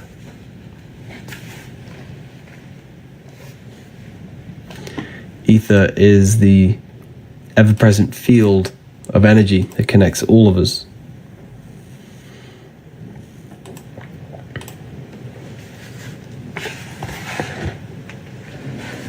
The ever-present field that connects all things. There are 2 codes left. The code was wisdom. 2 codes left.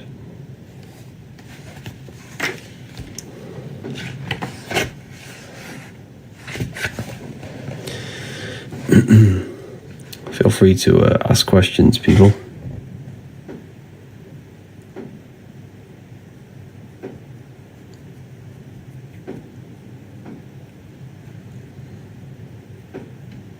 How do I use the code? You use the code at the end. It's at the checkout.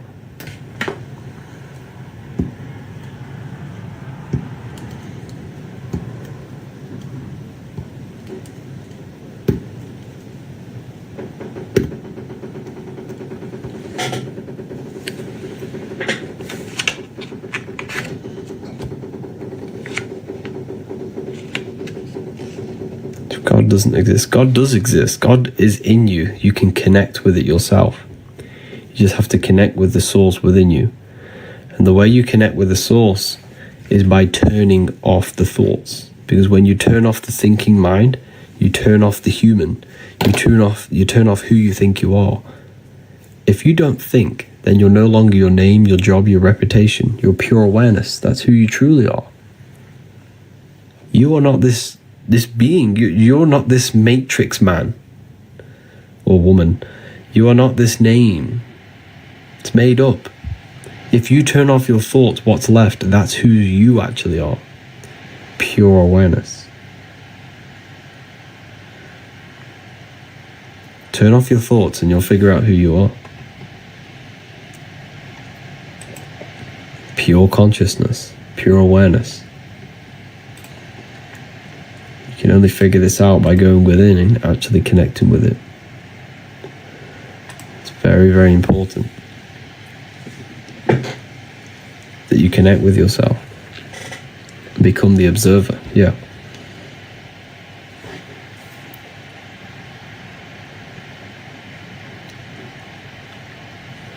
When you are nothing, you are everything. Yes, very well said. Very, very well said.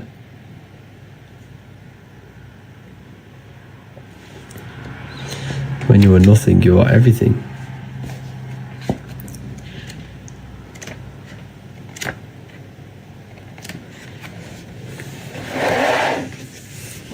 The life and death cycle. We're in a constant cycle of life and death. Daytime is life, nighttime is death. Everything goes through this cycle. Life and death, winter and summer. All the same cycle.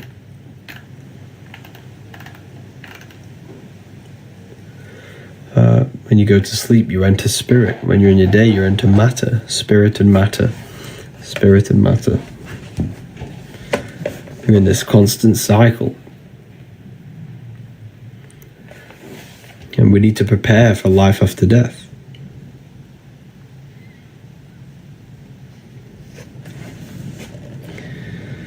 That's why the word death is ether. This is the ether. Everything is born out of the ether and returns back to it. Everything's born and dies. Energy can only be transmuted, never dies. So it's born and it returns back to ether, back to singularity. Physical is phi cycle. We live in a cycle of phi, of a torus field. The cycle of this torus field, though, is what we live in. This is your heart. It's the same thing with your heart. Everything leaves the heart. The blood goes into the heart and leaves the heart. Everything goes in and out of the heart. Energy leaves the heart and returns back to it. All blood leaves the heart and returns back to it. It's a cycle of the heart, which is ether. The heart is an infinite vortex.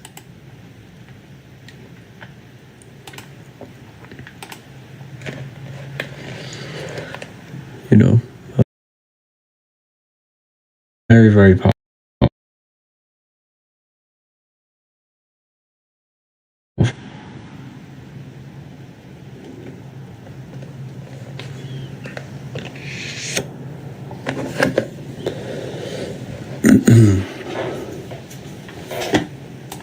Very, very powerful when you learn this stuff. I'll be back in 2 seconds.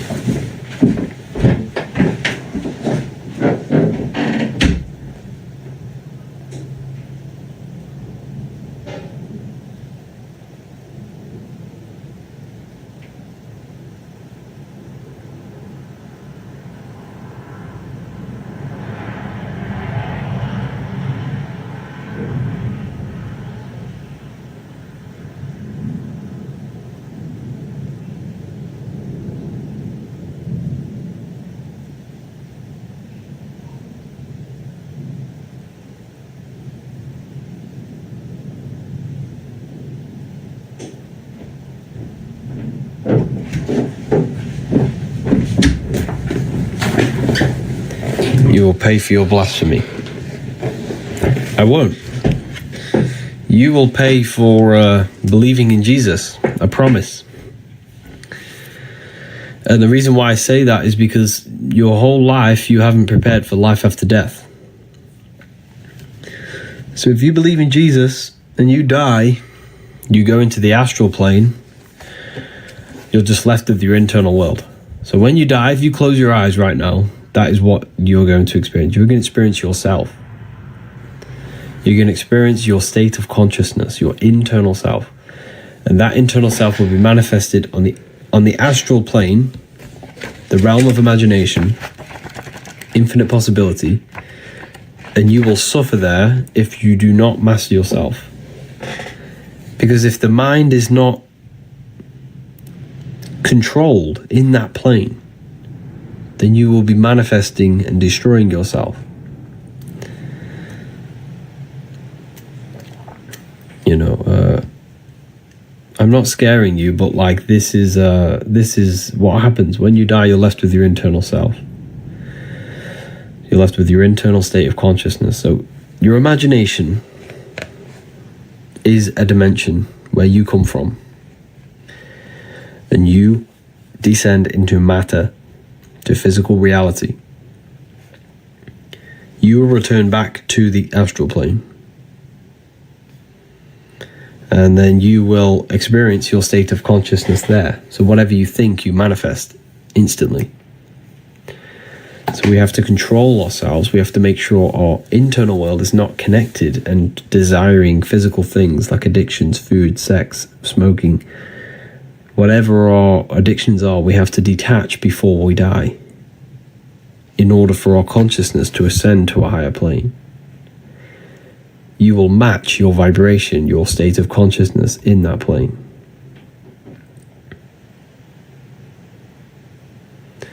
So you will match. If you're thinking sex, food, money, drinking, smoking, you will match the beings, consciousnesses, and souls that think the same things.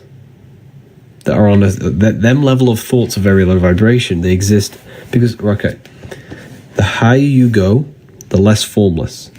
This is thoughts, this is imagination, this is energy, this is matter. Everything in the material plane began as thought. It was thought, imagined, give energy, and matter. That's the order of manifestation. So you're in the material realm now. When you go to sleep, you always go to the astral. But when you die, it's just a bigger version.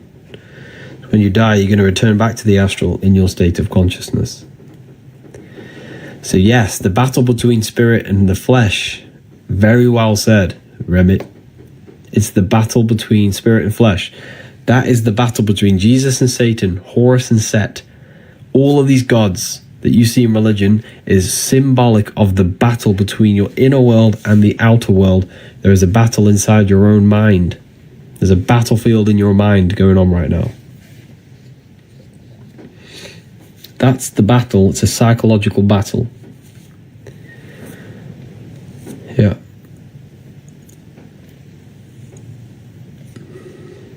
A psychological battle.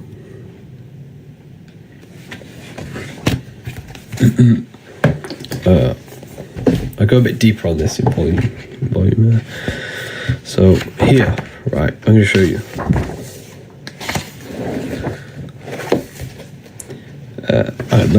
I'm not being a monk. Like,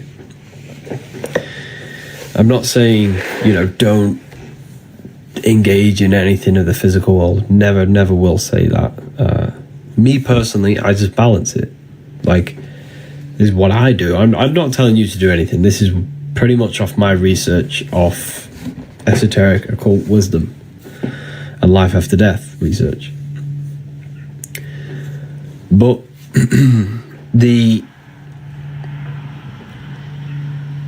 what I'm saying is just have balance between them. Like, you can want riches. You should want to be wealthy. You should want to have the best possible life with abundance in your life. However, the Bible says don't put your heart on it. When you gain wealth, don't put your soul on it. It means don't be attached to it. because you're going to die and you're going to leave everything behind. So there must be, the Bible tells you, be in the world and not out, be in the world but not of the world. Be in the world but not of it. Okay. So anyways, these were gods. These were the Sumerian gods. Can you see this very clearly? These were the Sumerian gods, right? And they had two faces, all symbolism. This is two faces. Because what are we? We are physical and spiritual. These had access to their spiritual bodies, the astral plane. These were the gods, because back in the ancient times, if you had the knowledge of leaving the body and entering your spirit and entering your spiritual body, then you were considered a god. Now, astral projection is even in the Bible. This is what people don't understand. Christians say, well, astral projection is demonic. It's in the Bible. I know a man in Christ who in 14 years ago was caught up in the third heaven. Whether in the body or out of the body, I do not know. Corinthians 12:2 tells you to ask, is telling you the third heaven. What's the third heaven? What is the third heaven? You have the physical, etheric, astral. That's the third. It's the third layer of reality. Astral plane. Corinthians again. What does it say? We are confident, I say,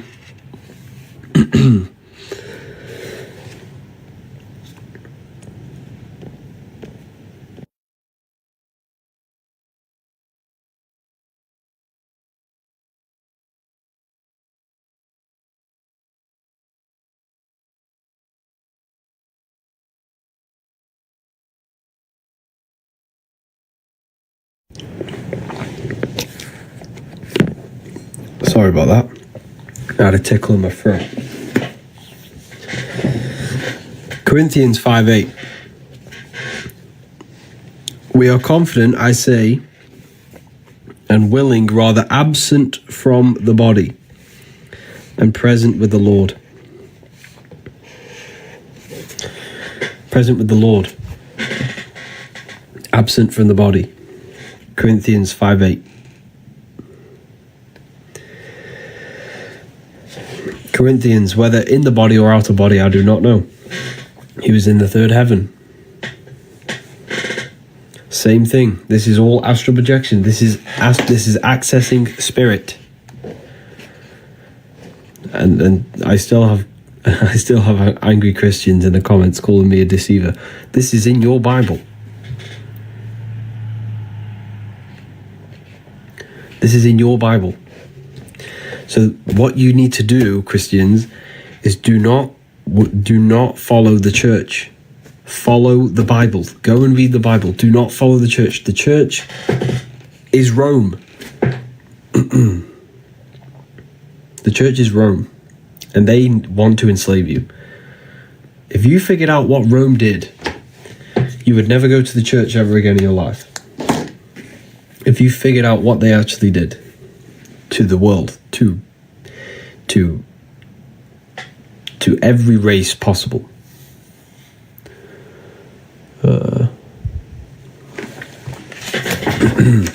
Same thing. Here's the Freemasons, you showing the same thing. Here's the Egyptians showing you the same thing. All symbolism of astral projection. Astral entities. I talk about the entities. Talk about how you create demons. You create demons. Demons are aspects of yourself. You literally create demons. Okay? It's so crazy when you actually figure this out. You are literally creating demons. Don't follow the masses. Like, honestly, I grew up in a... so I used to be a Mormon. My whole family's Mormon. So I know about Christianity. This is why I spent a lot of time studying the Bible. I've gave myself a new challenge. I'm going to be studying Genesis for like a long time. I'm going to study Genesis, the creation, the story of creation, because I think there's so many hidden codes inside of it. The whole Bible is filled with hidden codes. But I'm going to study it, and I'll let you know how it goes on. But I've already decoded Adam and Eve. I've already decoded that. I could share you what Adam and Eve actually is. So think of it like this. What you need to understand anything in the Bible, to understand the Bible, you have to understand that the universe only exists in your mind.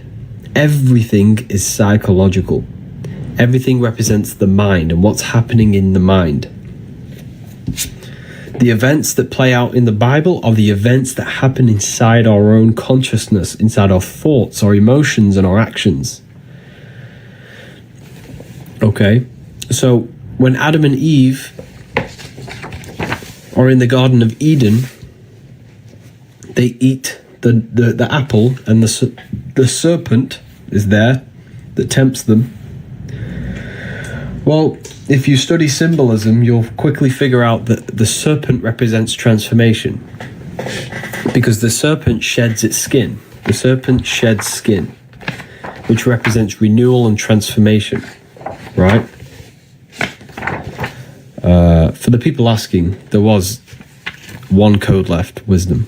Someone asked for the code. Wisdom, all capital letters. So the serpent represents transformation because the serpent sheds its skin, right? So it transforms itself. So the serpent in the tree tempts Eve. Eve represents the inner world, spirit. Adam represents matter. Okay? So Genesis is the beginning of your life, the Garden of Eden, which is even when you are in an even state. Now that sounds like a stretch, I understand, but let me explain. When you are a baby, your mind, remember, everything is psychological, the universe is mental. Your mind is whole. You don't have any contradicting thoughts. You don't contradict yourself, so you don't say, I'm going to do this, but then I don't have I don't have anything inside of me that says you can't do that, but we do now as a child. So we're even. Our mind is whole. We don't suppress aspects of ourselves to fit in with society, what we do now. We all do this. We don't have anything fractaled in our consciousness. Our mind is not fractured. But when we gain the knowledge of good and evil, which is growing up, when we incarnate, we're a baby, we're whole, but then we grow older. This happens to every single soul that enters this world. This happens to everyone. So it's a story that happens to everyone. And then as you grow older, your consciousness now splits. You gain the knowledge of good and evil. Your mind starts to contradict you. Your emotions tell you different things. You start to suppress aspects of yourself to fit in with people. You fracture yourself. It's a psychological story about fracturing yourself and leaving that whole state. It's a psychological story. That's leaving the Garden of Eden. And then all the chaos after is all about the chaos in the mind.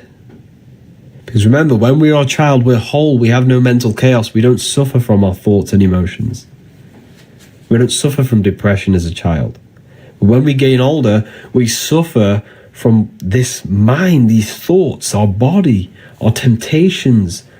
It's all about you. The whole Bible's about you. The chaos with Cain and Abel, and the chaos and all this, the flooding, it's all symbolic of what's going on inside your mind. It's a symbolic story about you. But yeah, I hope that makes sense, everyone.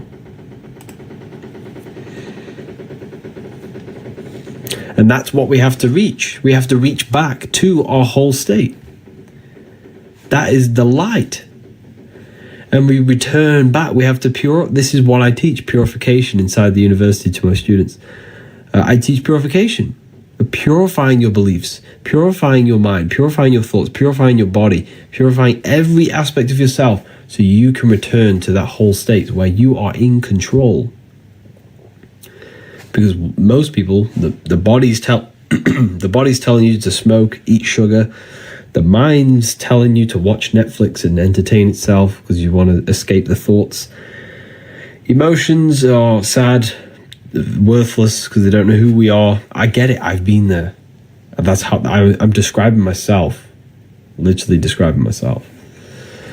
But that is the chaos that the Bible's talking about. But that is the chaos. It's talking about the chaos within. And we transform ourselves. And that is the serpent. Now, I'm writing a whole book on this, so you can do your research on it if you want. But I'm making a whole book on the symbolism of the serpent, symbolisms of all different things, all different symbols you could possibly imagine. But I'm pretty much going to provide information that the whole world was under one religion at one point. And it wasn't a religion, it was a worldwide knowledge of self, and it was the serpent religion or wisdom. Yeah, the serpent wisdom. It was the knowledge of self-transformation, of the mind, of the emotions, of the body. It was the knowledge of Kundalini, of self-transformation and spiritual enlightenment. This was the true religion, and I'm going to prove it in that book. It's going to prove it, but yeah. Are you going to write volume 3? I'm not writing volume 3, I'm writing the book of symbolism. That is the next book.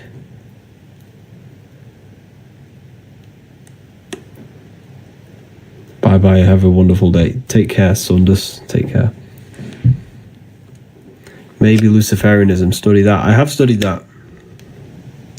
And yeah, I went over that at the beginning of the live on Luciferianism.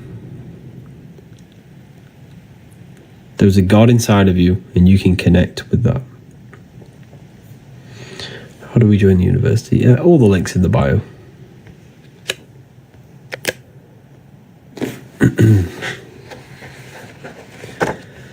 All the links in the bio.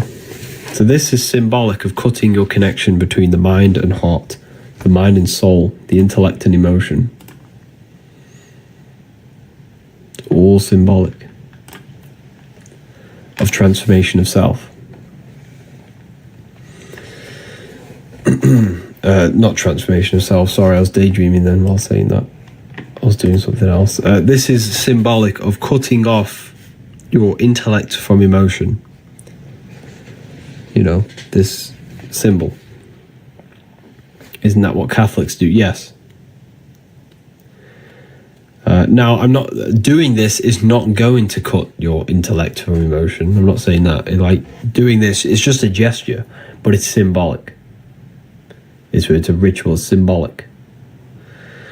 We don't want to cut off our mind from emotion, because cutting off the mind from emotion thinks destruction, hate, and a beastly nature. That is the devil. You are literally the devil if you don't think with emotion. They have to be in sync. We have to think with empathy, think with morals, think with our heart as well. They combine. But we don't want to just think with our emotions, because then we become impulsive. We have to combine them both. The heart is literally a guidance system. It's connected to the universal laws of God. It's connected to the laws of God, consciousness of love,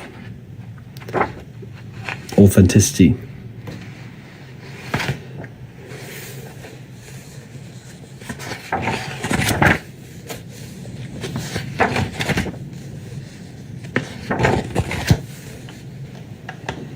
But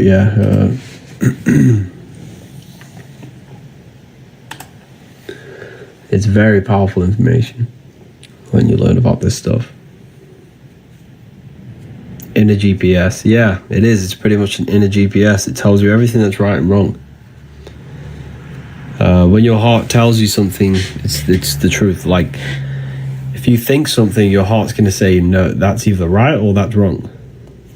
That's the intelligence in you. We all know what's right and wrong. Is this the second book? Yeah, this is the volume 2. So the heart talks about volume 2 talks about the heart. Your truth, you can feel it. Yeah, exactly. The truth resonates with you. It resonates with your heart. You can feel it.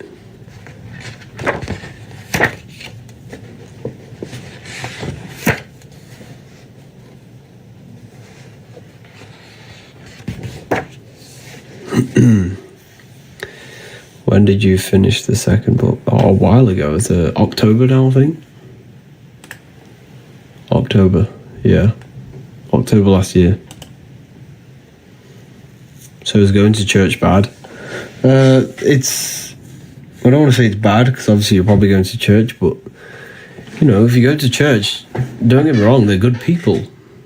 You know, you think you're doing the right thing, which you pretty much are. You're becoming a good person, but it's like, the most powerful way to really connect with God is to become the best version of yourself. Become controlled in the mind. Become controlled in your heart. Gain control over the self.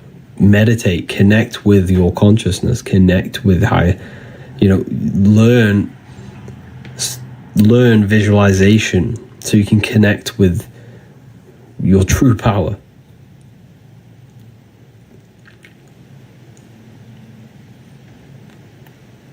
So,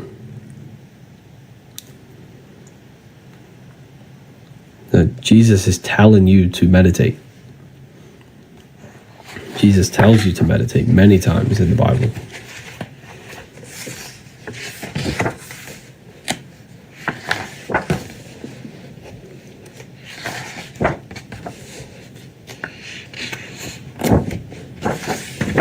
Many, many times.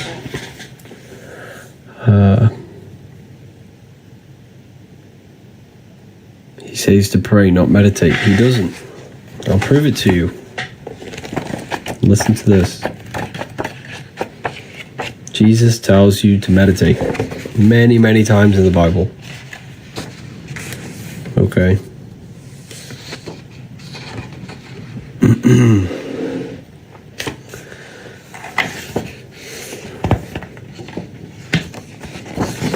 Here it is.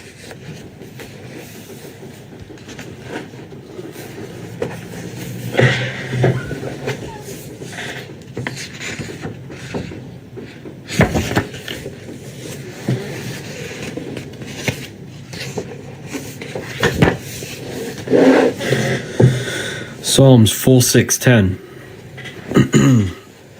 4:6-10. Be still and know that I am God. Be still.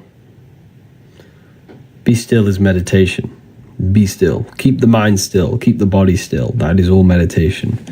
Then he says in Matthew 6:3-4, take no thought. 5 times he says this. 5 times he says, take no thought. 5 times, 5 senses. Turn off the 5 senses and take no thought.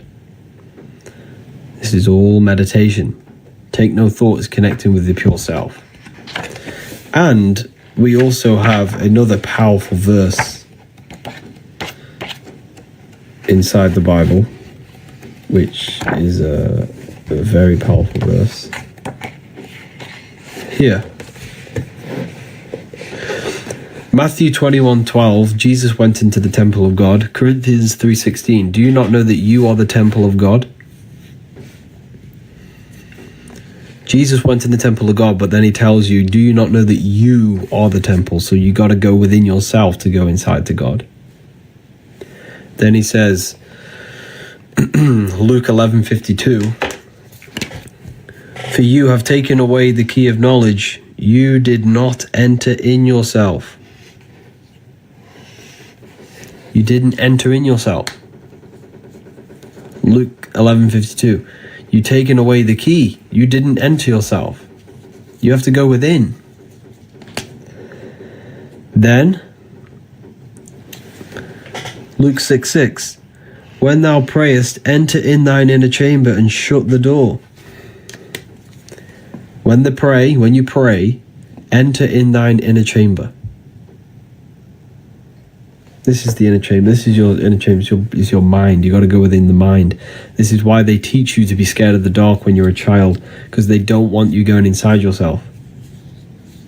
They don't want you going inside. Why? Because the inner room of exactly, the authentic, very well said. The inner room of consciousness is where they don't want you to go. Exodus 14:14. You need to be still. Wow, you only need to be still. It's there. Enter in the inner chamber, the inner room. There is a room inside of you, right? And this room is a very sacred room. It's the room that every Brahma goes into the cave. Jesus goes into the cave for 3 days. This is the cave. The cave is this beautiful room inside of you. This cave is when you turn off thoughts and you are left with pure peace, pure love, nothingness. That's the inner room. That is the room of where your worries go out the window. Everything goes out the window, and you're left in that room. The upper room where Jesus meets the 12 disciples, the 12 cranial nerves in your brain. You just got to go within yourself. It's symbolic. The whole thing's symbolic. The whole thing. Egyptians are telling you the same thing.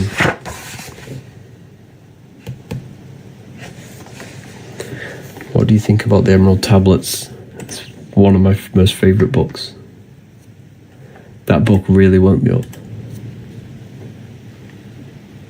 It's very powerful. Okay, right. A lot of people asking about the book. It's called The Book of Wisdom Volume 2. I wrote this myself. You can get it straight in my bio. It literally tells you everything you could possibly imagine. Now, I'm going to give 5 more people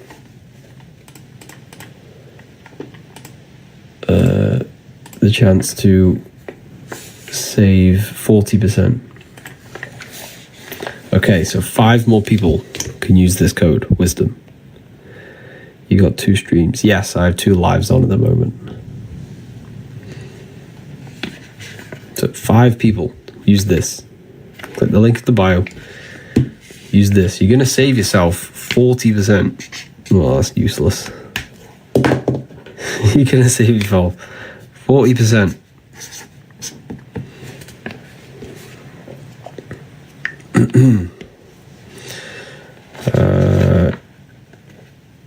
Out of context is wrong. It's not out of context. I've read the Bible. Here it is. The energy field around your body. Sacred energy field that produces all physical life. Did you know you become sick? This field becomes sick before your body does. This is the field that becomes sick before your body does. This is what we call, I forgot the name for it. There's a name for these machines, right? And what these machines, if I join the university, what do I gain? What don't you gain? You gain, there's a live lecture tonight talking about the secrets of number 3, where we do a live discussion. You get all it teaches you everything you could possibly imagine and to transform your life, to go from darkness to light. But yes, tonight there's a live lecture. There's a live lecture. We are all discussing certain things. The secrets of number 3.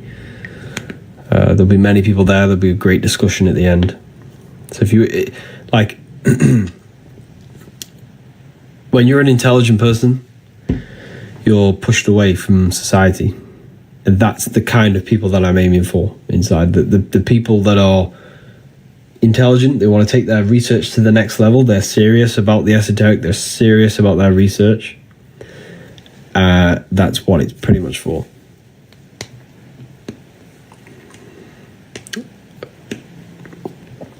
So anyways, I was talking about that machine.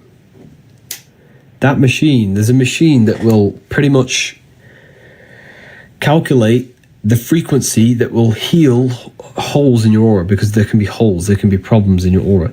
So this energy field becomes ill before your body does, because this is what feeds the body. So you can actually see illness in the field before you can see it in your body. So there are these machines that can detect what frequency is missing from the field. They'll produce that frequency and then shoot it into your field, which will heal your field and then heal your body. I forgot what the machine's called.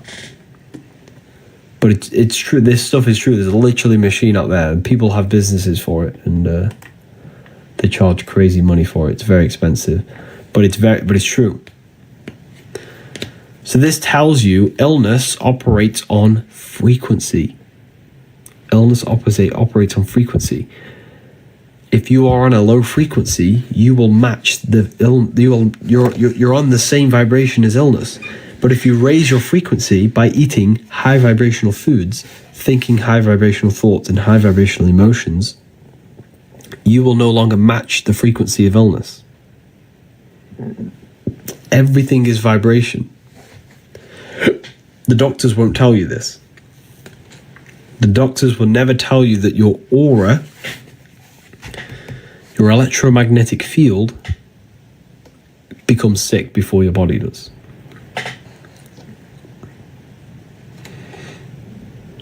Yeah, it's very true.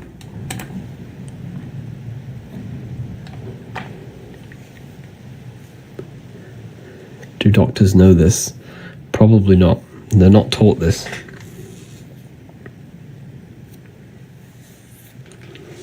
And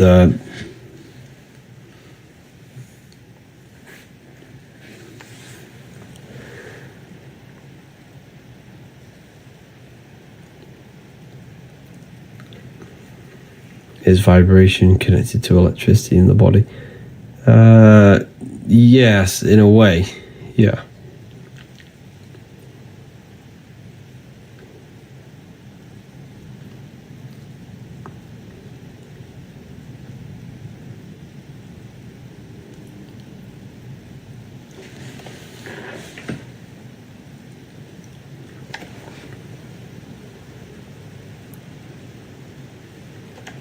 Any coupons for the university? No. It's already underpriced for what's inside, to be honest. What's the best foods for high frequency? Fruits. Fruits, vegetables, because it's literally crystallized sunlight. It crystallizes the sun.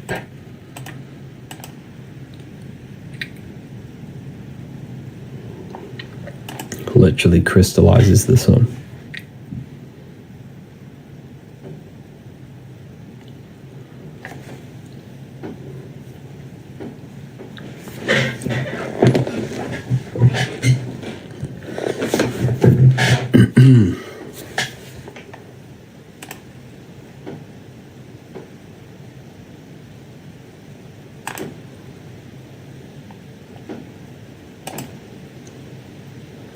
The sun is artificial. The sun's not artificial. That's why they try and block it. The sun upgrades you. The sun produces melatonin in your pineal gland. It makes you feel good.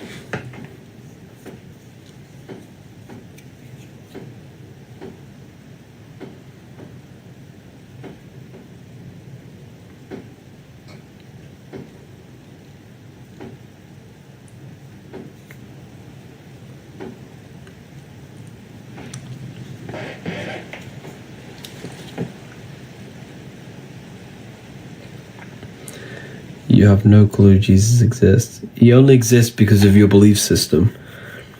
You know, whatever you believe in, that's your reality.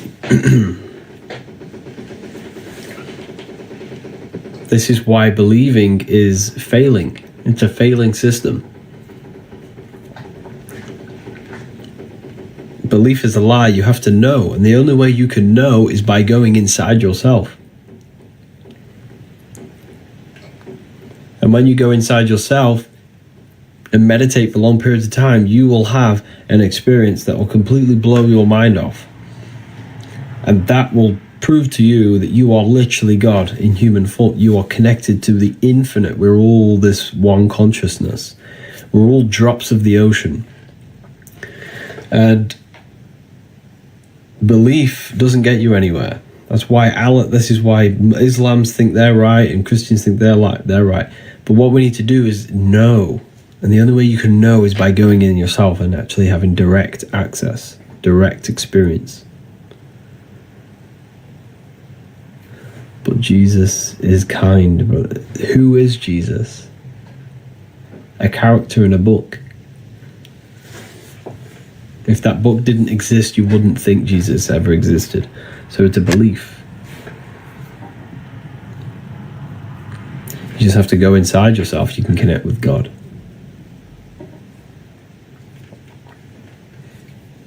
Just go within.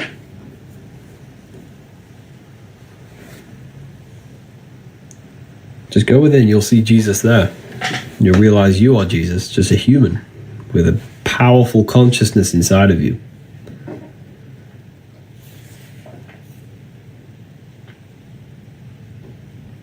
I'm so excited for the book. Oh, honestly, when you read it, your life will change. Life will change.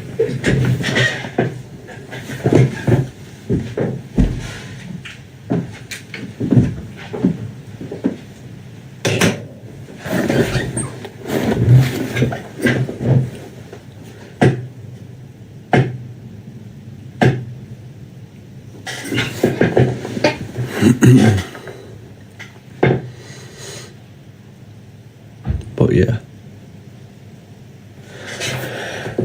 I'm gonna love and leave you all here today. Harry, the books are amazing. Still reading. Thank you for that, Anya. If anyone's read the books, let me know in the comments. If I join the university, will I have symbolism class as well? Yes, you'll have the symbolism class. You have everything you can imagine. We also have a library in there as well. We have a library filled with books. But yeah, if you join, I'll see you tonight in the live lecture. We can have a discussion after the lecture. But yeah, I'll see you there. Ordered, can't wait. Wow. I'm working through them every day. Amazing.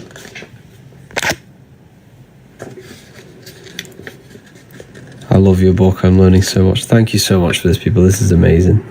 You should start doing podcasts. Yeah, I really want to. I think that's my next thing. I think that is the next thing. Thank you, everyone. Have an amazing day.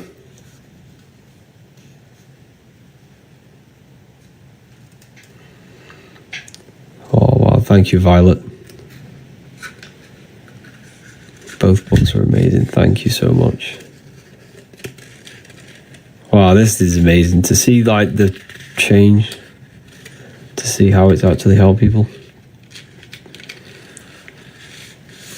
Yeah, thank you, everyone. Have an amazing day. Take care. I think there were a few codes left, I'm pretty sure. Wisdom, all caps. There's a free ebook on the website as well.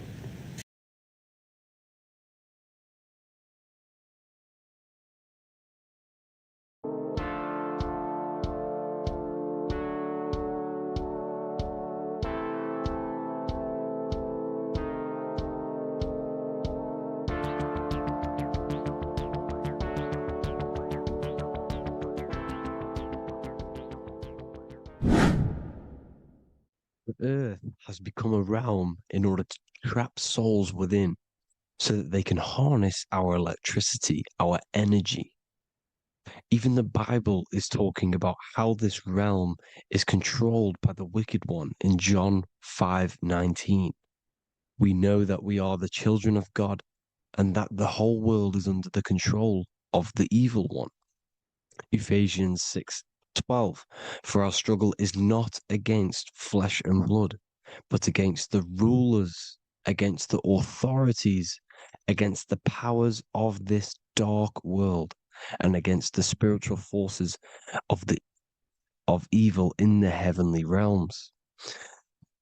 So the Bible is telling us that this is not the only world. There are other worlds, there are other realms that we can go to, considered as heaven. Heaven being a higher realm where there is no evil, no darkness. This is a midpoint realm where there is good and evil. Now, we're going to explain how the soul trap is how it's working and how your soul is being harnessed for its energy and how you are tricked to come back to this realm after death. What you need to understand is first is that you are the invisible intelligence behind the physical body. You are the mind and soul. The soul is the true you, the good you. It is pure love, pure bliss, eternal, never dies. The mind can be corrupted though. The mind is the intelligence of the soul. It is invisible. It has no true form. The intelligence inhabits the brain. The brain is the computer to control the electrical machine called the nervous system, which is choice, program, and action. You are the invisible intelligence behind the body, and this will prove it even more. You do not even see into the external world. You are seeing an image produced by the brain because the light is being sucked through the retinas of the eyes. The image is produced in the visual cortex at the back of the brain. What does this mean? This means that we are the consciousness in the center of the brain, in the pineal gland, that is experiencing the program being ran by the central nervous system in the brain. This is the sigil of Lucifer. Lucifer in Latin is Lucy. Lucy is light in Latin. Lucifer is known as the light bearer. This is how the eyes work, people. It's not a demon or a devil. The sigil for Lucifer is how the eyes work and how the left eye is controlled by the right brain. The right eye is controlled by the left brain. There is a crossover. It's the same with the body. The left side of the body is controlled by the right brain. The right side of the body is controlled by the left brain. There's a crossover with our hemispheres in the brain. Now, this empty chamber in the center of the brain is where this universal cosmic intelligence is held, known as the most holy place in the Bible, the throne of God. Okay, this is above the 33 vertebrae on the spine. As you can see here, you are the being in the center of this point. All of the nerves are being sent back to this one particular point, which is the seat of our invisible intelligence. You can see it's an empty chamber. Our consciousness, our intelligence is not a physical thing. This intelligence is the true voice inside of your head. This is why your head is heaven, your heart is earth, your heel is hell.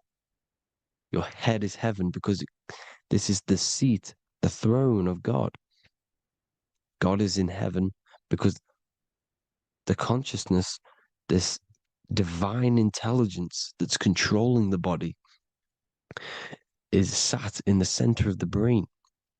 The brain is taking commands of this invisible intelligence. When you close your eyes, you can feel your awareness, your consciousness, your intelligence is all in the brain. Your awareness is not in the feet, the heart, the legs, the arms. It's all in the center of the brain. Now, if you meditate deeply, you will find that You are beyond the mind. You are the being observing the thoughts. You are the soul observing the thoughts.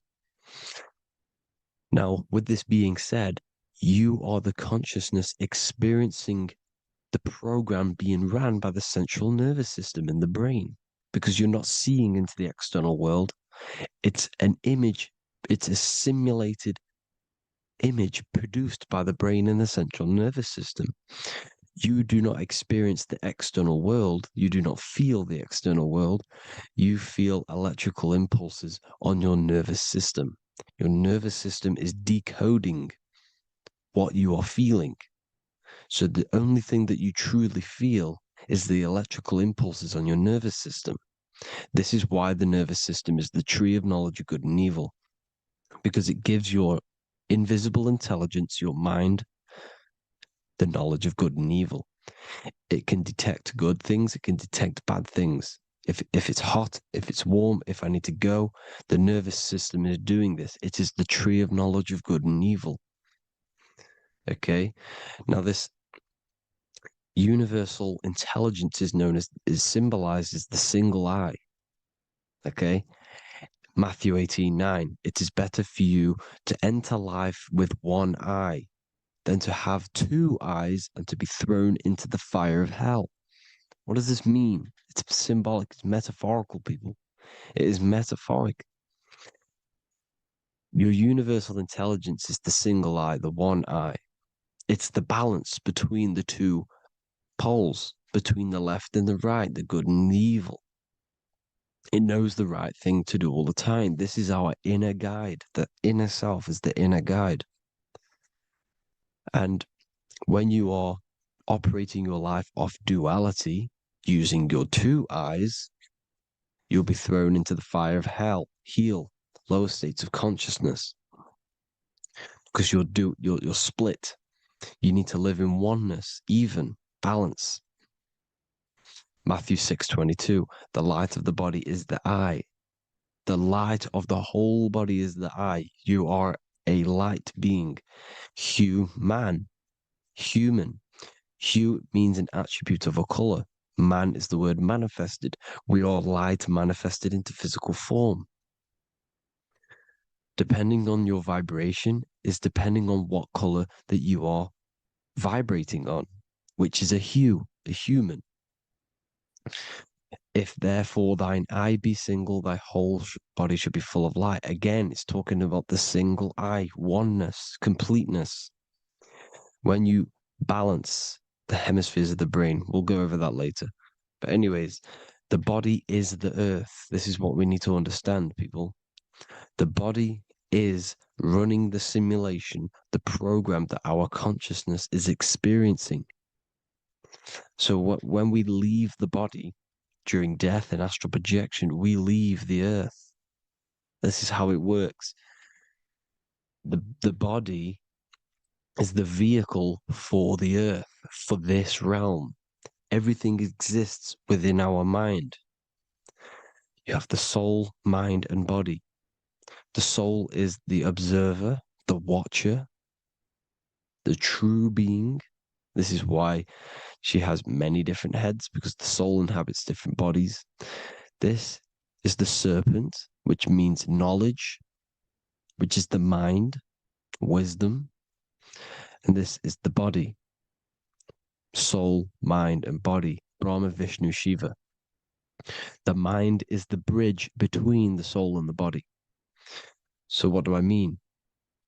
When you astral project, you are using your mind to project your awareness, your observing consciousness outside of the physical body. The mind is the projector, projecting consciousness. By using your mind, you can project your consciousness outside of the body, which is known as the astral realms, which is known as walking on water. Jesus was never walking on physical water, people. It's metaphorical. Believing the physical body. The water is the ether, which is the veil between the physical and the astral realm.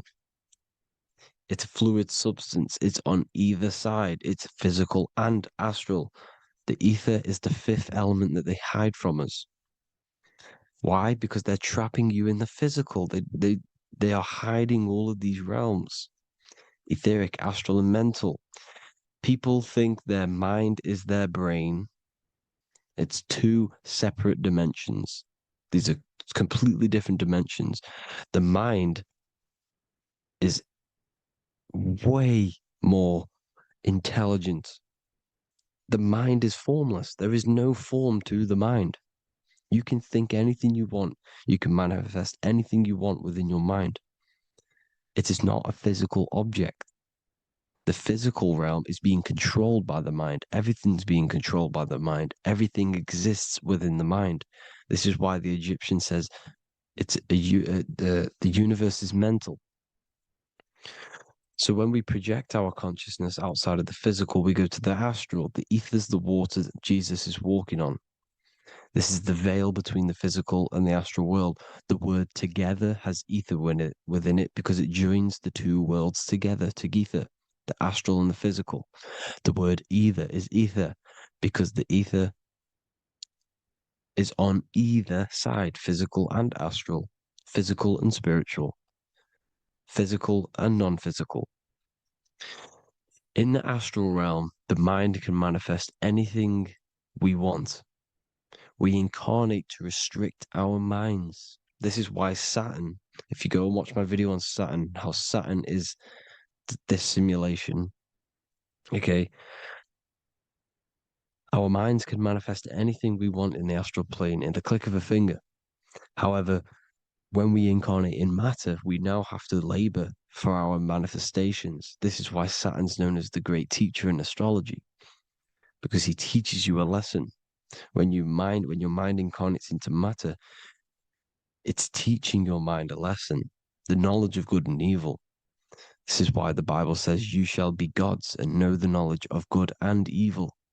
When you incarnate here, you have to know the knowledge, you need to know the knowledge of good and evil to become a god. Okay? Now, the square is the physical plane. The triangle's the ethereal plane. The circle's the eternal plane. The circle has no beginning, no end. It's eternal. The physical plane is the square. It's limited. The square is limited. The cube is the geometric shape which gives rise to matter. Now, the term think outside the box has truth in plain sight. You have to think outside the box to project your consciousness, use your mind to project your consciousness outside of the box, the physical plane, into the astrals. The astral realm is the realm of the stars. Above us is the stars. Through the stars is the astral plane. This is why astral has the word star within it. The devil is the de-veil. When you sell your soul to the devil, quote unquote, it's metaphorical. The devil exists in the physical plane. It's the lowest state of consciousness. The de-veil, you de-veil yourself into the physical when you are the devil. The de-veil. The ethereal plane. Now, we all know what the famous symbol of the all-seeing eye, right? The all-seeing eye with the eye in the triangle. Look at the Masonic artwork showing you the triangle above in the sky. This is symbolizing the ethereal planes. The eye in the triangle symbolizes your invisible intelligence, your mind, which has the ability to see on either side. Because the triangle's the ethereal plane. The eye is your consciousness, your intelligence. And this intelligence has the ability to see in the physical plane and to see in the ethereal planes, in the astral planes. This is why it's above the earth. It's above the ground. Because it can see here, it can see in the heavenly realms. Now, the stars are, well, this is known as heaven, the realms of the astral planes. This is some quotes from the Emerald Tablets of Thoth. Out of the darkness ye must rise upwards, one with the light and one with the stars. Man is in process of changing to forms that are not of this world. Grows he in time to the formless. a plane on the cycle above. So there's other worlds. The Bible's telling you there's other worlds, there's other realms. Know ye must become formless before ye are one with the light, the astral light above, which shining through the stars. Not of the earth are ye, earthy, but a child of the infinite cosmic light. You are the invisible intelligence controlling the physical body. The body's not you. It's the vehicle that your soul lands in when your mind projects your consciousness into that realm. Free from the body, I flashed through the night. Unlocked at last for me was the star space. Wow, that's powerful. The star space, the astral planes. This is what it's talking about.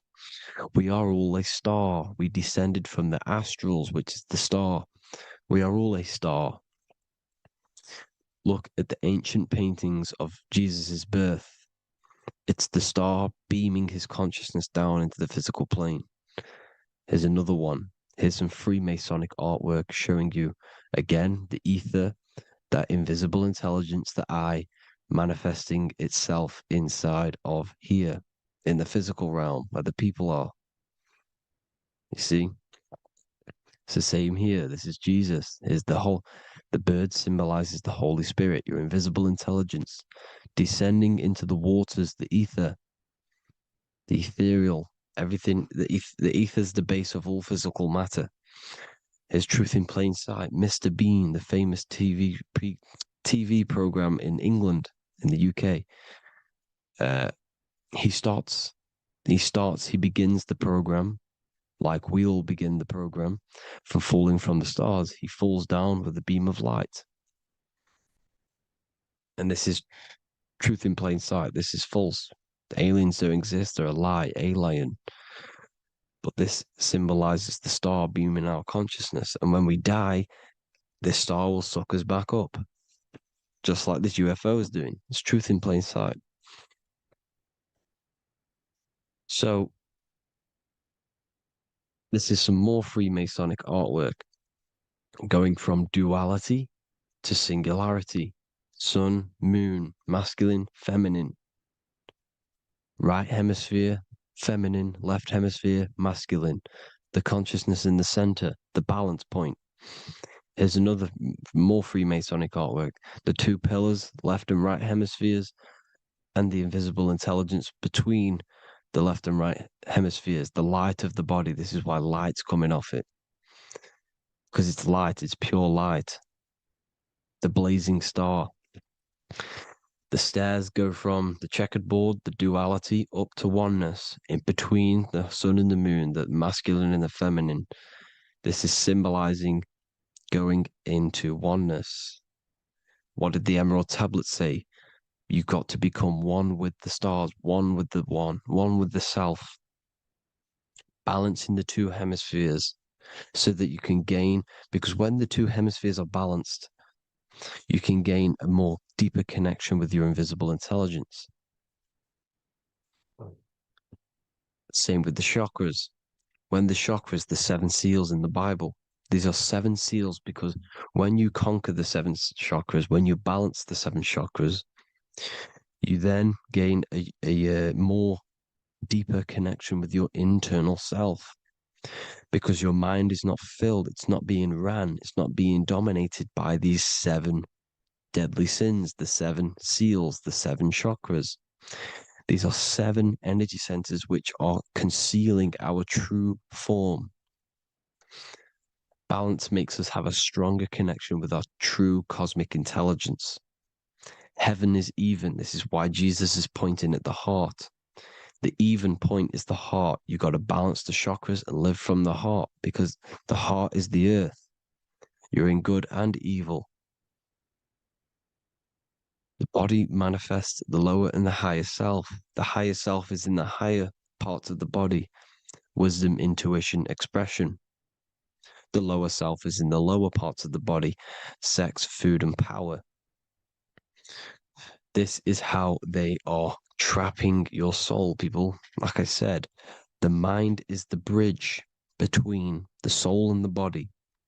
So by tricking the mind, not giving it the right knowledge, and keeping the mind stuck in the lower three centers, thinking about power, food, and sex.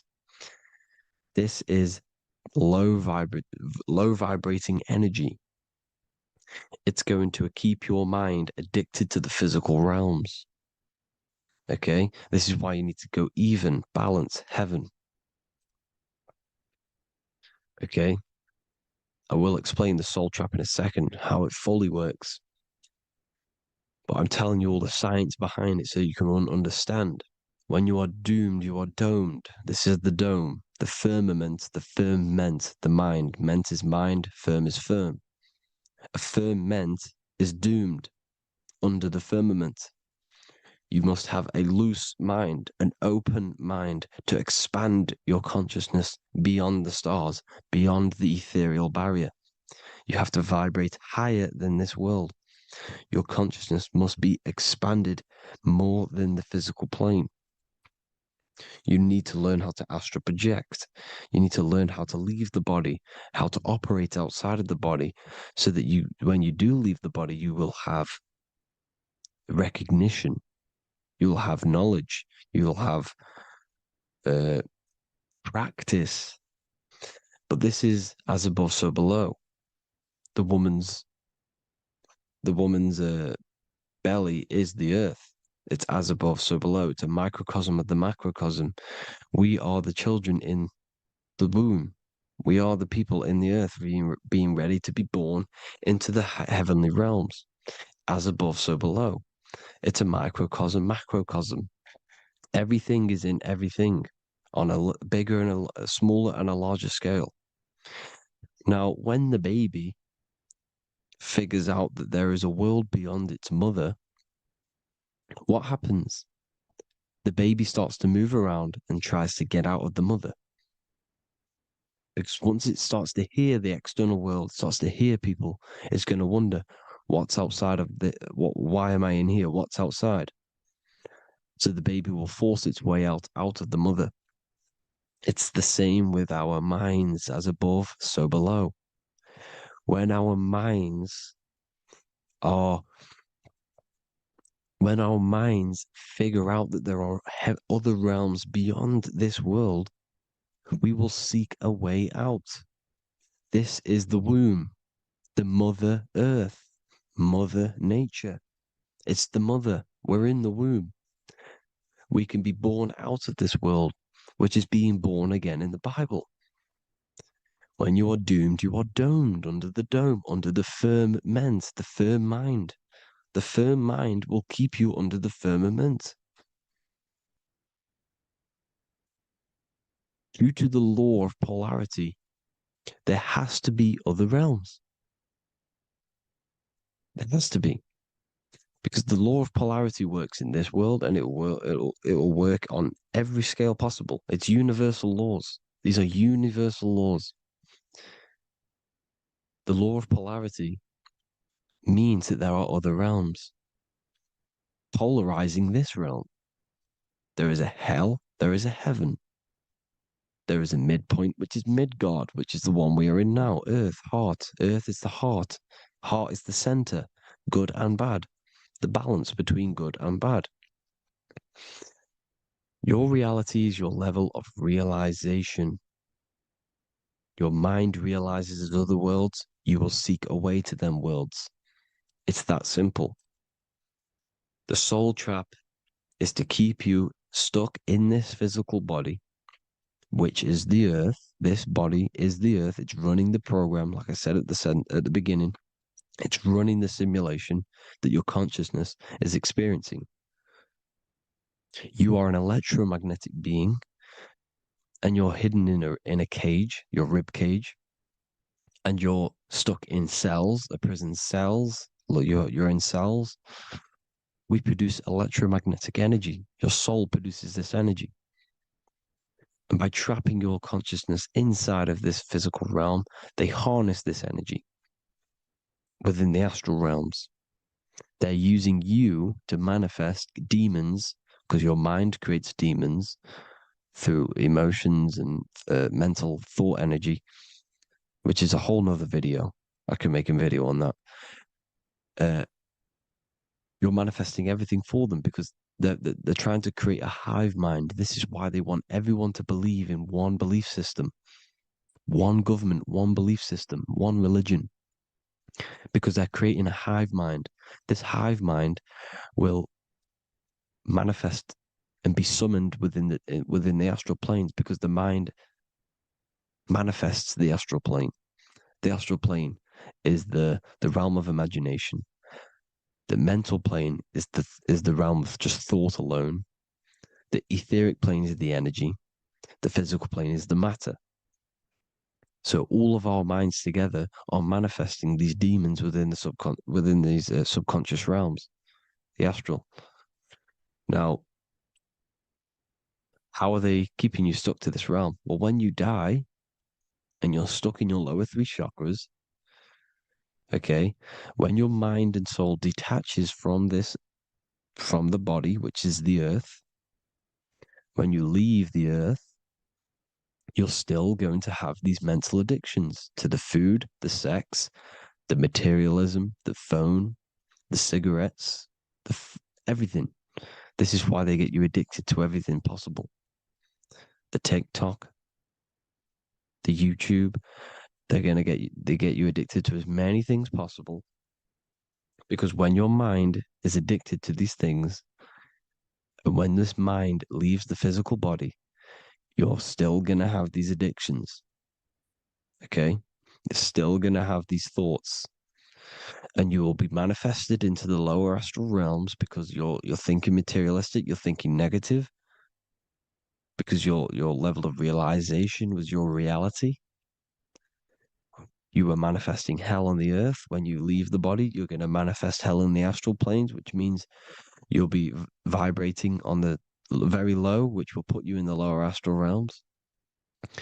So guess what? You're going to come back. You're going to come back into materialism. You're going to reincarnate because you haven't prepared for life after death. You must detach from the external world. Okay? Moon is mind. The sun is the soul. The earth is the body. The moon is the mind. This is why we say lunatic. In your mind, you have a specific mood. Moon. Money, M-O-N, is the moon. Money exists in the mind. They get you addicted to the money. The Bible's telling you this. Do not conform to the pattern of this world, but be transformed by the renewing of your mind. It's telling you. Of this world, but be transformed by the renewing of your mind. Who knew that the Bible was this deep? Matthew 16:26, what good will it be for someone to gain the whole world yet forfeit their soul? James 4:4, don't you know that friendship with this world means enmity against God? Therefore, anyone who chooses to be a friend of this world, of the world, becomes an enemy of God. John 4:4, dear children are from God and have overcome them, because the one who is in you is greater than the one who is in the world. It's talking about the invisible intelligence. It's greater than the physical world. John 2:15, do not love this world, nor the things it offers you, because this world will create you to, if your mind has attachments to what this world offers, sex, money, and power, pretty much, you will reincarnate here. You will come back here, because when you leave the body, your mind will still have these addictions. Do not love the world, nor the things it has to offer you. All of this is in my newly published book. The paperback versions are now available. Finally, for all the people who have been waiting, the Book of Wisdom. All of this knowledge is inside of the Book of Wisdom. The paperbacks are available. There's worldwide shipping. You can get it anywhere, pretty much, any country. My new website, it's amazing. There's going to be some amazing products coming on the new website. But I thank you all for the support. Before I leave, I need to explain what is going on with the soul trap.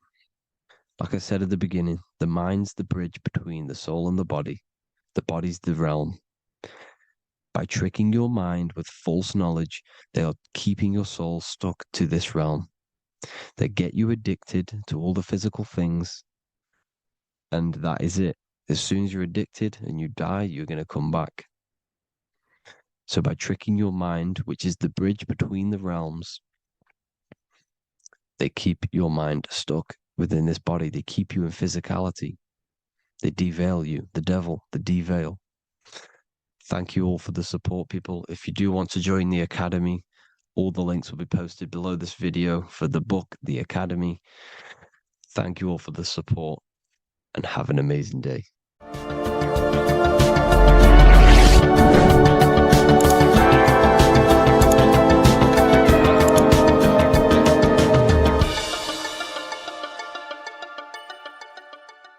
The Freemasonic square and compass is not just a symbol that represents Freemasonry, a lodge, or a secret society.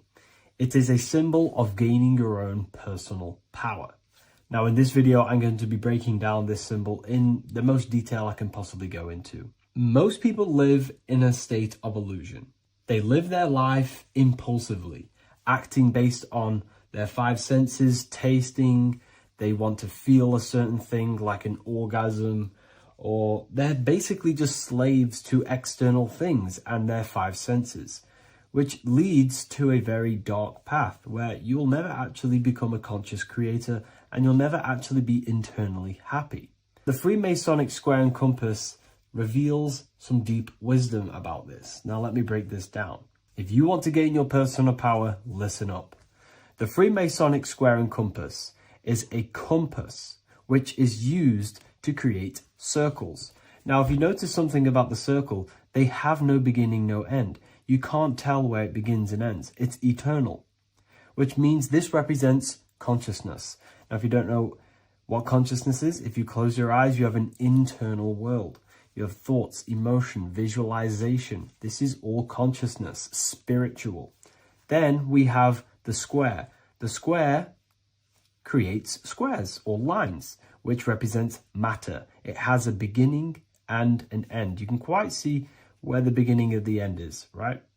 So we can even link this to Leonardo da Vinci, the Vitruvian Man. We see the man in the square with the circle.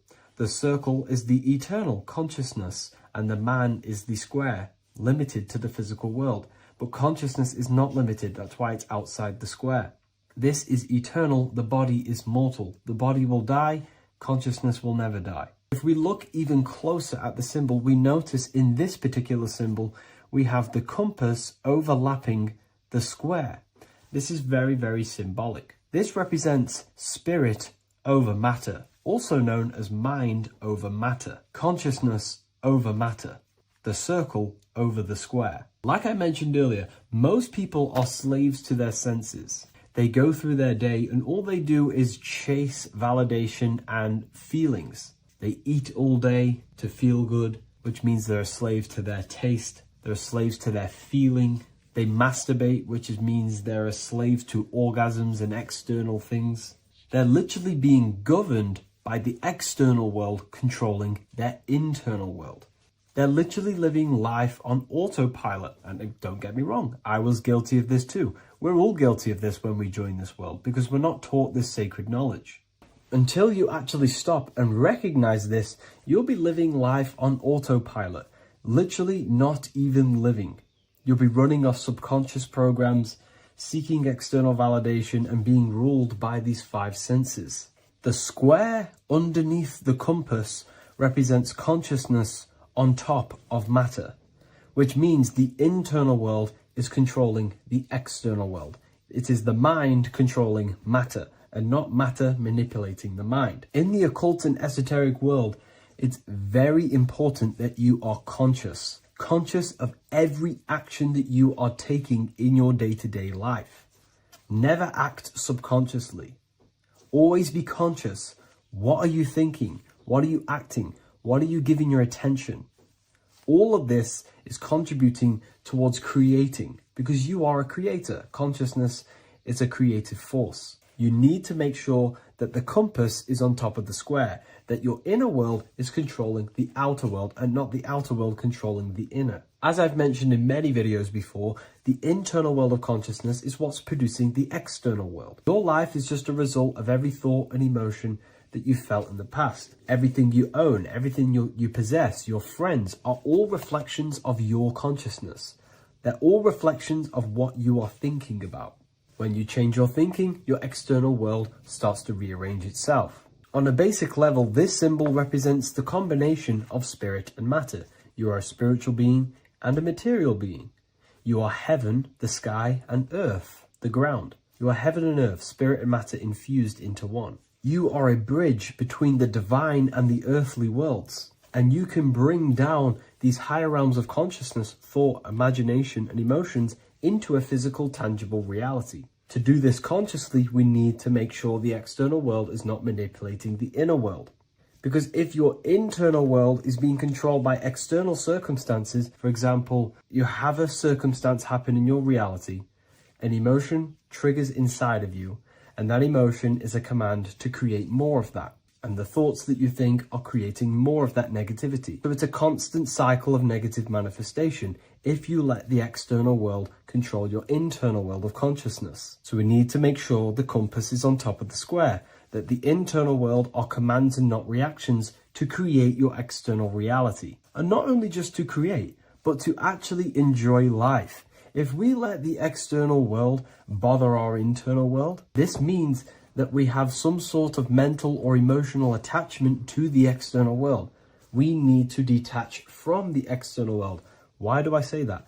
Because it's temporary. It's an illusion. We are going to die one day, and none of this will matter. You need to understand that everything in this world is temporary. You have to be okay with losing things, losing family, losing things in this world, because it's guaranteed to be temporary. We need to make sure the internal world is order and not chaos, commands and not reactions. Now, at the back of the Book of Wisdom, Volume 2, the book that I've wrote here, I go over the different meanings of the different arrangements of the square and compass. Sometimes we see the square overlapping the compass, which is the opposite of what we've just broken down.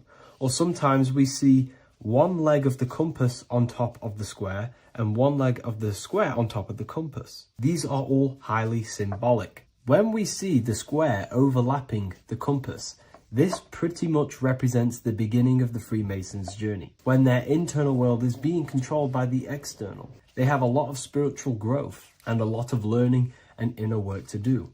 Now, when we see half and half, one leg of the square on top and one leg of the compass on top, this represents the Masons' gradual emergence from the material realm into the spiritual. This interplay of symbols reflects the process of gaining greater light and knowledge as the Masons ascend from material concerns towards spiritual enlightenment. And of course, we've just broken down what this means. This represents spirit over matter. They're not chasing external physical things anymore. They're actually chasing and gaining validation and happiness from spiritual growth, more knowledge and deeper understanding of consciousness and themselves. Most people chase external material things, which actually don't make you happy in the long run. You could be given £1 million today. In a week's time, you would be back to the same original state of consciousness and actually chasing more and more millions of pounds. It's because nothing physical in this tangible world will ever satisfy your internal world of consciousness. So through spiritual growth, we can actually become happy and seek higher understanding, higher consciousness, which actually satisfies us eternally. So when we see the compass on top of the square, it symbolizes the triumph of spirit over matter. This arrangement not only signifies the mastery of spirit over the material realm, but also represents the resurrection, ascent, and dominion of spiritual principles over all earthly conditions. It's all about gaining personal power and spiritual growth. It's all about spiritual evolution, going from matter to spirit. The external world controlling the internal world to the internal world ruling over the external world, where the mind becomes a powerful tool to actually create and command reality. The mind cannot create and command reality if it's being governed and tossed all over the place by external circumstances and thoughts. Here's a quick tip on how to know if your mind is controlling you. If your phone notification goes off and you're working on something and you instantly go to reach and pick up the phone as soon as the notification goes off, that is an indication that your mind is controlling you and you are not controlling it. The mind is the direction of consciousness. The direction, it directs the flow of your attention, your energy, your consciousness. So to practice to gain mind over matter is simply just meditation, allowing the mind to sit still and focus on one thing for long periods of time. And over time, this will gain mastery over your attention and your mind. If you are on your spiritual path, this should be your goal, your internal world becoming the master. The mind becoming a vessel for you and not a vessel controlling you. It needs to become a command center and not a reaction.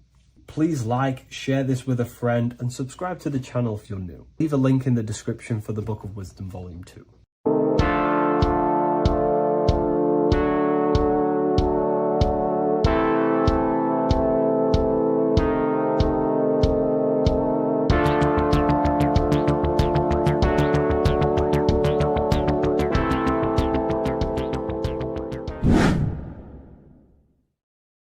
What's good, people? We're back with another video.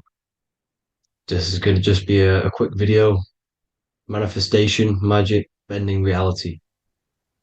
So let's jump straight into this. So you have a conscious and a subconscious part of your mind. The conscious is what you're conscious of, what you're actually doing, where you can choose or not. However, the subconscious is the part of your brain which is automatic. So all of the systems in your body, like the digestive system, your heartbeat, these are automatically being ran. And you do not have to tell these systems to do anything. You do not have to consciously tell your heart to beat. It's automatically doing it. And this is what the subconscious mind is controlling. It's like the dark aspect of your brain or your mind. It is the way bigger aspect of your mind. Okay, it controls all the systems in your body. Okay, and this is where all of your programs are. So when you're in it from your childhood, what you've learned in school, all of these things are being kept in your subconscious, maybe traumas and stuff like that. So the subconscious is the female aspect, and the conscious is the male aspect, because the male is all about action and doing, and the female is more about creation, creativity, intuition. So you have a right and a left hemisphere of your brain, and these are obviously male and female. The right side of your brain is your female. It's to do with creativity, imagination, intuition, insight. Okay. And this is one of the most important sides of the brain. This side of the brain is the most attacked by the elites, whatever you want to call them. This side is one of the most important, because obviously your intuition is a massive part of reality. And if you don't have intuition, then you lose track of the things around you. You can't consciously feel if things are wrong or right. They don't want you to have intuition or creativity or imagination. They want you in the left side of your brain, which is just reasoning, logic, and basic things. So they just want you to tell you what you want, tell you what to learn, and then that's it. They don't want you thinking for yourself, which is the right side of the brain. So whatever the conscious side of your mind impresses the subconscious side of your mind. So if you do affirmations, for example, if you consciously do affirmations every day, you're reprogramming your subconscious mind. You're impressing a vibration and a word into your subconscious mind, and therefore it will reprogram it. So the male and female aspect are symbolized by the Star of David as well. The male being the upside triangle, the female being the downside, connected all in one, because we both have male and female energy. So every thoughts are electric, which is the male aspect. Emotions are magnetic, which is the female. Each thought creates a wave of vibration. in all directions. So think of it like a water drop in a pool, but it going out in every single direction. It's not just flat. And these thoughts have a certain frequency, well, has a certain vibration. That vibration has a certain frequency. And this affects your aura. Every thought, every emotion directly impacts your aura and the strength of your aura. So if you're angry all the time, your aura in the astral plane will look red. However, if you're happy, it'll be more like blue and green. So it's very important. Your electromagnetic field is created out of your emotions and thoughts, and that affects reality because you're 60% water, and frequency and vibration create certain patterns and has a certain effect on water. We'll get into that after this slide. So each thought that people are thinking around you, you are actually subconsciously picking up these thoughts because it's emitting this vibration in all directions. So this is why you can pick up thoughts of other people on the odd occasion. However, when you're more in tune with your intuition, your right side of your brain, you can start to pick up on vibrations, thoughts, and other people's auras. You can pick up on the energy once your third eye is open, and you know whether you should be in that environment or not. This is what we call an atmosphere when we go into a room and you can feel the tension if someone's been arguing, for example. This is the atmosphere, this is the vibrations, these are people's auras emitting these certain frequencies and vibrations. Okay. So our aura is contained of multiple layers. Obviously, we have the physical body. This is the electromagnetic layer. However, you have the different planes of existence, the spirit, mental, astral, etheric, and then physical. The physical is the lowest plane of existence. And the physical plane is a product of all of the planes above. So the mental impresses on the astral impresses into the etheric, and then the etheric creates the physical object. So the mind is the root cause of reality. The mind is the cause of everything. Your consciousness is pure cause. There's no effect. Everything you see in this reality is the effect. Everything that you experience is the effect because the root cause was the mind.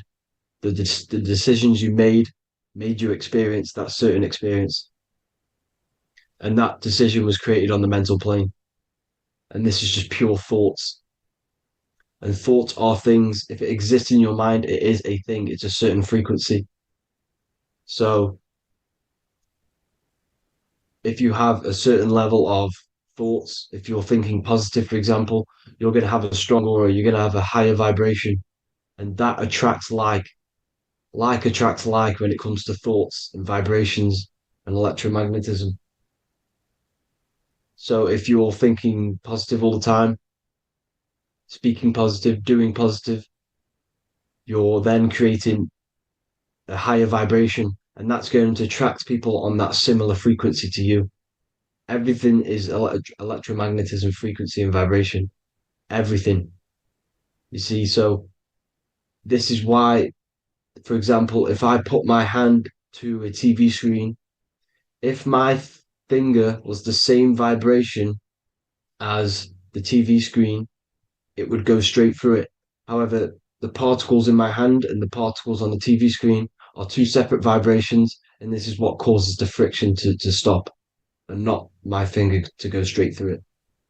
So, like I said, when you don't feel the vibe of someone, when you don't feel right, you don't really get along with someone, this is a vibration. Your vibrations are not matching, they're not similar, they're two complete different vibrations, and they're not aligning properly. So music has a massive part on this. Music is a massive, massive tool for the elites because music is frequency.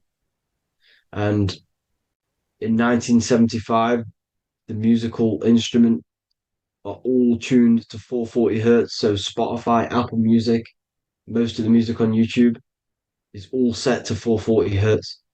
And 440 hertz is not divisible by 3, 6, or 9. And when you can't divide a frequency by 3, 6, or 9, it's not a natural frequency.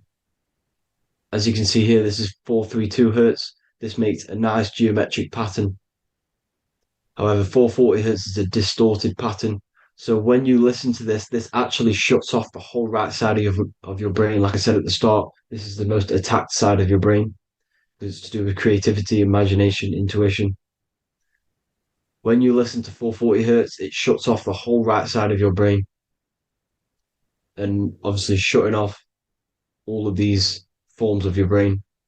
Music is a very, very powerful tool for the elites because it's the only thing which can enter your soul or your ears without consent, your body without consent. Everything else has to be through consent. You choose whether to eat something, you choose whether to drink something, but frequency, you're going to hear it no matter what. This is why it's so powerful. And music influences the body in many different ways. It's the most powerful imitator of everything. It directly affects all listeners.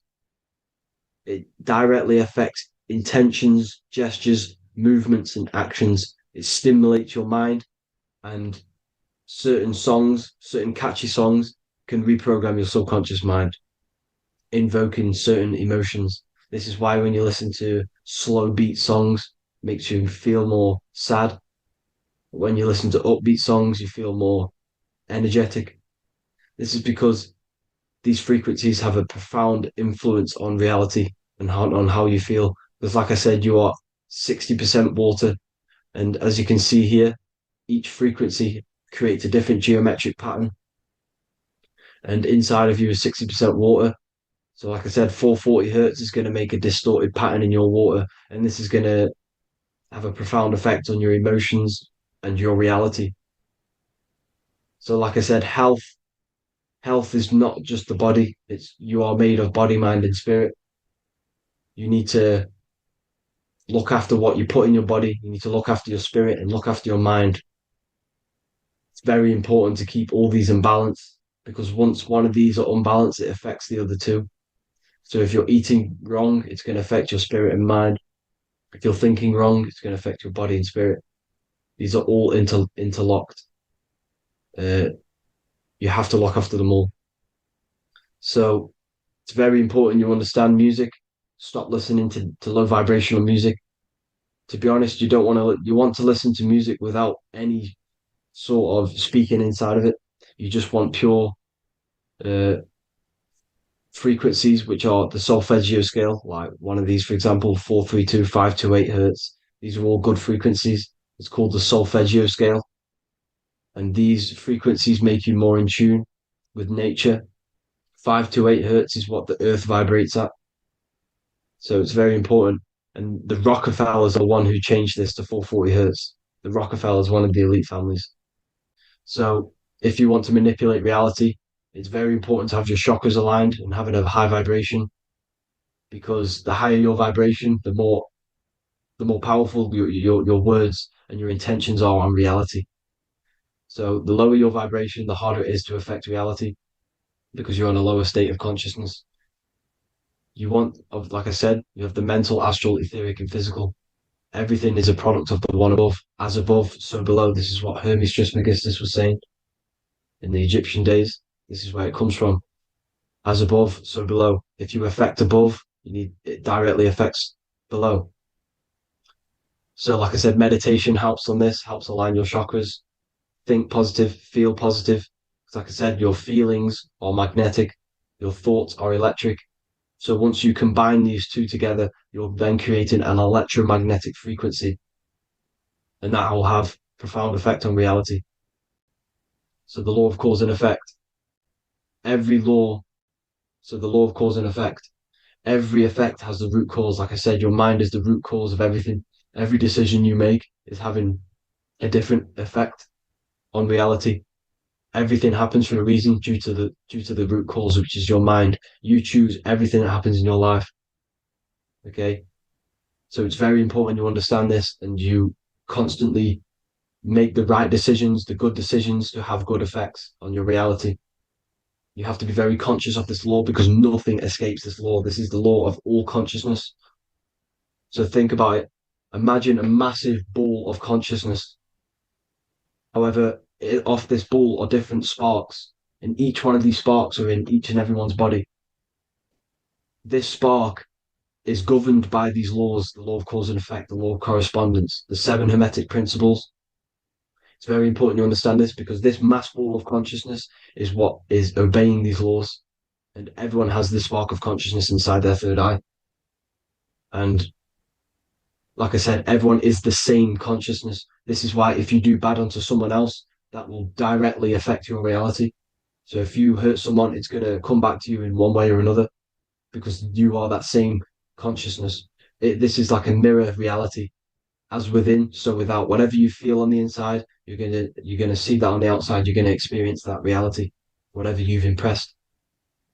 So there's different ways to bend reality to your will. This is kind of a sort of magic. So obviously you have black magic, which is manipulating reality to harm and influence others, or to be very selfish. And yeah, then you have white magic, which is manipulating reality for the good of humanity. So you do have to be very careful with your intentions, people, when you're trying to manipulate reality, because this is nothing to be played with. If you are manipulating reality for the wrong reason, it's going to come and bite you in the ass in some way or another. Because everything is balanced. Everything balances out in this reality. Nothing escapes the laws. Not one thing escapes the laws. So if you're stealing from yourself because it's just going to come back in one way or another. Inside of everyone's heart, you know whether you're doing good or wrong. You can feel it when you do something wrong. You can feel it when you do something good. The heart is the center of the torus field. It's balance. And this is why you say follow your heart, because it's the center of the torus field. It's very important to listen to this inner voice inside of you because that is telling you the right things to do, the good decisions to make. And when you keep following that voice, that good voice inside of you, it takes you to your life path. Very important to follow that voice. However, don't let the ego get in the way of it. Don't care what your friends are going to say. It's very important to understand this. So you have different ways of manipulating reality. You have sigil magic. This is where you create your own sigil or symbol. You create your own sigil and symbol, and then you charge it. You behind that symbol, you have an intention. So, for example, if you want to manifest wealth, you create a sigil which represents what you want. You create that sigil, you draw it out, you charge it because wherever your attention goes, energy flows. So whatever your attention is, you're sending energy that way. So what you do with your eyes and your hands, you place attention on the sigil. Imagine that it's glowing. Imagine that you're sending energy to the sigil, and then you burn the piece of paper once you've done this. And then after this, you meditate on that symbol. You constantly think about that symbol because that symbol is the frequency, is the thing that you want to manifest. So that's one way. Or you can just meditate on your reality. So imagine yourself having already what you have. This is what they call a mindset. You must set your mind to the frequency what you want to manifest. Okay. So if you want to manifest wealth, for example, imagine yourself being wealthy. What would it feel like? What would you be doing? Imagine a scene in your mind. Constantly do this, and you're putting out that frequency. Like I said, you must think because the thoughts are electric, and then you must feel, which is magnetic. Together, this creates an electromagnetic frequency, and this is how you attract things to you. You will attract the certain people to come in your life to bend reality to your will. Okay. Or you've got mirror magic. Stare yourself in the mirror because a mirror reflects light. It also reflects energy. So you've got to be very careful with what you say to a mirror. You've got to be very, very, very careful because whatever you send into that mirror is directly sent straight back to you. So if you're thinking negative, you're sending negative energy back straight to you, and that's going to have an effect on your reality. Affirmations are very important because your words are frequency. Your words are vibrations, and each word you say has a certain frequency. If it's positively charged, it's going to affect you positively. If it's negatively charged, because like I say, your brain and your mind is like the director of energy. That's what your brain is. And it directs energy into certain things. You can either positively charge it or negatively charge it. And this brain is creating your reality constantly. It's manifesting your reality constantly in the present moment. So this is what the government knows. The government know your mind is the root cause of reality. This is why they call themselves a government. Government. The New World Order is not being manifested by them. They are controlling the information. They are controlling your perception of this reality. And they know the mind is the root cause of reality. Therefore, if they control your perception of reality and your information, what you believe, you're going to manifest that information, that perception. So we, the people as a collective consciousness, are the ones manifesting this New World Order. You see, so this isn't black magic. They're actually tricking us into manifesting their own their plans, this New World Order. You see, this is how smart these people are. They know how to get around the laws of reality. They know how to bend reality to their will without facing the consequences. They're getting humanity to do it. You see, there is a collective consciousness. As like I said, we all have that same spark of consciousness, right? So as a collective consciousness, we are on a very low vibration at the moment. However, we are waking up rapidly. There are more and more people waking up at the moment, and light always chases away the shadow. Light is a lot more powerful than darkness, you see. So one person waking up has a massive effect than one person being asleep. It has a profound effect. Because like I say, the light always chases away the darkness. It's more powerful. The light is always more powerful. High vibrations are more powerful than lower. So that's it for this, people. I hope you all enjoyed. This is a short, quick video. God bless you all.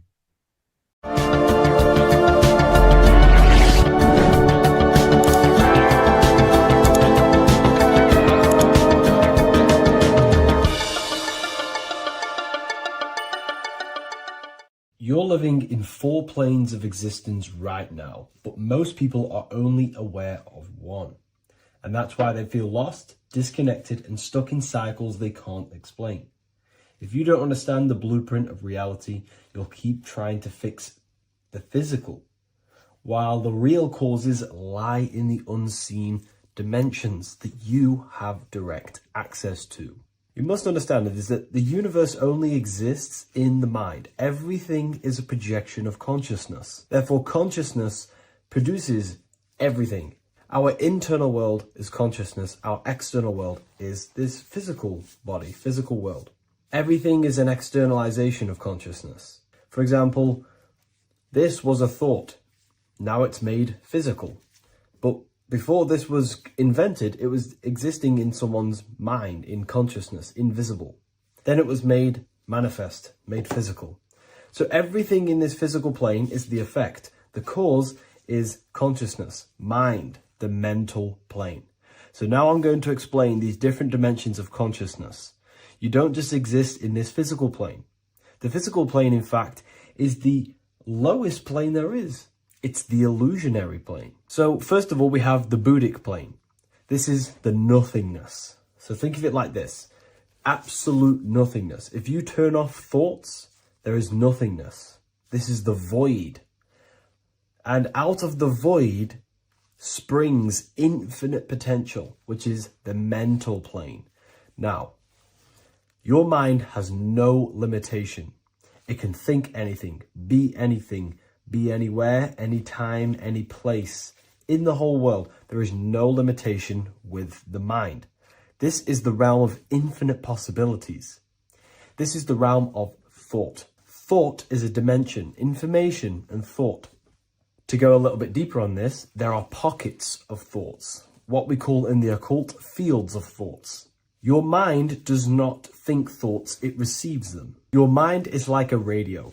Whatever the mind is tuning into, setting its mindset, setting your frequency or setting your mind, you will receive thoughts based on that set, whatever you set your mind to. So there are pockets of thoughts that we penetrate in the mental plane. The mind is the mental plane, the infinite possibilities. This is the spark of creation. This is where all things begin to manifest as an idea in the mind as a thought. So if you want to gain certain information, you need to meditate or do thought exercises where you are penetrating that dimension of thought, that pocket of thought. For example, if you want to find a way on how to make financial wealth, you would use your mind, set your mind on wealth and money, and think, close your eyes and think about that specific topic and see where your mind takes you. And you will expand your mind into different pockets of thought and gain information. So this is the mental plane. This is how you can use the mental plane. You can use the mental plane to do this. Then we have the astral plane. We have higher, middle, and lower astral plane. The astral plane is the body for thought. So every dimension, physical, etheric, astral, mental, Buddhic, is a body for a dimension above. Each dimension below is a product of the dimension above. So for example, the astral plane is imagination. This is the lucidic realm of imagination. This is where thoughts begin to manifest into some sort of form. It's not a physical form because this is physical, but imagination is a lucidic form. It's not really physical, but it's there. It's a projection of light. It's astral matter condensed by the willpower of the mind. So depending on the vibration of that thought will depend whether it manifests in the higher astral plane, middle astral plane, and lower astral plane. If you think about more material things and visualize material things, this will manifest on the lower astral plane because material matter is low vibration. Now that does not mean it's evil, that does not mean it's bad, okay? It just means low vibration just means more material. But if you think and imagine more spiritual things, this manifests on the higher astral plane. So the astral plane is the screen in your mind that allows you to vision an apple, that allows you to vision anything. It's that mental projection that's inside of your mind. Now this is what we call the third eye. It's an eye because the eye is the mind, and the mind can see into the astral plane. It perceives this spiritual world, this lucidic realm that we have access to. This is where also infinite potential takes place. This is the realm of spirits, demons, jinns, whatever you want to call them. Spiritual entities exist in this because this is where thought forms manifest into form. This is where thoughts create bodies. Think of it like this. The mental plane is a thought of a chair. The astral plane is the imagination of that chair and all of the different possible chairs that could possibly be. The etheric plane is the energy double of that chair. And the physical plane is the physical chair. So as you can see, the higher we go up, the more formless and lucidic it is. The lower we go down planes, the more dense it becomes. This is formless and this is form. Everything manifests through this process. This highlighter is down here in the physical plane, but the idea began in the mental plane. Everything begins in consciousness before it creates a physical body. It goes through this process. Therefore, if you want to start to mold and create your own reality and create things in your world, you can use these planes to your advantage. You can use your mind to do mental thinking exercises by closing your eyes and expanding your mind into a different pocket of thought to gain wisdom, gain information, gain downloads. The way you do that is simply get into a meditative state, close your eyes, pick a topic that you want to think about and see where your mind takes you, but always remain centered on that topic. And you can do this for maybe an hour or two or half an hour, and your mind will take you places where you will unlock information. You can even use this to make decisions in your life. Think of the topic and see where your mind takes you. You'll gain information. This is how you use the mental plane for ideas. The astral plane is imagination. You have to reconnect with your imagination very vividly. Your imagination, your consciousness is infinite. It's not a three-dimensional plane. It's an infinite plane. You can think and make form anything in your consciousness, in your imagination. You can think anything and you can imagine anything in the most vast details. You just have to reconnect with your imagination. I have a free book on my website. I'll leave the link in the description. It's an ebook. It's called Activating the Inner Eye. This is going to help you reconnect with your imagination. It's a practical guide on how to imagine. So once you know how to use the mental plane and astral plane, thought and imagination, you pretty much need to use the physical plane to take physical action with this physical body that you have and start to manifest these desires you have in the higher planes. Now, it's very important that we master the mind, because the mind is the very fabric of reality. We become what we think about. Your life is a product of every thought you thought in the past. It is the mind that directs the flow of consciousness. And wherever this consciousness is flowing is what you will create in your life. Consciousness is the most potent force in the universe, and the mind is pretty much the universe in a microcosm form. It is infinite potential, and your mind will continue to expand into new realms of thought forever and ever and ever. You are eternal. You are not this physical body down here. You are consciousness, literally dreaming that you are in this physical body. So everything begins with the mind. We need to be conscious of the thoughts that enter our mental field of consciousness. There is a level of self-awareness that you can reach where you can become conscious of pretty much every single thought that enters your mental field. Now, we have over 7,000 thoughts a day. You can gain such mastery over your mind where you can become conscious of every thought you think. And that is when you gain superior power. Because when the mind is fully under control of self, you can direct the mind's potent force into a specific goal. Most people's minds are dualistic. They want something, but their mind is thinking something else. They have limiting belief systems. They have the little voice that comes in and says, you can't do this, you're a failure. That is a fractaled mind. The mind needs to be singular. It needs to be on your team and not an enemy. Do not let your own mind take away your power. Your mind should be on your team, giving you power, giving you the best possible thoughts and the best possible beliefs. When the mind is in this condition and on your team and not taking away your power through the destructive thoughts, it becomes a potent, powerful force used for manifestation to create anything. And the way we get the mind on your team is through constant meditation to learn how to control the mind and turn it on and off. Subconscious reprogramming through visualization, affirmations, cultivating emotions associated with your goal. All these three ways we can reprogram the mind slowly over time so that it becomes powerful and becomes on your team and doesn't give you negative contradicting thoughts. When the mind is fully aligned on one thing, it can create massive empires and things in your physical reality. So I hope this video helps, and I'll see you in the next one.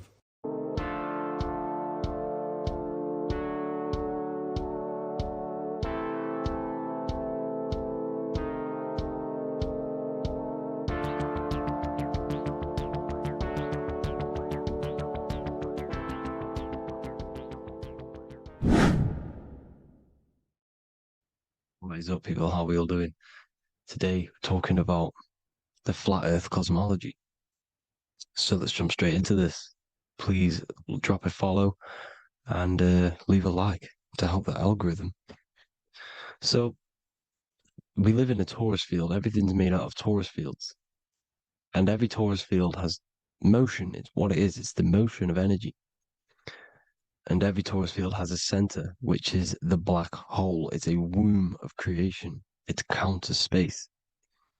Now, this is why the North Pole is magnetic, because the center of this torus field is the most magnetic part, the strongest part of the field. So this is why all compasses will point you to the center. And the Earth's magnetic field is spread across the whole of the earth. And it's spinning, as you can see here, it's like a tornado at the center.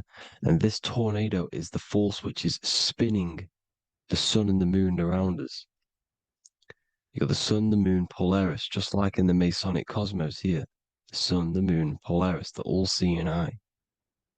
Now we'll get into Polaris a bit later, but the sun is the magnetic force. Sorry, is the electric force, because every field is electromagnetic. Now, the sun is electric. It's positively charged. It's gonna give you energy. It's feeding energy. The moon is more magnetic energy, which is taking your energy away from you. And this is why you become sleepy when the moon comes out. Because it's taking away your energy. So these two forces is the balance. It's the yin and yang. It's the balance. Everything in this creation is balanced.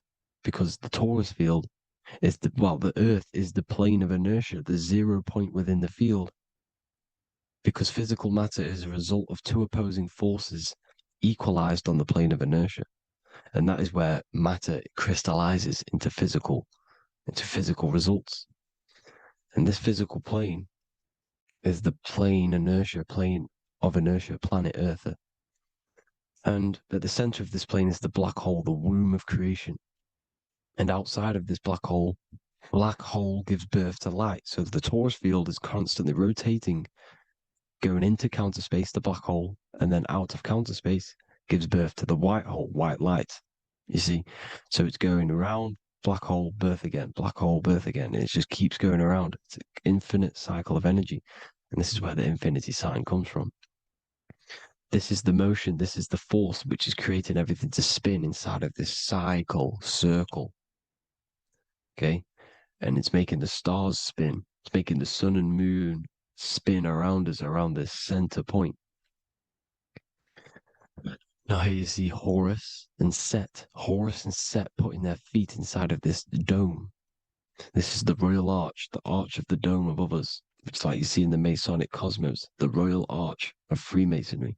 This is the dome above us, the firmament that the Bible talks about. You see, they're putting their feet in because Set symbolizes the moon and Horus is the sun. Horizon, Horus. Horus is rising, the sun. So they're both putting their feet around this center magnetic pole, which is the pole, North Pole. And above the North Pole, you have Polaris, the pole of electromagnetic energy. You see? And this is how we get the sun and the seasons. Because the sun, for us, when it becomes summer, it's on the Tropic of Cancer. Then it spirals outwards, going out and out and out, then goes to the Tropic of Capricorn. That's winter for us. Then it comes back in and creates summer again. So it's constantly spiraling around this center magnetic North Pole. You see? So this roof above our heads is the firmament. And this is what they've taken off of us. They haven't physically taken it, but mentally they have taken this away from you. It's a female energy. And this is what the Egyptians called Nut, the sky god Nut. And this is the womb. We are inside God's creation, God's womb. And the woman's womb, when she has a baby, is a microcosm of this, because everything inside of this creation is macro. It's a reflection of the bigger things, as above, so below. So the dome above our heads is the dome we are in when we are a baby. And you can see the sacred geometry of it is the exact same. It's the dome. And when we are inside of the womb, the woman, the sacred maker, which is the M, the Masonic M, this is the Gmail symbol. The Masonic M is maker, mason, matter, male. She delivers the male, you see. She delivers the male because it's the maker, the female, the magnetic. The woman is magnetic in nature. The male is electric in nature. So when we are in this womb, the female, we are being fed by the center umbilical cord, by the center of the mother's stomach. We're connected to the center of the woman's stomach, just like we are when we are in the earth. The center is where the aurora borealis is being emitted from, the electromagnetic aurora borealis, the northern lights. This is our spiritual umbilical cord, connecting us to counter space, connecting us to the realms beyond this world. Because at the center of every torus field is counter space. And at the center of the earth is our spiritual umbilical cord. And this is the earth's belly button, as you see. As above, so below. We had a physical umbilical cord. We have a spiritual umbilical cord. And this gets cut when we die, when we're cut away from the physical reality. You see, here's the ancient Egyptian tablet showing this female. You can see the hair, it's a female above us, because the female energy is nurturing, helping, looking after. And that's exactly what the dome is. It's protecting us. It's the Ark of the Covenant, the Ark covering us. You see? And this is what they've taken away from us. By you believing in space, it completely destroys the idea of this being a sacred creation.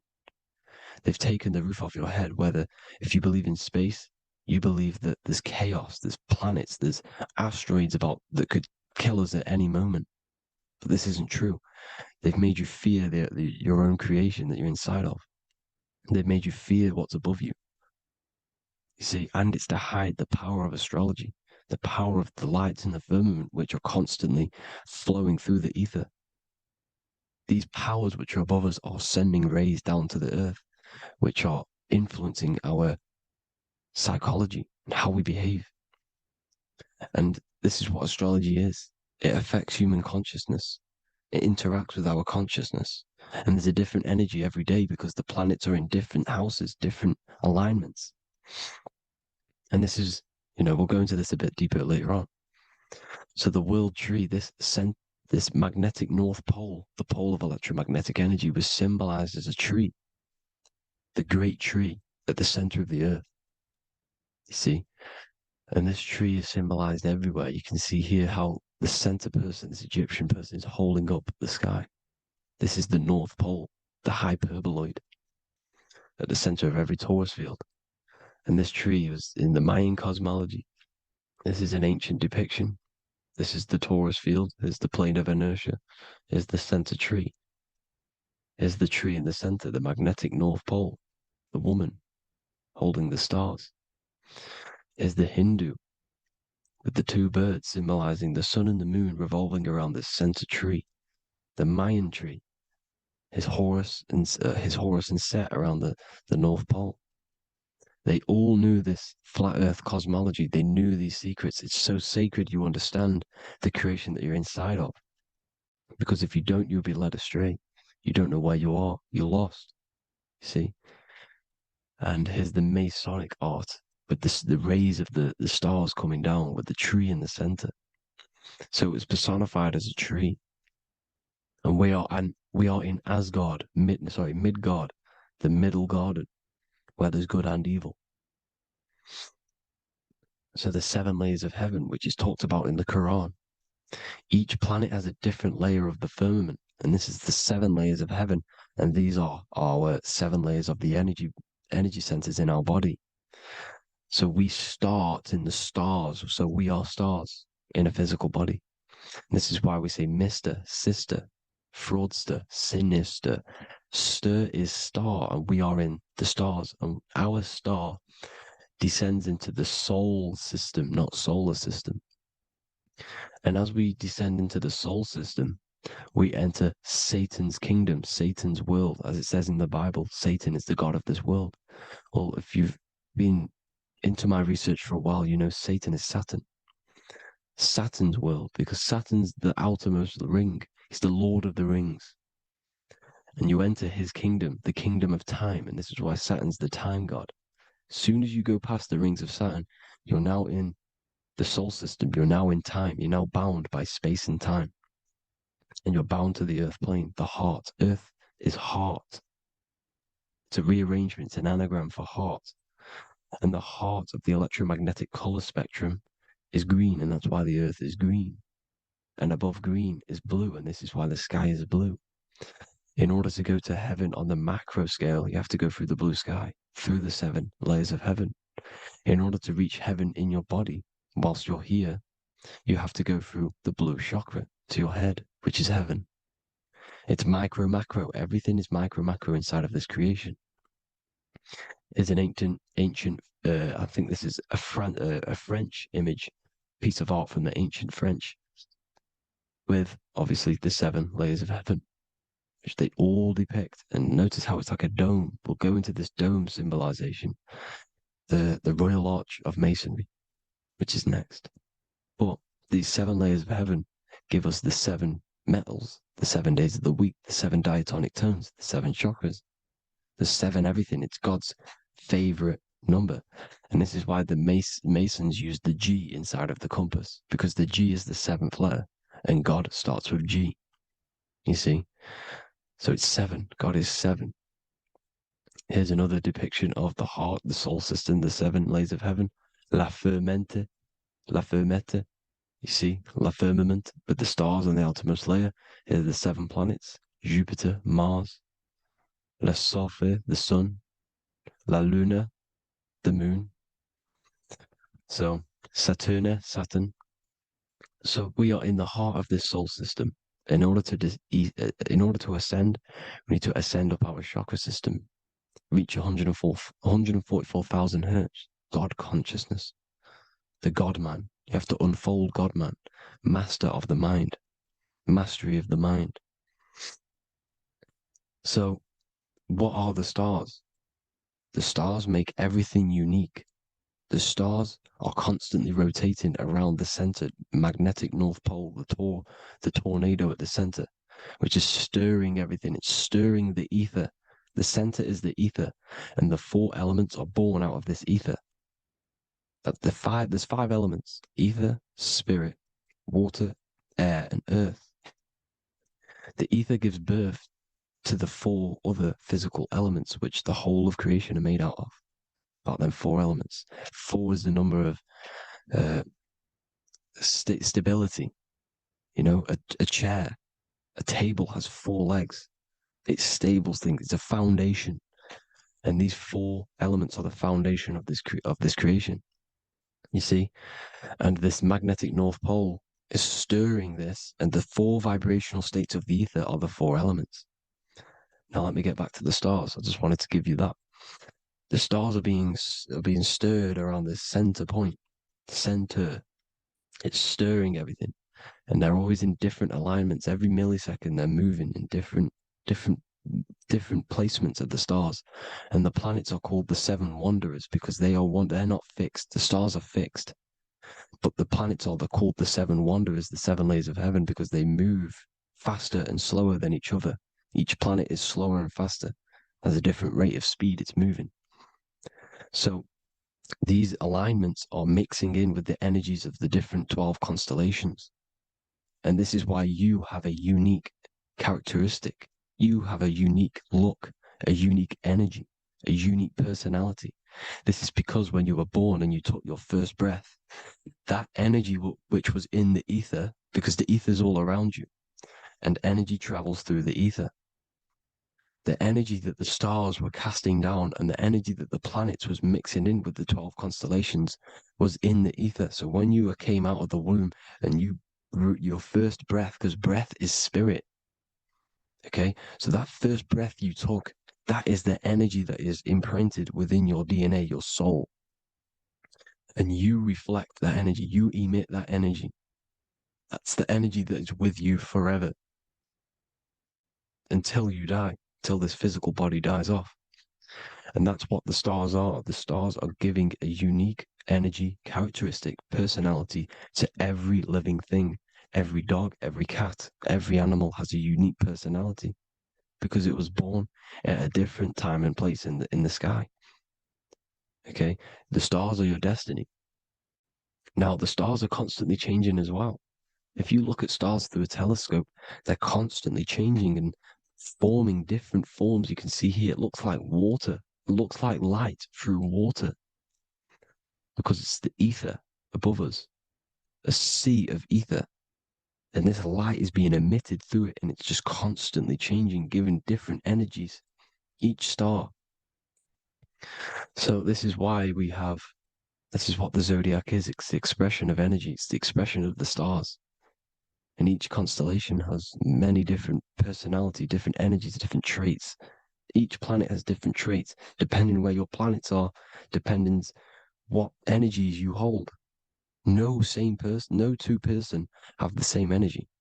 There's no one. It could be similar, but no one's the exact same. It's because of the stars. The stars are never in the exact same split place. The planet's always in different houses. So here's some Royal Arch symbolism. Here's the Royal Arch of Masonry, as it says here. The sun and the moon, the constellations. Here's Cancer, the 7 planets, the 7 stars. Here's the Royal Arch. This is the firmament. Here's the duality. Black and white, duality, good and evil, rest and motion, dielectricity, magnetism. See? So this is what the Royal Arch is. It's symbolizing the cosmic dome above us. The womb we're in. We're inside God's womb. And here's George Washington, the Freemason, inside of the Royal Arch. You see? With the G, the Masonic G, God, 7. Here you see another depiction of George Washington with the stars in the dome above his head, his Polaris, the sky vault, Polaris. We'll get into that later. Go inside of all of your ancient churches, you will see the dome. Go to the Vatican, you'll see the dome. All of your ancient churches have this dome because it's the dome above your head.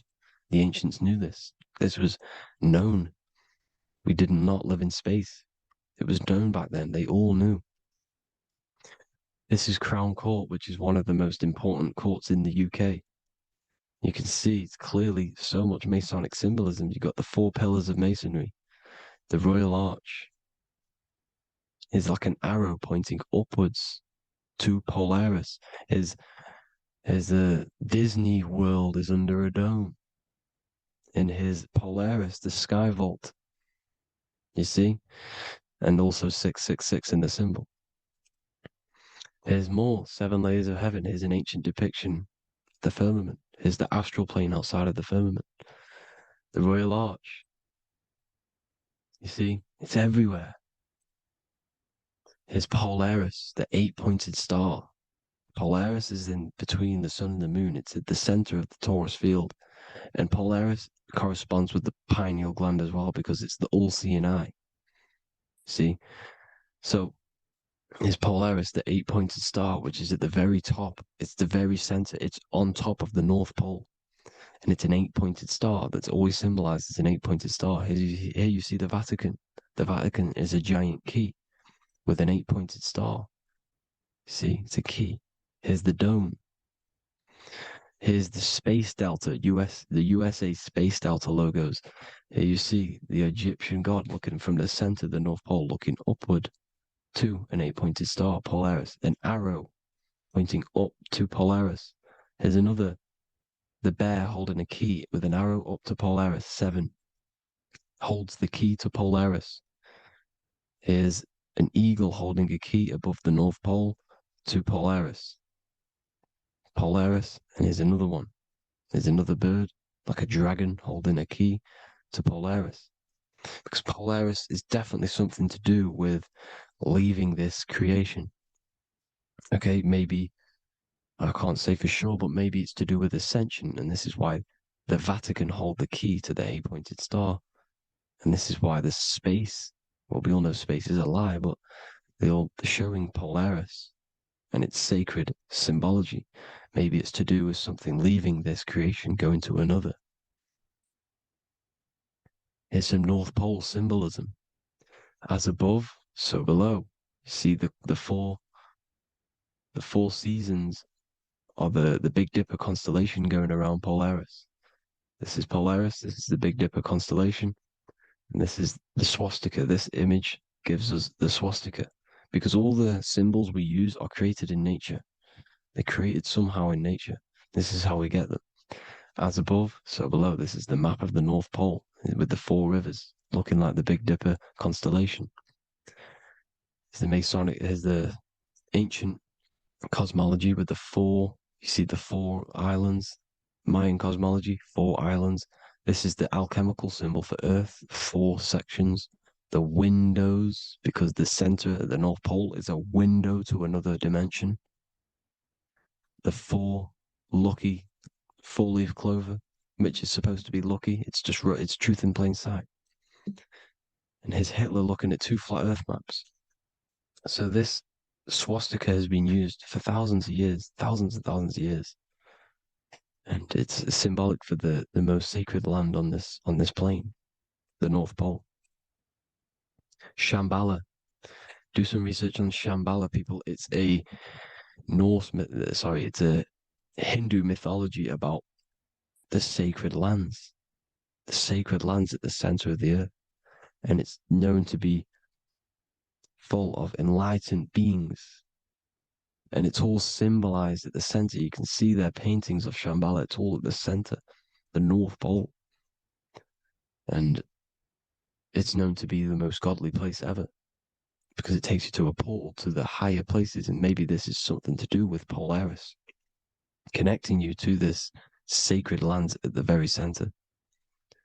But anyways, people, thank you all for tapping in. Hope you all learned something. Have an amazing day.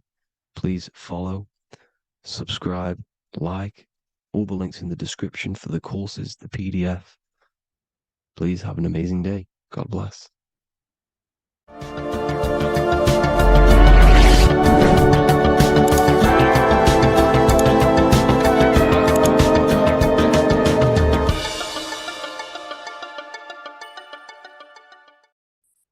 The Pope is supposedly opening 5 portals on Christmas Day.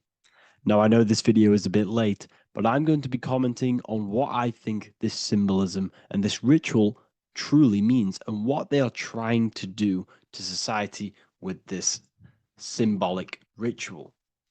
So the first thing we must understand is that everything these people do on a mass scale, all of these major events that they take place on, are all symbolic. They're all ritual. They all have purpose. Okay, so when we look at the locations of these 5 doors that are in Rome, we actually see the sigil of Lucifer when we connect the dots of all of the 5 door locations. This is the sigil of Lucifer. Lucifer is not what you think. Sigil of Lucifer represents the outline of the human brain and our visual perception field. Now, the human perception field is how our brain interacts with the external reality. Our external reality is not physical. The only thing that exists outside of you is pure energy, formless, vibrational energy and light. Your brain is an energy decelerator. Your brain decelerates this light, this energy, into a material reality or perception that you can interact with. You don't look into the external world. The energy, the light, enters the eye retinas, goes through the optic nerve, and travels to the back of the brain called the visual cortex. And the visual cortex is what shapes your visual screen. Now, if you are seeing the screen, this means that you are not the body, you are not the brain, you are the perception observing the screen that you are seeing. You are the eye behind that, you are the person behind that. So, what this is actually symbolizing is perception. This is a symbol of perception, of perceiving the material plane, of how spirit interacts with matter. Now, what's Lucifer? Now, the word Lucifer means the light bearer. He's known as the light bearer. The word Lucifer originates in Latin. Luci means light, and fer means to bring. It's the light bringer. The eyes, the visual perception of the light bringer to your reality. You see, everything outside of you is light. You are made of light. The word hue, man, means light. Hue means color, which is a form of light. And man means manifest. We're light manifested into material form. Every single one of us is Lucifer. When we fall for the material world, the external world, is an illusion. It is the false world. It can elude you. It can make you fall in love with the material things, material pleasures, lust, money, fame. These things make you fall. This is the fall of Lucifer. This is the mythological story. This is the symbolism behind Lucifer. It's you. Are you falling for material pleasure because you are a divine spiritual being from the higher planes, not from this plane? Now, if you let your divine being fall for this material plane and fall for the evil that can take place in this plane, then you are Lucifer. It represents the false light, the false reality. This symbol, the sigil of Lucifer, it symbolizes the interplay between light, consciousness, and the perceptual experience of the physical reality. The external world is truly internal. What we visually perceive is essentially light waves carrying information, which then gets processed by our brain, the central computer of our nervous system. Okay? So, how many doors are open? 5 doors. So, 5 is the number of perception as well. 5 fingers on each hand, 5 points on the human body, 5 toes on each foot. We have 5 senses. 1, 2, 3, and 4, they're spiritual numbers. 6, 7, 8, and 9, they're material numbers. 5's the gateway. 5 is the middle bridge of how our spiritual self interacts with the physical self, how spirit interacts with matter.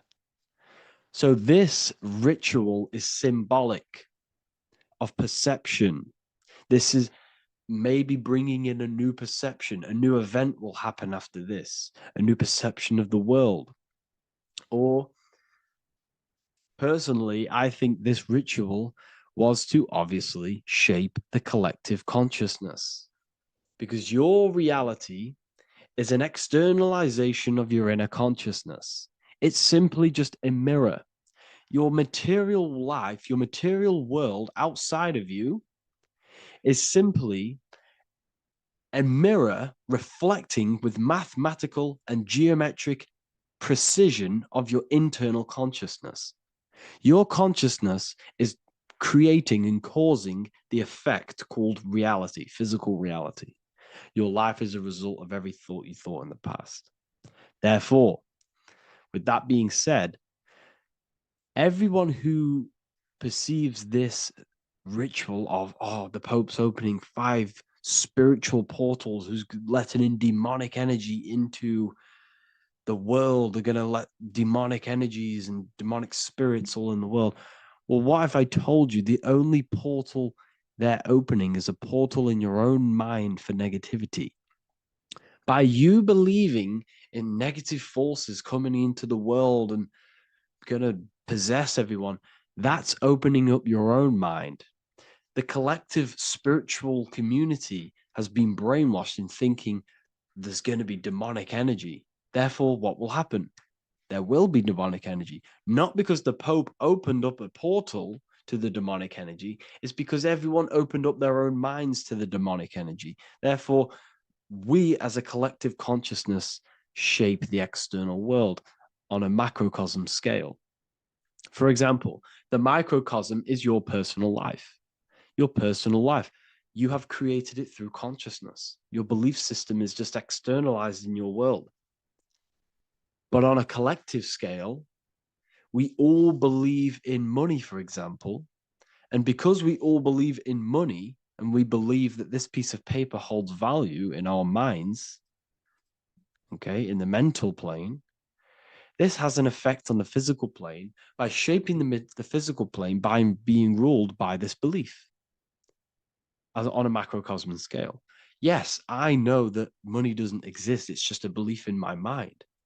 But that doesn't have an effect because the collective consciousness believes that money has effect, has power. When it doesn't, it's just a piece of paper with a belief behind it.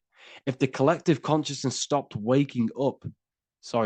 believing in money, then the collective consciousness would have broke the spell and we would have no longer had a material plane ruled by money.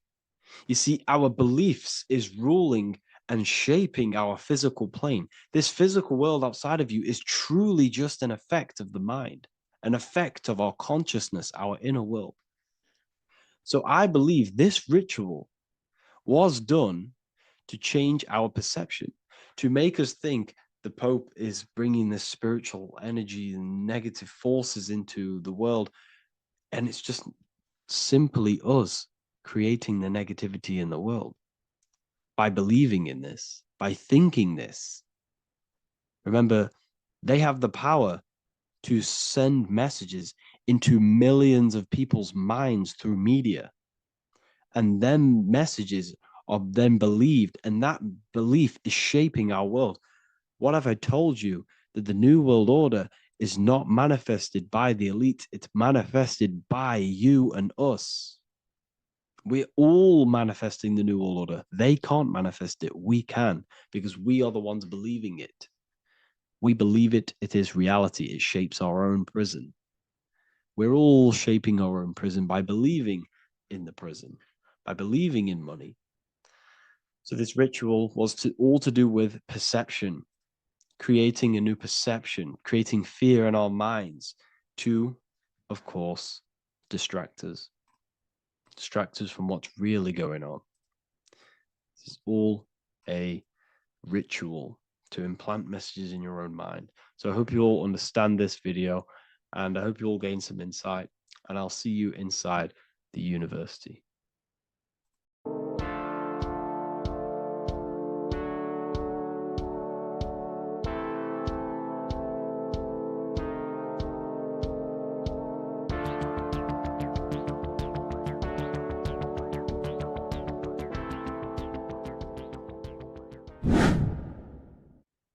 How are we all doing, people? It's Revival of Wisdom from the Wisdom Academy. Today we're going to be breaking down God, consciousness, and the higher and the lower self, and how to overcome the lower self. Now, the first thing you need to understand is that you are the invisible intelligence within the brain, within the body. This invisible intelligence is known as the mind. But you are not the mind. You are the observer of the mind, which is the soul, the invisible entity. The mind is your intellect, your intelligence. Now, the mind is, it's hard to put this in words, but the mind is something that gives you the ability to explore the universe. And this inner self is the I am. It's the quiet, the inner self, the voice you see in you hear in your head. This is why within spells high twin, inside, internal. The I is also the number one, which is one line. Because the one and only, is the inner self, which is the I am. This is why you say, my name is Harry. You are not Harry, you are the I, the inner self, the intelligence. Okay, this is why Jesus in French is I am. You look with the two eyes and you see with the inner eye. I and I, the same thing. Okay, because the I inside is what gives you the perception of what you're looking at. So when someone's trying to explain something and then you catch on saying, I see now, it's because you're seeing with your inner eye, the one that gives you perception, gives you intelligence, gives you the ability to understand things. This is the internal I, the invisible self, which the physical body is nowhere near as complicated as this inner self. Is in infinite potential, infinite potential. God, G-O-D, generator, operator, destroyer, soul, mind, and body. Brahma, Vishnu, Shiva, the Father, the Holy Spirit, and the Son. They're all, the reason why you see God is always a triad is because it represents yourself. Your invisible intelligence is God. Me and you are the same invisible intelligence. We are the invisible intelligence experiencing the program being ran by the central nervous system and the brain. I always say this in my videos, but I have to, in order for you to understand the things that I'm going to say later on in the video, you need to understand this concept, is that you are the consciousness experiencing the nervous system, the tree of knowledge of good and evil, which is you here. You would be in this invisible intelligence right here in the center of the brain. Now, this is why the ancient Christians show God is in the brain. This is the brain stem. This is the brain. This is also the brain stem and the brain. The brain stem and the brain. It's all depictions of the brain because the brain's the computer, the electromagnetic computer, which decodes the demands created by the invisible intelligence, the I, the inner self, you, your true self. The person moving, if you observe what someone moving, this is going to sound, but if you observe someone walking, it's not the body. The body is moving, but the thing telling it to move is the invisible intelligence. Before you kick a football, a decision is made within your invisible intelligence, your mind. And this consciousness, this invisible intelligence, is either stuck between the lower self and the higher self. Okay?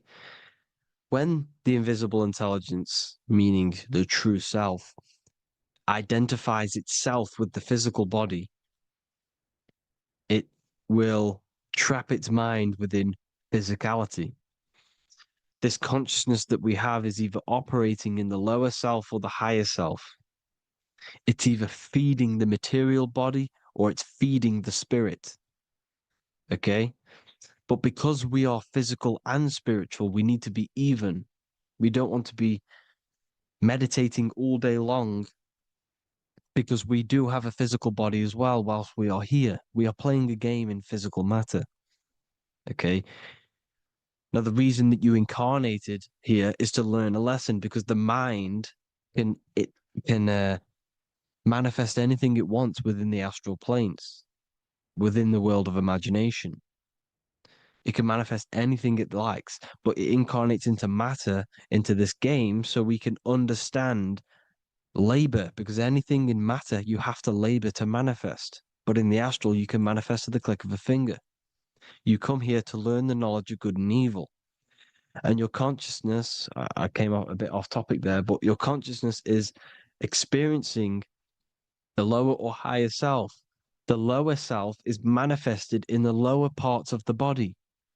Sex, food, and power, the lower three energy centers. These centers are like mini brains. You are literally thinking with these centers. And when your mind is stuck within these lower centers, you'll think, have you ever heard the term of thinking with your penis or thinking with your, you know what, as a man? Even females maybe, but mainly this is a boy saying, you're thinking with your penis. This is a truth, it's truth in plain sight. You think with these energy centers. When you're living off the lower three centers, all you care about is sex, food, and power. Eating, sleeping, and greed. Power's kind of like greed. Now, when we move up to the higher parts of the body, when we live our life within the higher parts of the body, this is considered heaven, love, expression, intuition, and wisdom. This is what we need to be aiming to do, moving out of the lower half of the body and living our life within the higher self, the higher parts of the body, thinking with the higher energy centers, thinking with love, expression, intuition, and wisdom, spreading love, expression, intuition, and wisdom to others. Heaven is even. This is why Jesus is pointing at the heart chakra, always pointing at the heart. Earth rearranged his heart because in earth you're manifested as a physical being. You're in the heart, good and bad. You need to be balanced between the good and bad. because love can be a demon too. That's a whole nother video, but love can be a demon. Now, the seven chakras are known as the seven seals in the Bible. When the Lamb opened the seventh seal, there was silence in the heaven for about half an hour. This is a verse from the Bible. The Lamb is Aries, which is the higher brain, the cerebrum, Ram, Aries. Because when the Ram opens the seven seals, you enter the kingdom of heaven. Because these chakras seal your invisible intelligence, they seal your true self. You are behind these seven seals, your true invisible self, your true consciousness. Because behind these seven seals, you do not think about anything materialistic. Your intelligence is not material, it's not physical, it's not from the physical world. It does not desire the physical world. The body is the beast, the body's the animal, the lower self, which can corrupt our intelligence. It can corrupt the intelligence. Okay? Now, we need to balance these chakras so that we gain a deeper connection between this intelligence and the brain. Because when there's a strong connection between the brain and the intelligence, your body and the intelligence, you have a strong connection. Therefore, you can manifest what the intelligence is saying at all times. Meaning, when, for example, your higher self, this is intelligence, the higher intelligence is always speaking to you. It's always guiding you. It's always telling you the right thing to do. You can feel it when you're doing something wrong. You can feel that you're doing something wrong because this higher self, this intelligence knows what it needs to do here. And when there's no connection between the body and this our intelligence, our true self, when we strip away, when you close your eyes for long periods of time, you will figure out you are this invisible, infinite, creative being. There's no words that I can't describe what it is, but it's the voice inside of your head that you can feel when you close your eyes. You are this being inside of the heaven, because this is heaven, this intelligence. And when there's a strong connection between the body, you can manifest everything it's saying. When everything is balanced, when you're no longer thinking with the lower centers, when they're all balanced, you're not thinking in particular with every center, you balance them all, you can manifest everything it says. Your body will act out what the intelligence is always saying. This is God in the brain, the intelligence, trying to touch Adam, representing the lower self. This is why they're not touching. Notice how Adam is resting, but the intelligence is always reaching out, stretching, symbolizing metaphorically saying it's guiding. I'm always reaching out. The intelligence, your intelligence is always guiding you. It's always reaching out to you. But Adam is ignorant of it. The lower self is ignorant of it. And that's why he's so relaxed and God is so stretching out. Because at our highest self, that when you think of when you want to better your life, that highest true version of yourself is God. When you're manifesting this, your highest self, this is God. Your truest form, your most perfect form, that is God. Your highest version of yourself, that is God. Emotions are not what you've been taught. Emotions are not something that should be reactive, okay? You should not let the emotion be you, except that you should experience them instead of letting them become you. You need to understand there's a separation in our consciousness. You have the soul, which is the person who is observing your thoughts. When you think a thought, who's the one observing that thought, the soul, you, the I am, the I, the inner self, the one and only. And inside of every single body, inside of me, inside of you watching this video, there is this same intelligence that is inside of me, inside of you. And it's the exact same intelligence, experiencing a different body. And this is what we mean by the universe is mental. We all we are all sharing the same ball of consciousness in a different body. The animals, the fish, the cells, all expressing this one consciousness. Me and you are the same. This is why the golden rule is treat others like others should be treated, because I am you and you are me in a different body. Now, going back, you need to identify that there's different levels of consciousness: soul, mind, emotion, and body. Okay? Your emotions are on a separate layer than the body, the mind, and the soul. So when you identify there's a difference between all of these, you do not let them become you. You do not let your mind rule you, because your mind can be corrupted.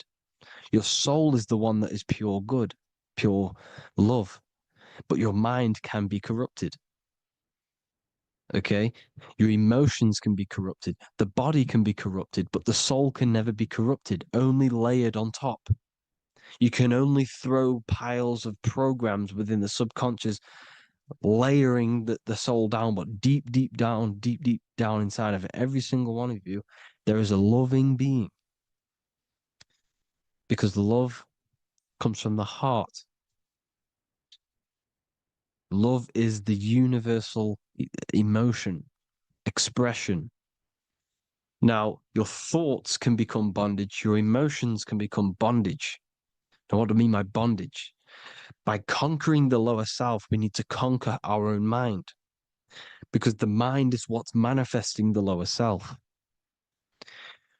When you're thinking with the lower half of the body, when you're becoming your emotions, you need to experience the emotion, not become the emotion. Do not let the emotion become you.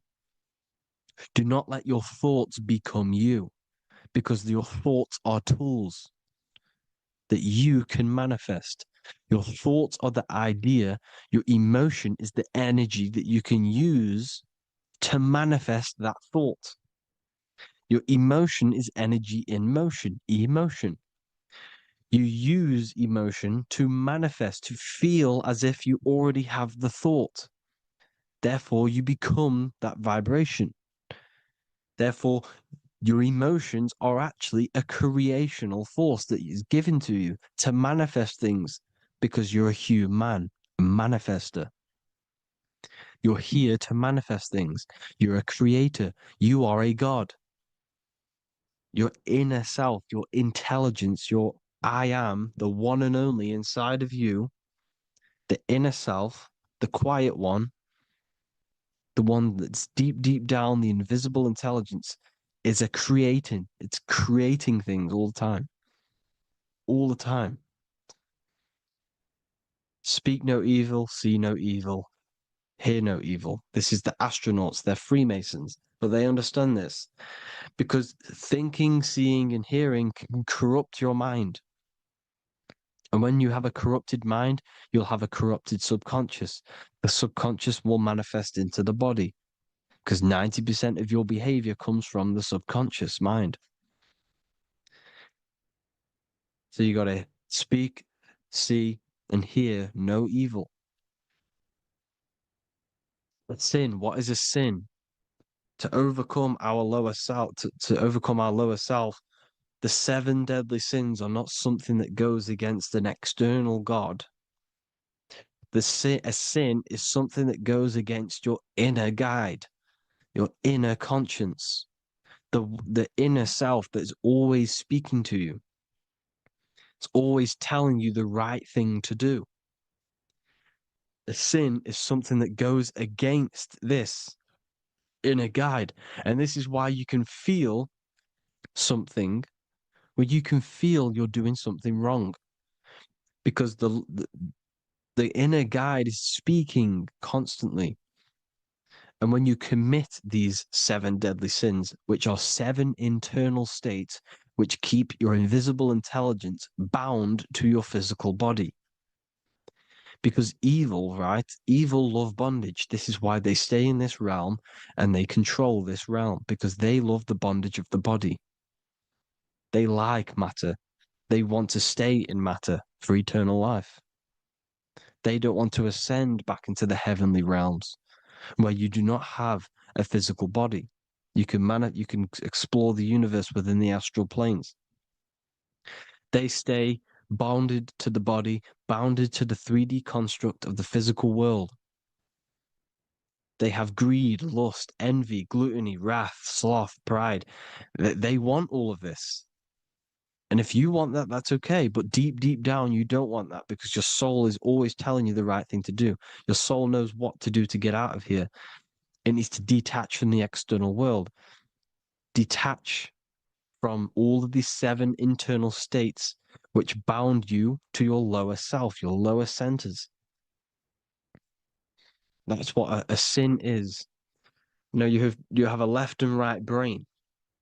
The left brain is always analytic. The right brain is metaphorical. So the right brain is producing a holistic view of reality. Now, what do I mean? And not view, perception. When you see, because your eyes are parts of the brain, so when you look at something and you look, that image is produced in the back of the brain in the visual cortex. And then the right brain produces a perception, a holistic, it breaks down what you're seeing into a holistic image, a holistic perception. So, for example, if you're in a woods, the right brain sees the whole woods as one big woods. The left brain is breaking that perception down into individual trees, branches, and leaves. So the left brain's to do with duality, the right brain's to do with wholeness, unified. The left brain's dualistic, analytic. This is necessary so that we can pick things up and manipulate them and break things down. We need the left brain, we need the right brain. I'm not saying any of them's bad, but the left brain, sinister in Latin, means left. Because when you're left-brained, you see everything in dualistic. You see everything is dual, when everything's actually one. We need to be focusing and strengthening our right hemisphere. I'm not saying sit in the right hemisphere all the time, but we need to be strengthening our right hemisphere. And this is why left is sin and right is right. Because when you focus on the right hemisphere, you see the holistic perception of creation. The right hemisphere sees humanity as one unified consciousness. The left hemisphere sees everyone as individual persons and egos.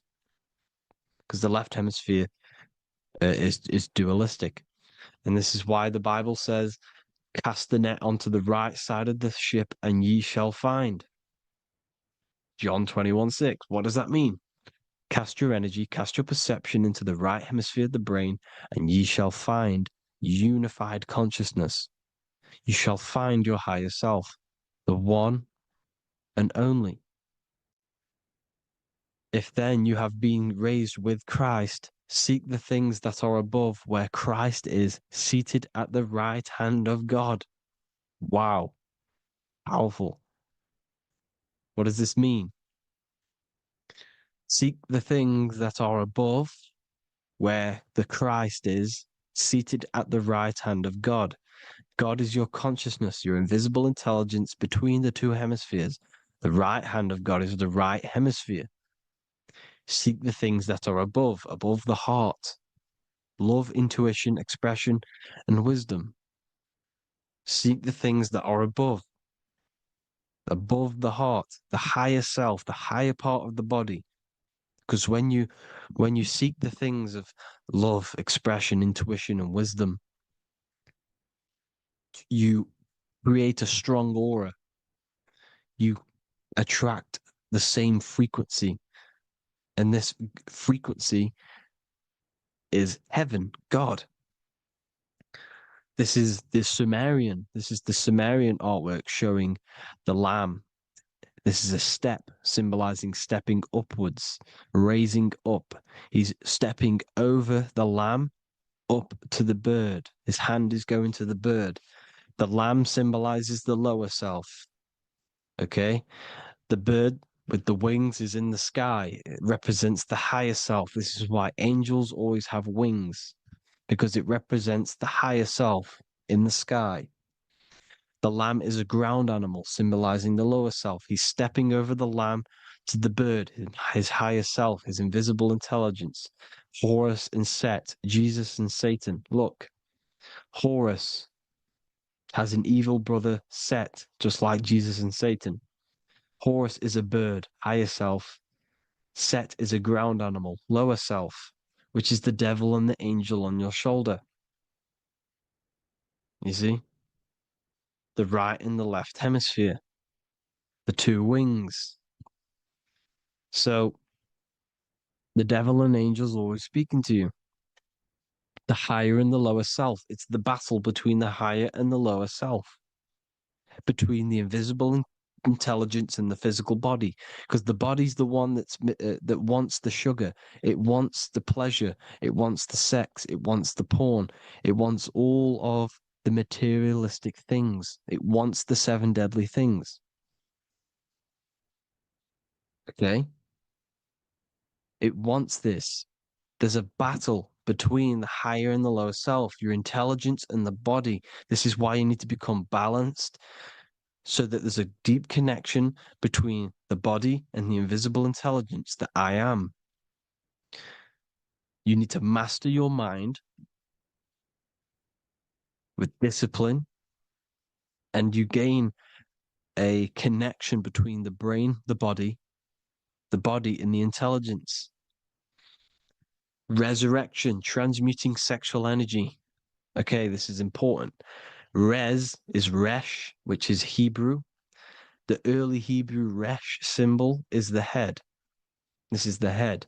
Resh, erection. Erection is a sexual stimulation.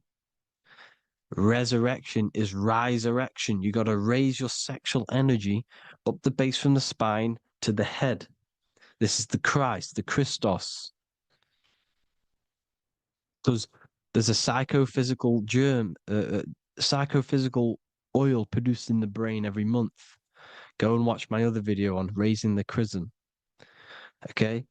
And every month there's this fluid produced in the brain, which takes 2 trips, because one's produced by the pituitary, one's produced by the pineal, magnetic female, magnetic and electric charge. And it takes 2 trips down the spine to the solar plexus, the bread of life in the Bible, or Bethlehem in the Bible, because the River Jordan's your spine. Goes down to Bethlehem. It gets born in Bethlehem, just like Jesus. Because when this oil travels to the solar plexus, it creates the seed, the seed of life, and it feeds the body, all the central nervous system, all the cells. It regulates the blood, does all sorts of good things for the body, this oil.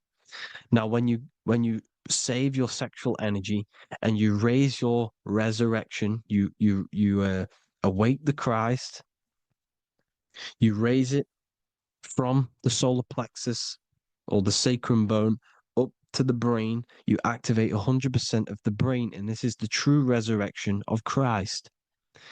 Instead of wasting the energy and giving away your sexual fluids, because behind the fluids is the energy.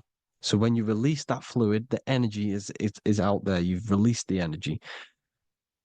Your sexual energy is the most potent emotional force a human could possibly feel. Same with any animal or anything. The sexual urge, the sexual emotion is the most powerful, potent emotion that you can feel. It takes over the whole body. When you feel sexually aroused, it takes over everything, because it's so potent. And when you fight the serpent, when you fight the sexual energy, which is shown here in the Egyptians, the cat cutting off the head of the serpent, or Hercules fighting the serpent, or in the Greek mythology fighting the seven-headed dragon, the seven chakras. The serpent is your sexual energy because it symbolizes your kundalini.